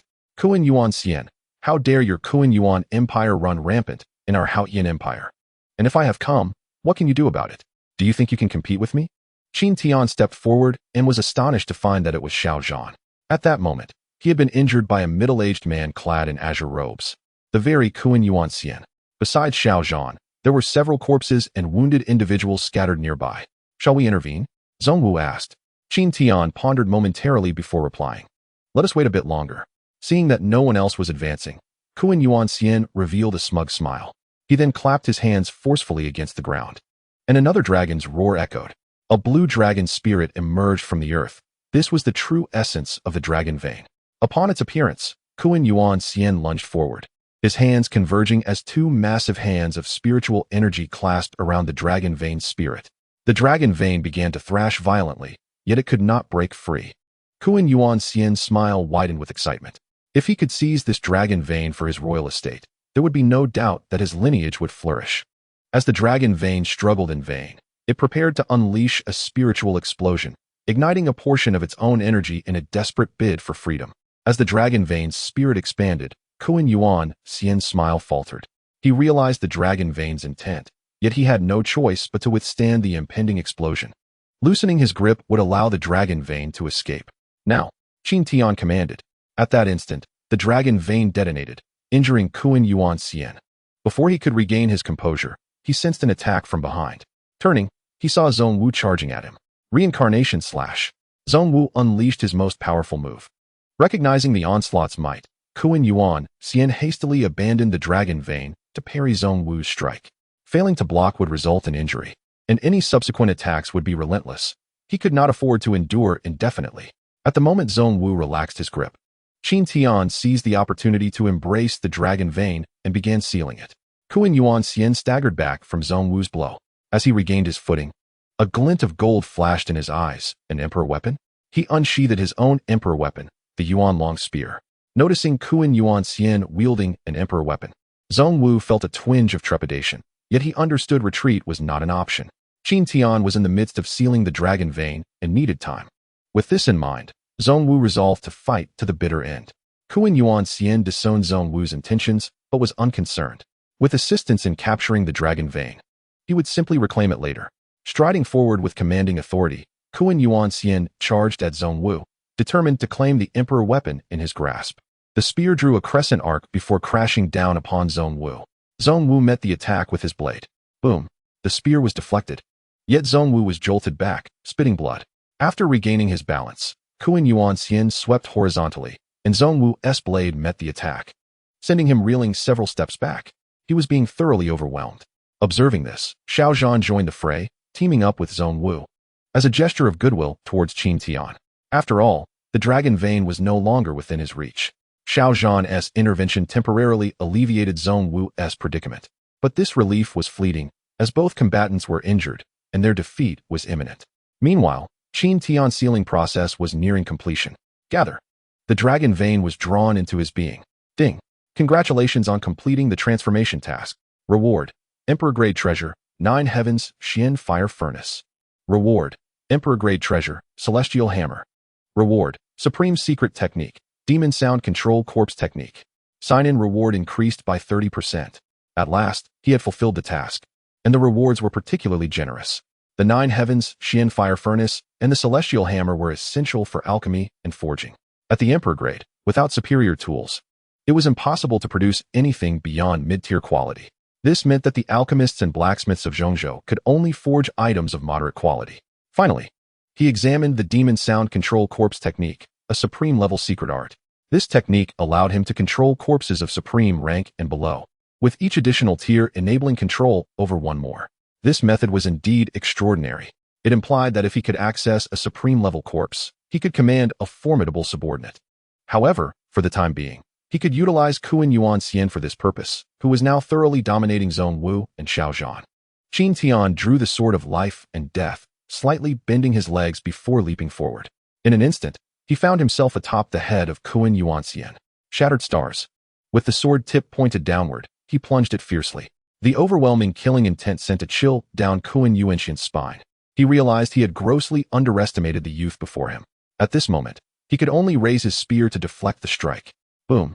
The peculiar force of shattered stars exploded through the spear, causing a violent eruption around him. He felt a wave of dread. Had it not been for his superior realm, he would have been obliterated by that strike. Zhong Wu and Xiao Zhan finally recognized Qin Tian's prowess. To injure someone at the 3rd level of the Emperor realm with a single move was indeed terrifying.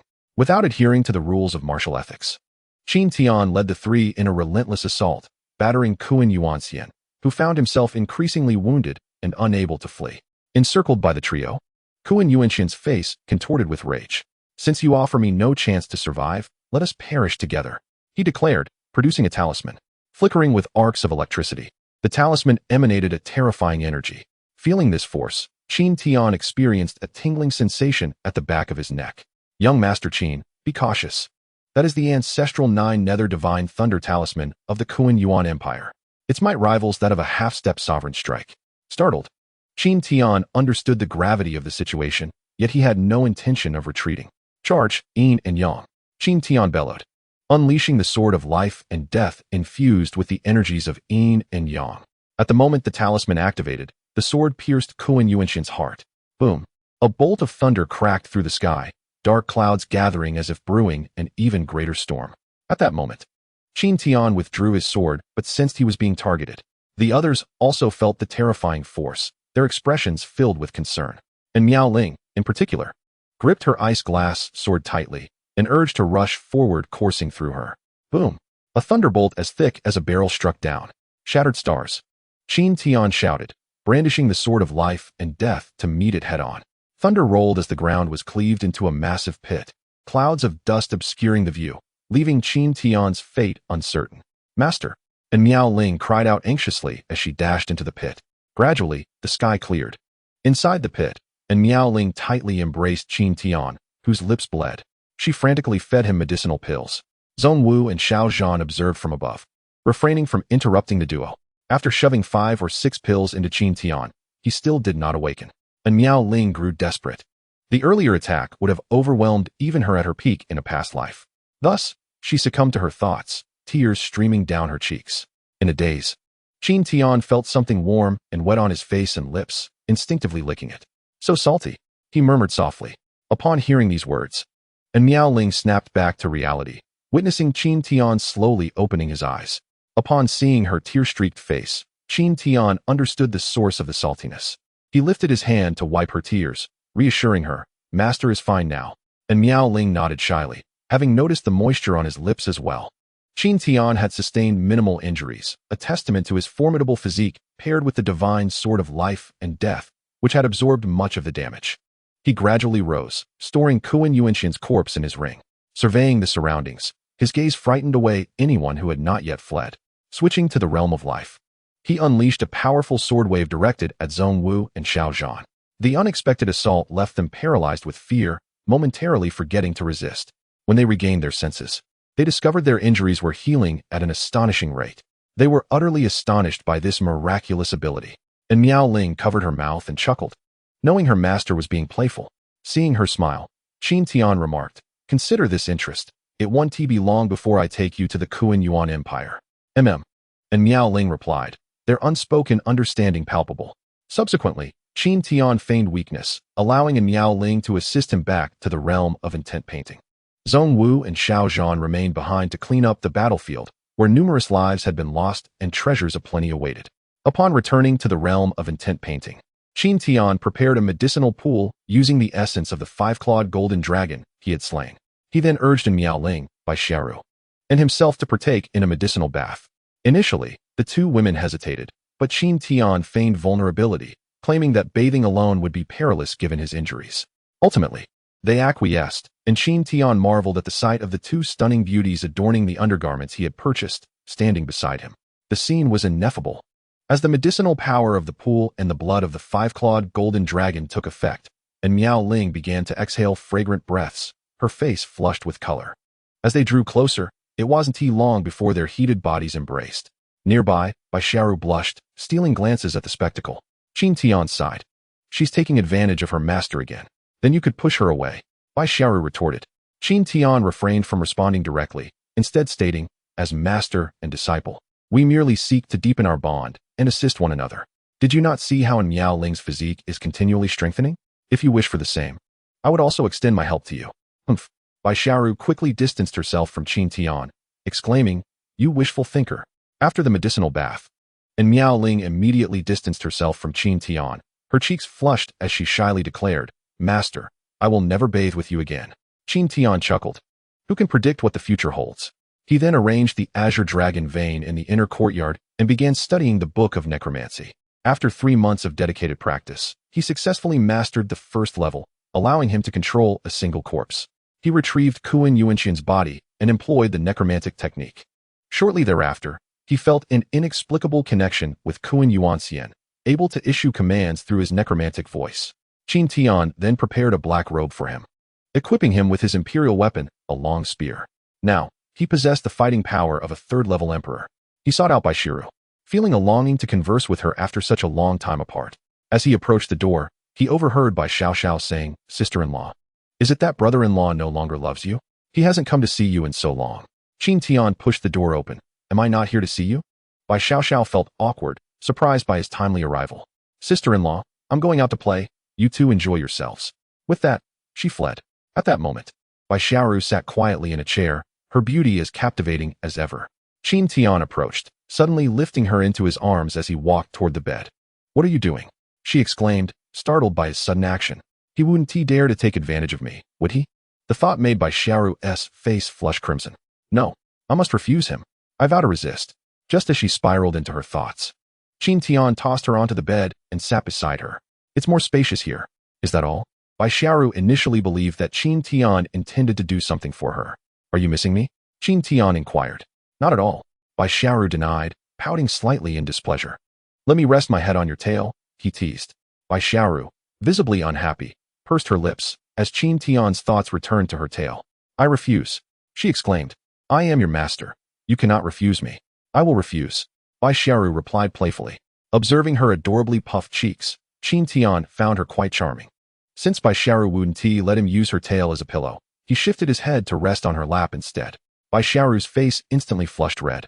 Get up, she insisted, attempting to lift Qin Tian's head, but it seemed as if it were glued to her thigh, refusing to budge.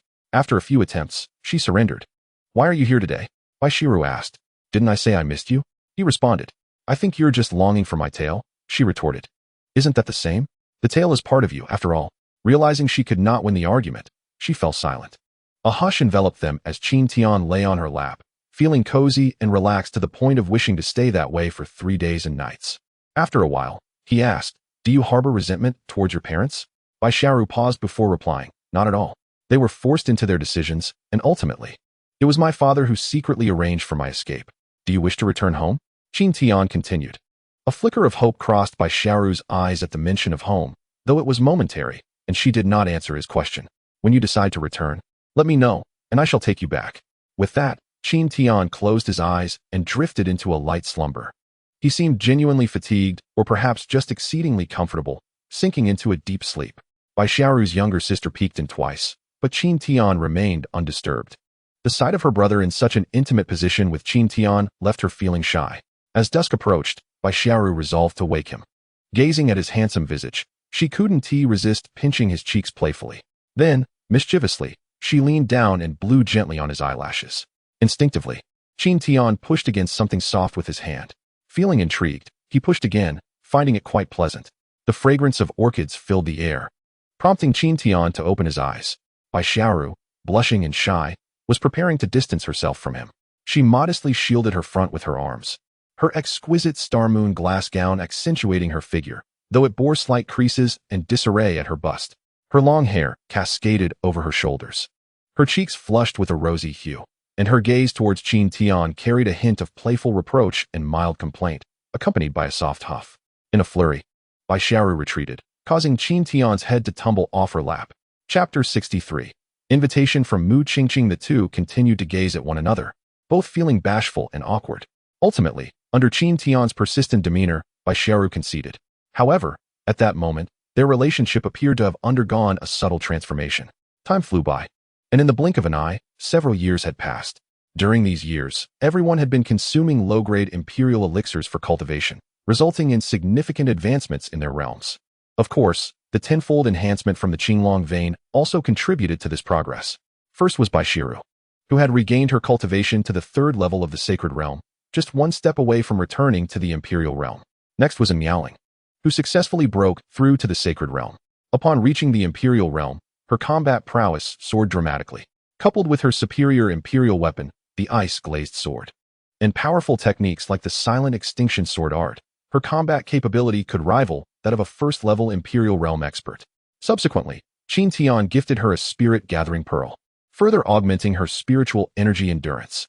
And Miaoling's breakthrough, which Qin Tian initially believed would yield no reward for her qualifications, unexpectedly resulted in an upgrade to the 1st tier of supreme qualifications, along with a 20% signing bonus. Meanwhile, Zhongwu, through years of effort and the aid of elixirs, finally broke through to the 3rd level of the imperial realm, remaining a top combatant on Qin Tian's side. Following him, the weaponsmith Bai Lisu also advanced to the 2nd level of the imperial realm, with significant improvements in his smithing skills. He could now forge low-grade imperial weapons, though the failure rate remained relatively high. Additionally, there was the imperial combatant Shang Wanya, who broke through to the 1st level of the imperial realm, and Qin Tian rewarded her with a low-grade imperial weapon as promised. Overjoyed with her new weapon, she resembled a child in her delight, inciting jealousy in Long Air, and the Holy Spirit Tree. The 3 were all at the 3rd level of the sacred realm, merely a step away from the imperial realm. Mu Qingqing, after spending some time with them, returned home, for she was a royal princess. However, she came back each year to stay for a while, offering Qin Tian massages and support, thus endearing herself to him. Qian Shui and Zhong Yin were at the first level of the sacred realm, but Zhong Yin had already begun forging low-grade imperial elixirs. Thanks to a low-grade imperial alchemical furnace Qin Tian provided, which enhanced his success rate. Beyond these individuals, Qin Tian had not forgotten about the eastern continent, dispatching some elixirs there, including some for Ming Ilyan, as he had further plans for her. Qin Tian's ability to supply so many elixirs stemmed from the success of the Lin family business. With his support, the Lin family business had become the foremost commercial entity in the Haoyan Empire. Moreover, other local factions began to open branches, venturing beyond national borders, promising a bright future. As for himself, through years of comprehension, he had elevated his free transformation technique to the 14th level, which effectively bridged the gap between his cultivation realm and his spiritual realm. Previously, his breakthrough to the 3rd level of the sacred realm was achieved through elixirs, while his technique had not advanced. This marked his first breakthrough based solely on his own insights, made possible by the enhancement of his cultivation qualifications to the 1st tier of Supreme. Now, he began to prepare for breaking into the Imperial realm. In the Haoyan Empire, Mu Qingqing was penning a letter to Qin Tian.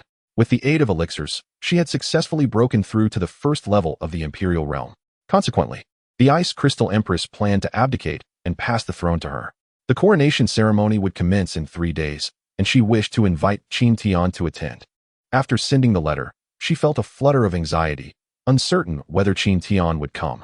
Over the years, she had regarded him as a mentor or elder, so she sincerely hoped he would attend. The following day, after Qin Tian had absorbed the essence of a low-grade imperial elixir, Qian Shui approached him. Princess Mu Qingqing sent you a letter. She presented him with the envelope. As he opened it, a delicate fragrance wafted out. Esteemed Uncle Qin, my coronation ceremony is in 3 days, and I earnestly request your presence. The letter continued with specific details and some friendly pleasantries, along with a token granting him unrestricted access to the imperial palace. Qin Tian smiled softly, astonished that the little girl he once knew was about to become a ruler. Ultimately, he decided to attend, especially since it was in Mu Qingqing's territory, and he held a favorable impression of her. Qin Tian sought out in Miao Ling to accompany him, only to discover she was in closed-door training. Bai Shao, being someone who preferred not to venture outside, left him with no choice but to embark on his journey alone. Qin Tian calculated his time and leisurely made his way to the gates of the imperial capital. Just as he was about to step inside, a group of guards stopped him, declaring, "This is a forbidden area of the imperial capital. Entry is not permitted." Qin Tian paused momentarily, recalling something, and retrieved a token from his storage ring. Upon seeing the token, the guards immediately knelt, respectfully stating, "Greetings, my lord. Please enter." With the token in hand, he proceeded unimpeded to the entrance of the imperial palace hall. As he arrived, it was not yet time for entry, so everyone waited outside. He soon encountered a familiar face, Xiaomeng. Her eyes sparkled with joy upon seeing Qin Tian, as it had been quite some time since their last meeting. "Greetings, young Master Qin. You are here to attend Princess Mu's coronation, are you not?" "Indeed." She then attempted to engage him in conversation, but Qin Tian's responses were curt. Observing this, she wisely chose to refrain from further attempts, wary of provoking his displeasure, especially given Qin Tian's esteemed background that rendered her general's family insignificant in comparison. Not far off, a young man watched them with a face full of jealousy. He was Gong Yusu of the Gongyu family, one of the 4 prominent families of the Haoyan Empire. For years, he had pursued Xiaomeng, but had never seen her so animated in conversation with him. The thought twisted his expression into one of malice, yet he dared not act in such a public setting. After a while, the time for entry arrived, and Xiaomeng bid farewell to Qin Tian to join her father. Others followed suit in an orderly manner, each presenting a gift as a token of congratulations to the new emperor. When it was Qin Tian's turn, he learned of this custom.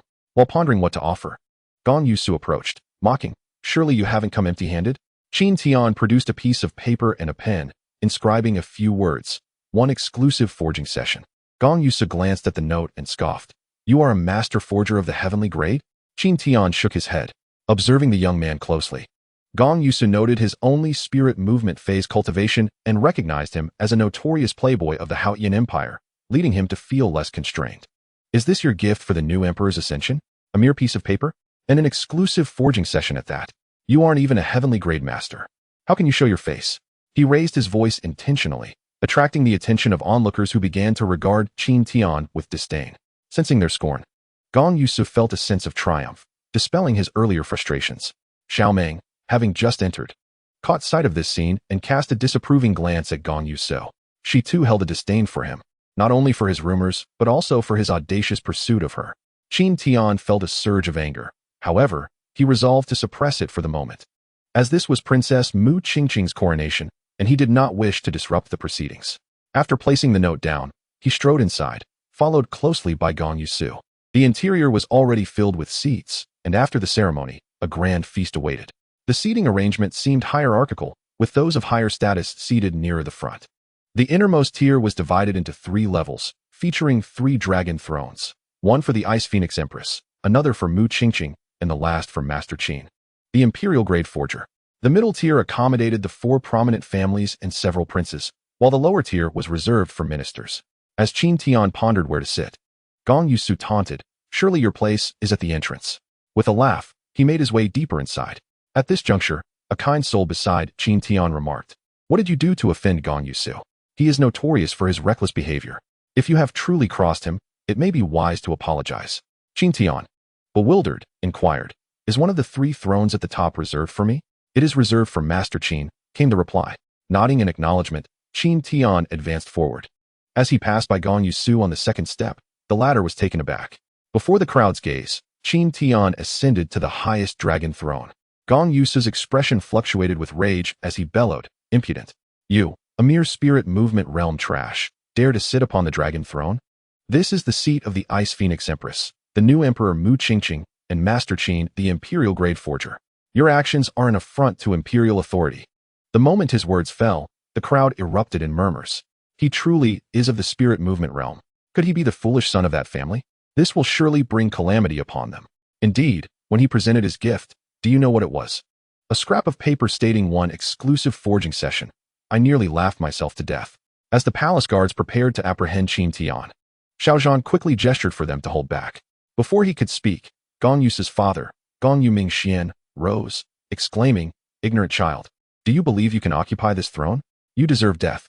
Earlier, his son had mentioned this was a chance to perform before the new emperor, prompting him to take charge of the situation, eager to claim credit later.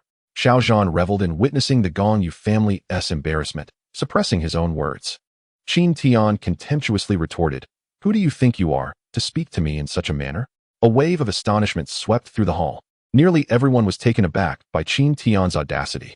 It is essential to note that Gong Yuming Xian was the head of the Gong Yu family, a powerful figure of the 2nd realm in the imperial realm, second only to the royal family in the Haotian Empire. Now, in front of the nation's elite, he was publicly rebuked. This sparked Gong Yuming Xian's fury. "You seek death," he roared, leaping toward Qin Tian. Before he could close the distance, Xiao Zhan stepped forward, intercepting him. "Why do you assist him? Who is he?" Gong Yuming Xian questioned, astonished. Then it dawned on him. Could there be something unique about Qin Tian's identity? Gong Yusu whispered to his father, "His daughter is close to this individual. He likely wishes to protect him." Gong Yuming Xian nodded, dismissing his earlier concerns, concluding that Qin Tian, being merely a spirit movement phase youth, could not possibly be a significant figure. The notion that Qin Tian might be an imperial-grade forger had never crossed his mind, as he assumed such a person would either be an elder or a middle-aged man. At this moment, he devised a plan. This was an opportunity to suppress the Xiao family. Since the Xiao family intended to shield this individual, he would not hold back. With that, Gong Yuming Xian charged toward Xiao Zhan, simultaneously transmitting to Gong Yusu, "Father will hold back Xiao Zhan. You go capture that person." "Rest assured, father." Gong Yusu responded, rushing towards Qin Tian.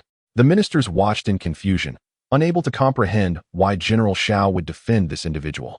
As Gong Yusu closed in on Qin Tian, everyone believed the matter was nearing its conclusion, as Gong Yusu, a 2nd realm saint, could easily capture a spirit movement realm person. Xiao Zhan, however, regarded this act of Gong Yu's with disdain, perceiving it as a reckless endeavor. Xiao Meng had already begun to mourn for Gong Yu's. When Qin Tian noticed Gong Yu's rushing towards him, he remained unfazed and showed no intention of retaliating. For Mu Qingqing had arrived. With a swift motion, a wave of energy swept towards Gong Yu's legs, causing him to kneel 2 meters away from Qin Tian. In that moment, pain coursed through him, and cold sweat poured down his face as he realized his legs were shattered, the bones and tissues inside reduced to a pulp. He struggled to lift his head, gazing at Mu Qingqing, who stood before Qin Tian, adorned in a dragon robe. Why did you attack my Uncle Qin? She asked coldly. Mu Qingqing had initially thought Qin Tian would not attend such an occasion, but his presence had taken her by surprise. And witnessing this unfolding drama made her genuinely fear his ire. Upon hearing her words, Gong Yus lost consciousness. Gong Yimingxuan, filled with despair, looked at Gong Yus, feeling as though his son had led him into this predicament. Had it not been for his son's instigation, they would not have found themselves in such dire straits.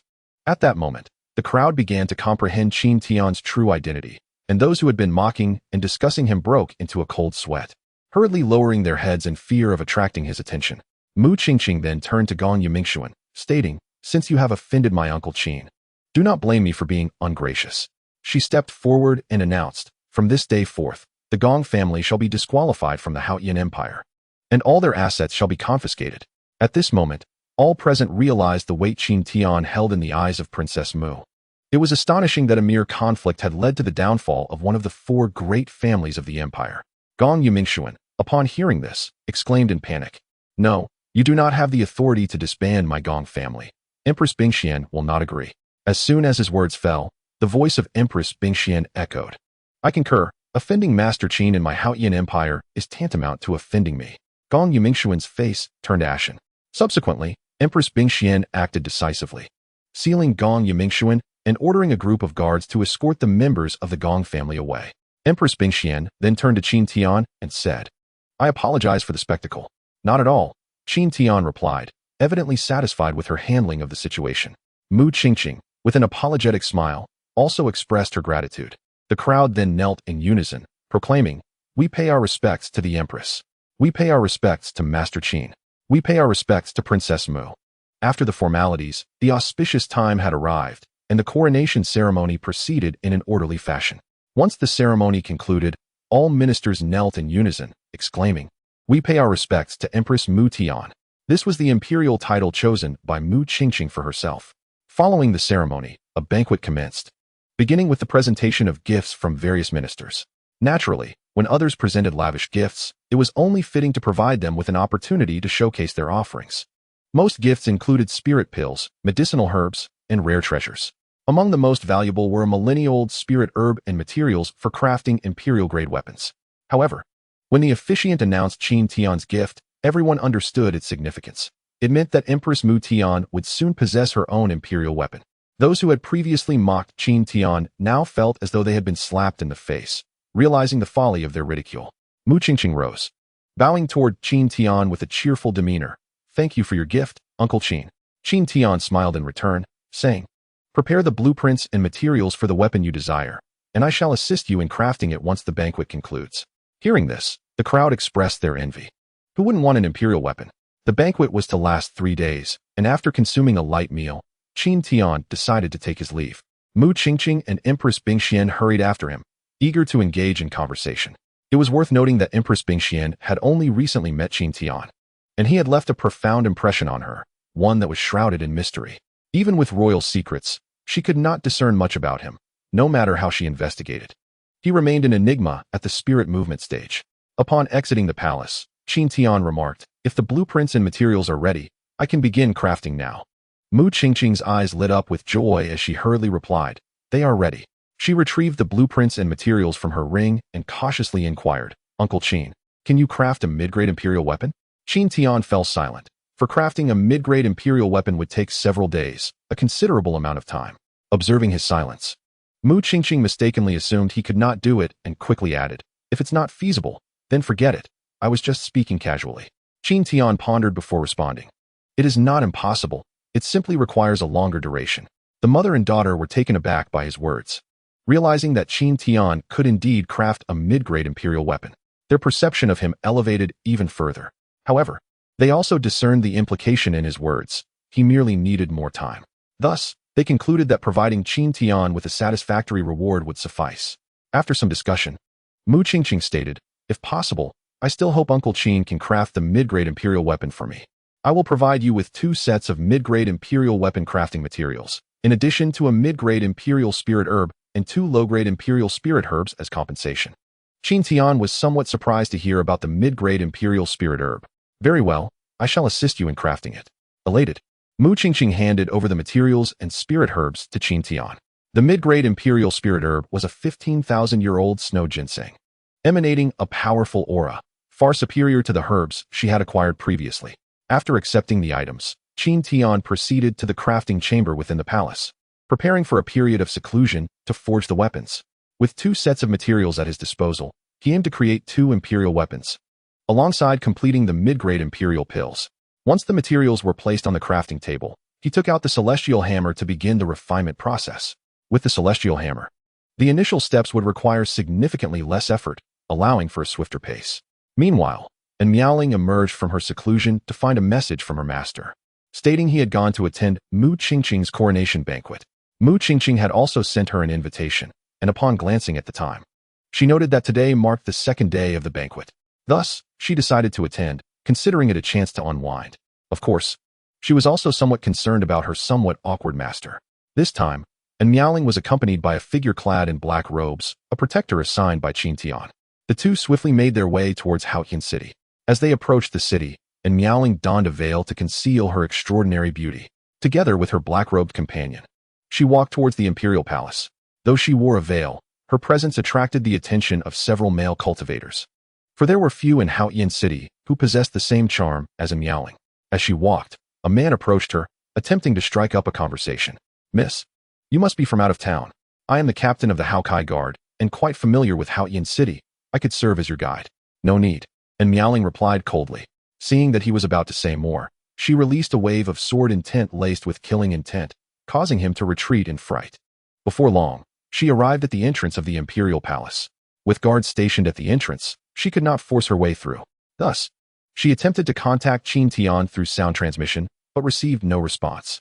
Ultimately, she had no choice but to transmit a message to Mu Qingqing. As soon as the transmission was completed, 2 men arrived, one of whom was the same person who had previously approached Miaoling. "Big brother, this beauty is quite remarkable, isn't she?" The man in white, referred to as Big Brother, nodded in satisfaction.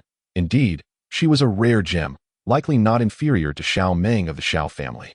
The man approached with a smile, saying, "Miss, you wish to witness the new emperor's grandeur, do you not? If you require assistance, I can escort you inside." And Miaoling glanced at him and replied, "No need, someone will come to fetch me soon." "Oh, might you be a lady of that city?" the white-clad man inquired. "Not at all. If your family holds a low official position, it would be quite difficult to meet the new emperor. I am a captain of the Haochi Guard. If you accompany me, entry to the imperial palace will be unobstructed," the white-clad man said proudly, and Miaoling chose to ignore him. The man furrowed his brow, contemplating whether to ascertain the young woman's identity before making further calculations. Before long, a figure adorned in a dragon robe, Mu Qingqing, gracefully approached. The white-clad man and his companions quickly knelt. Noticing Miaoling remained still, the white-clad man hastily exclaimed, "The heavenly Empress Mu is here. Why do you not kneel?" And Miaoling not only refrained from kneeling but stepped forward to say, "Congratulations, I have just emerged from seclusion." Mu Qingqing replied with a radiant smile, "It is splendid that you could come, sisterin." And Miaoling, eschewing pleasantries, directly inquired, "Where's my master? I sent him a transmission, yet he has not responded." "Uncle Qin is in seclusion refining artifacts. Perhaps he has not noticed," replied Mu Qingqing. The white-clad man, kneeling nearby, began to sweat profusely upon hearing their conversation. He had not anticipated that Miaoling was the disciple of Master Qin, an esteemed artifact refiner. The Mu family had been expelled from the capital for offending Master Qin. Moreover, he was merely a captain. He began to reflect on every word he had spoken to Miaoling, wondering if he had inadvertently offended her. After a brief exchange, the 2 women proceeded deeper into the imperial palace, with the figure in black following closely behind. Just when the white-clad man thought he had narrowly escaped misfortune, he heard Miaoling utter, "That person just claimed he could traverse the imperial palace without hindrance." The white-clad man's heart sank, and he slapped himself hard, thinking, "I shall never act so foolishly again." And Miaoling shared a drink with Mu Qingqing before requesting her to arrange a room for her to rest. She preferred solitude. She waited for half a month, yet Qin Tian had still not emerged from seclusion. Since Mu Qingqing had just ascended to the throne, she was preoccupied with numerous affairs and rarely visited Miaoling. Thus, Miaoling decided to venture out for a stroll, hoping to see if there were any exquisite garments in the imperial city. After all, wearing the same few outfits might bore her master. Accompanied by the figure in black, Kuan Yuanxian, she arrived at the largest royal merchant in Haotian City. Kuan Yuanxian waited downstairs while she ascended to browse. This establishment boasted heavenly-grade, exquisite garments, far surpassing what she had seen in Chongming Kingdom. Consequently, Miaoling was meticulous in her selection. Without Qin Tian beside her, she felt no embarrassment, especially when purchasing undergarments.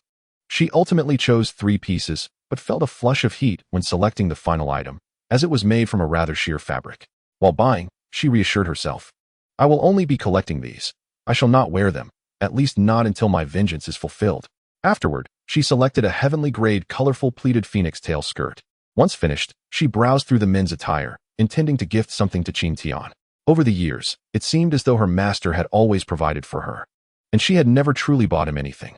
After much deliberation, she settled on a light silk shirt adorned with cloud patterns, imagining how dignified Qin Tian would appear in it. After completing her purchases, she stepped outside the shop, but not long after, she caught sight of a certain individual. Her expression hardened, revealing a chilling intent, for this person was Xue Qingquang, the son of her foe, the blood domain ancestor. Observing him stride toward the city gates, she hurriedly followed, wishing to avoid conflict within the city. Chapter 66. The first encounter with the blood domain ancestor after leaving Haoyan City for a considerable distance. Xue Qingquang halted, having sensed he was being followed. "Who is it?" And Miaoling emerged, coldly stating, "It is someone who seeks your life." Xue Qingquang's pupils constricted as he glanced at Miaoling. "Who are you?" "The one who will take your life today. Consider it a collection of interest." With that, and Miaoling unsheathed her ice-glass sword.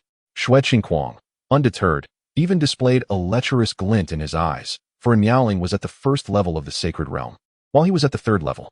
The vast disparity in their realms led him to dismiss her entirely. Drawing his long knife, he charged at Miaoling, declaring, "Once I capture you, I will interrogate you thoroughly." As Xue Qingquang rushed toward her, and Miaoling remained expressionless. With a swift motion, she unleashed her sword domain, lifting her sword upward in a decisive thrust. The clash of blade against blade sent Xue Qingquang, 2 realms her superior, staggering backward. "Is this the sword domain?" Xue Qingquang was astonished. His strength was significantly suppressed.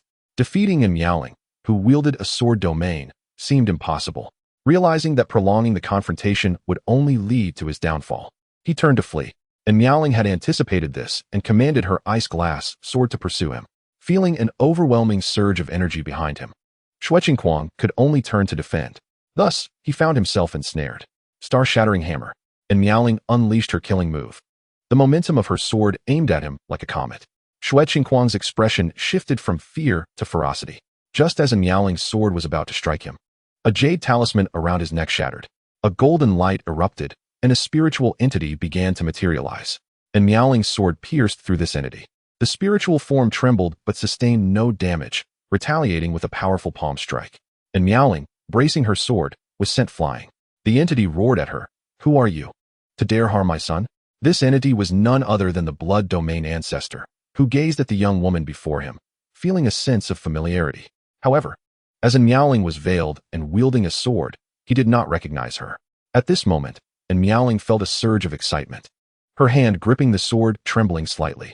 At last, she had encountered her enemy again. Though merely a spiritual entity, she could still identify him by his silhouette and aura. Although the blood domain ancestor did not recognize her, he sensed her murderous intent. "Father, capture her. I want to have my fun with her later." Xue Qingquang's eyes glimmered with madness. The blood domain ancestor nodded approvingly, casting a glance at Miaoling and commenting, "She is indeed a fine beauty." Hearing their exchange, Miaoling's fury reached its zenith. Star-shattering, she launched another strike. The blood domain ancestor raised his arm, pinching 2 fingers forward to intercept Miaoling's sword. Then, with a shake of his arm, he amplified his strength, sending Miaoling hurtling backward. Stabilizing her form, Miaoling called out, "Hold him back for me." The blood domain ancestor frowned as he noticed a figure in black, armed with a spear, flying toward him. An air of seriousness crept into his gaze.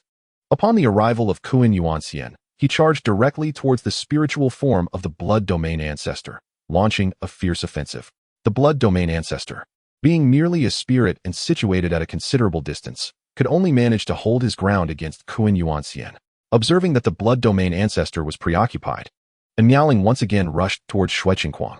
Just as the blood domain ancestor intended to assist, he was repelled by a sweeping strike from Kuan Yuanxian, prompting him to shout, "Quang flee." Recognizing the dire situation, Xue Qingquang began his retreat. Yet, and Miaoling was unwilling to let him escape easily. She first manipulated her flying sword to ensnare him.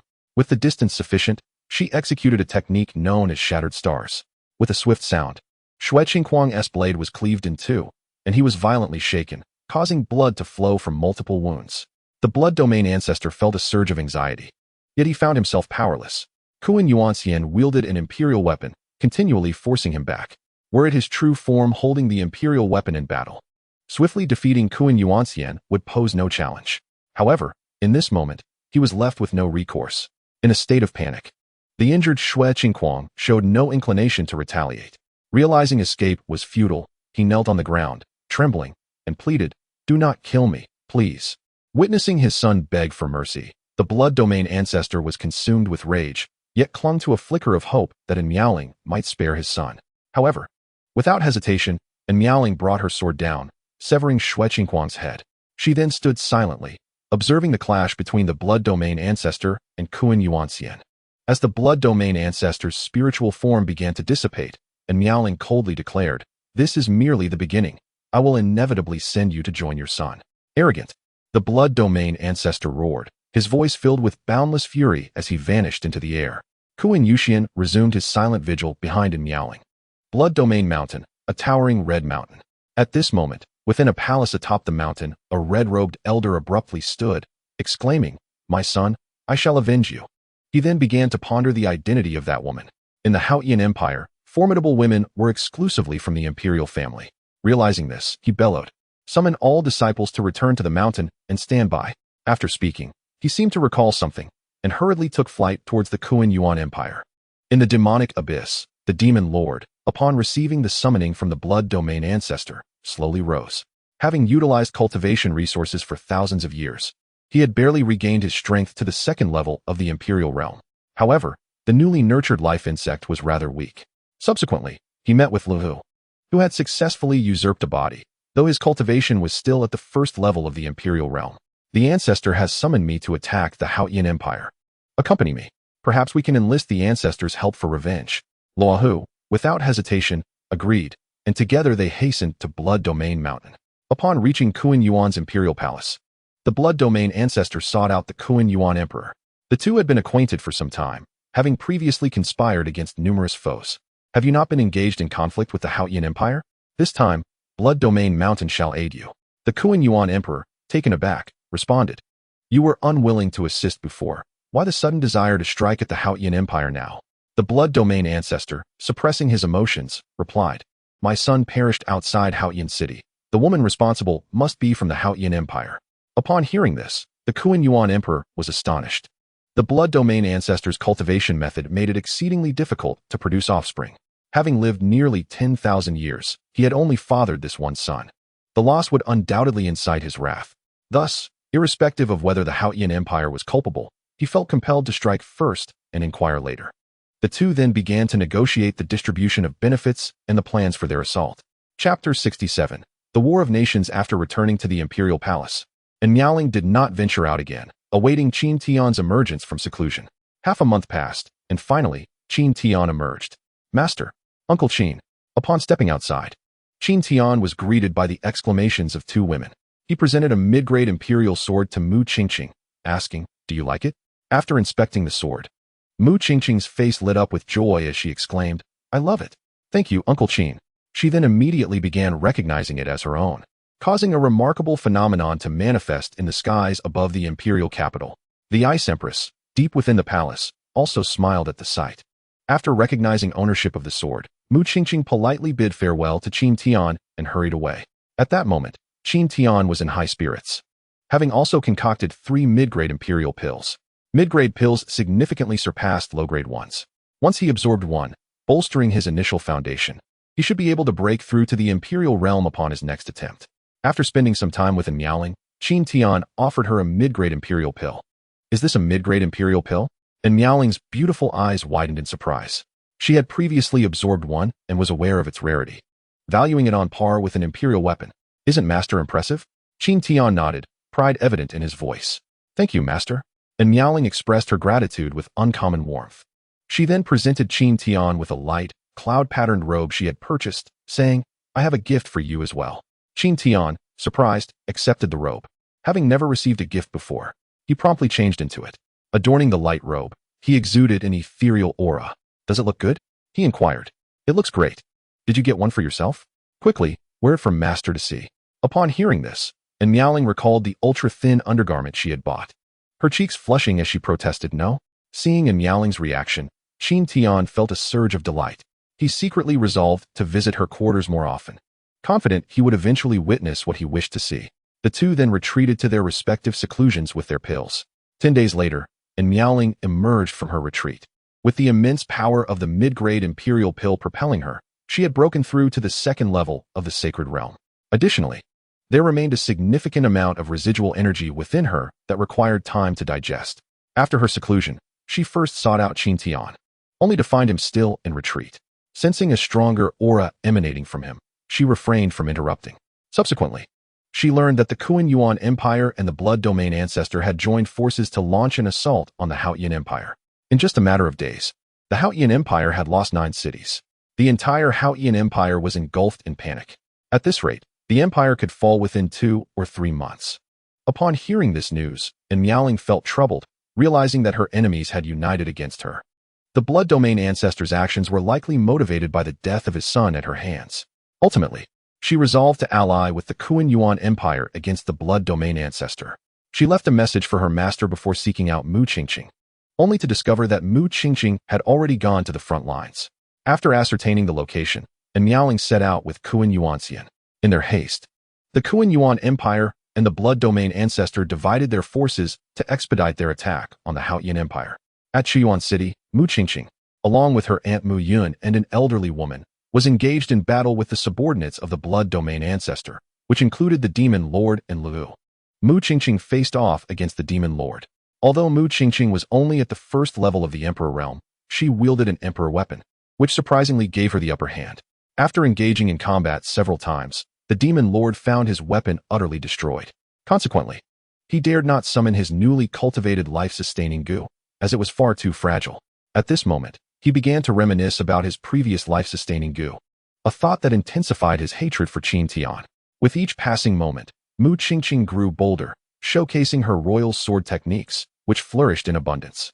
The middle-tier Emperor martial skill, the Haoran Sword Qi, erupted as she let out a commanding cry, unleashing a colossal sword Qi that crashed down upon her foe. The Demon Lord's expression shifted drastically, for this move was particularly effective against their demonic cultivators. With no time to flee, he could only brace himself for the impact, transforming into a mass of black mist to collide with the sword Qi. A brief stalemate ensued as the tremendous energies clashed, sending shockwaves rippling outward. Those beneath the Emperor realm within a kilometer radius were directly toppled by the force of the blast. Mu Qingqing continued to channel sword Qi into her attack, but the Demon Lord within the black mist began to falter, calling out for assistance. A second-level Emperor realm cultivator, who was previously engaged in slaughter, rushed over to provide aid, conjuring a massive black hand from the void to strike at Mu Qingqing. Sensing the formidable attack, Mu Qingqing hesitated to defend herself, feeling reluctant to relent, for if given just 3 more seconds, she could vanquish the Demon Lord. However, abandoning the fight now would leave her vulnerable. Just as she prepared to counter the Black Hand, a streak of silver light shot forth, colliding with the Black Hand. The force of the impact shattered the Black Hand, dispersing it into the air. When the silver light came to a halt, everyone realized it was a sword-wielding maiden, whose breathtaking beauty was matched only by her icy demeanor. With the crisis averted, Mu Qingqing unleashed her full potential, pressing down with renewed vigor. The black mist forming the Demon Lord was violently dispersed, reverting him to his original form as he plummeted to the ground. Turning to express her gratitude, Mu Qingqing said, "Thank you, sisterin," and Miaoling nodded slightly, replying gravely, "The Blood Domain's ancestor is also my enemy. We shall aid one another." At her words, a smile graced Mu Qingqing's lips, and Miaoling's involvement meant that Qin Tian would likely join as well, perfectly compensating for their previous lack of top-tier combat strength. Just then, the injured Demon Lord trembled as he attempted to rise and escape, but was swiftly struck down by Miaoling's sword from a distance. With the demise of a second-level Emperor, the tides of battle began to shift. At that moment, a third-level Emperor Realm Cultivator appeared on the battlefield, causing Mu Qingqing to reveal a wary expression. This was the Grand Elder of Blood Domain Mountain, the foremost individual beneath the Blood Domain Ancestor. and Miaoling had heard of him too, but had not anticipated his recent breakthrough from the second level. Although she was no match for a third-level emperor, she felt no fear, for Kuan Yuanxian was present. Mu Qingqing decisively called out, "Retreat, we must withdraw." However, after only a few steps, she noticed that Miaoling had not moved. She halted and shouted, "Sisterin, we must leave. A third-level emperor is beyond our capacity to confront." And Miaoling turned back, calmly replying, "It's of no concern." Then, they observed a cloaked figure charging toward the Grand Elder of Blood Domain Mountain, brandishing a spear. After exchanging a few blows, the Grand Elder, astonished, recognized his opponent. "You are Kuan Yuanxian?" he exclaimed in disbelief, leaving everyone stunned. The name of Kuan Yuanxian was well known, for he was the war god of the Kuan Yuan Empire. Yet, why had he turned against them? The Kuan Yuanxian, now a mere puppet of the demonic forces, offered no answers, only relentless assaults. Ultimately, the Grand Elder, injured and outmatched, had no choice but to retreat and seek reinforcements. After the battle concluded, Mu Qingqing let out a sigh of relief. She pointed to Kuan Yuanxian and inquired, "What is the meaning of this?" Previously, she had often seen him Miaoling accompanied by a cloaked figure, but had dismissed him as merely a guard or protector. Little did she know he was the war god of a rival nation. And Miaoling shook her head, saying, "I am not entirely sure. My master arranged for his protection. He must be under my master's control." Controlled? Mu Qingqing was taken aback. A third-level emperor could be controlled? The very thought of such terrifying capability sent shivers down her spine. Chapter 68. Qin Tian's Tribulation. As Mu Qingqing and the others began to clear the battlefield, Qin Tian finally commenced his signing in. "Ding. You have accumulated 5 years' worth of sign-in points. Would you like to claim your rewards?" Claim. Ding. Sign-in reward. Supreme Secret Technique. The Sound of the Great Tao, first level. Emitting the sound of the Great Tao allows one to attain enlightenment. Effective only for the first time for each individual, with a side effect of 3 days of weakness. Sign-in reward. The Transformation into Freedom Technique upgraded to 15th level. Sign-in reward. Demonic Sound Control Corpse Technique upgraded to 2nd level. In that instant of receiving his rewards, a flood of insights regarding the transformation into freedom technique surged into his mind. Simultaneously, Qin Tian felt a surge of pure spiritual energy radiating through his body, finally elevating his realm to the emperor level. Domains began to manifest around him, allowing him to manipulate the gravity in the surrounding area and seal spiritual energy. Regrettably, his eternal body of ancestry did not progress. Otherwise, it would have been truly formidable. He speculated that it was due to his insufficient accumulated sign-in points that the eternal body did not improve. Nevertheless, upgrading the demonic sound control corpse technique to the 2nd level was still commendable. He resolved to seize an opportunity to capture a 3rd-level emperor cultivator to provide by Xiaoru with a bodyguard. Lastly, he examined the supreme secret technique. The Sound of the Great Tao. This technique was remarkably powerful. It could grant one enlightenment once, though only the first instance was effective for each person. However, this was already quite extraordinary, as enlightenment is a rare occurrence. Yet, this technique demanded significant energy, leaving him weakened for 3 days after each use. Thus he would not employ it lightly. After reviewing the technique, he turned his attention to the communication stone. From Miaoling's message, he learned that she had gone to assist the Haoyan Empire in battle against her 2 enemies, Kuan Yuan the Great and the Blood Domain Ancestor. The thought of these 2 adversaries ignited a fierce killing intent within Qin Tian. However, he could not rush into battle just yet. First, he needed to undergo his tribulation. Only after overcoming it could he truly be considered an emperor. He sent messages to Zhong Wu of Qingyun City, Shangwanya, and others, instructing them to assist in the battle. Meanwhile, he hurriedly made his way outside the city. If he attempted to face his tribulation within the city, it would likely reduce Haoyan City to ruins. He sensed that his lightning tribulation was extraordinary, seemingly due to the convergence of both his cultivation and physical tribulations. His body had long reached the emperor level, but had previously not triggered the lightning tribulation. Now that both types of tribulations were converging, the resulting force would undoubtedly be terrifying. The moment Qin Tian stepped beyond the city gates, dark clouds gathered ominously overhead, crackling with lightning. It was as if the apocalypse had arrived. An elder, well-versed in such matters, trembled as he remarked, "This is a lightning tribulation. It is unlike anything I have ever encountered." Seeing the terrifying spectacle above, Qin Tian also felt a chill run down his spine. He made an effort to distance himself from the city. He did not wish to harm the innocent. Boom. The first bolt of lightning struck down. Qin Tian braced himself. employing the third level of his eternal body of ancestry to withstand the onslaught. Subsequently, the second and third tribulations followed. Although these lightning tribulations were formidable, they were still manageable for his triple eternal body, even serving to temper his physical form. However, by the seventh tribulation, his body began to falter, revealing some subtle wounds. He was injured, and the eighth tribulation descended swiftly. Boom. Qin Tian coughed up blood, his legs starting to buckle. The blood was a result of the lightning strike, but the bending of his knees was due to the oppressive weight of the heavenly law. Qin Tian gritted his teeth, refusing to yield. He raised his head defiantly to the sky, and the sword of life and death materialized in his hand. A powerful fighting spirit emanated from him, and his legs gradually straightened.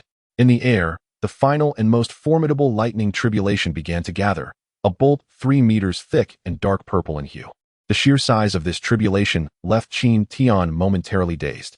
He had read accounts of lightning tribulations where those at the imperial level had never exceeded a meter in thickness, making him feel as if the heavens were targeting him. Before he could ponder further, the ninth lightning tribulation, bearing terrifying pressure, struck down. Boom. Gritting his teeth, Qin Tian unleashed his newly comprehended sword technique, the fourth form of the annihilation sword art, devour the sun and moon. He aimed to engulf this lightning tribulation. The clash between the tribulation and Qin Tian's sword technique was as cataclysmic as a nuclear explosion. The surrounding area transformed into a massive crater, sending countless clouds of dust soaring. Qin Tian endured the tribulation at the cost of severe injuries, and just as he thought it was over, his mind was invaded by inner demons, leading him to confront the trial of the heart. If this had been the carefree youth he once aspired to be, perhaps the inner demon trial would have been inconsequential. However, now that he had bonds with Miaoling and Bai Xiaoru, the inner demons swiftly exploited his vulnerabilities. At this moment, he was nearly overwhelmed, as his limited experiences and brief cultivation left his heart's resolve lacking. Within the illusion, he saw Miaoling captured by the Blood Domain's elder, used as leverage against him, while Emperor Kuan Yuan attacked him, and he dared not retaliate, leading to increasingly severe injuries. His breathing grew weaker, and just as he was about to close his eyes, a small figure from his storage ring emitted a red glow. The red light jolted Qin Tian awake, and he finally realized he was undergoing a tribulation. He then swung the sword of life and death with all his might, dispelling the illusions, and thus, he overcame the trial of the inner demons. After the tribulation, he felt a lingering dread, having been so close to death for the first time. Contemplating this, he hastily retrieved the small figure from his storage ring. This figure was the one he had discovered in his father's study. Could it be that my father is an unparalleled master? Qin Tian began to speculate. He had always sensed a certain mystery surrounding his parents. Just as he was deep in thought, the small figure shattered and vanished. Was it a one-time use? Qin Tian felt somewhat vexed, but he decided not to dwell on it further. He took several healing pills and began to recover. He still needed to rush to the battlefield to assist in Miaoling and the others.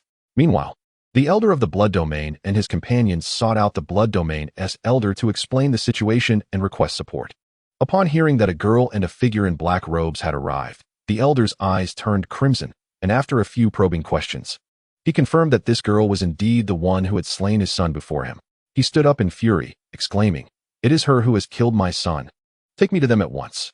Yes. The group then hastened back toward Chuyuan City. In the city, Miaoling felt a twinge of anxiety, knowing that the Blood Domain's elder had received news and was likely on his way. Sure enough, it was not long before a dark mass of powerful figures descended upon them. The number of enemies was far greater than before. On the city walls, Miaoling and Mu Qingqing stood resolutely with their swords, silently observing the approaching foes. "If we are overwhelmed, you must retreat first.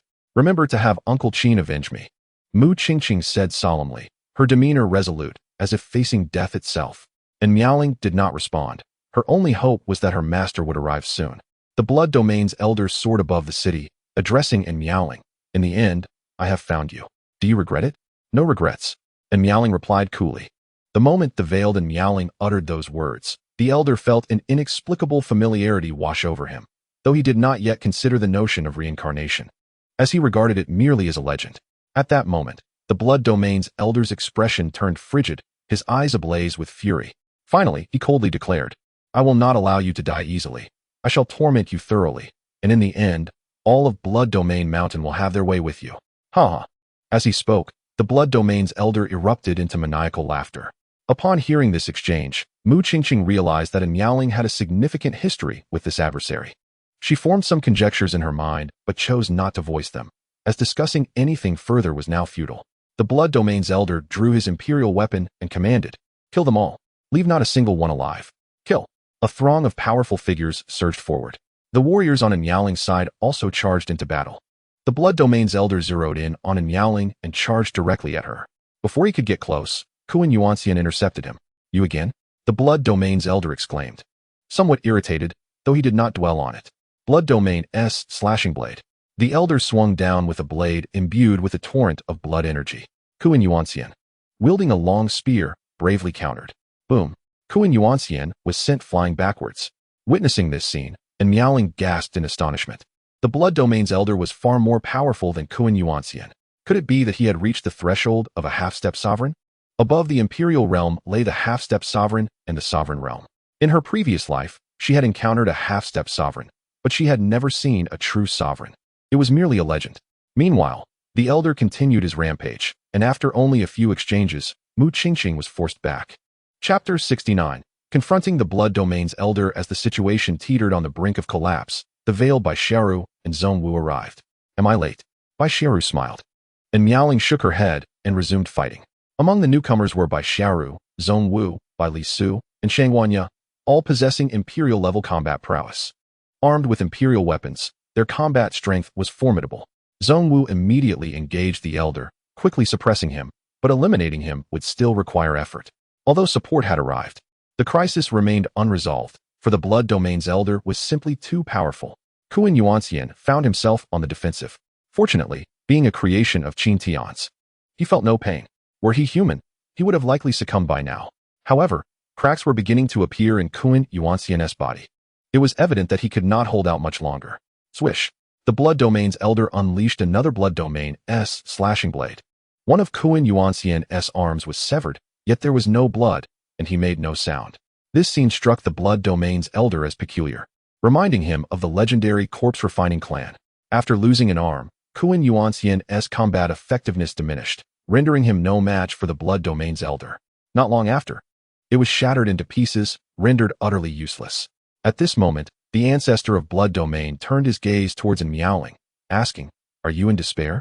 After Miaoling swiftly dispatched a formidable saint-level adversary with a single stroke, she looked back at the ancestor of Blood Domain. Her enemy stood right before her, igniting a fierce desire for vengeance within her, yet she was acutely aware of her own limitations. As Miaoling fell into silence, the ancestor of Blood Domain struck with a palm, shattered stars, and Miaoling unleashed her most powerful move in response. However, it was all in vain, as the disparity in their realms was insurmountable. The attack left Miaoling severely injured. As the ancestor of Blood Domain approached menacingly, and Miaoling decisively activated the time-space token, hoping her master had emerged from seclusion.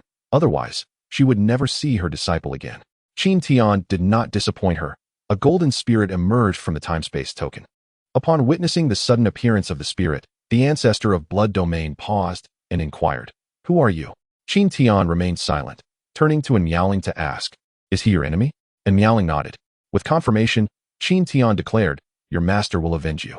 He then charged forward. Transforming Dragon. Ancestral Dragon Claw. The ancestor of Blood Domain regarded Qin Tian's technique with a hint of apprehension. Dragons? Yet, he was wary of the Dragon Clan, not of Qin Tian as a spirit. As the massive claw descended, the ancestor of Blood Domain remained unfazed, raising his imperial weapon to counter. The claw dissipated into nothingness. At that moment, Qin Tian realized his opponent was formidable, significantly stronger than the average third-stage emperor, and wielding an imperial weapon. Engaging in direct confrontation would put his spirit at a disadvantage. Nevertheless, he had to buy time until his physical form arrived. And Miaoling recognized the gravity of the situation and tossed the ice glass sword towards him, exclaiming, "Master, catch the sword." After receiving the ice glass sword, Qin Tian charged forward once more. Shattered stars. The ancestor of Blood Domain, unyielding, countered with Blood Domain Frenzy Blade. In this exchange, Qin Tian found himself at a disadvantage, his spirit dimming slightly. Realizing he could not afford to clash head-on, he began to evade, avoiding direct confrontation with the ancestor of Blood Domain's attacks. After a few exchanges, the ancestor discerned Qin Tian's intentions and intensified his assault. Qin Tian's spirit grew increasingly faint.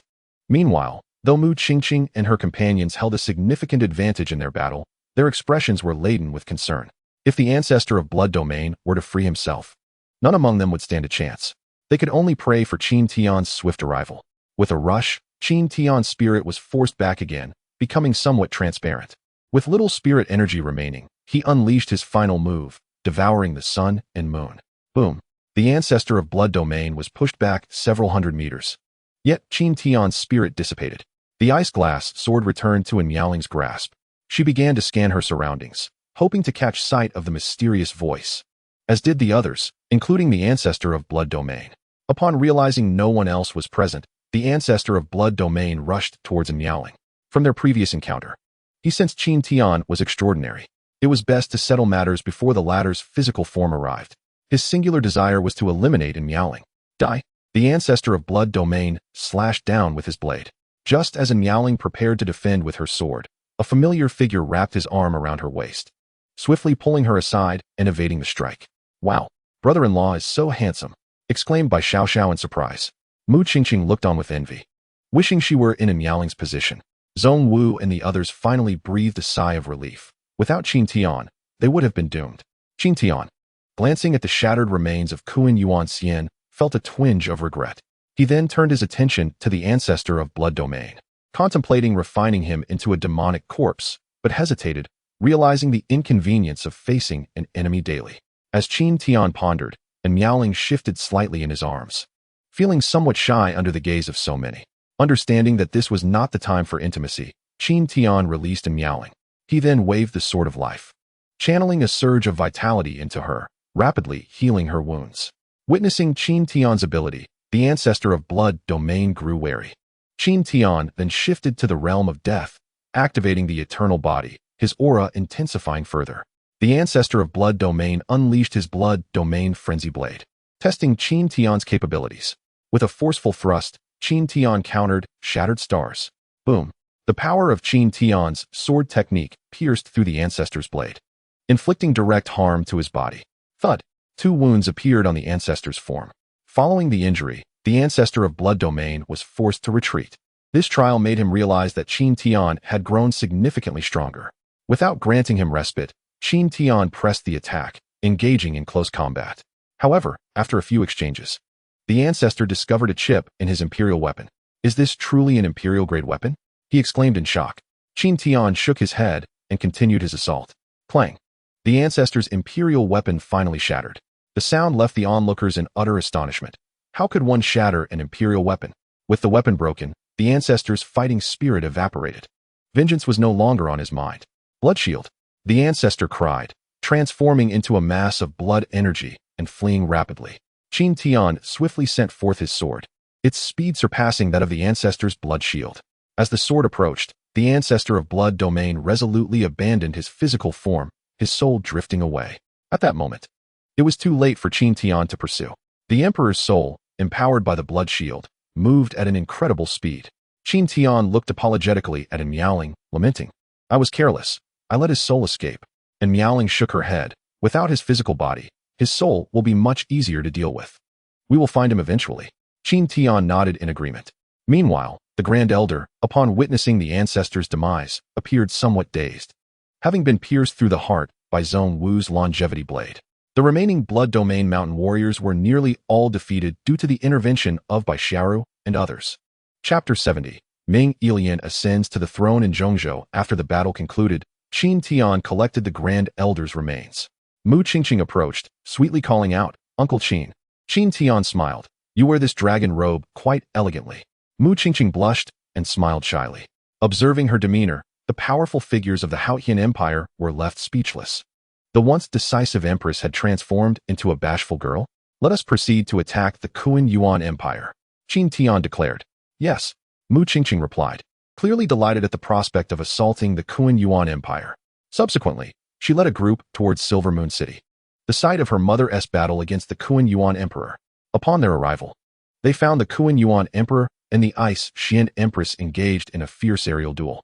Below, the Haotian Empire found itself at a disadvantage. But with the arrival of Mu Qingqing and her companions, the tide of battle shifted dramatically. The Ice Crystal Empress observed the appearance of Qin Tian and Mu Qingqing together and immediately deduced that the battle on that front had ended in victory.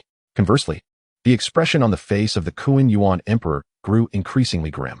Qin Tian refrained from engaging directly and quietly began to set up formations to prevent a recurrence of past events. He certainly did not wish to allow this Kuan Yuan Emperor to escape again. After making some preparations, Qin Tian wielded his sword and struck at the Kuan Yuan Emperor with a powerful move, devouring the sun and moon. With a single blow, the Kuan Yuan Emperor was sent hurtling through the air like a cannonball, and the imperial weapon in his grasp sustained damage. Qin Tian swiftly followed up with a second strike, shattering the Kuan Yuan Emperor's imperial weapon entirely. As the third strike loomed, the Kuan Yuan Emperor, realizing there was no escape, abandoned his physical form to flee. However, he collided with a massive golden net suspended in midair. Capture! Qin Tian swiftly formed hand seals and uttered the command. The golden net ensnared the Kuan Yuan Emperor's imperial soul. Witnesses of Qin Tian's previous confrontation with the blood domain ancestor took this scene in stride, yet the followers of the Ice Crystal Empress were utterly astonished. This was the strongest warrior of the Kuan Yuan Empire, which had contended with their Haotian Empire for millennia. The disparity in strength was staggering. It felt as though they were dreaming. Previously, the Ice Crystal Empress had held a degree of haughty pride in the presence of Qin Tian, but now, she hesitated to regard him as her equal. As the great net gradually constricted and completely sealed the Kuan Yuan Emperor's soul, it floated over to Miaoling. "It's in your hands now," Qin Tian stated to Miaoling. The trapped Kuan Yuan Emperor stared intently at Miaoling, sensing something familiar. Miaoling removed her veil and asked, "What is the matter? Do you not recognize me? You aren't dead?" The Kuan Yuan Emperor gasped, his eyes wide with disbelief. They had all witnessed Miaoling's demise firsthand. With a cold snort, Miaoling replied, "The heavenly Tao has its cycles. This is the law of cause and effect." With that, she thrust her sword forward, and the sealed Kuan Yuan Emperor vanished into thin air. Miaoling had finally avenged her first enemy, a feat she had thought would take millennia to achieve, yet it had come to pass so swiftly. After dispatching the Kuan Yuan Emperor, Qin Tian and his companions pressed onward to the Kuan Yuan Imperial Palace, encountering virtually no resistance as the city lords dared not oppose them. After a thorough search of the palace, Qin Tian collected 13 low-grade imperial medicinal herbs and 2 mid-grade ones, along with various refining materials. Notably, he acquired 8 low-grade, 3 mid-grade, and 1 high-grade refining materials. He retained the mid-grade and high-grade materials for himself, delegating the rest to Bailey Su and Zhong Yan. As for the treasures from the blood domain ancestor, Qin Tian decided to leave those for the Haotian Empire. Although Mu Qingqing initially intended to decline, Qin Tian insisted on giving them to her. Regarding the territory of the Kuan Yuan Empire, Qin Tian did not transfer it to Mu Qingqing, but instead returned the land they had previously lost. He planned to assign governance of this nation to his named disciple, Ming Ilian. Naturally, Mu Qingqing and her companions did not dare voice any objections. Qin Tian's current intention was to take some time to avenge Miaoling and Baishiru, while cultivating a formidable group of subordinates to assist in gathering resources for his cultivation. He envisioned a future where he could leisurely practice alongside Miaoling and Baishiru. He sent someone to summon Ming Ilian and also delivered a message to Mo Wentian, inquiring if he would be willing to come. Meanwhile, Qin Tian settled into a grand residence in Kuan Yuan City. 2 days later, Ming Ilian and Mo Wentian arrived. Ming Ilian respectfully addressed him as master. Qin Tian had been thinking of her and had previously sent her medicinal pills, for which she expressed great gratitude. Mo Wentian, upon seeing Qin Tian, felt somewhat awkward, unsure of how to address him. Calling him ancestor felt strange, yet addressing him as Qin Tian was intimidating, as he had often scolded him in the past. Fearing that Qin Tian might seek retribution, Miaoling found amusement in Mo Wentian's predicament, recalling the moments he had reprimanded her master. Qin Tian recognized Mo Wentian's apprehension but did not press the matter. He understood that Mo Wentian was a responsible leader, so he simply instructed him to find a nearby mountain to settle his people. Additionally, he introduced the Lin Clan Merchant Association to them, suggesting they provide support. After Mo Wentian and his entourage departed, Qin Tian broached the subject of Ming Ilian ascending to the throne. Although she had some suspicions, she was still taken aback by the revelation. "Master, I am only at the first level of the sacred realm. Isn't it inappropriate for me to ascend as an emperor?" Ming Ilian hesitated. "My desire for you to assume the throne is not based on your strength, but rather your ability to govern. The Kuan Yuan Empire will henceforth be renamed the Chongming Empire, and Kuan Yuan City will become Chongming City. I shall reside in the Qin Manor. Should you encounter any issues, feel free to seek me out. Shang Wanya and the others will also assist you in the imperial palace. Upon hearing Qin Tian's words, Ming Ilian ceased to be coy. I will govern the Chongming Empire diligently and ensure I do not disappoint you, master, she declared, her excitement palpable. Ascending to the throne had been her ambition, as well as the goal of Chongming since its founding. She had not anticipated achieving it so effortlessly. The Chongming Empire, despite the recent conflict that claimed many powerful lives, remained prosperous, as most city lords were still alive, and thus the nation would not descend into chaos for the time being. In the initial phase, Qin Tian assigned Zhong Wu to aid Ming Ilian in subduing the city lords across various cities and establishing her authority. All dissenters and those affiliated with the Kuan Yuan royal family were to be executed. Subsequently, with the backing of the Lin Clan Merchant Association and cooperation with the royal family, the entire nation began to progress positively. The Chongming Empire and the Haotian Empire became allied nations, and the two empresses forged a strong friendship. Qin Tian also instructed both nations to actively seek information regarding the imperial soul of the blood domain ancestor, offering a reward for an imperial weapon. As for Miaoling's final enemy, the ancestor Wu Su, he too needed to be located, although Miaoling was uncertain of his affiliations. Once all arrangements were in place and on the right track, Qin Tian transformed the corpse of the Grand Elder into a demonic corpse, naming it Moe, and provided it with a mid-grade imperial sword. Chapter 71. The Sound of the Tao. Everyone upgrades. Qin Tian mysteriously summoned all his subordinates and disciples, including Mu Qingqing, Yin Qingxi, Mo Wentian, and Su Ming. Once gathered in the inner courtyard of the Qin Manor, powerful formations erupted throughout the estate, as he would be weakened for 3 days after using the Sound of the Tao. Witnessing this, everyone began to anticipate what was to come. With both Miaoling and Bai Xiaoru left in the dark about Qin Tian's intentions, stepping before the crowd, Qin Tian spoke enigmatically. Today, I shall grant you an opportunity for transformation. However, this transformation will exact a significant toll on me, and thus I have shrouded it in mystery. Upon hearing that the toll would be considerable, most attendees displayed expressions of concern, and Miaoling and Bai Xiaoru stepped forward, asking, "What do you mean by a significant toll? Perhaps it would be better to reconsider." After their comments, Ming Ilian, Mu Qingqing, and the others echoed their apprehensions. Qin Tian felt a warmth in his heart upon witnessing their genuine concern for him. Rest assured, I am aware of my condition. It is merely a few days of weakness. He then turned to Miaoling and Bai Xiaoru, commanding them gently, "You may withdraw. I am about to commence." Both women nodded slightly and retreated, sitting cross-legged in the background. I possess a secret technique that can lead you into a moment of enlightenment, but it is effective only once for each individual, so I hope you will cherish this opportunity. The crowd gasped in astonishment. Such an opportunity was indeed rare, as many practitioners spent thousands of years without experiencing such a moment of awakening. After the initial uproar, silence enveloped the gathering. Qin Tian began to emit the sounds of the Tao, and as golden words flowed from his lips, everyone gradually closed their eyes, entering a state of enlightenment. Meanwhile, Qin Tian began to feel increasingly feeble, as if his very essence were being drained. Observing others entering the state of enlightenment stirred a profound envy within him. Why was it ineffective for himself? 2 days later, Zhong Yan, Bai Li Su, Sheng Wanya, Qin Shui, and several members of the Kunlun sword sect awakened one after another. They gazed enviously at those still in the throes of enlightenment, lamenting their less favorable cultivation aptitudes. On the 3rd day, Ming Ilian, Mu Qingqing, the Ice Zunf, Zhong Yan, Zhong Wu, and Bai Xiaoxiao awoke. Only Miaoling and Bai Xiaoru remained, their superior talents keeping them in the state of enlightenment. By the 3rd day, Qin Tian's weakness finally subsided. He skillfully manipulated the formation to isolate Miaoling and Bai Xiaoru, ensuring they would not be disturbed, as many were preparing to break through. Those who had not yet broken through had garnered sufficient understanding of the Tao. With the appropriate resources, they would soon ascend. In addition to their understanding of techniques and the Tao, they had also gained insights into martial skills, marking a comprehensive enhancement.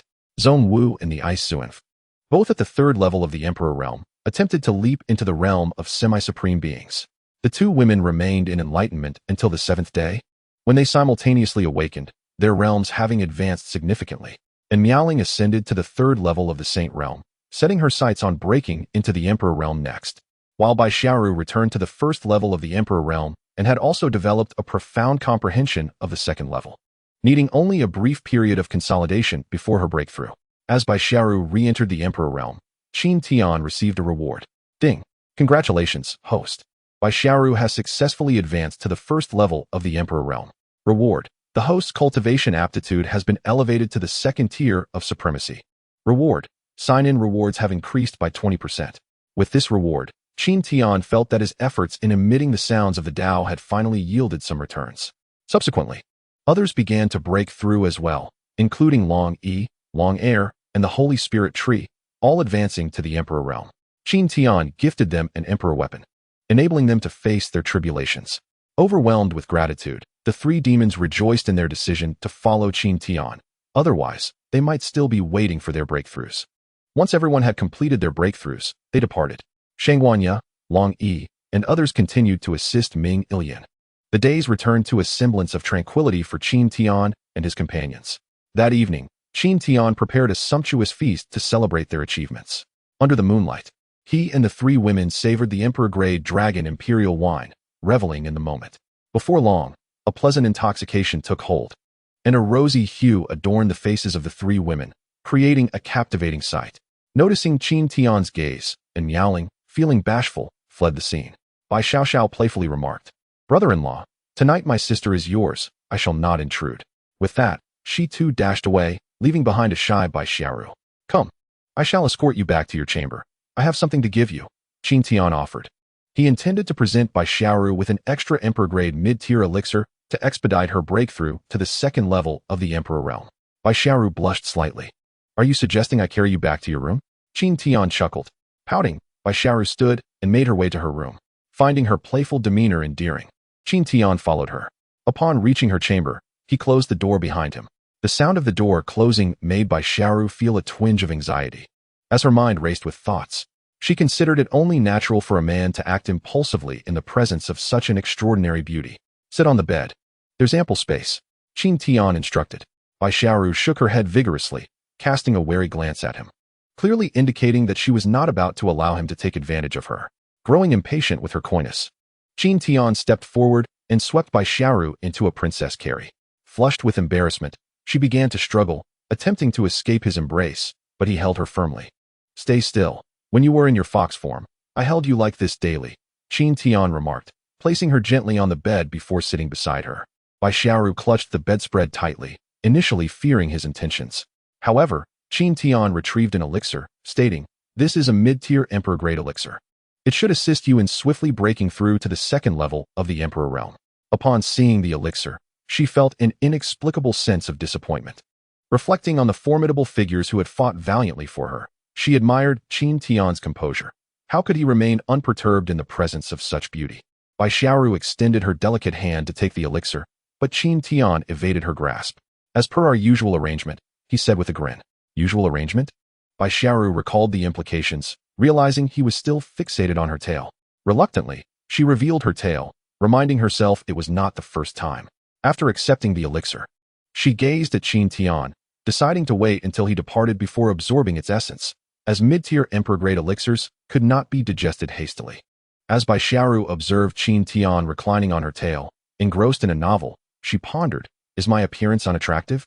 Retrieving a mirror, she admired her stunning visage. Acknowledging her beauty was still unparalleled. Now that her strength had returned to the Emperor realm, her presence was even more striking than before.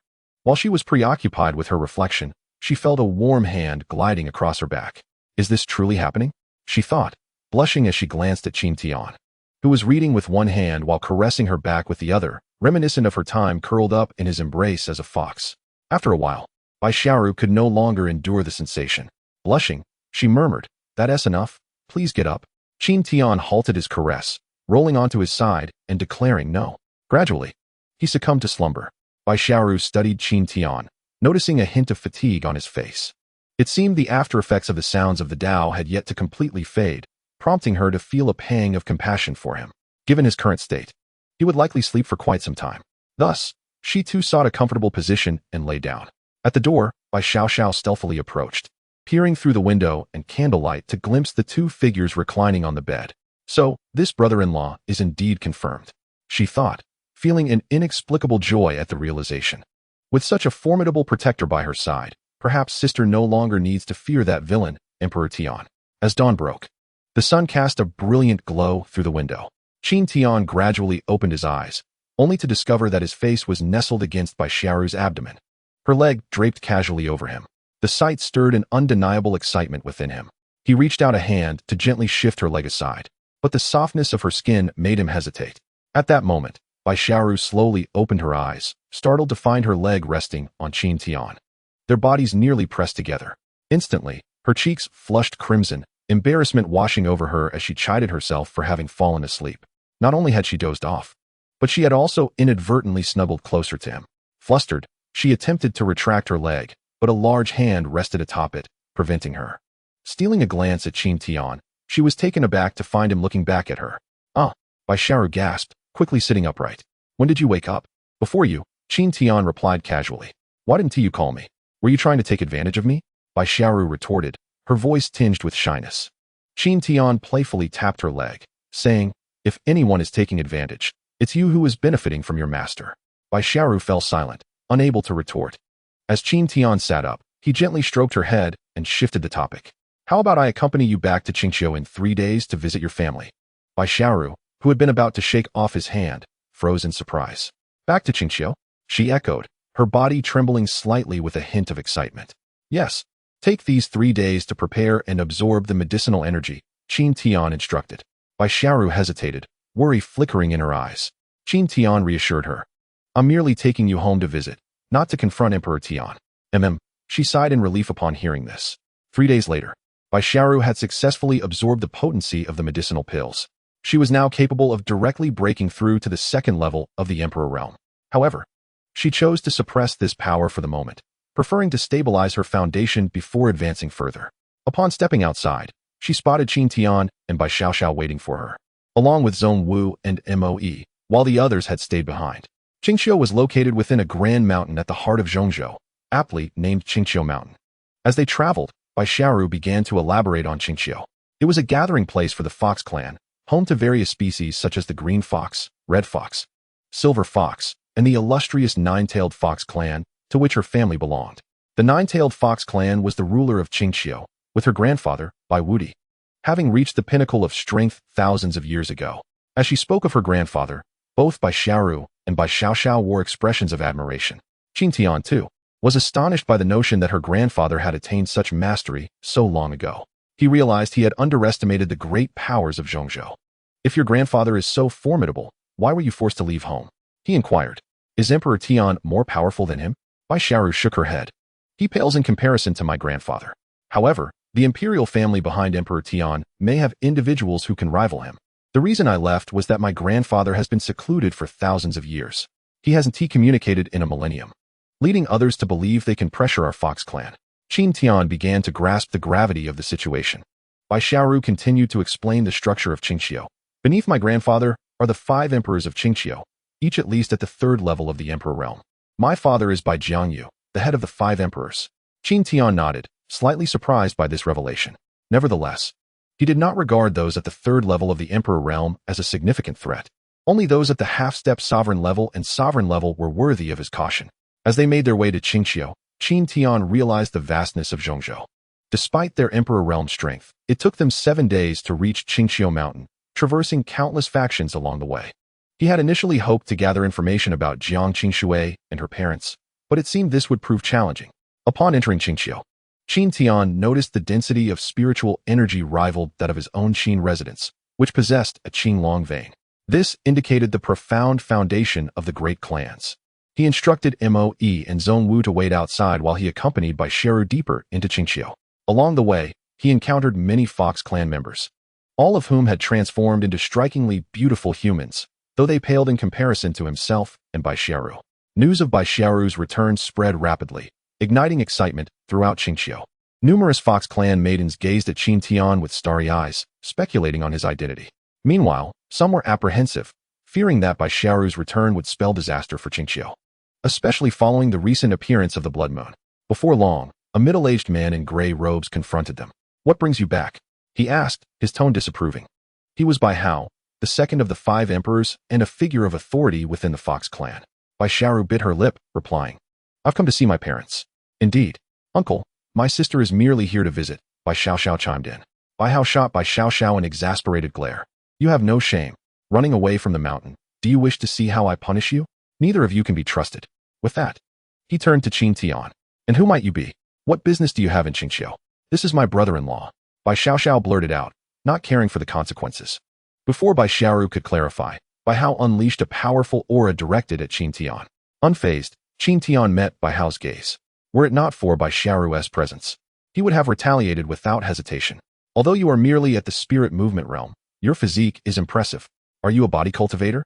Bai Hao inquired. Something like that. Qin Tian replied nonchalantly. Something like that? Bai Hao scoffed. Let me be blunt. You are unworthy of being my Qingqiu's son-in-law. We do not welcome you here. Leave. Chapter 73. The clan leader of Qingqiu, by Jiangyu. Qin Tian raised an eyebrow, his voice calm, yet firm. Is Qingqiu yours to command? I am here to accompany Bai Xiaoru to meet her father. If you have no business, step aside. Bai Hao's face turned pale with anger. In his thousands of years within Qingqiu, no junior had ever dared to speak to him in such a manner. Stepping forward, he prepared to strike. The two women exchanged worried glances, quickly positioning themselves in front of Qin Tian. Bai Hao, taken aback, roared, Are you trying to rebel? Move aside. Bai Xiaoru remained resolute. Her concern was not for Qin Tian's safety, but rather that he might harm her uncle and leave her with no means to explain to her father. Bai Xiaoxiao, although fearful due to her previous experiences with Bai Hao, stood her ground for her brother-in-law. Bai Hao found himself momentarily stalled, his expression shifting rapidly. Meanwhile, several Fox clan members gathered nearby, murmuring curiously, Who is this handsome man? The Imperial Princess and Little Princess are protecting him so fiercely. Indeed, this is Bai Hao, the Fox Emperor. This situation won't end well.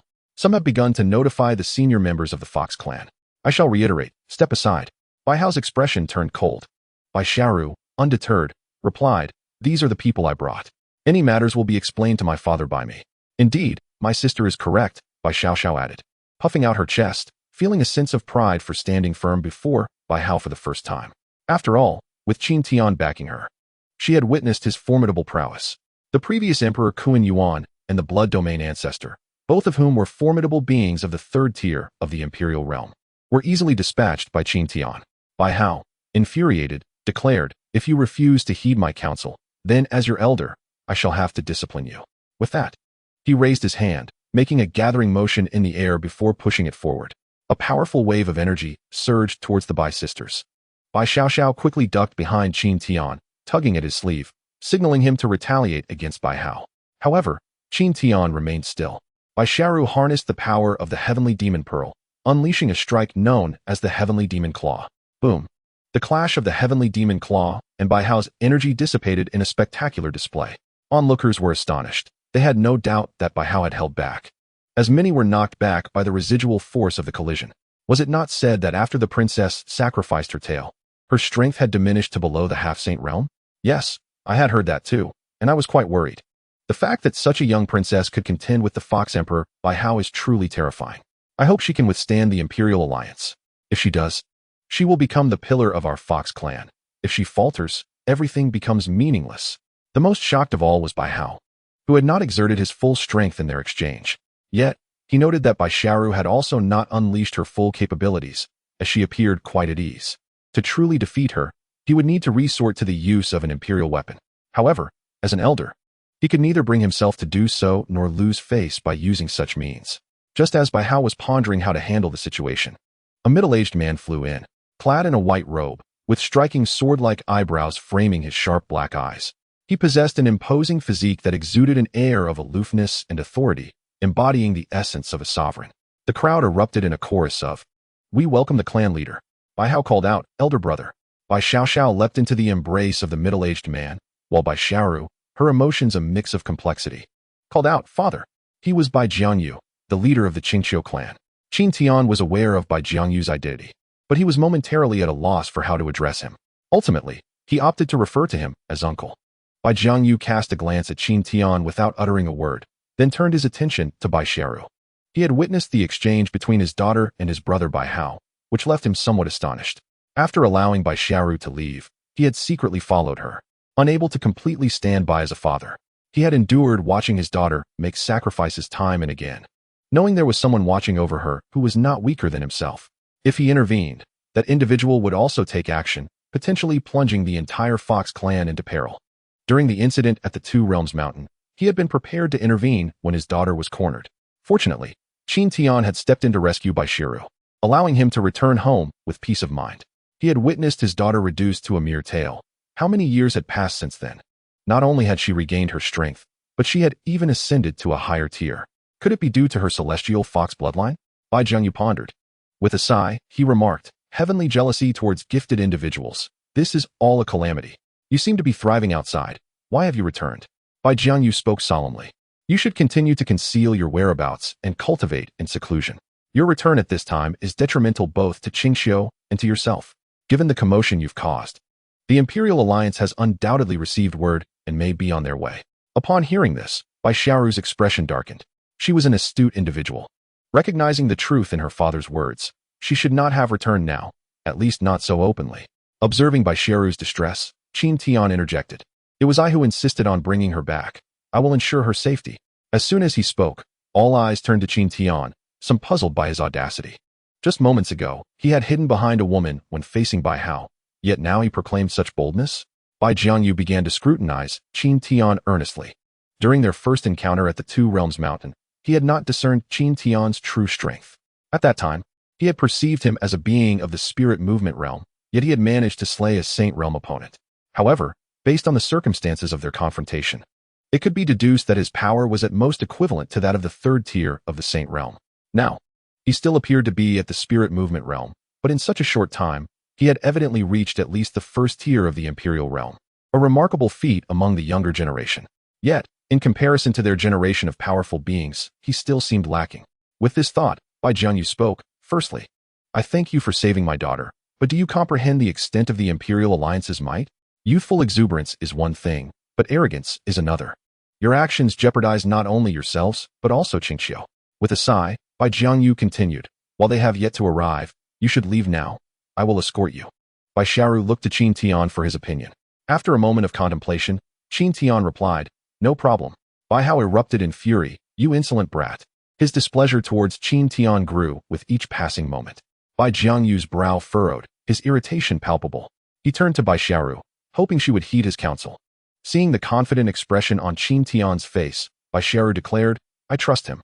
I also believe my brother-in-law is quite formidable. Brother-in-law? Bai Jiangyu's gaze sharpened. What is your relationship? Bai Xiaoru's face flushed as she whispered to Bai Xiaoxiao, you little imp, don't speak carelessly. I'm not speaking carelessly. I saw it with my own eyes. You two were sleeping together. Bai Xiaoxiao exclaimed, causing a stir among the onlooking Fox clan members, some shocked, others furious. Especially among the younger male foxes, each had harbored fantasies about Bai Xiaoru. Bai Jiangyu, incensed, drew his high-grade imperial weapon, the heavenly demon sword, glaring at Qin Tian. How could his precious daughter be taken advantage of? Realizing the gravity of the situation, Bai Xiaoxiao lowered her head in silence. We did not engage in such relations. Bai Xiaoru explained, her cheeks burning. What exactly transpired? Bai Jiangyu demanded. We were merely conversing and unintentionally fell asleep. Bai Xiaoru's voice dwindled to a whisper. Bai Jiangyu's expression softened slightly. At that moment, Bai Xiaoxiao chimed in. Actually, having Qin Tian as a brother-in-law would be quite excellent. He can refine imperial weapons and pills, and his strength is formidable. Well, Uncle Bai probably cannot defeat him. As for father, who knows? Bai Hao scoffed, so young, an imperial-grade alchemist and craftsman, and yet stronger than I. Even if you were to fabricate a story, it would be prudent to do so with a touch of authenticity. You ventured out, and, while you may not have acquired much, you have certainly mastered the art of deception. Chapter 74. The Bloodline of the Celestial Fox by Xiaoxiao pouted and asserted. I speak the truth. I am not lying. You can ask my sister. Instantly, all eyes turned to Bai Xiaoru, who, at the very least, had no prior history of deceit. Bai Xiaoru nodded and affirmed, what my sister says is correct. He is indeed a master craftsman and alchemist of the highest caliber, and his strength is formidable. Humph. Bai Hao scoffed dismissively, still unconvinced, and thought that Bai Xiaoru had been led astray. The others shared his skepticism, as they fundamentally believed such a claim was implausible. Noticing the doubtful gazes of those around them, Qin Tian turned to Bai Xiaoxiao and inquired, you do not yet possess a suitable weapon, do you? Bai Xiaoxiao quickly grasped his intention and nodded eagerly. Prepare a design for a weapon you favor, and I shall forge it for you. I happen to have some materials at hand. Yay. Thank you, brother-in-law. Bai Xiaoxiao exclaimed joyfully. Bai Hao interjected, that works. The truth will reveal itself in due time, and they should witness your true nature. Bai Jiangyu remained silent, observing his two daughters' resolute demeanor. Emotionally, he believed them, yet rationally, he found it hard to accept. Setting aside the question of whether he was indeed a master, the notion that a young man could be both a master craftsman and an alchemist of the highest order seemed impossible to him. Anyone would find it hard to believe. If he were merely a master craftsman, there might be a sliver of possibility. However, now was not the time for such ponderings. He needed to contemplate how to face the impending tribulations. With this thought, Bai Jiangyu said to Bai Xiaoru, "Go see your mother. She has been yearning for you. The rest of you, accompany me to the Celestial Fox Hall for a discussion."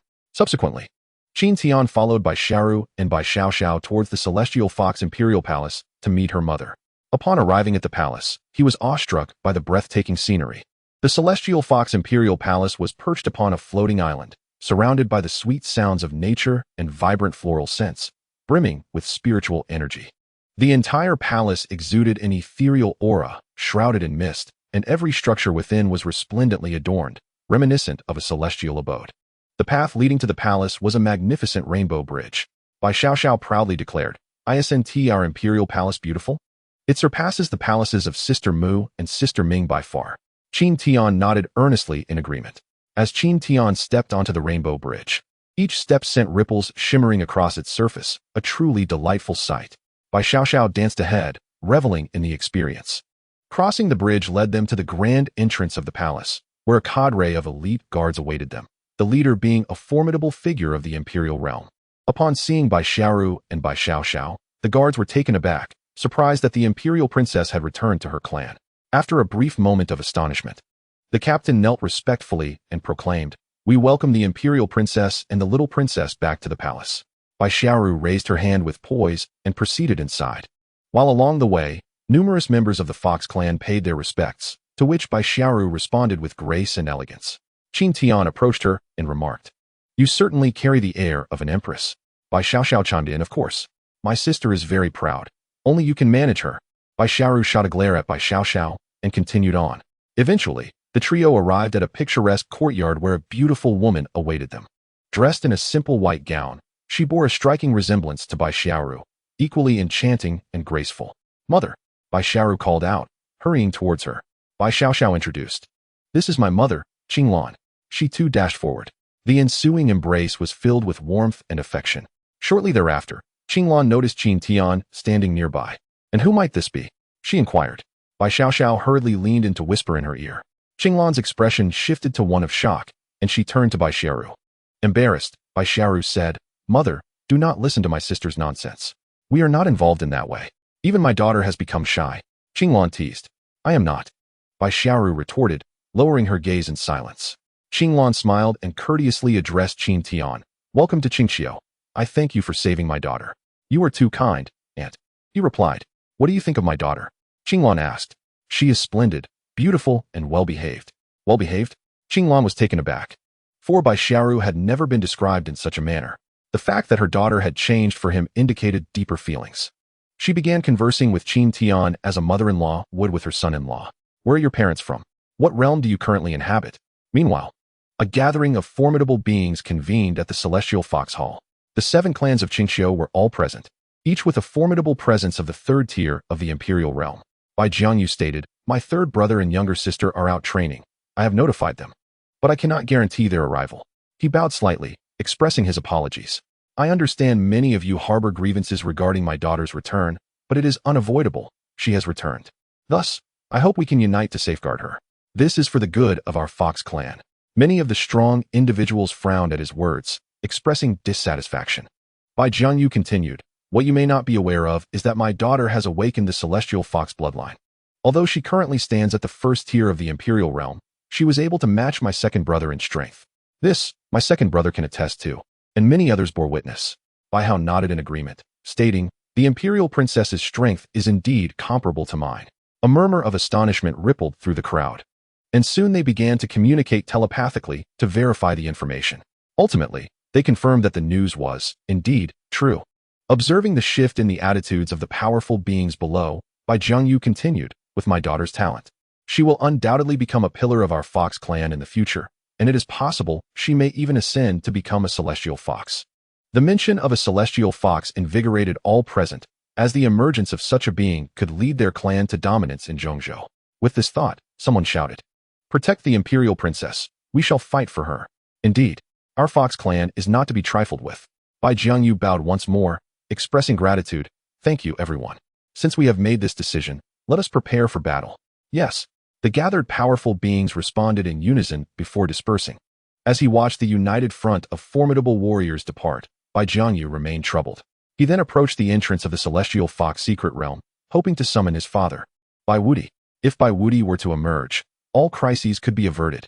The last time when Di Tian arrived with a host of experts seeking someone, he had turned to this place for assistance. However, Bai Wudi had not appeared, instead issuing a directive for Bai Xiaoru to leave Qingqiu, stating that this crisis was both her tribulation and her opportunity. It was this very directive that prompted Bai Jiangyu to permit Bai Xiaoru's departure. He called out several more times, yet received no response, ultimately resigning to leave empty-handed. Chapter 75. Preparing for battle against the Imperial Alliance. Upon returning to the Celestial Fox Hall, Bai Jiangyu wore a grave expression of worry. Yet, he could only prepare for battle. He believed that if the situation became dire, Bai Wudi would surely intervene. Bai Hao entered the hall, his tone somber as he remarked, "It seems we shall face a considerable number of adversaries this time." Bai Jiangyu nodded, acknowledging the gravity of the situation. "It seems our Fox clan will suffer considerable losses this time. Yet, for the sake of the Tianhu bloodline, it is worth it." Bai Hao replied. Though his temperament was acerbic and his demeanor rather austere, his loyalty to the Fox clan was beyond question. Subsequently, Bai Jiangyu, alongside a cadre of powerful emperors, soared towards the outskirts of Qingqiu, prepared to intercept the Imperial Alliance. The battlefield must not be within our clan, otherwise, the entire ecosystem and spiritual veins of Qingqiu would sustain grave damage. Meanwhile, upon sensing the unusual movements of the Qingqiu warriors, Qin Tian declared, "I shall assist. You all remain here." With that, he swiftly ascended beyond the mountains of Qingqiu. "Wait, I wish to join as well." Bai Xiaoru hastily followed suit, with Bai Xiaoxiao and Qing Lan trailing closely behind. Outside Qingqiu, nearly 70 powerful emperors stood in a standoff, the air thick with impending conflict. The Qingqiu side boasted over 30 emperors, 9 of whom were at the 3rd level, while the rest were at the 1st and 2nd levels. In stark contrast, the opposing side had a formidable presence of 15 3rd-level emperors, supplemented by over 20 at the 1st and 2nd levels. The numerical disadvantage was palpable, causing the Qingqiu warriors to furrow their brows in concern. Bai Jiangyu drew the Tianyao sword and remarked, "Your Imperial Alliance holds us in high regard indeed." The blue-clad elder from the opposing side stepped forward, inquiring, "Where is Emperor Tian? Why has he not appeared?" "The leader of the Imperial Alliance is currently in seclusion, striving for a breakthrough," he replied. "We have heard that your daughter has returned. Surrender the chaos-causing demoness to us." "And if I refuse?" Bai Jiangyu retorted fiercely. "Refusal leaves us no choice but to seize her." The blue-clad elder's expression turned frigid. Just as the two factions were on the brink of conflict, a resounding dragon's roar reverberated through the air. A middle-aged man clad in dragon robes materialized, prompting wary glances from the blue-clad elder and his companions. For this was Long Outyen, the dragon clan's patriarch. "Let us discuss matters civilly. There is no need for violence," Long Outyen suggested. The blue-clad elder stepped forward. "Last time, we spared you out of respect for the dragon clan, but this time, with her in Qingqiu, we shall not relent." Long Outyen, however, did not respond to the elder but turned to Bai Jiangyu, saying, "My son has fallen for the princess at first sight. Should she wed into the dragon clan, we would not hesitate to ally with Qingqiu to obliterate the Imperial Alliance." The blue-clad elder gasped in astonishment. The dragon clan, as the foremost among the demon clans, possessed immense resources. With the addition of the Fox clan, the Imperial Alliance would indeed be outmatched. Bai Jiangyu shook his head, asserting, "I shall not interfere in my daughter's marriage." This was a veiled refusal. The Tianhu bloodline could not possibly be married into the dragon clan. Long Outyen's countenance darkened. "In that case, I have no further obligations. I have made my case. Take care." With that, he retreated several kilometers to observe. Witnessing the breakdown of negotiations, the blue-clad elder finally exhaled in relief. "I shall offer you one last opportunity. We possess 15 third-level emperors, while you have but 9. Do you wish to engage in battle?" The Qingqiu warriors felt their morale wane upon hearing the elder's words, not wishing to let him further undermine their spirits. Bai Jiangyu charged forward. His speed was akin to that of light, a flash of white appearing before a black-clad elder. The elder's face paled as he prepared to escape Bai Jiangyu's attack, but it was too late. Bai Jiangyu thrust his sword upward with great force, severing the elder's arm. Just as he sought to pursue his advantage, the blue-clad elder interposed himself before Bai Jiangyu. With a clash, both combatants staggered back 2 steps. "You are also a half-step supreme," Bai Jiangyu exclaimed in astonishment. He had assumed that with Emperor Tian's absence, their adversaries lacked such formidable strength, providing him a chance to turn the tide single-handedly. However, he had not anticipated that the blue-clad elder was indeed a half-step supreme. As the two engaged in battle, the warriors alongside the blue-clad elder surged forward to clash with the Qingqiu forces. Within moments, the leader of the Qi Fox clan was grievously wounded, losing an arm due to a combined assault. In dire straits, the Qi Fox leader unleashed his full strength, desperately fending off their attacks. But Bai Jiangyu knew he could not endure much longer. He attempted to rush to his aid, yet the blue-clad elder held him firmly in place. On the other side, Bai Hao, enjoying preferential treatment among the Qingqiu 5 emperors, found himself besieged by 3 third-level emperors. Within mere exchanges, he bore several wounds. The trio alternated their assaults, and despite wielding the mid-grade imperial weapon, the Xian Fox sword, he was still struggling to keep up. In rapid succession, he sustained 7 injuries. Relying on his formidable physique and cultivation, he held on tenaciously. Observing this, Bai Jiangyu grew anxious, silently thinking, "Father, if you do not intervene soon, my younger brother will perish." At that critical moment, a flying sword hurtled forth, forcing the 3 assailants away from Bai Hao. Everyone was taken aback. Could it be that Bai Wudi had intervened? Bai Hao turned, gratitude evident on his face as he beheld the origin of the flying sword. At that instant, Qin Tian descended from the air, the life and death sword returning to his grasp. Bai Hao was momentarily stunned, astonished that his savior was someone he had previously underestimated. Not far from Bai Jiangyu's confrontation with the blue-clad elder, Bai Jiangyu was equally astonished. He had not anticipated Qin Tian's prowess. He had misjudged him. "Come forth." Qin Tian spoke calmly. With his words, 2 figures emerged from the distance, Zhong Wu and Moe. "Young master." Zhong Wu greeted respectfully. Qin Tian nodded and gestured towards the blue-clad elder and his companions, commanding, "Kill." With the addition of 3 third-level emperors, the pressure on the Qingqiu side significantly diminished. Following Qin Tian's entry into the fray, Bai Xiaoru also arrived. She saved the critically wounded leader of the Qi Fox clan and engaged in a fierce battle with one of the third-level emperors. Witnessing Bai Xiaoru's strength, the Qingqiu warriors felt a renewed sense of hope, believing that with her growth, the Fox clan would surely produce another Bai Wudi in the future. Qin Tian glanced at Bai Hao, noting his dire condition, as if he had been subjected to a slow and torturous execution. His wounds continued to bleed. Aware that Bai Hao's plight was due to his connection with Bai Xiaoru, Qin Tian resolved to forgive Bai Hao for his previous arrogance. The trio of assailants surrounding Bai Hao conferred briefly before one charged at Qin Tian, seeking to delay him, while the other 2 prepared to finish off Bai Hao. In that fleeting moment, Qin Tian discerned their intentions and surged forward. Shattered stars. Qin Tian unleashed this sword technique, not to slay, but to forge a path. With the swiftness of a shadow, he dashed past, prompting the approaching assailant to evade, recognizing the might of Qin Tian's strike. As the assailant withdrew, Qin Tian's strike bore down upon the 2 intent on attacking Bai Hao. Unprepared for his sudden arrival, the 2 hastily resolved to unite their strength to counter his attack. With a resounding clash, they were forcefully repelled.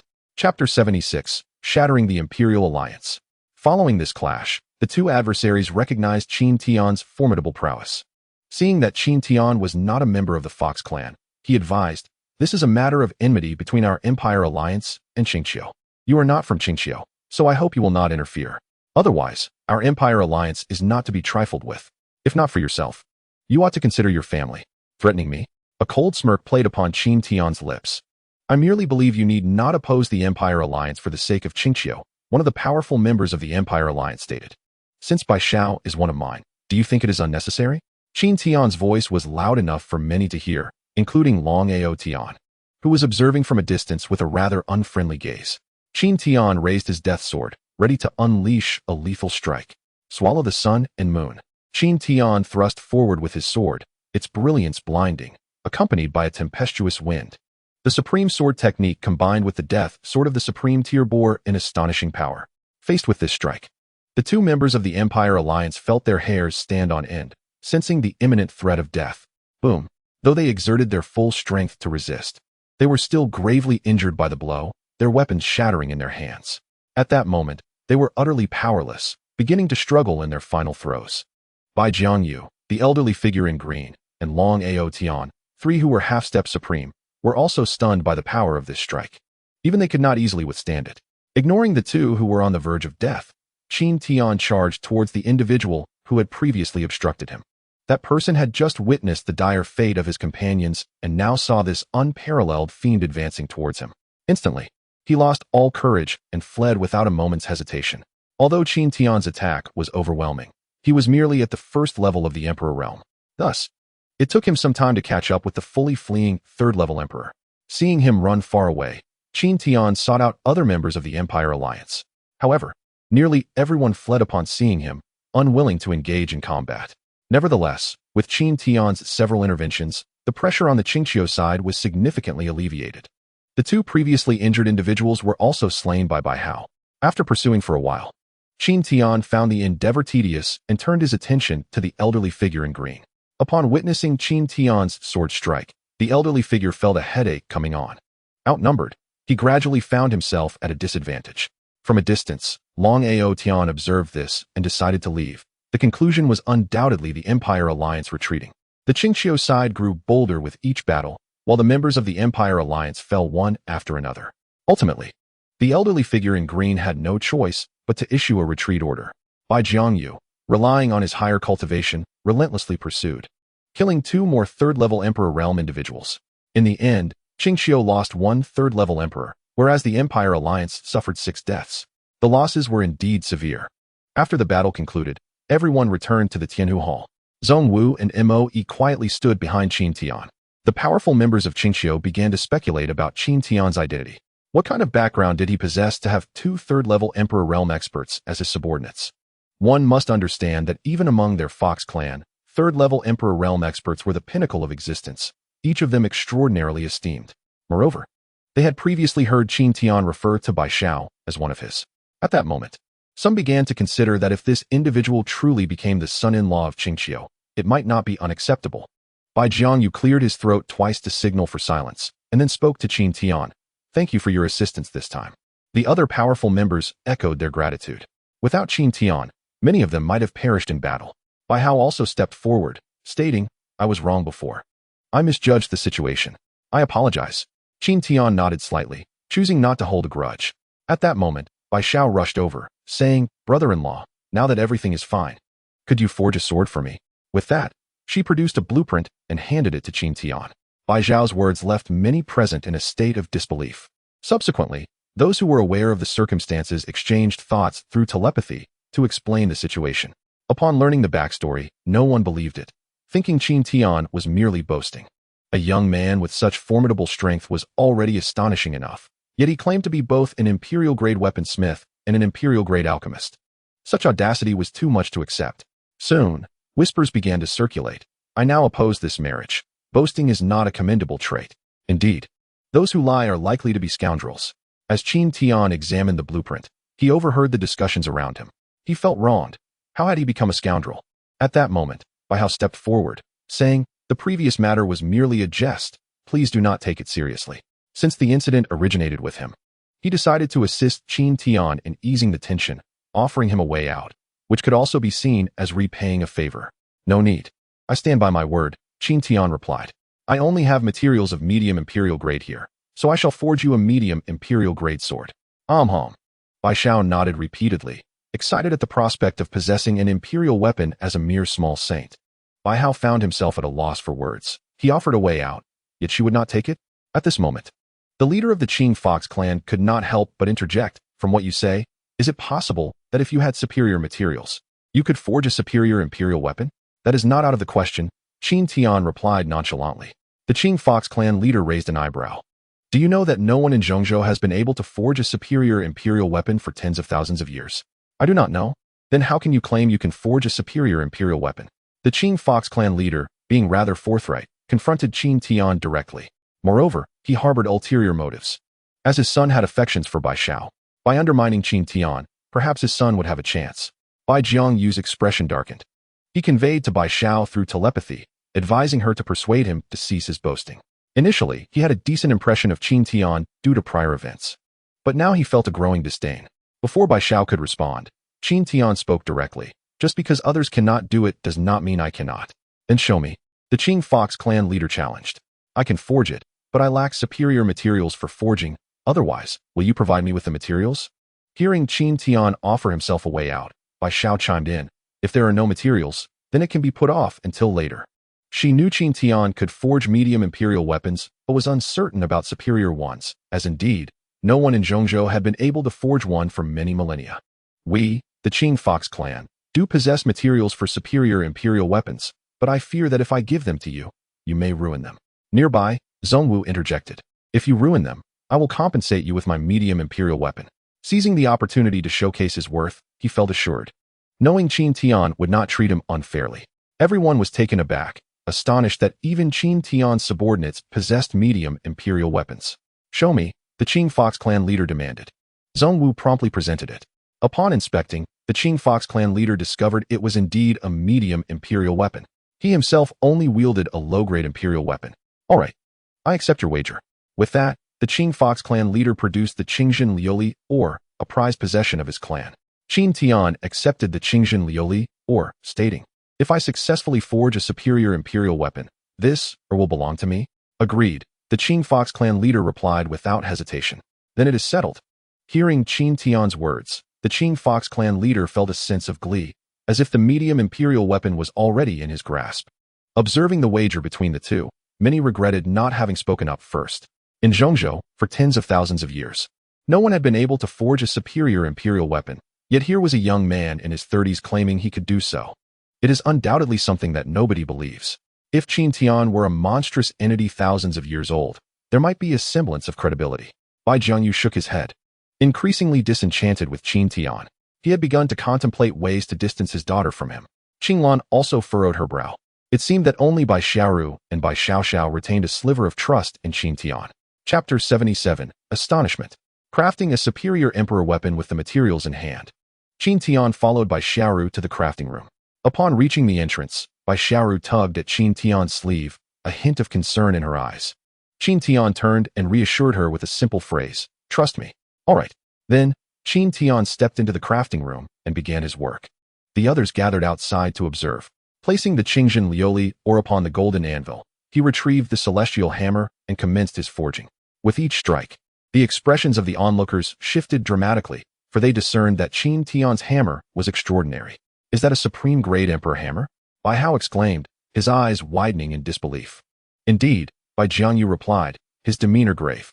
Possessing a superior emperor weapon himself, he recognized that this hammer surpassed his sword by a significant margin. With this confirmation, astonishment swept through the crowd, particularly the leader of the Qinghu clan, who was now stripped of his previous confidence. Bai Jiangyu turned to Bai Xiaoru and inquired, what exactly is he? All I know is that he was previously a junior uncle from the eastern continent's Kunlun sword sect, where the most formidable practitioner is only at the first level of the Saint Realm. Bai Jiangyu nodded, his earlier disdain dissipating. Days later, Qin Tian finally refined several types of crafting materials. In addition to the Qingjin Liuli, he also processed several mid-grade emperor crafting materials. The second step commenced with fusion, which took him a week. The third step involved inscribing the formation, the most critical phase. Bai Jiangyu and the others had studied some formations. Initially, they could comprehend a portion, but as the process progressed, they found themselves utterly bewildered. However, the formation remained intact, indicating that the inscription was proceeding normally. At this moment, the heart of the Qinghu clan leader raced with anxiety. If Qin Tian succeeded, he would not only lose the mid-grade emperor weapon but also his ancestral, a gamble of monumental proportions. Those who had previously lamented their failure to voice their grievances now found themselves fortunate. After a prolonged silence, Qin Tian finally completed the forging under the scrutinizing gazes of the crowd. Suddenly, an extraordinary phenomenon enveloped the skies above Qingqiu. Qin Tian examined the sword and remarked, not bad. He then turned to the elder of the Qinghu clan and smiled. Thank you for your materials. The elder, wearing a pained expression, managed to say, Master, you are too kind. The onlookers were left in stunned silence, having witnessed the birth of a superior grade emperor weapon. Surely, this was something that would be met with disbelief if recounted. This individual is a prodigy, undoubtedly the foremost craftsman in the 9 continents. I believe he would make an excellent son-in-law for our Qingqiu. Didn't you previously oppose this marriage? Were you mistaken? The various clan leaders murmured amongst themselves, gazing at Qin Tian as if he were radiant. If they could retain Qin Tian, they would all have a chance to possess a superior grade emperor weapon. It was worth noting that the Fox clan had only possessed one such weapon, held by Bai Jiangyu. Should they all acquire superior grade emperor weapons, Qingqiu's power would surge dramatically. Bai Jiangyu, who had previously held disdain for Qin Tian, now praised him with a smile. Indeed, my esteemed nephew is a prodigious talent. Qin Tian, smiling, handed the emperor weapon to Bai Xiaoxiao. She received the weapon with exhilaration and embraced Qin Tian, exclaiming, "Thank you, brother-in-law." Bai Xiaoru cast a sidelong glance at Qin Tian and muttered, "He's just showing off again." Qin Tian then announced, "The wager for crafting has concluded. Next, I shall attempt alchemy, still a superior grade emperor elixir. Is anyone willing to wager with me?" The discussions ceased abruptly, many standing there with mouths agape in disbelief. "Is he serious? Lord of the Purple Fox clan, weren't you just expressing regret? Here's your chance. Forget it.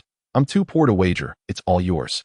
As Qin Tian surveyed the crowd, the Qinghu clan leader dared not meet his gaze, hastily lowering his head. Bai Hao instinctively took a few steps back, clearly intimidated by Qin Tian's previous display. The assembled powerful figures did not believe that Qin Tian could concoct a superior grade emperor elixir, as no record existed within their clan of an individual excelling as both an emperor craftsman and an emperor alchemist. After all, one's energy is finite, and they must also cultivate. Even so, nobody dared to wager, for Qin Tian had already shattered the bounds of impossibility. Qin Tian sighed, initially hoping for an easy win. Yet everyone had grown timid. As he prepared to produce his sole superior grade emperor herb, Bai Jiangyu approached, saying, "My esteemed nephew, I have a superior grade emperor herb to offer you." With that, Bai Jiangyu presented a 9-leaf spirit herb, the primary ingredient for the superior grade 9 spirit pill. "Thank you, uncle." Qin Tian replied graciously, accepting the 9-leaf spirit herb. Observing Bai Jiangyu's actions, the elder of the Purple Fox clan smacked his forehead in regret. "I may not wager, but I can certainly offer support. This is an excellent opportunity for forging connections." The other clan leaders, witnessing the elder's initiative, quickly followed suit. As Qin Tian searched through his ring for supplementary herbs, 2 clan leaders hurried over with newfound enthusiasm. "I possess a 15,000-year-old earth milk that would pair perfectly with the 9-leaf spirit herb. I also have a 10,000-year-old 100-spirit ghost grass that would be just right." Qin Tian accepted their offerings, adding, "I also have a disciple capable of crafting emperor weapons. He is in the Lin clan's merchant house in the Chongming Empire. Feel free to seek him out if you require assistance. Should you desire higher grade emperor weapons, you may schedule an appointment with me. If the compensation is suitable, I can assist you." "Excellent." The 2 clan leaders beamed with delight, astonished that Qin Tian's disciple was an emperor grade craftsman. He was indeed a remarkable asset. Qin Tian retrieved the 9 Heavens mysterious fire furnace. With a crash, the furnace landed heavily on the ground. As he activated it, a swirling flame appeared within. "Is that the 9 Heavens mysterious fire?" Bai Hao gasped in shock. Not only he, but the other powerful figures were also taken aback. The fire was terrifying. Even they, at the 3rd level of the Emperor realm, could not withstand it and could only retreat. A furnace capable of containing the 9 Heavens mysterious fire must be at least a superior grade Emperor weapon. Another superior grade Emperor item? At this moment, they were truly witnessing something extraordinary, having laid eyes on 2 superior grade Emperor items. Bai Jiangyu stepped forward and cautioned, "Let us keep the matter of superior grade Emperor weapons confidential. It must not be disclosed." As the leader of Qingqiu, his foremost concern was the potential repercussions of this revelation. If the news were to leak, then Qin Tian and the entire Qingqiu would undoubtedly become the target of public scorn. Such figures and exquisite imperial weapons would be coveted by any major power. Upon hearing Bai Jiangyu's words, the expressions of the clan leaders turned serious, and they began to utter oaths of heavenly principles. Qin Tian felt a twinge of fear. He had indeed become somewhat arrogant and failed to consider this aspect. After the battle with the Imperial Alliance, he realized that the waters of Zhongzhou were quite deep, and he had yet to fully comprehend them. Take Bai Wudi of Qingqiu, for instance. He was a peerless powerhouse a millennium ago. What must his realm be now? After regaining his composure, Qin Tian began refining pills. He took a step-by-step approach, as concocting high-grade imperial pills was far more challenging than that of mid-grade ones. Furthermore, since this was his first attempt, his progress was slow. The first step alone took him 7 days. The second and third steps also consumed 7 days each. And after 21 days, the pills were finally completed. At this moment, Qin Tian was drenched in sweat from the prolonged control of fire. And Bai Xiaoru tenderly helped him wipe his brow. Bai Jiangyu, observing his daughter's actions, nodded in satisfaction. After all, she was his daughter. Quite sensible and a perfect match for the talented young man. Qinglan also grew increasingly pleased with the sight. As the furnace lid opened, an intoxicating aroma of medicinal herbs filled the great hall, enchanting everyone present. Soon, 3 luminescent green pills filled with spiritual energy soared into the air. Qin Tian, having prepared for this, cast a spell to intercept them, subsequently collecting the pills in his hands. The sight of the pills left the assembled powerful beings drooling. Having lived for thousands of years, none had ever consumed such high-grade pills. Qin Tian presented one to Bai Xiaoru, saying, "This is for you." She accepted it without surprise. Fully anticipating his gesture, the others could only envy her. Witnessing the interaction between Qin Tian and her daughter, Qinglan sensed a mutual interest between the two. Thus, she decided to stoke the flames, saying, "I heard rumors that you two have been sharing the same bed. Perhaps it's time to hold a ceremony to declare your partnership." Indeed, Bai Jiangyu chimed in, "A man must take responsibility. If you wish to take advantage, we of Qingqiu will not agree." Qin Tian felt a wave of embarrassment wash over him, unsure of how to respond, as the topic had arisen so suddenly. He had never contemplated this matter before. "Father, what are you saying?" Bai Xiaoru exclaimed, her face flushed as she pulled Qin Tian away. After running a short distance, Bai Xiaoru released Qin Tian's hand. "If I hadn't pulled you away, how would you have responded?" she asked, her delicate face flushing a charming red, her enchanting eyes blinking nervously with a hint of trepidation. "What do you wish for me to say?" Qin Tian returned the question. "I was the one who asked first." Bai Xiaoru pouted. "Do you perhaps wish to marry me?" That night, guided by Bai Xiaoru, Qin Tian arrived at her chamber. Contrary to his expectations, it was quite simple and unadorned, lacking excessive decoration. Her bed was pink, and as Qin Tian lay upon it, he found it soft and comfortable. Perhaps due to the exhaustion from his continuous work with refining tools and pills, he soon fell asleep. After taking a bath, Bai Xiaoru returned to her room and was startled to find someone lying on her bed. However, upon realizing it was Qin Tian, she felt relieved. She approached him, noticing that he was already asleep, and felt a twinge of dissatisfaction as her space had been invaded. Yet, considering the fatigue he had endured over the past few days, she chose not to disturb him. Sitting quietly at the edge of the bed, she gazed at him, becoming lost in thought. In the past, she had always been carefree and had never anticipated developing feelings for someone.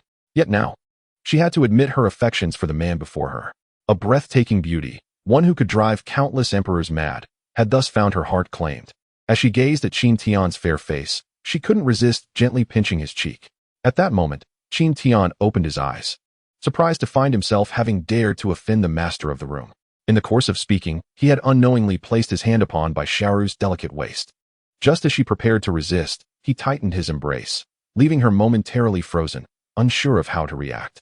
In his arms, the enticing fragrance of her figure awakened Qin Tian's desires. Unable to hold back, he leaned in toward Bai Xiaoru's face. She attempted to evade him, but recalling all that Qin Tian had done for her, she hesitated. Qin Tian was not one to let an opportunity slip away. Seeing her indecision, he leaned in and kissed her. Bai Xiaoru's eyes widened in shock as he fervently pressed his lips against her cheek. So fragrant. Bai Xiaoru's breath quickened, and as she exhaled softly, it was as if Qin Tian had reached a new height of ecstasy. Although they had embraced and had moments of contact before, this was the first time their lips had met. Bai Xiaoru's heart raced, her innate shyness causing a wave of uncertainty. Observing that she did not resist, Qin Tian grew bolder. "Ah!" Bai Xiaoru exclaimed, feeling the boldness of his advance, and promptly slapped his hand away before sitting upright. Her face a mixture of embarrassment and anger as she glared at him. The atmosphere grew awkward, and Qin Tian shut his eyes, feigning sleep. Previously, he had found amusement in witnessing him take advantage of Miao Ling. Little did he know that the tables would turn on him. Truly, the wheel of karma turns, and the heavens spare no one. "Get up. This is my room," Bai Xiaoru insisted, shaking Qin Tian. Qin Tian opened his eyes, refusing to budge. "Your father sent Xiao Xiao to bring me here to sleep."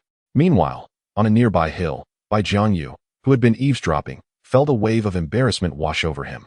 Realizing he had inadvertently sold his son-in-law out so quickly, he turned to leave, leaving Bai Xiao Xiao to mutter, "Go for it, brother-in-law." Faced with Qin Tian's audacity, Bai Xiaoru found herself at a loss, finally retorting, "If you take advantage of me again today, I will fight you." Qin Tian nodded in agreement.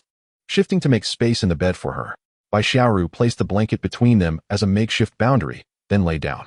Qin Tian turned on his side, his gaze lingering on the graceful curves of Bai Xiaoru. Such a stunning beauty, one to admire yet not touch. What a pity.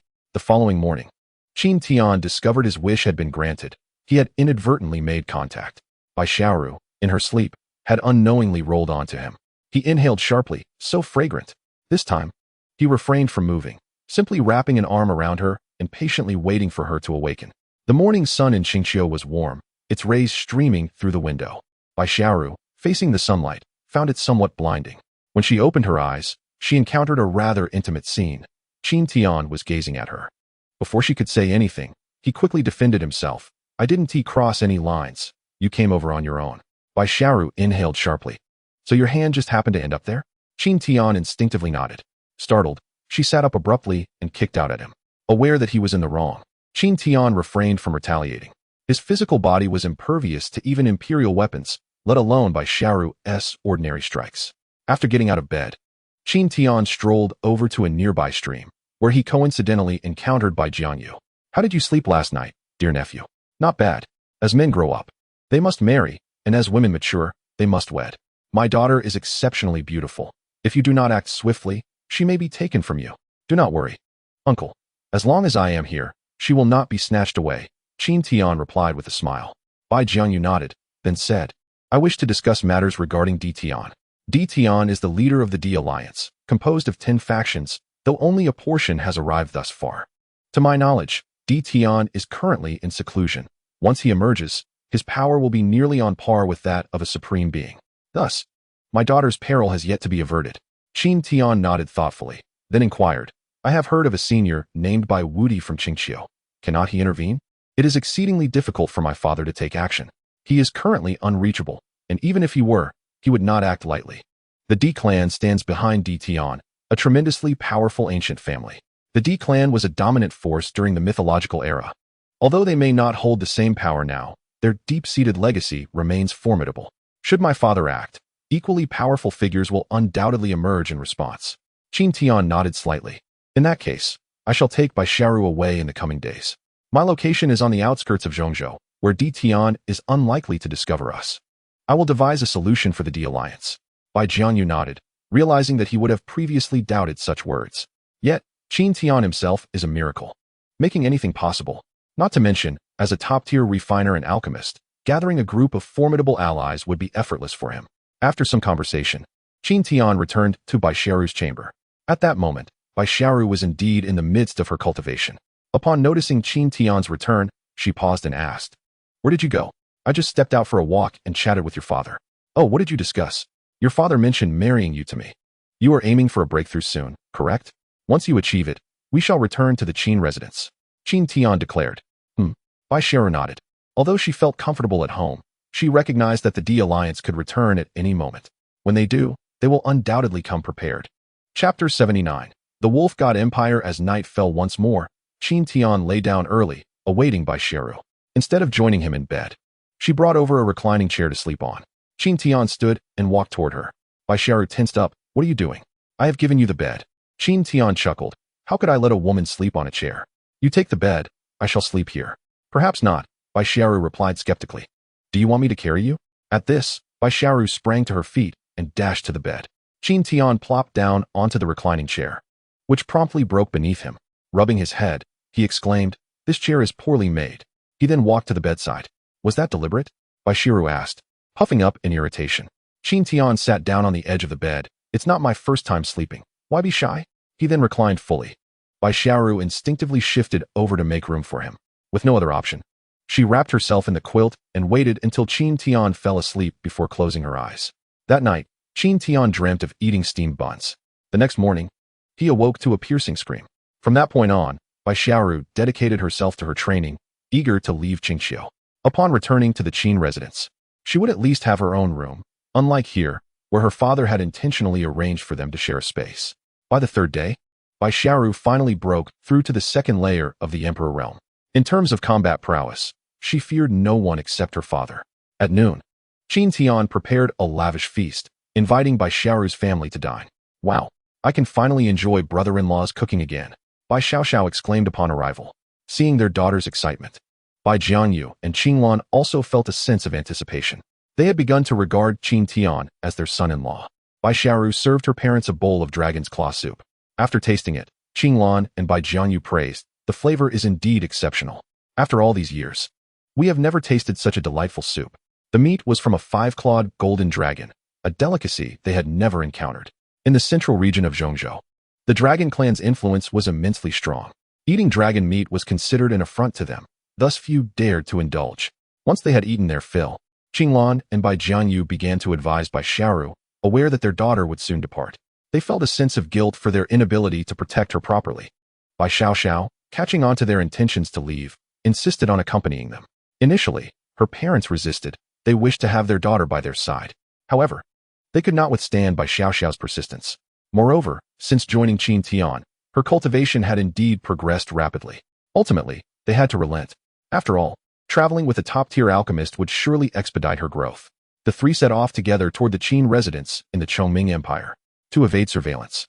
They took a circuitous route, leaving the D Alliance perplexed about their whereabouts. 5 days later, they had departed from the central region of Zhongzhou and arrived in the capital of the Wolf God Empire, Wolf God City.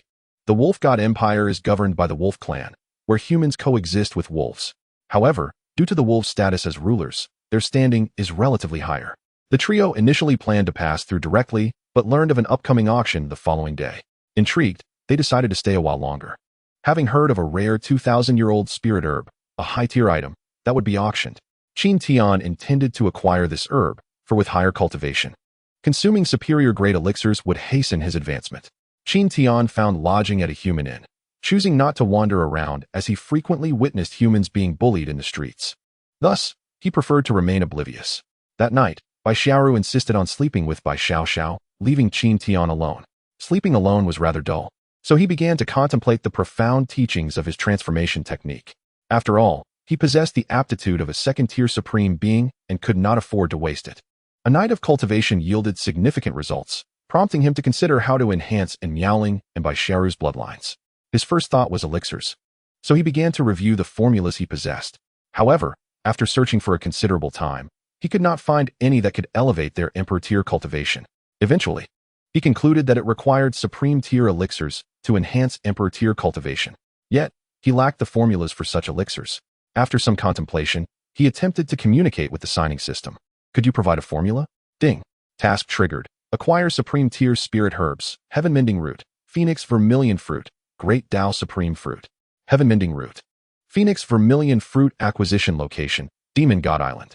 Great Tao supreme fruit, acquisition location, Great Tao supreme tower, completion rewards. Upon hearing this series of notifications, Qin Tian's heart leaped with joy. He had never expected the system to actually respond. Though only 3 spiritual herbs were mentioned, collecting them all would surely yield a recipe as a reward. Otherwise, the system would not have issued such a task. He relished undertaking missions, and besides the recipe reward, there would likely be a bonus to his sign-in points. With those additional points, he could elevate his realm more swiftly. However, he was unaware of the locations of these herbs. Thus, he could only wait to inquire with Miaoling and the Ice Emperor Bing Xian upon his return to see if they possessed any knowledge. As the time for the auction drew near, Qin Tian set out with his sisters, Bai Xiaoru and Bai Xiaoxiao. Upon arriving at the entrance of the auction house, Qin Tian presented a low-grade imperial elixir, which granted them entry. Once inside, the trio found a place to sit. The venue was populated by both humans and demons. The auctioneer was a stunning werewolf woman, a blend of human and demon, complete with a tail that reminded him of Bai Xiaoru's. The items presented before him did not pique his interest until, at last, the nirvana fruit was brought forth for bidding. This fruit, even without alchemical refinement, could barely rival a mid-grade imperial elixir. Its effects included enhancing one's innate talent and cultivation, particularly beneficial for those of the Phoenix bloodline. As the bidding for the nirvana fruit commenced, many powerful individuals joined in. Qin Tian was determined to secure it, intending to gift it to Miaoling. As the auction progressed, the pace of bidding slowed. With only 2 participants remaining, an elder of the 3rd tier of the imperial realm and a brash young wolf from the 1st tier. This young prince, having learned from the crowd's whispers that he was the heir of the Wolf God Empire, showed no fear of the elder. When the wolf prince bid 2 low-grade imperial elixirs, the elder withdrew. At this juncture, Qin Tian boldly offered a mid-grade imperial elixir. This unexpected bid left the crowd bewildered, as consuming a mid-grade elixir was superior to the nirvana fruit unless one belonged to the Phoenix bloodline. The Wolf Prince regarded Qin Tian with confusion, as he realized a formidable contender had emerged just as victory seemed assured. Faced with the prospect of losing, he ultimately conceded. After the auction concluded, Qin Tian successfully acquired the Nirvana fruit and prepared to leave the city with the two women, heading back to the Chongming Empire. However, upon reaching the city gates, they were halted by guards who accused them of being spies from an enemy nation, instructing them to accompany them for questioning. Qin Tian scoffed, recalling the Wolf Prince's disdainful gaze. "Consider this a chance to save your lives. Step aside, or face death," he declared, emanating a powerful aura. The guards, sensing the pressure, hesitated but were compelled to act due to their orders. They feared the consequences from the prince should they release him. "I'll handle these intruders," Bai Xiaoxiao stepped forward, having yet to test her newly acquired imperial weapon. Summoning the illusion of a nine-tailed fox, she wielded her weapon and struck forward fiercely. Instantly, a group of guards was sent sprawling, grievously injured. She sheathed her sword, satisfied with her display. "Let us go, brother-in-law," she chirped sweetly, as they prepared to leave. A voice called out, "Do you think you can escape after attacking the Wolf God Empire city guards? You have no regard for our authority." Qin Tian turned to see the Wolf Prince approaching, flanked by two second-tier imperial experts. Upon seeing the two women, he was overtaken by an overwhelming desire. Rumors of the nine-tailed clan's beauty had preceded him, and the Princess of Qingqiu had once brought two empires to their knees with her allure. "Since we meet today, why not accompany me to the Wolf God Palace? I assure you a grand reception." "Preposterous. You, a mere toad, aspire to court a swan," Bai Xiaoxiao retorted, unable to contain her disdain. The prince's expression darkened, realizing he was being likened to a frog. "This is my territory. You are courting death. Once I capture you, you shall see how I make you submit." Qin Tian's gaze sharpened, prepared to intervene, but Bai Xiaoru had already taken action. One of the second-tier experts charged forward. Celestial Demon Claw. Bai Xiaoru raised her delicate hand and struck through the air. With a swift motion, the expert was sent flying, bloodied and on the brink of collapse. The Wolf Prince trembled in fear, while an elder beside him hurriedly supported him away. Bai Xiaoru, however, was resolute and unleashed another claw strike. The two fell to the ground. Qin Tian smiled, increasingly impressed by her imperial demeanor. Bai Xiaoru, avoiding his teasing gaze, flew towards the Chongming Empire, with Qin Tian following closely behind. A minute later, the Wolf God Emperor arrived at the scene of his son's demise, fury igniting within him at the sight of the bloodied claw marks. "Investigate this matter at once. I wish to discover which Fox Clan expert is responsible. My Wolf Clan shall not rest until justice is served." The Wolf Clan, a formidable lineage in Central Continent, was part of the Wolf God Empire. Inadvertently, Qin Tian and his companions had forged a significant karmic bond, driven by fate.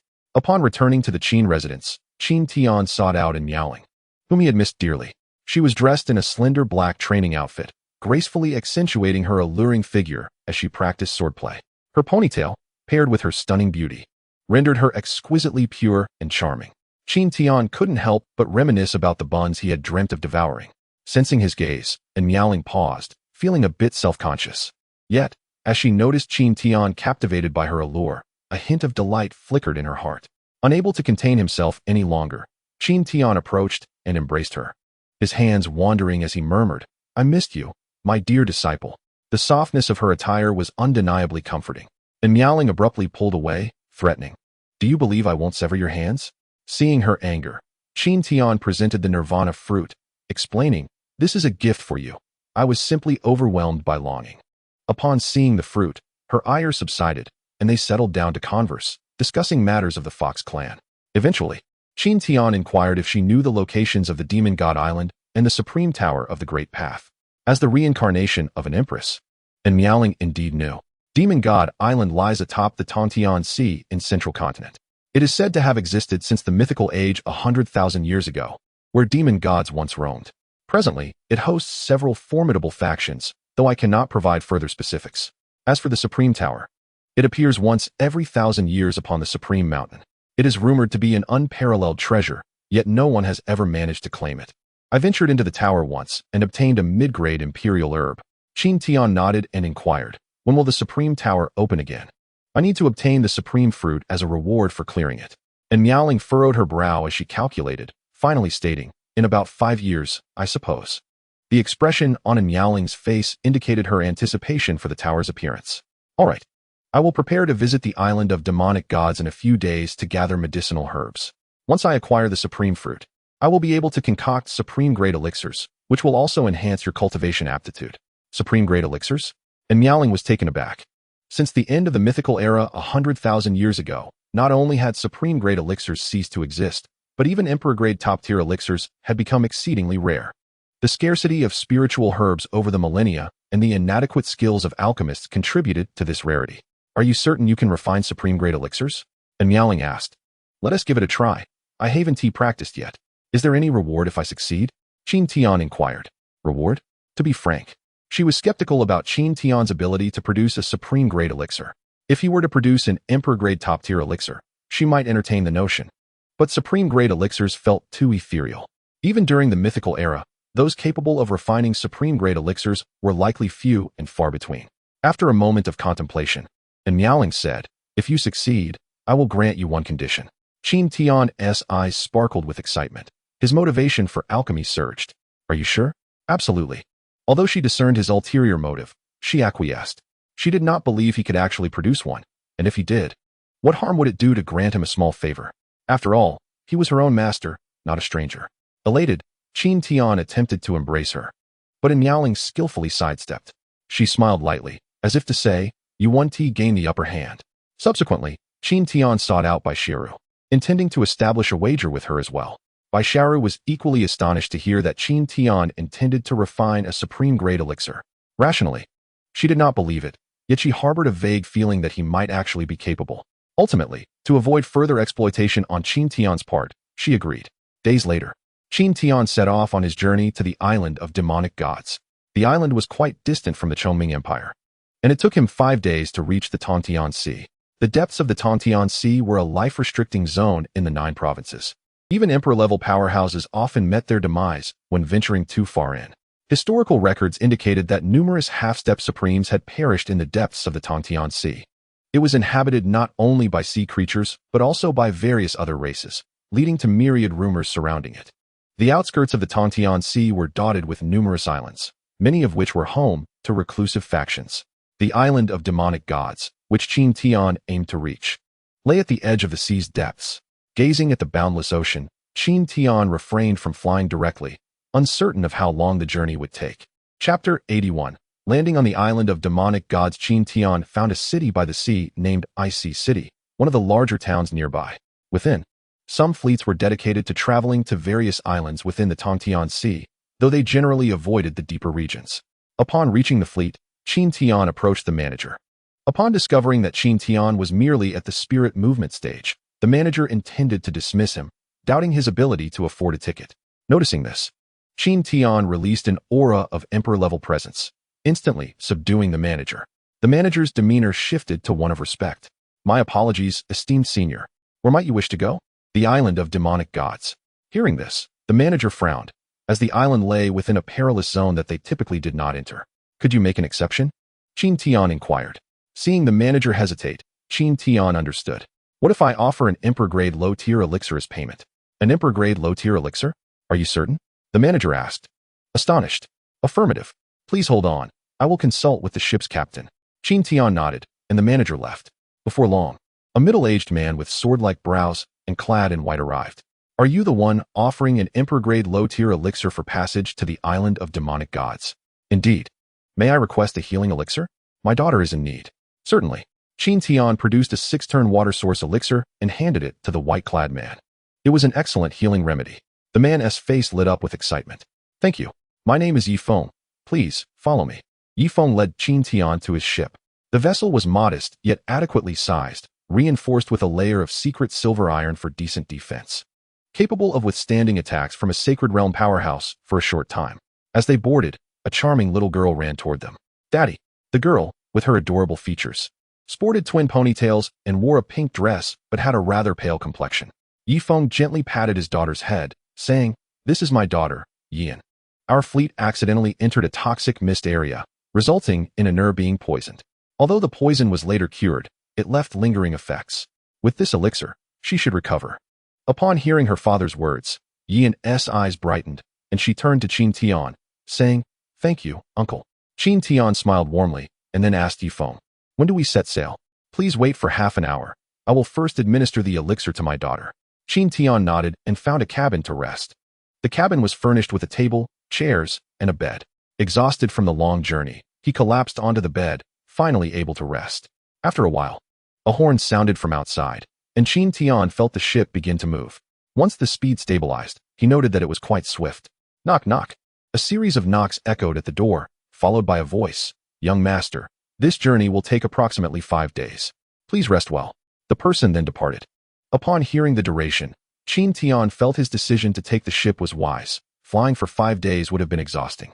As night fell, Qin Tian lay alone in bed, regretting not bringing Bai Xiaoru or Nialing along, especially Bai Xiaoru. After so many days of solitude, he wondered if he might miss out on a chance to enjoy some steamed buns. However, regretting now served no purpose. Days passed, occasionally marred by inclement weather that caused the ship to sway. They encountered some sea beasts, but those were not particularly formidable. Lin Feng, a first-tier emperor-level expert, could handle them easily. However, as the ship ventured deeper, Qin Tian sensed that the strength of the attacking sea beasts was increasing. On the final day, Yifeng knocked at the door. As Qin Tian opened it, he noticed Yifeng's troubled expression. What is it? I have detected a second-tier emperor-level sea beast ahead.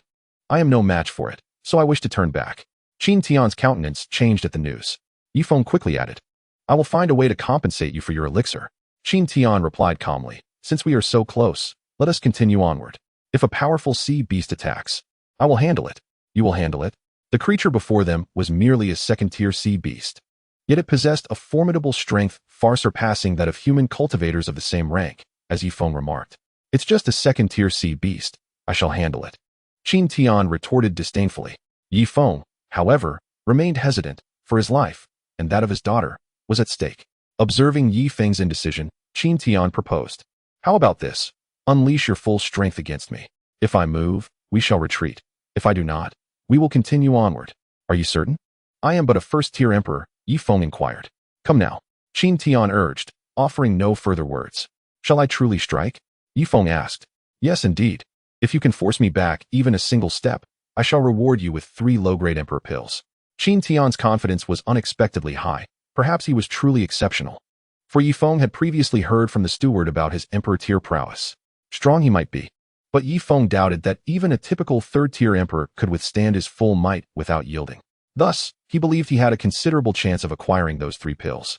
Determined, he resolved to hold nothing back. Then I shall begin. With that, Yifeng gathered his energy. Cracking sea fist. Upon completing his charge, he unleashed a powerful punch. The impact felt akin to striking a wall forged from emperor-grade materials. Yet Qin Tian remained unmoved, while Yifeng staggered back several steps, his fist throbbing in pain. Astounded, Yifeng marveled at Qin Tian's extraordinary defense, which rivaled that of an emperor weapon. Such resilience could only belong to a member of the dragon or royal sea races. Amidst his astonishment, he felt a pang of regret for the lost opportunity of those 3 low-grade emperor pills. After the ship sailed for a while longer, Qin Tian sensed a powerful aura and ascended to the deck. Ahead, a whirlpool appeared, from which a colossal sea beast gradually emerged. The creature bore 3 grotesque heads, each emitting a hoarse and piercing cry. Disgust flickered in Qin Tian's eyes as he summoned the life and death sword, directing it toward one of the beast's heads. With a swift motion, a white flash severed one of the heads, which plummeted into the depths of the sea. The beast howled in agony, and Qin Tian, maintaining control of the sword, pressed the attack. Soon, the creature fell silent, its body sinking beneath the waves. Yifeng watched in awe. The second-tier sea beast was rendered as fragile as paper before Qin Tian. His respect for Qin Tian grew exponentially. The ship continued smoothly into the depths of the sky-piercing sea, drawing ever closer to the island of demonic gods. True to expectation, they arrived within an hour. As the mist cleared, Qin Tian beheld a vast island stretching infinitely, comparable in size to an entire empire in the central continent. It was Yifeng's first visit, and he curiously surveyed the surroundings. Upon disembarking, Qin Tian announced, I shall seek something. Will you return alone, or wait for me? I will wait for you. Yifeng replied hastily, aware that venturing back alone could lead to peril if he encountered formidable sea beasts. Then find a safe place to hide. I shall return once my business is concluded. With that, Qin Tian departed. Chapter 82. The auspicious beast Qilin upon reaching the island. Qin Tian sensed numerous emperor-tier auras, but chose not to intrude. Instead, he began to search for the spiritual herbs he had been tasked to find. Knowing that their existence was assured, After a thorough search yielded no results, he stumbled upon a peculiar first-tier emperor beast. Its golden body shimmered, and a single horn adorned its head, giving it an endearing appearance. The creature's aura was unusual, evoking a sense of inexplicable familiarity. Intrigued, Qin Tian approached. The small beast, noticing his presence, immediately became wary. "Who are you?" A child's voice called out. "Ah, a female," Qin Tian mused, contemplating the possibility of adopting her. Such a charming creature would make an excellent guardian. Reading Qin Tian's intentions, the small beast took a few steps back, exclaiming, "Do not come closer. Fear not. I mean you no harm. Come here, and I shall offer you something delightful." Qin Tian coaxed, producing a low-grade emperor pill. As a gesture of goodwill, he was always generous toward his own kind. The small beast instinctively swallowed hard at the sight of the pill, but remained hesitant, wary of potential traps. "Toss it to me," she demanded. Without hesitation, Qin Tian complied, tossing the pill her way. She caught it deftly and swallowed it. After a moment, she appeared content, stretching her body. "Would you like another?" Qin Tian asked, revealing another emperor-grade pill. The small beast nodded and cautiously approached him. As she neared, she sensed Qin Tian's benign intentions, emboldening her. "Thank you," she said, accepting the pill. "Would you like to leave this island with me? I promise there will be plenty of food." Qin Tian enticed her. The small beast hesitated, her voice tinged with melancholy. "They will not allow me to leave." From her tone, Qin Tian understood that she yearned for freedom. "As long as you wish to follow me, no one can stop you," he assured her. After some contemplation, the small beast nodded, yearning for the outside world. She then followed Qin Tian, unaware that a pair of eyes watched their departure from afar. The owner of those eyes belonged to a third-tier Holy Realm serpent, who quietly retreated, pondering. "I must hurry back to inform the demon ape emperor that the Qilin auspicious beast has been abducted." Meanwhile, during their conversation, Qin Tian learned of the small beast's identity. She was none other than the legendary auspicious beast, Qilin. It was said that those who spent time with the Qilin would experience a surge of fortune. Furthermore, an adult Qilin possessed terrifying strength, rivaling even the mightiest of dragons, such as the 9-clawed golden dragon. The thought of having an adult Qilin as a guardian or sentinel was indeed delightful.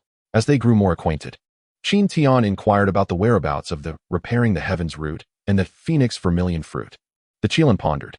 "I know that the Repairing the Heavens root resides within the domain of the Demon Ape Emperor, but I am unaware of the Phoenix Vermilion fruit's location." "Then lead me to the Repairing the Heavens root first," Qin Tian requested. The Qilin nodded and guided him toward that destination. She, too, harbored a disdain for certain demon emperors on the island of demonic gods, as they restricted her freedom and constantly sent others to monitor her. As they approached the territory of the Demon Ape Emperor, the serpent arrived at the entrance of the emperor's lair and shouted, "My lord, calamity has struck. Our auspicious beast has been abducted." "Abducted? Which sect would dare commit such an audacious act? I shall obliterate them." A gruff voice thundered in response. The serpent quickly explained. The individual appeared unfamiliar, seemingly an outsider. "An outsider? Come, guide me to him." With that, the Demon Ape Emperor and the serpent set out, only to encounter Qin Tian and the small beast not far from their path. "That is the one," the serpent exclaimed, pointing at Qin Tian. Upon encountering the Demon Ape Sovereign, the Qilin felt a surge of fear and instinctively sought refuge behind Qin Tian. Qin Tian directed his gaze towards the Demon Ape Sovereign, whose realm was at the 3rd level of the imperial stage, but his formidable physique was unmistakable. The more Qin Tian observed, the more satisfied he became, muttering to himself that the creature would serve well as a magical corpse. Upon hearing Qin Tian's words, the Demon Ape Sovereign's face became marred with dark lines. Initially standing at a mere 2 meters tall, he began to grow rapidly until he towered at 10 meters, his muscles bulging impressively. "Wow, he can transform," Qin Tian exclaimed, now even more intrigued by the giant ape's form. The Qilin distanced herself, wary that she might become collateral damage should Qin Tian be defeated. At that moment, a massive staff appeared in the hands of the Demon Ape Sovereign. He let out a ferocious roar and brought the staff crashing down. A violent gust of wind erupted, causing Qin Tian's garments to flutter. Faced with a staff thicker than his own body, Qin Tian exhibited no fear. Instead, he raised the sword of life and death to block the blow. Boom, boom, boom. Explosive sounds reverberated around Qin Tian, yet he remained unscathed. The Demon Ape Sovereign was momentarily taken aback. He had exerted at least 90% of his strength, his attack power rivaling that of a half-step sovereign. How could such a force be effortlessly thwarted? Doubt crept into his mind as he raised the staff once more and began to strike with renewed ferocity. After several strikes, the ground beneath them began to sink slightly, yet Qin Tian stood firm, wearing a mocking expression. At this point, an inexplicable fear gripped the demon ape sovereign. Qin Tian chuckled, tired of swinging? Allow me to take my turn. I shall unleash but one strike. Upon hearing this, the demon ape sovereign's pupils constricted, and he raised his staff defensively, a look of vigilance etched across his face. Qin Tian levitated into the air and solemnly declared, I possess a sword that can consume the sun and moon. In an instant, a blinding light erupted. Swish! Qin Tian's sword pierced through the chest of the demon ape sovereign at an extraordinary speed. The sovereign's body stiffened, taking 2 steps back before crashing to the ground, his form reverting to approximately 2 meters in height. The Qilin stood in astonishment, her notion of the demon king shattered. How could he be so easily vanquished? Her gaze shifted to Qin Tian, now tinged with apprehension. Qin Tian approached and began to employ the corpse control technique. The demon ape sovereign's subordinates, witnessing their leader's downfall, were thrown into chaos and scattered in panic. Moments later, the demon ape sovereign sprang to his feet, startling the young Qilin into jumping back. Fear not. He has become my magical corpse and is now under my control, Qin Tian reassured the Qilin. He then retrieved a black robe from his spatial ring for the demon ape to don, christening him as Mo Heir. The massive staff he wielded was also an imperial weapon, thus Qin Tian need not provide him with another. Together with the Qilin, Qin Tian ventured towards the abode of the demon ape sovereign, which was situated within a cave, a realm unto itself. Upon entering, he was met with an intoxicating aroma of herbs. After a brief search, he discovered a medicinal garden, where his attention was quickly drawn to a rare celestial root at its center. This particular root was at least 30,000 years old and was currently absorbing the potency of other spiritual herbs surrounding it. Qin Tian noted that the other herbs in the garden were arranged according to a specific formation, all contributing their spiritual and medicinal energies to the celestial root. This may have been the reason why the celestial root had achieved such an ancient age. It was likely cultivated by the demon ape sovereign for a breakthrough into the sovereign realm, yet it had fortuitously fallen into Qin Tian's hands.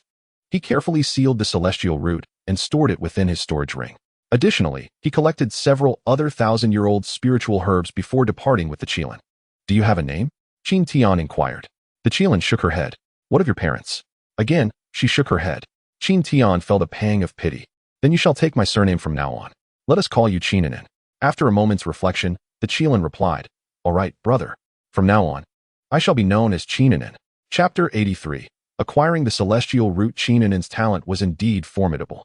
After all, she was merely in her juvenile stage. Having already reached the imperial realm, if she were to mature, she would undoubtedly become a sovereign. Can you transform into human form? Qin Tian asked. Qininen nodded. There is a method to assume human form within my inherited memories. Then by all means, transform into your human guise.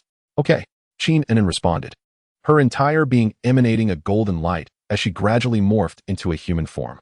She appeared to be around 10 years old, just beginning to mature, with a golden ponytail and an exquisitely adorable visage. Qin Tian procured a set of feminine attire from his ring and handed it to Qininen, stating, Humans must wear clothing. Oh, she said, taking the garments. Qin Tian turned his back, and before long, he heard her sweet voice, I am dressed, brother.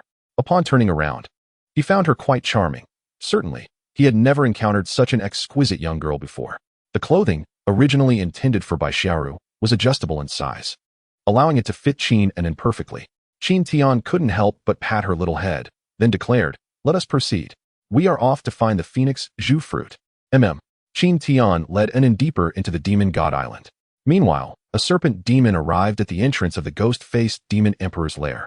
The ghost-faced demon emperor's true form was that of a ghostly centipede. Prior to entering, he inflicted a wound upon himself with his tongue and rushed inside, shouting, Ghost-faced demon emperor, calamity has struck. The auspicious beast has been abducted, and the demon ape sovereign has been slain. I risked my life to bring you this news. The ghost-faced demon emperor rose, eyeing the bleeding serpent demon, and inquired, Abducted? Do you know which sect was responsible? I did not see the perpetrator. The serpent demon replied. After a moment of contemplation, the ghost-faced demon emperor tossed a spiritual herb to the serpent demon, saying, Tend to your wounds and staunch the bleeding. Later, you shall lead the demons to search for the culprit while I notify the other demon emperors. Thank you for your generosity, demon emperor. I shall serve with utmost devotion. With that, the serpent demon exited the lair, rejuvenated by the herb. He thought to himself, Fortunate that I acted wisely. Had I approached unscathed, I would have received no such reward. Given the ghost-faced demon emperor's temperament, a beating would have been the least of my concerns. Subsequently, the ghost-faced demon emperor informed the 8 other demon emperors on Demon God Island. Upon receiving the news, the demon emperors were furious. The auspicious beast was vital for the fortunes of their demon clan, and it could not be allowed to be taken.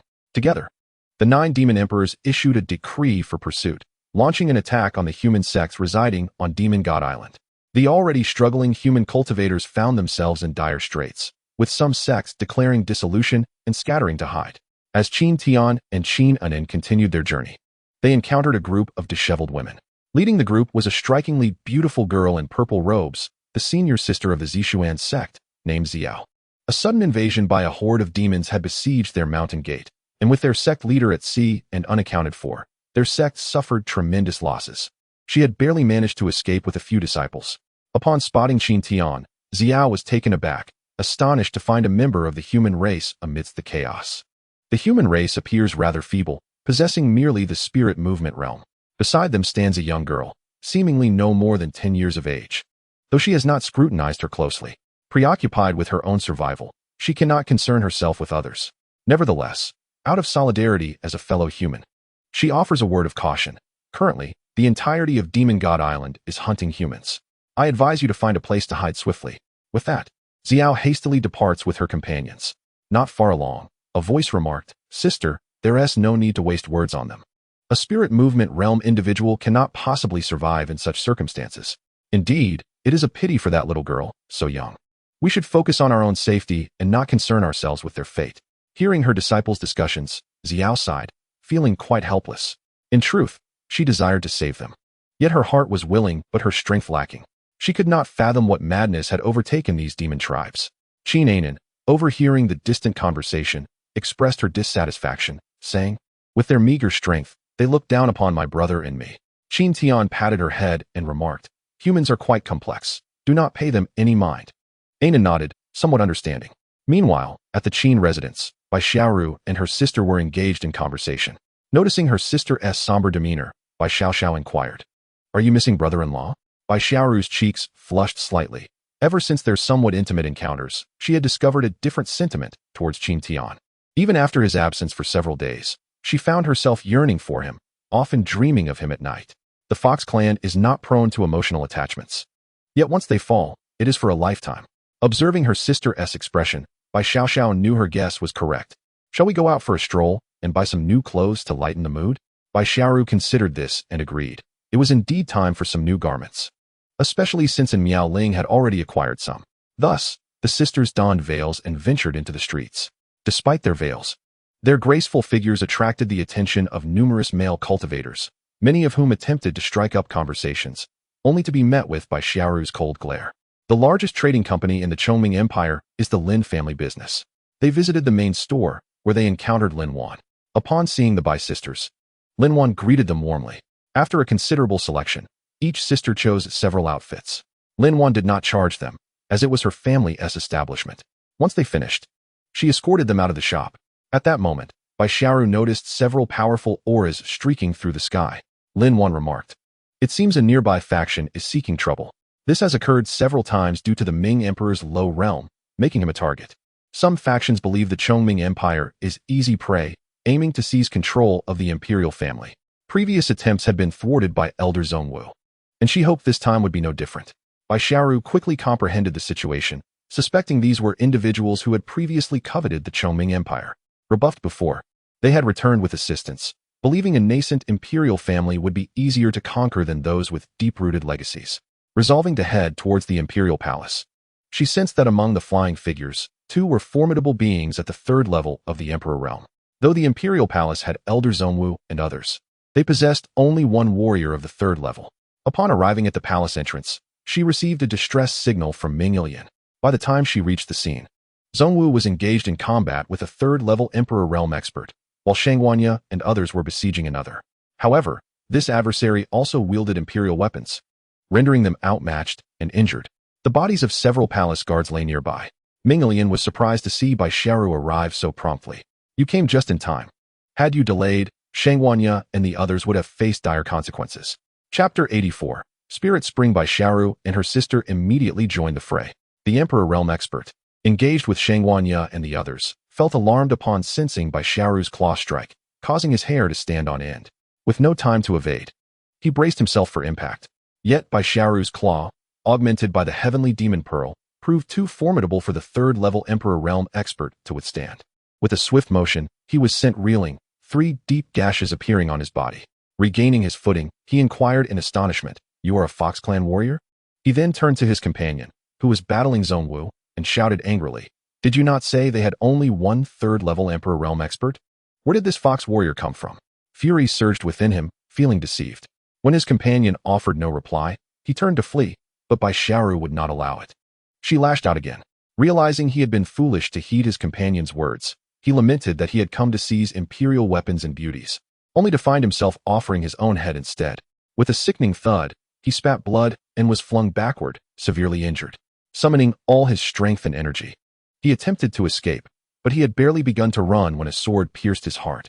The assailant was a Miao Ling, who had rushed to the scene after receiving Ming Yilian's call for help. Upon witnessing the death of their comrade, the remaining third-level Emperor Realm expert's face turned ashen. Ma Yi joined the battle alongside Zhongwu, and within moments, their foe was dispatched. Thus, the crisis was averted. They obtained 2 low-grade imperial weapons and several materials and spiritual herbs. Neither sister deemed them worthy of their attention, leaving them for Ming Yilian, who was overjoyed. Who could ever have too many imperial weapons? Such items could serve as invaluable legacies. Afterward, and Miao Ling remarked to Bai Xiaoru, "Your strength has increased remarkably." "You too," Bai Xiaoru replied with a smile. Meanwhile, Ming Yilian could only feel envy. Her heart stirred with a desire to abandon her imperial status and follow Qin Tian. News of this battle quickly spread throughout Chongming City. Ming Yilian displayed the bodies of the 2 third-level Emperor Realm experts at the city gate as a warning to those lurking with ulterior motives. The ability to swiftly slay 2 third-level experts wielding imperial weapons demonstrated the immense strength of the Chongming Empire. At the very least, nearby factions would no longer dare to harbor ambitions against it. On Demon God Island, Qin Tian ventured deep into a valley. Upon entering, he was immediately struck by a rich aura of spiritual energy. Following its source, he discovered a natural spirit spring nestled beneath a cliff. The spring appeared to be at least 10,000 years old, filled with vibrant green spiritual water. Legends spoke of its ability to heal any wound, and the water could refine one's essence, allowing for rapid cultivation akin to an endless supply of elixirs. Stripping down to his undergarments, Qin Tian leaped into the spring. Observing his actions, Qin Anan prepared to follow suit. However, Qin Tian interrupted her and patiently explained, "A girl should not casually remove her clothing, especially in the presence of men." Confused, Qin Anan asked why. Qin Tian, feeling a headache coming on, ultimately decided to provide her with a rudimentary education. Once Qin Anan understood, her cheeks flushed with embarrassment. Subsequently, she frolicked in the spiritual spring while still dressed. Qin Tian found a comfortable position in the shallow water at the edge and lay down, gradually drifting off to sleep, with Qin Anan also resting on the other side. Before long, Qin Tian, deep in slumber, sensed an impending attack. He abruptly opened his eyes to see a figure plummeting towards him, a woman. Instinctively, Qin Tian reached out to catch her, and she landed softly in his embrace. This woman was Xiao, whom Qin Tian had encountered earlier. She had led her disciples to escape, but was pursued by a snake demon. In the chaos, she was the sole survivor, cornered at the cliff, with no way out. She had no choice but to leap from the edge. To her surprise, she landed in the arms of a man. Upon recognizing Qin Tian, her face turned a deep crimson, as he was clad only in short pants. Having never been in such a situation with a man, she instinctively slapped him. Qin Tian dodged, sending her tumbling into the spiritual spring. On the cliff, the snake demon, who had intended to pursue, trembled in fear upon seeing Qin Tian. "Up!" the snake demon shouted, prompting several demon saints nearby to leap down, while he turned to flee. Just as Qin Tian tossed Xiao into the water, he sensed a murderous intent from above. He retaliated with a powerful punch. Ancestral dragon ascends. The demon saints who had just jumped down were sent back to the cliff, spitting blood and rendered immobile.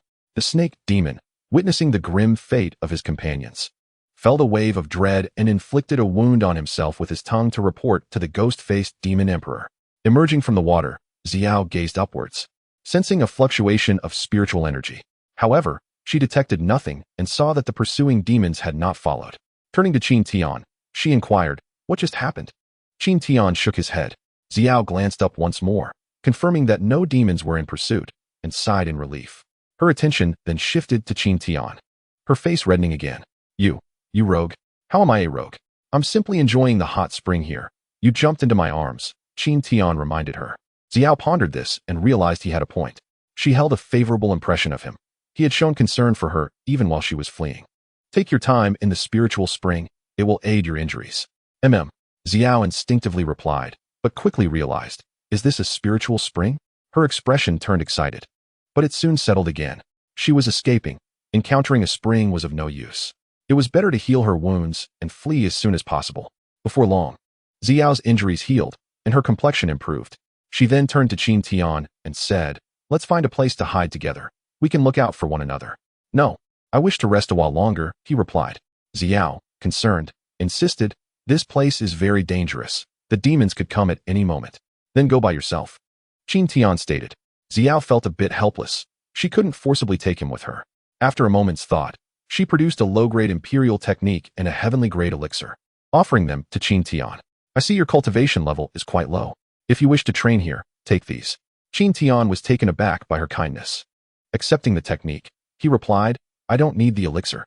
Since you are giving me this technique, allow me to gift you something in return. He presented her with a kitchen knife, saying, this is for your self-defense. Xiao felt embarrassed upon seeing the knife, but didn't want to refuse his goodwill. So she accepted it. Am I leaving now? She asked. Qin Tian nodded. Thus, Xiao departed. Chapter 85. The 9 Emperors attack after Xiao left. Qin Inen swam over and remarked, such a fine knife. It would be better if you gave it to me. Xiao might not have recognized the knife's quality, but she possessed an innate sensitivity to treasures, almost as if she had a talent for finding them. It was her guidance that led to the discovery of the spiritual spring. Qin Tian ruffled Qin Inen's hair and said, she is a good person. Let us consider this a fortunate connection. If you want a weapon, I will forge one for you when I have time.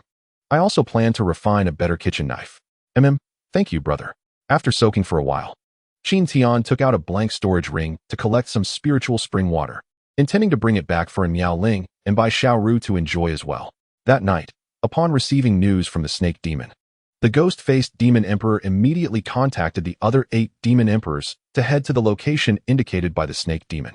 The demon emperors arrived near the spiritual spring and soon located Qin Tian and Qin Inen. Sensing their approach, Qin Tian paid them no heed and continued walking forward. Holding Qin Inen's hand, not far away, the snake demon pointed at Qin Tian and declared, Demon Emperor. He is the one who killed the demon emperor of the magic ape. The ghost-faced demon emperor nodded, preparing to take action when the nearby wild bull demon emperor pointed at Qin Inen, exclaiming, that is the auspicious one. This man dares to abduct our auspicious one. Such a crime is unforgivable. With that, he charged forward. Feeling the murderous intent from behind, Qin Tian turned around. Upon seeing the wild bull demon emperor, his eyes lit up, and he said to Qin Inen, this ingredient seems promising. Tomorrow, brother will make you some beef hoof soup. Qin Inen instinctively nodded. The wild bull demon emperor was enraged. You dare treat me as an ingredient? Today, you shall find it hard to escape death. With that, he transformed into his true form and charged at Qin Tian with his horns. Qin Tian leapt into the air, evading the charge, and swung his sword towards the wild bull demon emperor's horns. Moo! The wild bull demon emperor cried out in pain, and Qin Tian seized the moment to leap onto his back, pressing the blade against the demon's throat. The wild bull demon emperor froze, knowing that if Qin Tian applied pressure, he would meet his end. He could not even swallow, only casting a pleading glance towards the other demon emperors. The remaining 8 demon emperors surrounded Qin Tian, declaring, though you are formidable, you are outnumbered. Release my bull brother, and I will spare your life. The one speaking was the cracking earth demon emperor. Qin Tian retorted playfully, I now offer you a chance to save your bull brother. If you slap yourself 3 times, I will let him go. The cracking earth demon emperor was infuriated, while Qin Tian tightened his grip on the sword, causing blood to spurt from the wild bull demon emperor's neck. He thrashed about wildly in a desperate struggle, and Qin Tian, seated above, struck down with his sword. The arid bull demon emperor collapsed to the ground, lifeless and motionless. A demon emperor of the same rank had perished so effortlessly before them, instilling a sense of dread among the other demon emperors. Though they could band together to defeat the master with sheer numbers, the first to attack would face grave danger. After dealing with the arid bull demon emperor, Qin Tian advanced towards the cracking Earth Demon Emperor, who instinctively retreated 2 steps. As he backed away, Qin Tian surged forward. The approaching blade of life and death felt like a noose tightening around the cracking Earth Demon Emperor, leaving him with no choice but to confront the attack head-on. With a flurry of strikes, Qin Tian's sword light flickered, painting the air with splashes of crimson as the cracking Earth Demon Emperor ultimately succumbed. Falling to the ground in defeat, Qin Tian then lifted his gaze, and all around him, the demon clans retreated in haste.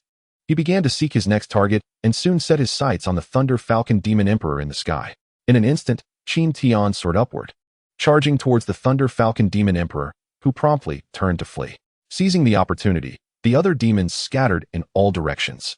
The Thunder Falcon moved with lightning speed, far too swift for Qin Tian to pursue. Thus, he resorted to manipulating his sword, sending it forth to chase after the fleeing demon. Sensing the imminent strike of the flying sword, the Thunder Falcon turned to defend himself. Once entangled by the flying sword, Qin Tian quickly closed the distance. Mounting the Thunder Falcon, despite the demon's frantic struggles, he ultimately fell beneath Qin Tian's blade. When Qin Tian returned to Qinanen's side, dragging the corpse of the Thunder Falcon, the other demons had vanished. At that moment, Qinanen looked at Qin Tian with newfound admiration. "Brother, you are so impressive," she exclaimed cheerfully. "If you train hard, you'll be just as formidable as your brother." "Yes, I will surely strive to improve," she replied eagerly. "Now that we have ingredients, you can make me something delicious." "Indeed," Qin Tian said, slicing a piece of thigh meat from the arid bull demon emperor and some flesh from the Thunder Falcon's wings.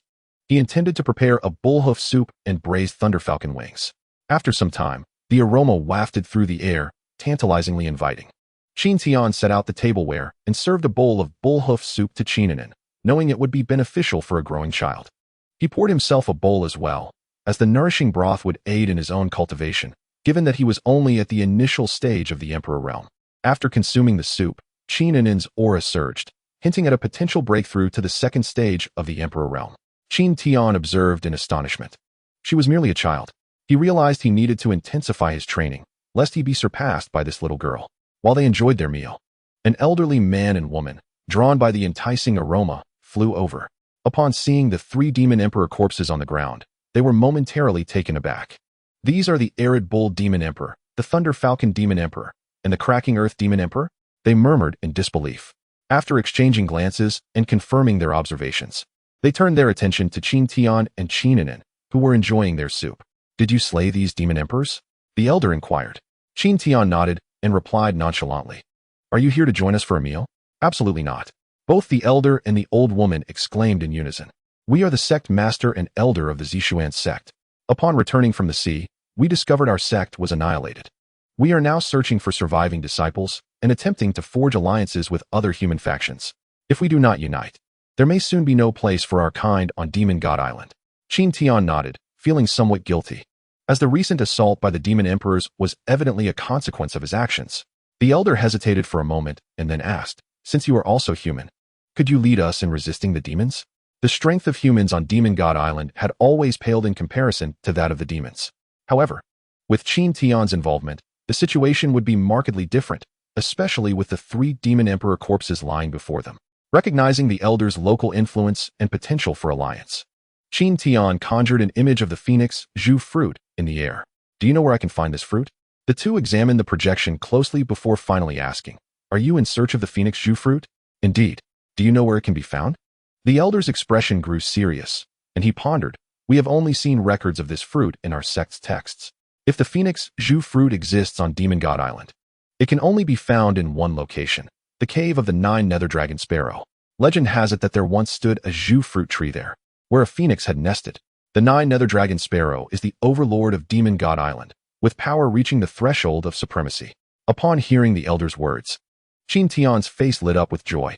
"I will wait here. You mentioned an alliance. Gather your people, and let us strike together." The elder beamed with excitement. "Of course. Esteemed elder, please enjoy your meal while I attend to this." With that, he and the old woman soared into the sky. "Brother, the 9 nether dragon sparrow is incredibly formidable," Qinanen said, setting down her bowl, visibly concerned. Clearly, she had encountered the 9 nether dragon sparrow before. Qin Tian gently patted her head and reassured her, "Do not worry.